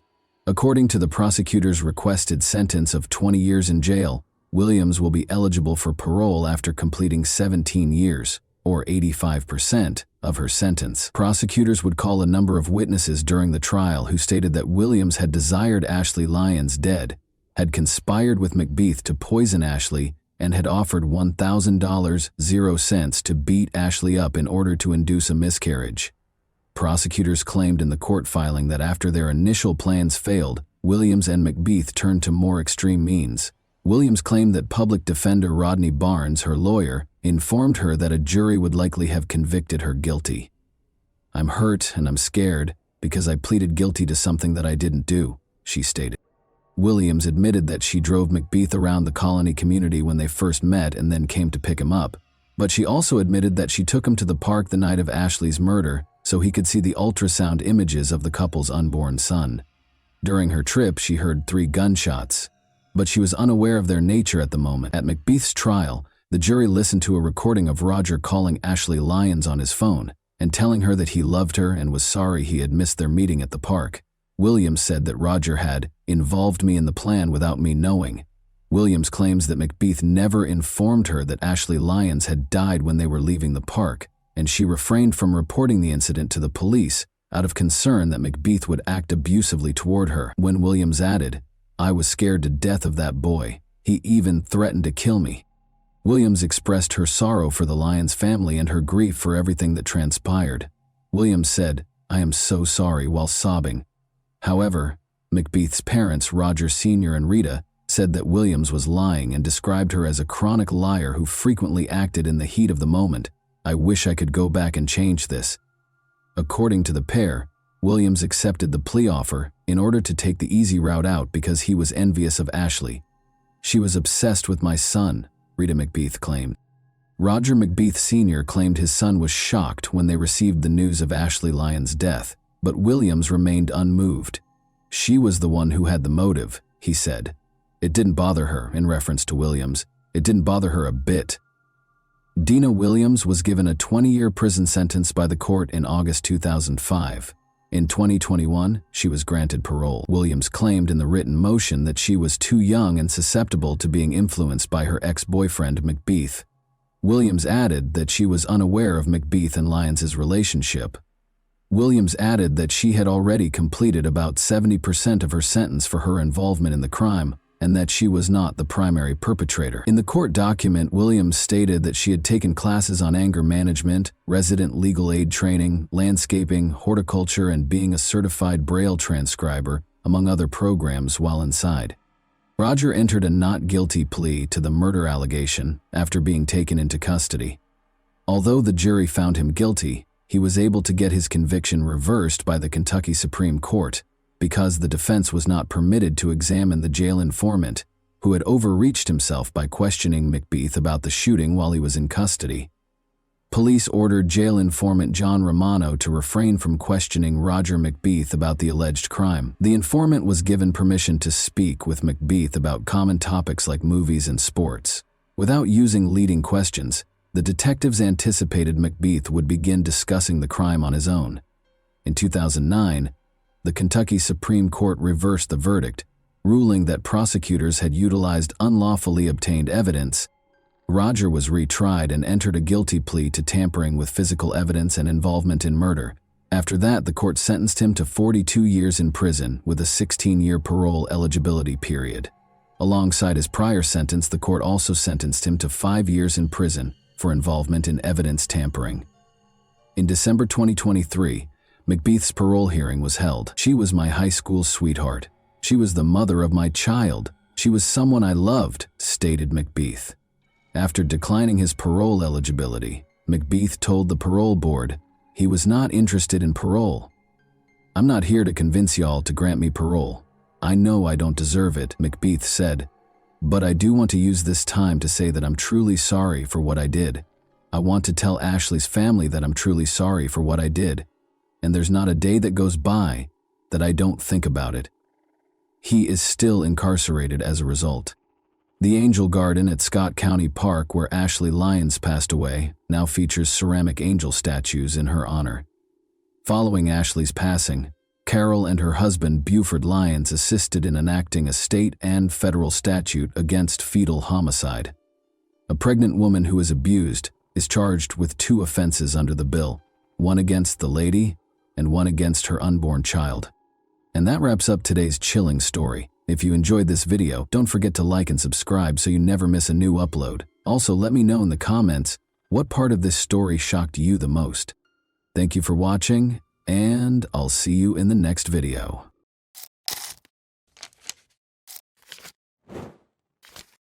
Hey guys, welcome to my channel, and today we're going to take a look at another horrible case with you.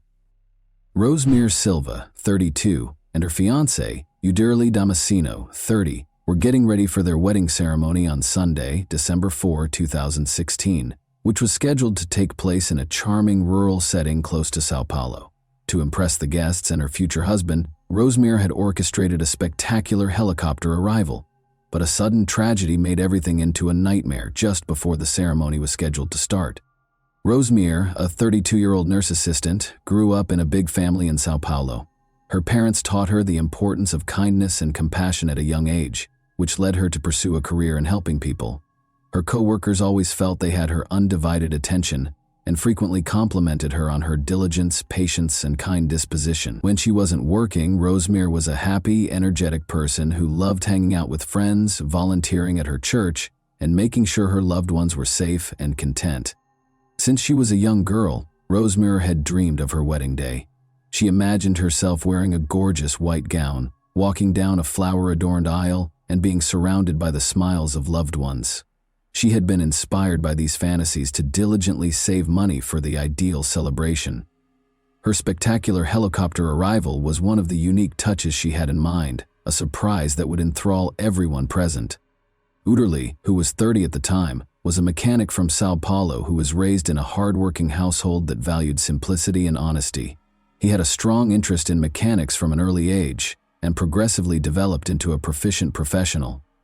Uderli had a reputation for always carrying out his duties with honesty and for being steady, collected, and trustworthy. Despite his previous marriage ending in divorce, he remained close to his daughter from that marriage and spent as much time as he could with her. Although they didn't click right away, the two quickly became closer after meeting at an evangelical church. At first, they approached their discussions warily, as if they were two strangers who were not sure what they had in common. But as their relationship deepened, it became clear that they were destined to be together. In 2015, the pair started dating, and a year later, Uderli proposed, which Rosemere happily accepted. Rosemere and Uderli immediately started organizing their wedding after announcing their engagement. From the selection of flowers and music to the seating configurations and venue decor, Rosemere was adamant that everything be flawless. This was supposed to be a fairy tale day, and Rosemere imagined every visitor looking back on it with delight. But one element of the wedding was particularly noteworthy. Rosemere orchestrated a memorable surprise by arriving in a helicopter. Her dream had been to descend from the sky like a vision, to make an entrance that would be remembered. She worked with pilot Peterson Pinheiro to arrange for a Robinson R-44, a light commercial helicopter. While keeping this information confidential, just 6 people were aware of the plan, including her brother Silvano Silva and photographer Nayla Cristina Neves, who was supposed to document the event. Rosemere couldn't sleep on the morning of her wedding because she was so excited. As the stylists meticulously worked on her hair and makeup, she was greeted with smiles and congrats at the beauty salon. She continued to visualize her spectacular arrival, descending from above and witnessing the wonder on her guests' faces. She had been thinking about this vision for months. She was aware that the day's high point would be this surprise. Rosemere arrived at a nearby town by 2 p.m., wearing her white wedding gown, to catch the helicopter's departure. She was accompanied by her 40-year-old brother Silvano, who had always been her rock. He couldn't refuse his sister's wish, even though he, like many members of their family, was nervous about the flight. They were joined by photographer Nayla, who was expecting a child and was prepared to capture every happy moment. The helicopter took off at 3:30 p.m. The flight went smoothly at first, In anticipation of seeing her fiancé and their guests, Rosemary sat next to her brother, smiling and holding his hand. Nayla made sure that every look and smile would be preserved in their wedding album by filming it all. However, things soon changed. The weather started to get worse. The air inside the helicopter became tense as clouds began to gather, then fog and rain. The pilot had to use instruments to guide him through the thick fog as visibility was fading. Already nervous about flying, Silvano displayed obvious signs of anxiety as he tightly grasped Rosemary's hand while she attempted to reassure him. The photographer Nayla continued to record, but her camera trembled every now and then, revealing the tension that had gripped everyone on board. The pilot approached the venue and tried to find a safe landing spot by descending, but the maneuver became dangerous due to the poor visibility. An uncontrollable descent was caused when the helicopter's tail abruptly clipped a tree. The helicopter crashed and caught fire just over a mile from the wedding location. Those involved in Rosemary's surprise plan started to feel apprehensive as time passed. The wedding coordinator, Carlos Eduardo, who had assisted in planning the flight, called the helicopter company to inquire about its progress. He was informed that the flight had left on time and ought to have reached its destination by now. His concern was heightened by this response, which led him to attempt speaking with the pilot directly. Not a single call was answered. When the phone rang and no one answered, Carlos and the other organizers frantically looked for other ways to find out where the helicopter was. Employees of the company also made unsuccessful attempts to contact the pilot. Meanwhile, as the guests became aware of Carlos's nervous manner, whispers and concerned looks began to circulate among them. The air became heavy with uneasiness, but nobody wanted to cause alarm. Anxious waiting gave way to growing panic after another 15 minutes. In an attempt to learn whether there had been any reports of an incident in the area, the organizers made the decision to contact the local authorities. At that point, they learned of a helicopter crash near the wedding site, which confirmed their worst suspicions. The fact that it was the same flight that was carrying Rosemary was not confirmed, but the information was enough to chill everyone. Carlos Eduardo confided in the pastor because he wasn't sure how to tell the groom. They went together to Uterly and told him what they knew. A few miles away, there had been a report of a potential helicopter crash. Uterly initially found it difficult to understand. He was unaware that Rosemary would be arriving by helicopter. The pastor kindly clarified that Rosemary had planned a surprise for both him and the guests. However, the words didn't seem to make sense. As the realization dawned, Uterly stood in stunned silence, staring at Carlos Eduardo and the pastor. His surroundings appeared to dim, the noises of the assembly fading into a quiet emptiness.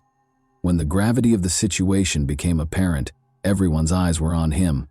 That helicopter might have contained Rosemary. The ensuing silence seemed to go on forever, and nobody knew how to respond. Reports verified that emergency personnel arrived at the scene of the collision within minutes. At first, there were few specifics as they tried to evaluate the situation. To keep spectators out, police surrounded the area and started their investigation. As news of the crash spread to the wedding location, the guests' anxiety grew more intense by the second, though everyone could feel that the possibility of a positive outcome was dwindling. One of the event organizers suggested waiting for official confirmation before drawing any conclusions. Behind him, the groom could hear whispers among the guests, and he knew that until the specifics were known, no one would tell the truth. Whispers were spreading like wildfire, and the day that was supposed to be a celebration was gradually devolving into chaos. First responders were already working diligently at the crash site, while the guests anxiously waited at the venue. The helicopter had crashed near a highway in a forested area. The fuselage had caught fire upon impact, and the remaining portion of the aircraft was rapidly consumed by the flames. After battling to keep the fire contained, firefighters eventually made it to the wreckage. Those attempting to piece together what had happened were struck with a sense of dread and grief when it became evident that none of the passengers had survived. In order to determine the cause of the collision, police officers started gathering evidence and searching the scene for hints. One officer found a camera that had continued to record even after the impact, and debris was strewn all over a small space. The video might offer important new information about the last few seconds of the flight. However, the cause of the tragedy was still unknown. The hope for a miracle was dashed when the wedding venue received official confirmation of the crash. With a heavy heart, the pastor went to Uderly and delivered the heartbreaking news. The groom's face was marked with pain as he tried to make sense of what he was hearing. Those who were by his side were left in stunned silence, unsure of how to react to such overwhelming grief, as the world seemed to crumble around him in that moment. Unsure of what to say or do, the guests who had come to celebrate love and happiness now stood in stunned silence. The ceremony, which had been eagerly awaited, had instead turned into a scene of shock and grief. What had been supposed to be a lovely day had turned into a sobering reminder of how easily one mistake or unanticipated circumstance could ruin lives and plans in an instant. Brazilian National Civil Aviation Agency investigators started collecting witness statements and analyzing the flight data. Particularly interested were those who had been to the wedding or knew about Rosemere's intentions. In addition to determining the technical causes of the crash, the investigation sought to understand why she chose to arrive at such a high risk. Police and aviation safety specialists carefully inspected the wreckage. Retrieving the flight data and going over recordings that might offer important insights was one of their first tasks. It was crucial to figure out why the helicopter lost control and veered off course. There were several possible causes, including pilot error or mechanical failure, in addition to the possibility of heavy fog and deteriorating weather. The investigation was further complicated by witness statements from people who knew the pilot, Peterson Pinheiro. Pinheiro was a seasoned and well-respected expert who was renowned for managing each flight with care and responsibility. He had years of experience and had flown numerous times in difficult weather conditions. Before taking off, he carefully considered the risks, according to his colleagues. Those who worked with him found the news of the crash even more confusing because of this background. It was difficult for many to accept that he could have made such a serious error, but the facts were still indisputable. The helicopter had clipped a tree and spun out of control in dense fog and rain. In order to ascertain whether there had been a chance for a safe landing, investigators tried to piece together the last moments of the flight. The families of Rosemere and Udery were left to deal with unspeakable grief while investigators worked at the crash site. Close friends, parents, and siblings found it difficult to believe that this tragedy had truly happened. One of the few people who was aware of Rosemere's intention to arrive by helicopter, her sister, recalled their conversations. The idea of surprising everyone with her entrance had filled Rosemere with excitement and enthusiasm. However, nobody could have predicted that this would be her last flight. Uderly stood by the wedding arch, still reeling from the loss. He witnessed organizers and attendees attempting to console one another, but it did not bring him any comfort. He was troubled by the fact that he had been unaware of Rosemere's surprise. He believed that by failing to protect her, he had let her down. What ought to have been the start of their life together had instead turned into one of his worst memories. Soon after, investigators published an initial report confirming that the weather was a major factor in the collision. Visibility was severely limited due to the thick fog the helicopter had encountered. Pilot Peterson lost control of the aircraft and caused the tragic crash after attempting an emergency landing and clipping a tree with the aircraft's tail. But the inquiry was far from finished. Determining why the pilot was unable to prevent the collision and why the helicopter was flying at such a low altitude was crucial. Experts started analyzing the footage from the camera discovered among the wreckage because it might contain important hints for reconstructing the last moments of the flight. Even though it was painful, this step was essential to comprehending what had transpired in those final moments. An eerie silence descended upon the venue as the guests gradually started to depart. Nobody was strong enough to speak. While Uderly's friends and family provided him with as much support as they could, the organizers worked to coordinate with the local authorities. But everyone was plagued by unanswered questions. Why did this happen? What might have led to such a disastrous result? Rosemere's family was also in shock and finding it difficult to accept what had happened. Her mother, who had always been her staunchest ally, was unable to believe that their morning chat would be their final one. She remembered how excitedly Rosemere had described her plan as a gift from the heavens that would astound everyone. Nobody could have predicted that her dream would become such a nightmare. Soon, fresh worries about the flight's actual safety surfaced. Investigators found that the helicopter lacked charter service authorization. Only private flights were allowed under its license. For what reason had the business consented to supply it for the wedding?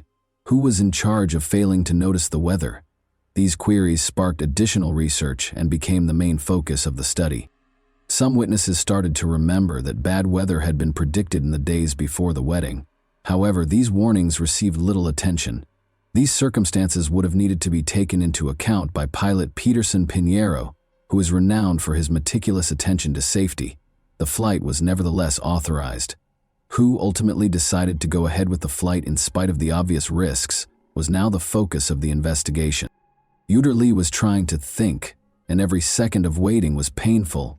Rosemere had filled his life with so much warmth and light that he couldn't fathom living without her. It was believed that their journey, which began with timid looks at church, would lead to a happy life together. It felt broken now, like a picture that would never be complete. A thick silence fell over the hall, which had once been intended to reverberate with wedding music and exuberant speeches. All that was audible were quiet sobs, consoling words, and reassuring hugs. Nobody knew how to comfort a man who had just lost everything he held dear, or what to say to Udarli. The helicopter crash that killed Rosemere, her brother Silvano, photographer Nayla, and pilot Peterson left a lasting scar on the hearts of their families and the community at large, even though the investigation went on for weeks. As more information became available, one emotion remained constant among those who knew the victims: a deep sense of injustice and loss. The Brazilian National Civil Aviation Agency finished its report a month after the tragic incident. It was verified that the severe weather and poor visibility were the main causes of the collision. When the helicopter lost control at a low altitude, pilot Peterson Pinheiro was in a dire situation after trying to navigate through heavy fog and rain. The collision with a tree, which resulted in the fatal crash, was the crucial moment. Additionally, the report disclosed that Rosemere's helicopter lacked authorization for charter flights. Its registration only allowed for private use, and it was against safety rules to let it be used for a wedding. In addition to drawing attention to the company that rented out the helicopter, this revelation infuriated the relatives of the victims. Subsequent analysis revealed that the helicopter's leasing company had neglected to adequately evaluate the weather and permitted the flight to continue in spite of warnings of poor visibility. After the investigation was finished, the company and its owners were the target of multiple lawsuits because this was considered a serious breach. The relatives of the victims wanted to know why the flight had been authorized in these circumstances and who was responsible for the cancellation. The pilot independently assessed that the flight could be conducted safely, according to the helicopter company. More investigation was necessary, though, after it was discovered that the business lacked permission to use the aircraft for commercial purposes. Their licenses were temporarily suspended as a result, and a thorough audit of their business practices was conducted. The families of Rosemere and the other victims got ready for the funerals while the investigation continued. None of them wanted to confront that moment. Seeing dreams dashed is one thing, but accepting the loss of loved ones is quite another. Hundreds of people came to pay their respects at the solemn funeral. Tears and silence conveyed more than words could ever convey. Unable to express his sorrow, Uderli stood by Rosemere's coffin. His spirit appeared hardened by the weight of his grief, and his eyes were hollow. He had dreamed of being with Rosemere all his life, but in a flash everything was different. He thought his heart might burst as he stood in front of her coffin. He was unable to accept that this was really the end, and couldn't say goodbye.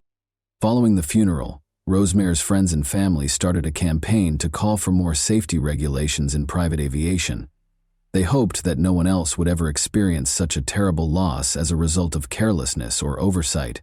This tragedy struck a chord with the public, leading to broad support for more stringent laws and mandatory supervision to guarantee adherence to flight safety standards. Their local church, which they frequently visited, honored Rosemere's memory as well as that of her brother and the other victims. Uderli made the decision to preserve their legacy in spite of his suffering, in order to provide families impacted by comparable tragedies with tools to deal with their loss. He set up a small fund.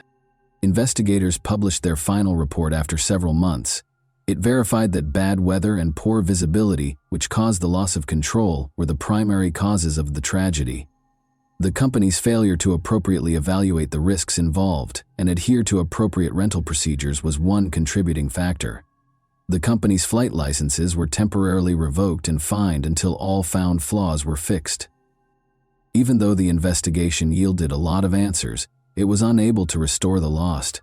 Families were compensated, but it didn't make their grief any less painful. It was only a symbolic gesture that Uterly and everyone who knew Rosemere could not reverse.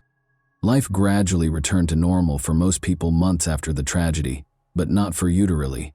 The spark that used to light his eyes had vanished, but he still went to work and saw friends. Nothing could fill the void Rosemere's passing left in his heart. He frequently found himself thinking back on their happy times together in the evenings and wishing that day had gone differently. What started out as a dream for an amazing surprise showed how fleeting life is and how one bad choice can alter everything. Tragically, Rosemere's wedding day was not what she had hoped for, but it was still memorable. And that wraps up today's chilling story. If you enjoyed this video, don't forget to like and subscribe so you never miss a new upload. Also, let me know in the comments, what part of this story shocked you the most? Thank you for watching, and I'll see you in the next video.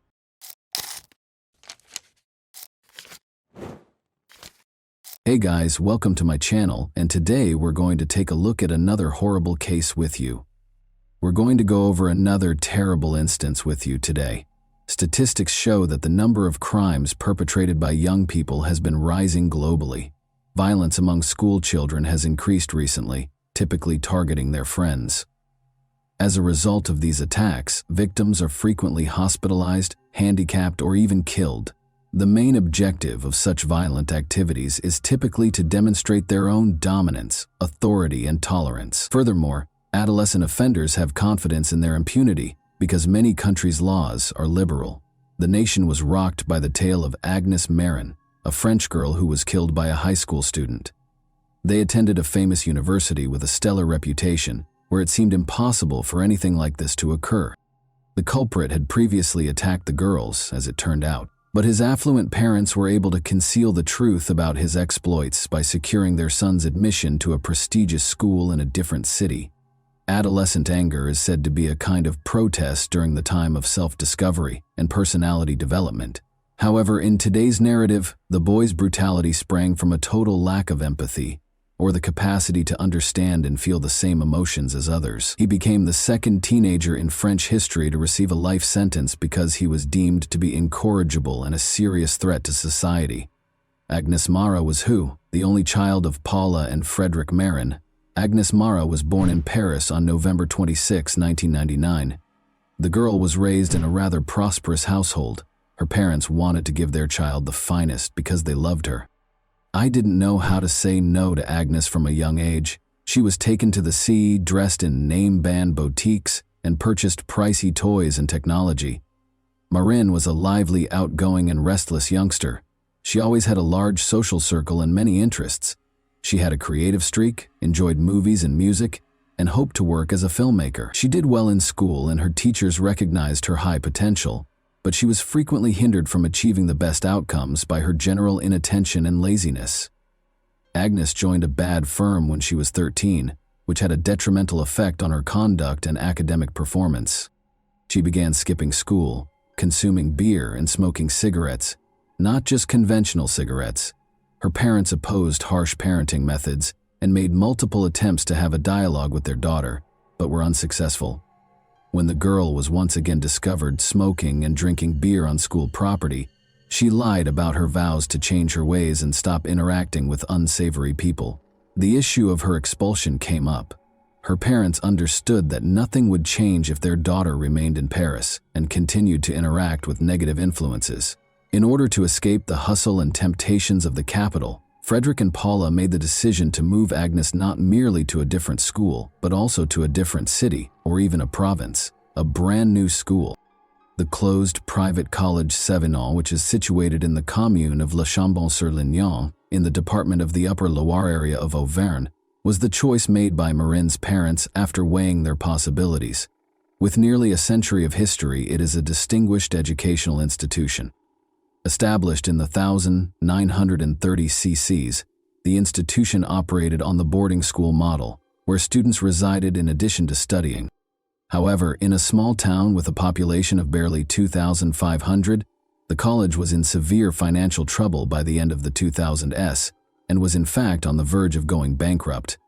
The local educational institution faced a dearth of students and consequently a shortage of funding as young people increasingly preferred to study in the capital or a major metropolis. In the past, admission to this college required both good character and a high grade point average. However, as there were multiple competitors for a single spot, even this did not ensure entrance.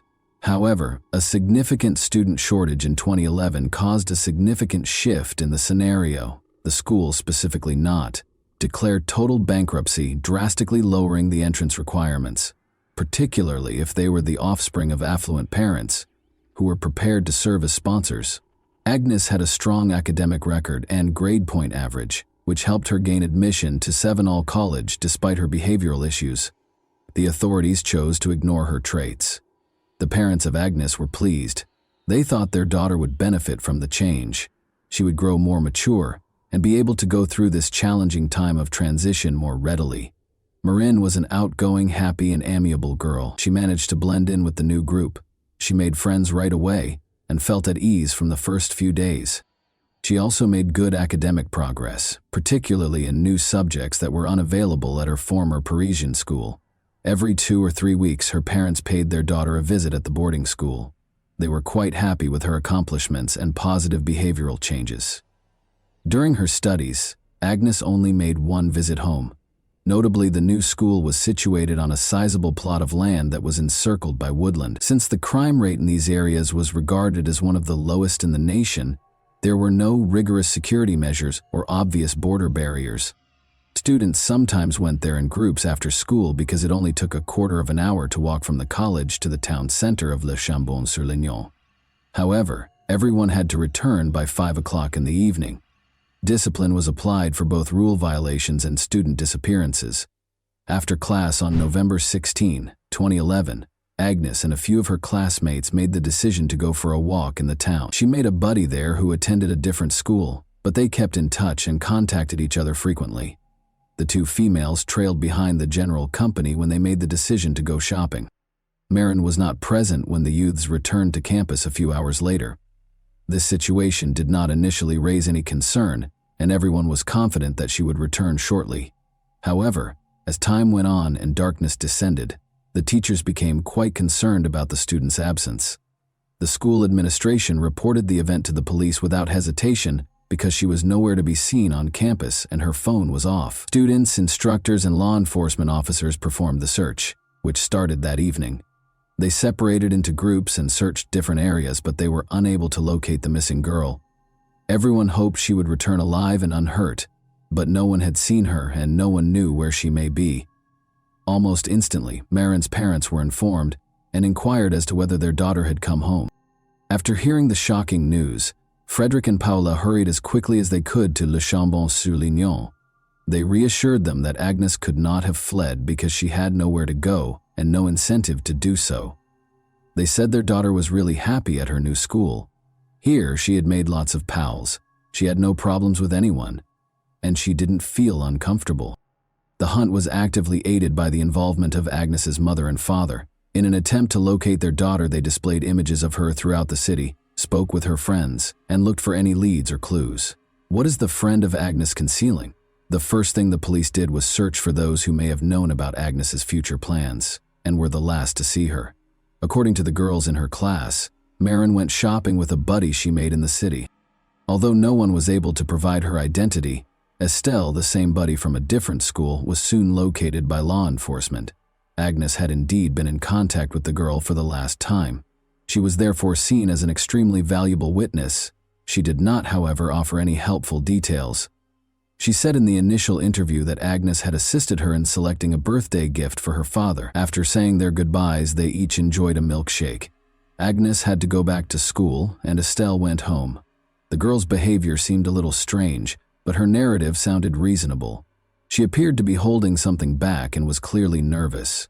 When they made the decision to speak with her once more, the account she had previously recounted abruptly started to include some details that she wanted to keep private. Estelle admitted that Agnes had supposedly scheduled a meeting with a young man that day, but she had not disclosed his name to her. The boys were going to do something wicked, apparently using illegal substances, even though it wasn't intended to be a date. When Estelle tried to call Agnes a few hours later, she didn't pick up, and by the evening her phone was off. During the initial interview, the girl acknowledged lying, because she promised Marin that she wouldn't tell anyone about the encounter with the enigmatic man. But when word spread that Agnes had vanished, Estelle made the decision to come clean, since she thought this young man might be connected to the abrupt disappearance. Some have speculated that Agnes might have just fled from college. It's possible that the girl has fallen in love and is currently hanging out with her hidden beau. The day she vanished, her phone was the last one on campus, but it was switched off thereafter, making it impossible to find. However, all of the information about Agnes's calls and communications was readily available to police officers. At that point, the authorities initially identified 17-year-old Matthew Molanas, a high school student at the same institution as the missing Marin, as the primary suspect. What may have connected the missing woman to a 17-year-old young man? It turned out that she had been corresponding with Matthew Molanas for the past few days. What could they possibly have in common? Regardless, the youngster needed to be questioned since he might have important information that could help solve the crime. They were indeed scheduled to meet on campus and go on a walk together on the day of Agnes's disappearance, but there was nothing specific or concerning in their correspondence. Matthew said he would show her something, but he didn't say what. On November 17, Marin was initially asked to speak with the police. He was quite composed, but his hands and face had odd, seemingly new scrapes on them. The young man acknowledged, however, that he was experimenting with illegal substances, and yesterday he went overboard, losing consciousness and lying for several hours in a thorny bush. Teachers and fellow students attested to the fact that this student did have issues. In January 2011, Mathieu was accepted to Sivanal College, where his parents allegedly moved him to shield him from trouble and bad company. Even so, the young guy used alcohol and other illegal substances, which made his expulsion a possibility. Nevertheless, he felt sorry for him and was given time to change. Molanas appeared to be a normal, troubled adolescent rebel. His demeanor and appearance seemed to challenge people around him. He liked hot beverages, smoked, and dressed in gothic fashion on campus. He boasted to his peers about his pranks, saying he would not face consequences. Mathieu vanished for several hours on the day Agnes vanished. In the evening, he emerged from the woods wearing filthy clothes and with scratches on his hands and face. He responded to any inquiries by saying that he had consumed too much alcohol and had passed out on his own. Although everything about him seemed and sounded suspicious, the investigators chose to check into him more further because there was yet no concrete proof against him. The wealthy parents' pampered son, the eldest of 3 children born to Sophia and Dominique Molanas, Mathieu Molanas was born in December 1993 in the Garda municipality of Negi-Solorg. He was raised in a reasonably well-to-do household with his 2 younger sisters and was accustomed to having all of his wishes met right away. He was noticed acting strangely from a young age. The boy attempted to avoid being around other kids since he was a very hostile, irascible, and difficult to communicate with. The condition deteriorated during adolescence. Matthew experienced angry outbursts. He started drinking alcohol on a regular basis, tried with other illegal substances, and frequently caused fights. However, the young man's stunning features helped him gain popularity with the opposite sex, despite his aggressive and antisocial behavior. He had a girlfriend at the time of the events in his hometown, whom he visited on the weekends and whose parents were aware of. Matthew had several police records, including one for stealing prescription medications from a pharmacy with a companion. However, the matter was kept quiet, most likely because the teenager's parents paid for it. During interrogations, his father also volunteered to sponsor the school while it was in trouble, which allowed him to get into a prestigious private school despite having a low GPA and legal issues. Despite his stubborn and haughty demeanor, Molanas maintained his composure to the point where the authorities questioned whether he was involved in Agnes's disappearance. He never left his favorite toy, a yo-yo, in his hands, which he was twirling all the time. He first denied knowing Agnes during the initial interrogation, but after seeing a printout of their correspondence, he started to modify his evidence and attempt to make up a lie on the spot. But he soon found himself unsure of what he was saying. The man claims that he promised to show Agnes a mushroom-growing area in the forest. They allegedly utilized them in tandem. Following his illness, Mathieu collapsed under a prickly shrub, where he remained until dusk. He also saw that Marine was gone when he woke up. Since it was growing late, he returned to the campus without searching for her. During all of the interrogations, a lawyer who had been retained by the Moulinas' parents suggested that his young ward indicate the location where he had last seen Agnes and where they allegedly consumed mushroom. However, Mathieu claimed that he would not be able to locate that clearing because they had accidentally discovered it. He left the area on autopilot, without really comprehending his surroundings or where he was. However, specialists quickly disproved Mathieu's claims after discovering no evidence of mushroom consumption in his blood. Furthermore, it was determined that the wounds on his body were the result of a battle. That is, he was scratched with nails by someone who was presumably a girl, a gory finding in the thicket. The school children who had witnessed Mathieu emerge from the forest that night indicated the direction from which he had come, and it was determined to conduct a comprehensive, extensive search in that area of the forest. There was still a slim chance that Marin would be found alive at that point.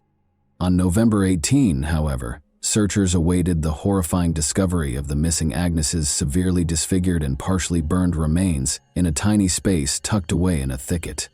Her clothing was ripped. There was no sign of her underwear. In addition to evidence of deep knife wounds, there were all the telltale symptoms of violence.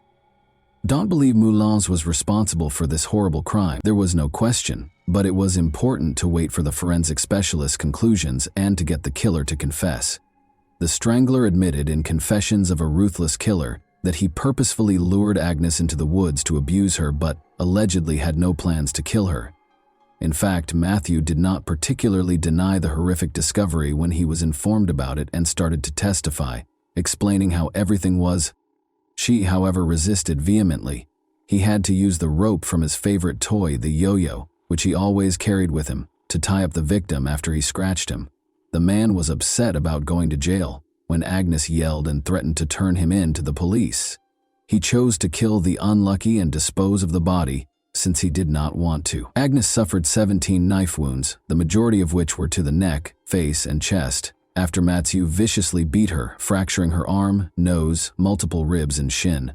He doused the victim with a combustible concoction from a canister and lit her on fire when she ceased exhibiting any signs of life in the hopes that the flames would totally destroy the body.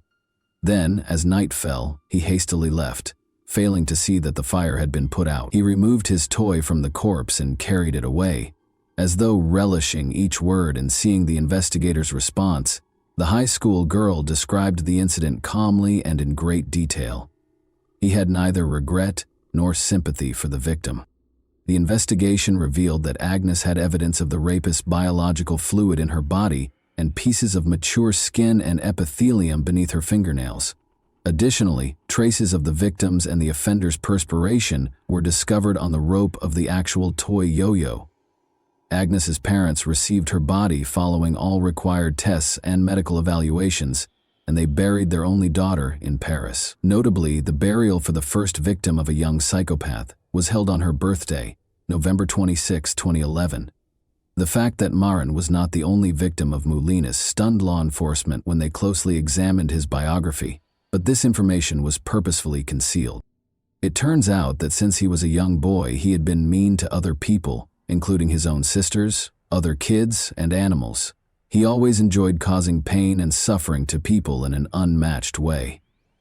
Mathieu attacked Julia, his young neighbor whom he had known since childhood, in August 2010. The attractive neighbor chose to capitalize on the girl's interest in him. After luring her into the woods, the man struck her on the head, tied her up with household-bought Scotch tape, and proceeded to mistreat the unlucky. After that, Moulinas started strangling her and most likely would have murdered her, but as her mobile phone rang, the criminal flinched away, glanced around, and just walked away. After a scared Julia freed herself, she called her parents, who promptly called the police to report the occurrence. The following day, Mathieu was taken into custody. He sobbed during questioning in an effort to please the police and tried to place all the blame on the victim, saying that she was the one who provoked him by making fun of him and suggesting closeness. However, authorities recognized that he had planned the crime ahead of time and even brought duct tape to render the victim immobile. However, Mathieu escaped punishment in spite of the seriousness of the offense. Because the offender was so young, the court committed him to a psychiatric center for 4 months of mandatory treatment instead of sending him to prison. Psychiatrists and psychologists assessed his condition and worked with him during this period. The chief specialist overseeing Molinas concluded in December 2010 that he was completely recovered and that following the course of treatment, he was no longer a threat to others. After reviewing this report, the court granted the offender freedom with the condition that he only attend a number of anger management classes and receive parental support. Notably, the Molina couple worked very hard to secure their son's release as well. In addition to promising the judge that Mathieu would leave the area and not cause any more disturbance, they also agreed to see to it that the heir received therapy. The best attorneys were employed by them, and they made every effort to keep their client out of jail. Following that, the parents began searching for a new school for their kid, but they were unwilling to accept him anyplace because of his criminal record for such a significant issue. The father then went to the provincially closed College 7 himself and scheduled a meeting with the director. He promised to support him right away when it came to the college's admittance of mature students after learning about its financial difficulties. In every manner possible, Dominic Melinis defended his son by lying that there was only violence against his ex-girlfriend, despite the director's observation that the man's academic performance was too poor and that the criminal case of a prospective student could negatively impact the school's reputation. After the breakup, she allegedly sought to get back at him. Surprisingly, the leadership of the educational institution accepted Dominic's account of events and did not go into the specifics of the trial, which is why he was freed a few months later after everything had been resolved. It seems that they chose to ignore the crime and keep this information from other kids and their parents because of the sponsorship amount he had declared. Just 1 month before his 18th birthday, Mathieu had accepted the verdict in the trial, but because he was a kid when the violent and terrible crime was committed, the law gave such offenders a lower sentence, and the trial itself had to take place in private. Agnes's parents demanded that the sessions be made public, at least in part, and that journalists who would be covering the case in the media be included. The Marin couple, however, were turned away, and the trial took place in private. The case didn't start until June 18, 2013. The many errors in the Mathieu case were sharply condemned by the public prosecutor, especially the fact that the psychiatrist who concluded that the man posed no threat to others was a young lady without the necessary training. She made a deadly error and had no prior experience dealing with crooks. After the defendant had a second mental evaluation, specialists came to the conclusion that, in addition to being unrepentant, he may very easily conduct the same crime again if given the chance. This was corroborated by Mathieu himself, who claimed to have delighted in seeing the victims suffer. Marin's schizoid and paranoid disorder symptoms, along with his uncontrollably violent outbursts, made him a serious threat to others. He could, however, face legal repercussions for his activities, because he was well aware of them. Furthermore, because of the severity of the young man's offense, the prosecutor demanded that he be tried as an adult, and his request was ultimately approved. Mathieu was convicted of torture and murder with specific cruelty on June 28, 1313. He was given a life sentence and ordered to undergo forced psychotherapy. He was the second young criminal in French history to be given such a severe penalty.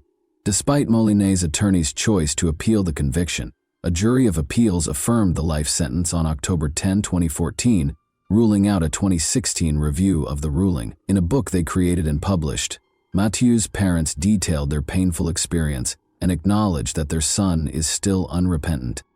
And that wraps up today's chilling story. If you enjoyed this video, don't forget to like and subscribe so you never miss a new upload. Also, let me know in the comments what part of this story shocked you the most. Thank you for watching, and I'll see you in the next video.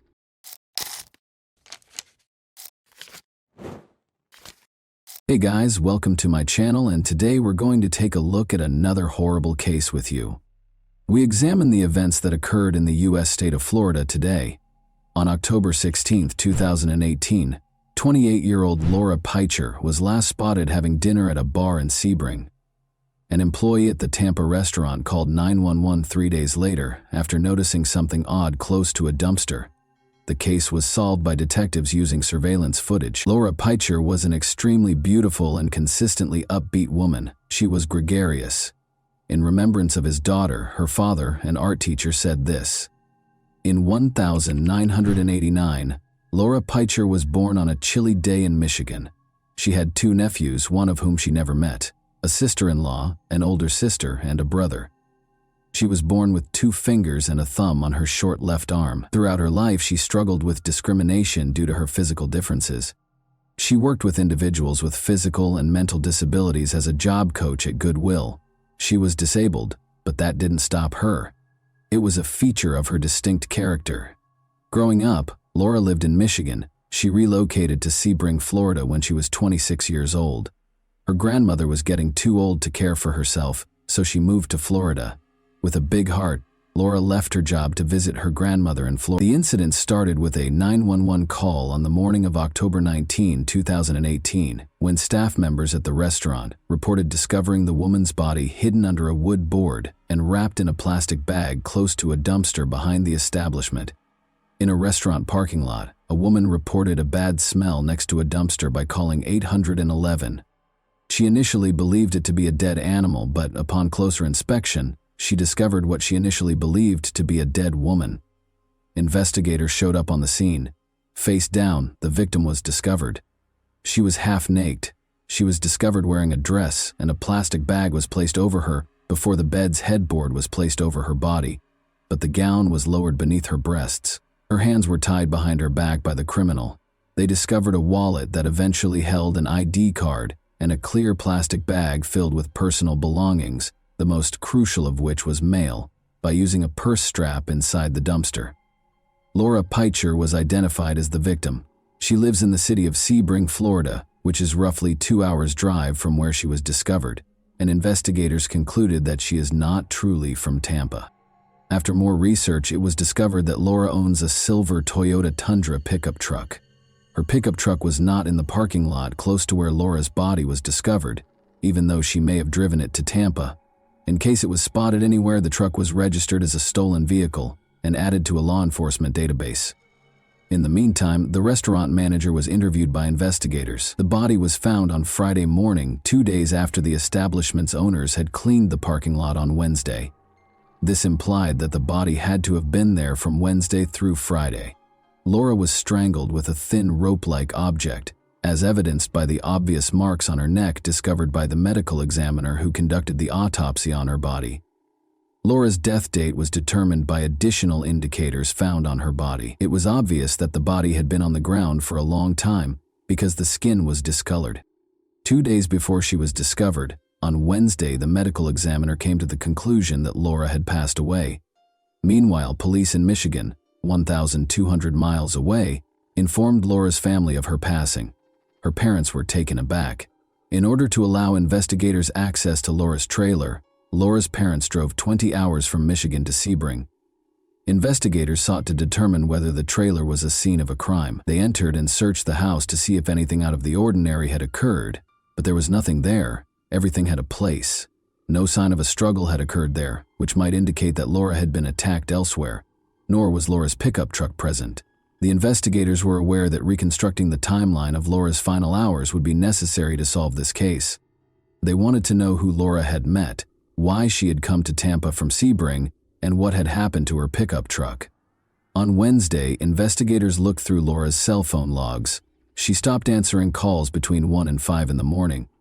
It is a clear sign that something has occurred. According to the records, Laura called a man named Vidal Cortez twice on Wednesday morning. Detectives wanted to speak with a man named Vidal Cortez, who became the first possible suspect after Laura's friends disclosed that he was Laura's boyfriend.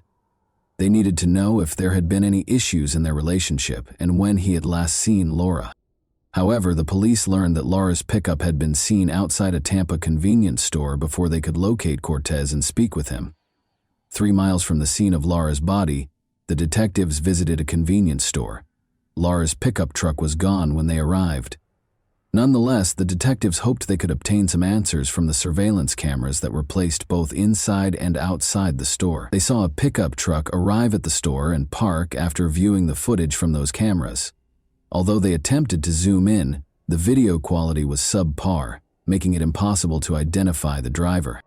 A man exited the passenger seat of the pickup truck after it had parked. This indicated that the pickup truck had a driver and a passenger, or at least 2 people. It seems that the man who exited the pickup truck was aware that the cameras were recording him. He wore a baseball cap and kept his head down. He went into the store, but as before, detectives couldn't see his face on the videotape due to its poor quality. The picture was excessively grainy. The employees of the store stopped him from stealing the beer. The man went back to the pickup truck and sat in the passenger seat after leaving the store. Neither did the driver exit the pickup truck, nor did he appear on any of the cameras. Patrol officers found Laura's pickup truck about an hour later. It looked like it had been in a small collision and was parked in the street. At the time of his arrest, investigators noticed the same man sitting in the passenger seat on the surveillance footage. He introduced himself as Calvin Gary. He wore a tracking monitor on his ankle and was on probation. In the driver's seat was nobody. The pickup truck's driver had clearly run away, as only a pair of shoes remained. The detective started questioning Calvin Gary, while Laura's pickup was turned over to forensic so they could thoroughly inspect it for any evidence. He claimed that a man named Hot had given him the truck. They were going to steal beer from a convenience store, and Hot had just moved into the area. Calvin Gary was asked by detectives if he was aware of how hot the pickup truck got. "I don't know anything about Laura," he said, adding that he didn't know the answer to that question. "I don't know what happened to her," he said. He informed detectives that Hot was a short African-American man. Calvin Gary also provided detectives with Hot's location. When they spotted them, they proceeded to the designated address. The short man hid in a bushy grove. He was mistaken in his hope that the detectives hadn't noticed him. They invited him to approach them. The man had on a shirt and pants but no shoes when he came out of the shrubbery. He refused to give his name when detectives asked him to do so because he was uncooperative. The detectives then requested that he approach the car. They were able to quickly identify fingerprints thanks to specialized equipment. Detectives discovered a match in the database when they scanned the man's fingerprint. Gary Daniel was his real name, and he had a long criminal history. He was already a 3-time prisoner. The fact that Gary Daniel was from Sebring was another noteworthy detail. Be mindful, Laura was a resident of Sebring as well. Detectives assumed Daniel was the driver of Laura's pickup truck because he was shoeless. Remember how the police discovered shoes inside the pickup truck when they located it? Gary Daniel was therefore a suspect in the Laura Peacher case, due to all of these factors. Nevertheless, the detectives had to release him because there was insufficient evidence at that time for the police to bring any charges against him. Because Calvin Gary had an ankle monitor, they focused on him and the fact that he, Gary, and Daniel used Laura's pickup truck. But the police were able to follow him around. They learned that Calvin Gary had never visited Sebring where Laura lived, or the dumpster where her body was discovered. Following the discovery and interrogation of Laura's boyfriend, Vidal Cortez, detectives ruled out Calvin Gary as a suspect. However, he told detectives that Laura had gone to a Sebring bar on the evening of Tuesday, October 16, since she had been there the night before she died. Detectives were intrigued by this information and went to the bar to talk to the establishment personnel. Since Laura lived nearby, the manager told detectives that she frequently stopped by the bar for a bite to eat. Her most recent visit was on the evening of Tuesday, October 16. There was nothing unusual about her manner. She was smiling and friendly as usual. The existence of surveillance cameras within the establishment, which captured all events within the bar, was discovered by detectives. They viewed the video, which supported the bar manager's claims that Laura was wearing the same dress in which she was discovered. At the bar, she was seated. At the time, she was conversing with a waitress who was employed. She ate dinner. Nothing odd was going on, and she hadn't ordered any alcohol. Around 11 p.m., she left without meeting anyone and only talked to a waitress.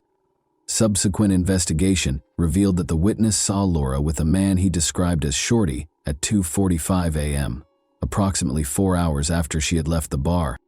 She was spotted by the witness at a gas station outside a convenience store across town. At that moment, Laura was sitting in her pickup truck and appeared to be in good health. There was no sign that she was having problems or that she needed assistance. In addition, the witness stated that Laura and Shorty took off in their car.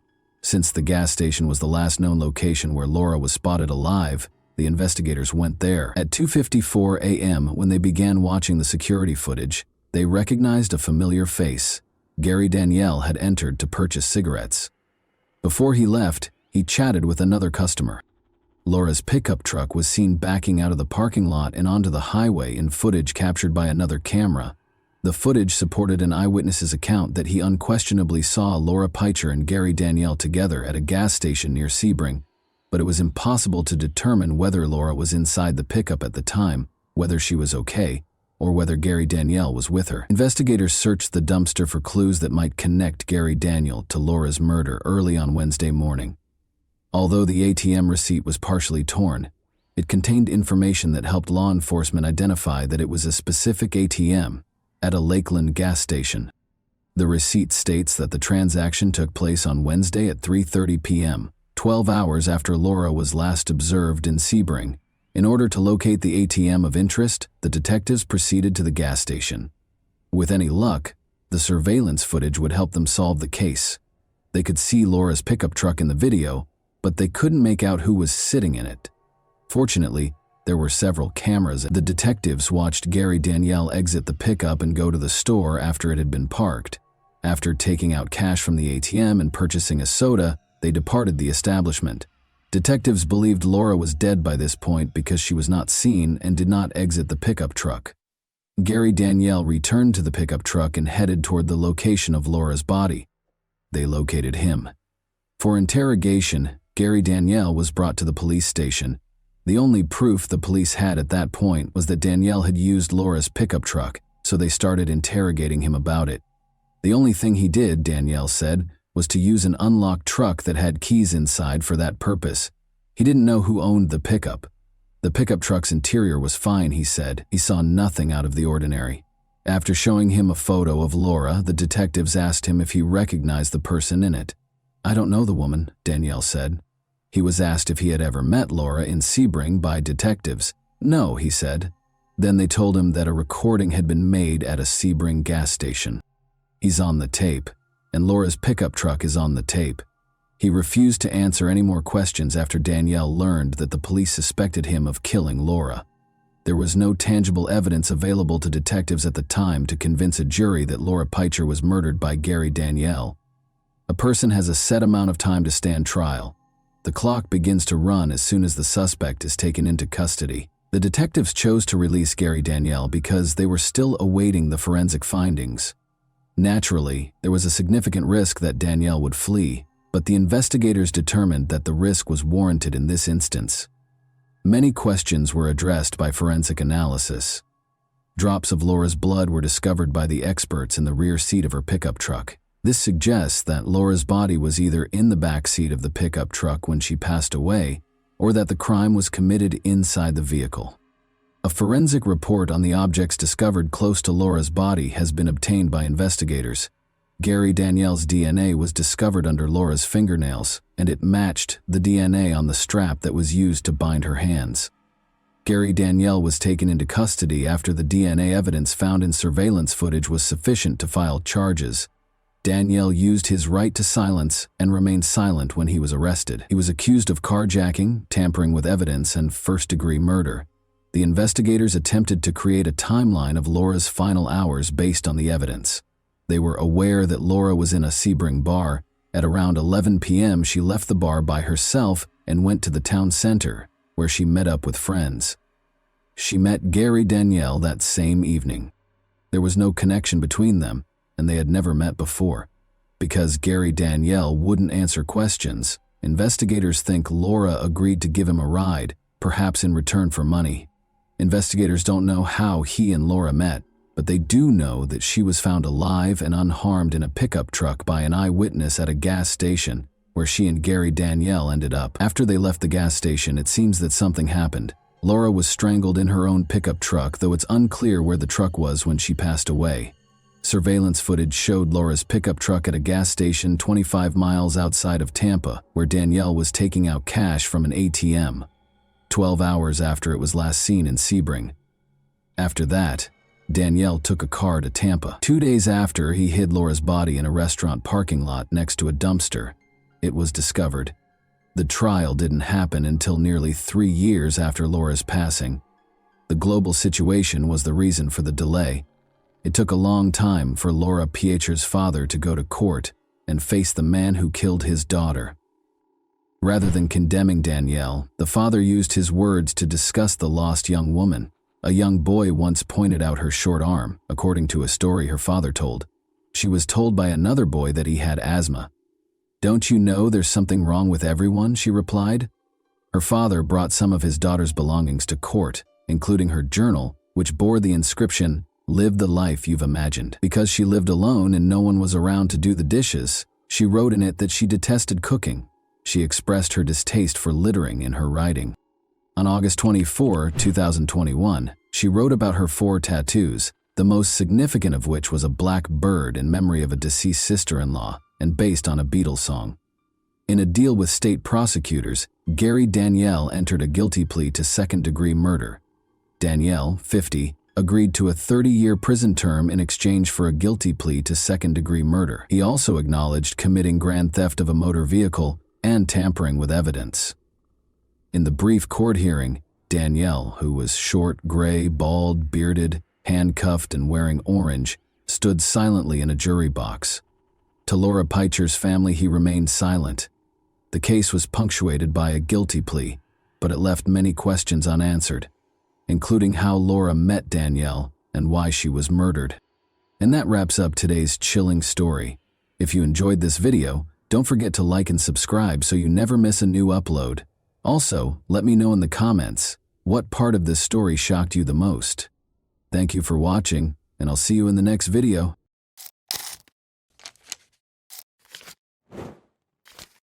Hey guys, welcome to my channel, and today we're going to take a look at another horrible case with you. It became a nightmare on New Year's Eve. Statistics show that a crime's nature is significantly influenced by the time of day it is committed, such as during the day. Domestic violence occurrences are more widespread in the evening, as are economic crimes such as robberies, thefts, scams, etc. However, crime and the most heinous acts of evil occur at night, when the streets are dark and almost empty, making it difficult to identify a criminal. It is common knowledge that it is dangerous for women in particular to stroll alone on city streets at night. However, there are situations when it is unavoidable. The narrative of Rachel Moran, a young British woman, started this way.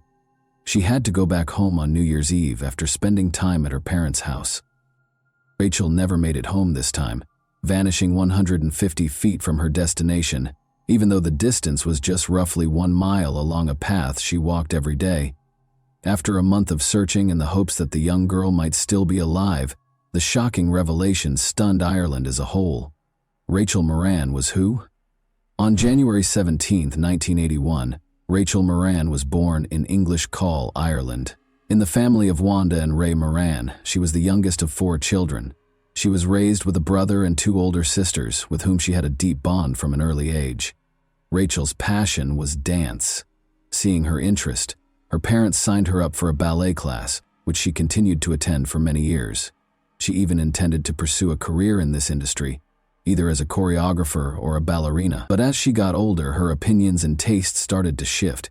After graduating from high school, Rachel enrolled in a prominent university to study management information systems, because she was an exceptional student who had a preference for the exact sciences. About 2 years into her studies, Rachel came to the conclusion that her career choice had been a mistake. She chose to return to choreography and continue her study as her artistic side took control. She met Mark, a young man who was just a year older than her, while working part-time during this time. They became close very fast, and their friendship soon developed into a romantic partnership. After deciding to live together approximately 6 months after meeting, the couple rented a modest apartment in a brand new, comfortable apartment building that was only a mile from Rachel's parents' home. So she went to see them nearly every day. Rachel began working at a nearby bakery in the fall of 2002, specializing in confectionery decoration.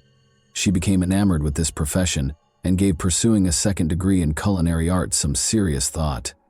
It should be noted that one of Rachel's interests was cooking, and she was always good at it. Additionally, Mark and Rachel loved and cared for 2 cats they got from a nearby animal shelter in 2002, treating them nearly like children. The young couple fed the pets on time, took care of them in every manner they could, and made an effort to avoid leaving them alone at home for extended periods of time. a dispute on New Year's Eve as the 2003 New Year's celebration drew near. Everyone in the area was occupied with getting ready for the celebrations, selecting recipes for the holiday table, and purchasing presents for their loved ones. Rachel was trying her hardest to stay up to date for the holidays while juggling a lot of orders at work.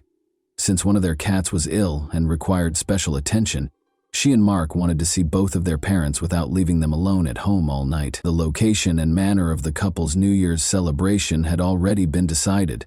Mark had planned to see his parents after spending some time with them at home, but he was expected to return to the apartment he shared with Rachel after midnight. Rachel planned to visit her parents' house before midnight and remain there till dawn, but she had made plans to meet her brother at a bar.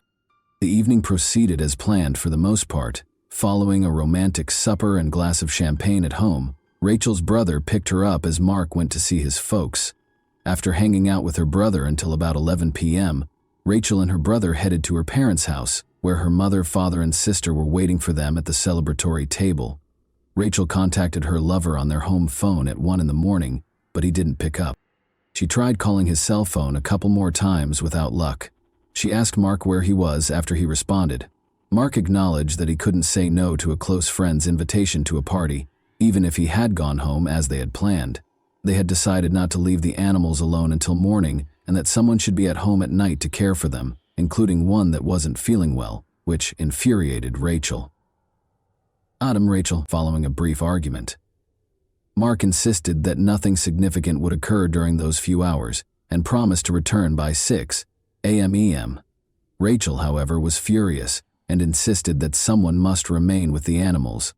The discussion ended in a furious dispute, though, as her lover refused to back down.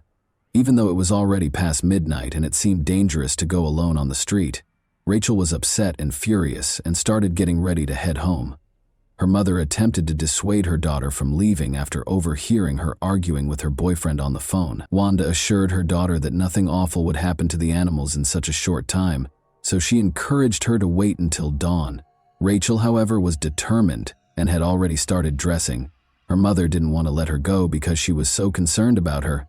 Rachel was already standing at the open door when they began arguing loudly and went on. Her mother, however, was unable to persuade her. No one could go with Rachel because her brother and father had already gone to bed and were heavily intoxicated. She left her parents' house at around 1:30 a.m. and nobody ever saw her alive again. Disappeared into the shadows. Rachel told her mother that as soon as she got home, she would give her a call. An hour and a half went by and her daughter still hadn't called, even though the trip should have taken no more than 15 minutes. No one picked up the house or mobile numbers when the anxious mother started phoning her. It was close to dawn when Mrs. Moran eventually dozed off on the couch in the living room while holding the phone. On January 1, she heard her husband on the phone when she woke up at 9:30 a.m. She thought he was talking to Rachel since he used the word daughter.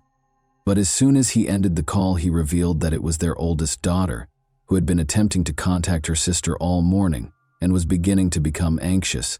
The mother became frightened upon hearing this. When she dialed the home phone, a drowsy Mark answered, not knowing what was going on, and she attempted to reach Rachel again, but her cell was off. It turned out that Mark thought his girlfriend had stayed with her parents and just went to bed when he got home at 7 a.m. from the party and didn't see her there. When Mark found out that Rachel had left for their apartment throughout the night but never showed up, he was shocked. She would have fed the animals first, so he was positive she hadn't been home, but he didn't know where she could be. But the cats were obviously hungry and the bowls were empty. They had left the apartment together the night before and their bedroom bed was made, and there was no indication that anyone had come in. Inquiring as to whether they had seen Rachel or had any communication with her, Rachel's parents and boyfriend started phoning all of their friends, family, and acquaintances, but it was all for nothing. Even though Rachel was 21 years old, the police did not wait the customary 24 hours before conducting an urgent search after the Moran family reported her missing to them that same day. After speaking with all of Rachel's family members, friends, and Mark, the police thoroughly ruled out the chance that she had fled on her own. They also investigated Rachel's apartment and her parents' house, where she was last seen. It should be mentioned that the missing woman looked really beautiful. Tall and slender, she had long platinum blonde hair and lovely facial features. People would surely remember her if they saw someone like her on the street. Thus, investigators started looking for potential witnesses. Stranger in the dark. It was not yet possible to track a location using a mobile signal in 2002, and the girl's phone's call and message logs yielded no leads. All that was known was that the gadget had been switched off about 15 minutes after Rachel had left her parents' house, and based on the time, she should have been close to her own house by then. Rachel's mother was speaking with law enforcement again when she abruptly remembered something crucial that she had neglected to bring up before. As it happens, they continued to argue loudly at the door while her daughter was already outside. Wanda urged her to wait till morning since she didn't want to let her go. She then caught sight of a man passing their residence on the street. She even considered asking him to go home with Rachel, however, she didn't. In the dark light, Wanda was unable to see the visitor clearly. She couldn't even provide a basic description because all she saw was a figure wearing a dark jacket and cap. But this individual might be a criminal or a useful witness. The authorities requested that all locals, including store owners, provide any surveillance camera footage they may have, since they needed to find him quickly. Investigators were able to determine that the missing girl passed the same business around 1 minute after the unidentified man did, and that the store was roughly 400 feet from Rachel's parents' home. Because of the low quality of the tape, it was impossible to make out the man's face or any other distinguishing traits, but it was evident that Rachel had traveled around half of the way home. The detectives chose to employ a strategy that frequently aided in missing person investigations as the hunt went on. After identifying a female who looked a lot like Rachel, they ordered her to walk the same path at night while wearing the exact same outfit as Rachel had on the night she vanished. After all of this was captured on camera, the news broadcast the video of the blonde strolling down the street at night and asked anyone who had seen her on New Year's Eve to come forward. The strategy was successful, as multiple witnesses claimed to have seen a dark male silhouette and a lone girl walking. But the man went by first, then the blonde, according to a witness who was smoking on a balcony. According to another witness who lives close to the apartment building where Rachel lives, the girl went by first, then the man came a few feet later. This implied that the stranger was either someone else or that they had fallen behind. About 150 feet from the girl's home, another camera was found along her path 10 days into the search. In the video, Rachel was seen passing by with a male in close pursuit. Given that he was dressed in the same clothes and had a similar build, there was little question that it was the same individual. There were unsettling hints that the man had once allowed the girl to pass in front of him before starting to follow her. Within a few days following the girl's disappearance, a massive search was launched for her. Detectives used aircraft, search dogs, divers, and hundreds of volunteers to mark a 10-mile search radius. They swept across woodland areas, wastelands, streets, and waterways. Artificial canals and tiny streams were drained for a detailed examination, and the search was carried out both on the ground and in the air. However, time went by with no outcomes. Given that Rachel had not used her cell phone or made any purchases using her bank card since going missing, authorities assumed she was dead. Her family, however, hoped to discover her alive and well. A sneaker that Rachel's family recognized was discovered in a drainage ditch close to her house 2 weeks later. Rachel's mother claims that on the day she vanished, she was wearing those shoes. Officers discovered a black purse with an ID card in Rachel Moran's name, a makeup bag, a wallet with bank cards, and a cell phone in one of the drained streams a few days later. Since all of the evidence was discovered within a mile of Rachel's house, the police speculated that the potential offender might reside nearby. He probably concealed the body here as well, if this scenario is accurate. This prompted the creation of a strategy to search every home within 2 miles of Rachel's residence, door to door. More cops were brought in, each working with a partner to reduce hazards and sad findings in the trash chute, because of course this took a lot of time and resources. The young woman had been going door to door for almost a month.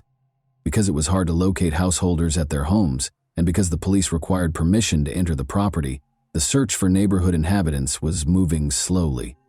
When a policeman and his aide arrived at another residence on Nash Court on January 28, they were instantly confronted by an unpleasant smell. Michael Little, 23, the homeowner, reassured them that there was nothing to be concerned about, saying that he was waiting for a plumber to clear the clogged plumbing.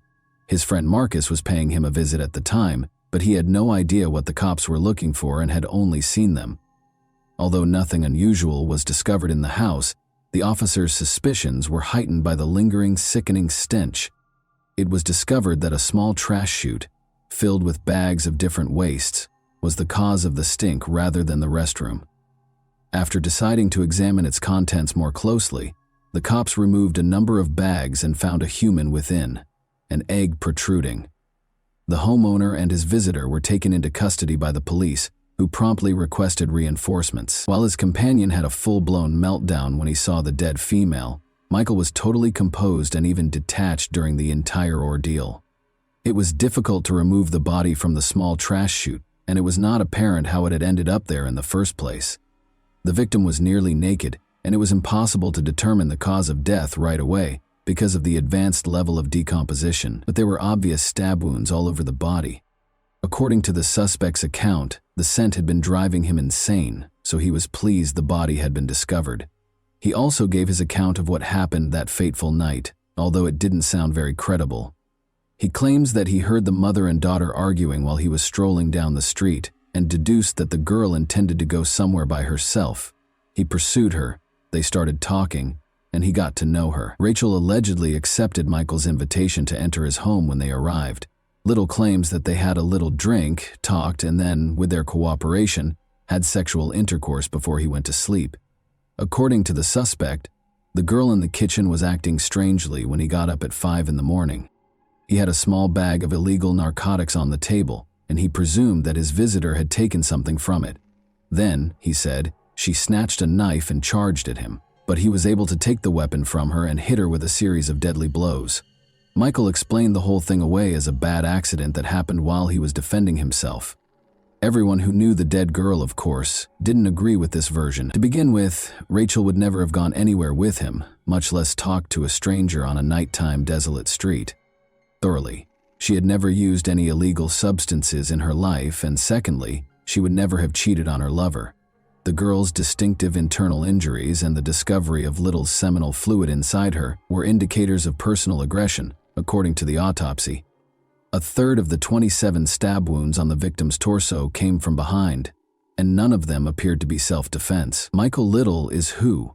When police investigated the suspect's background after his arrest, they found that the young man already had a lengthy criminal history. He was caught stealing several times while still in school and came from a dysfunctional household. In addition, he never completed his education, which prevented him from obtaining even a mediocre job because he lacked a foundational education. He subsisted on both benefits and money he obtained unlawfully. He had been arrested multiple times for distribution and possession of illegal narcotics.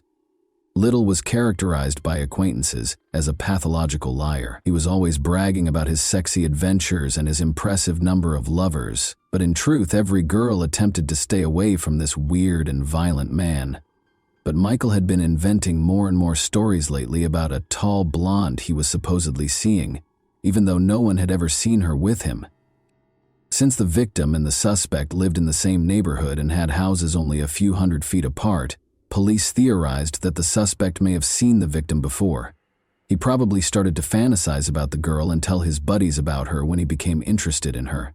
When the criminal saw her alone herself on the street that fateful night, he took advantage of the situation and attacked her. But this new, even stranger version was the first time the victim and her attacker had ever met.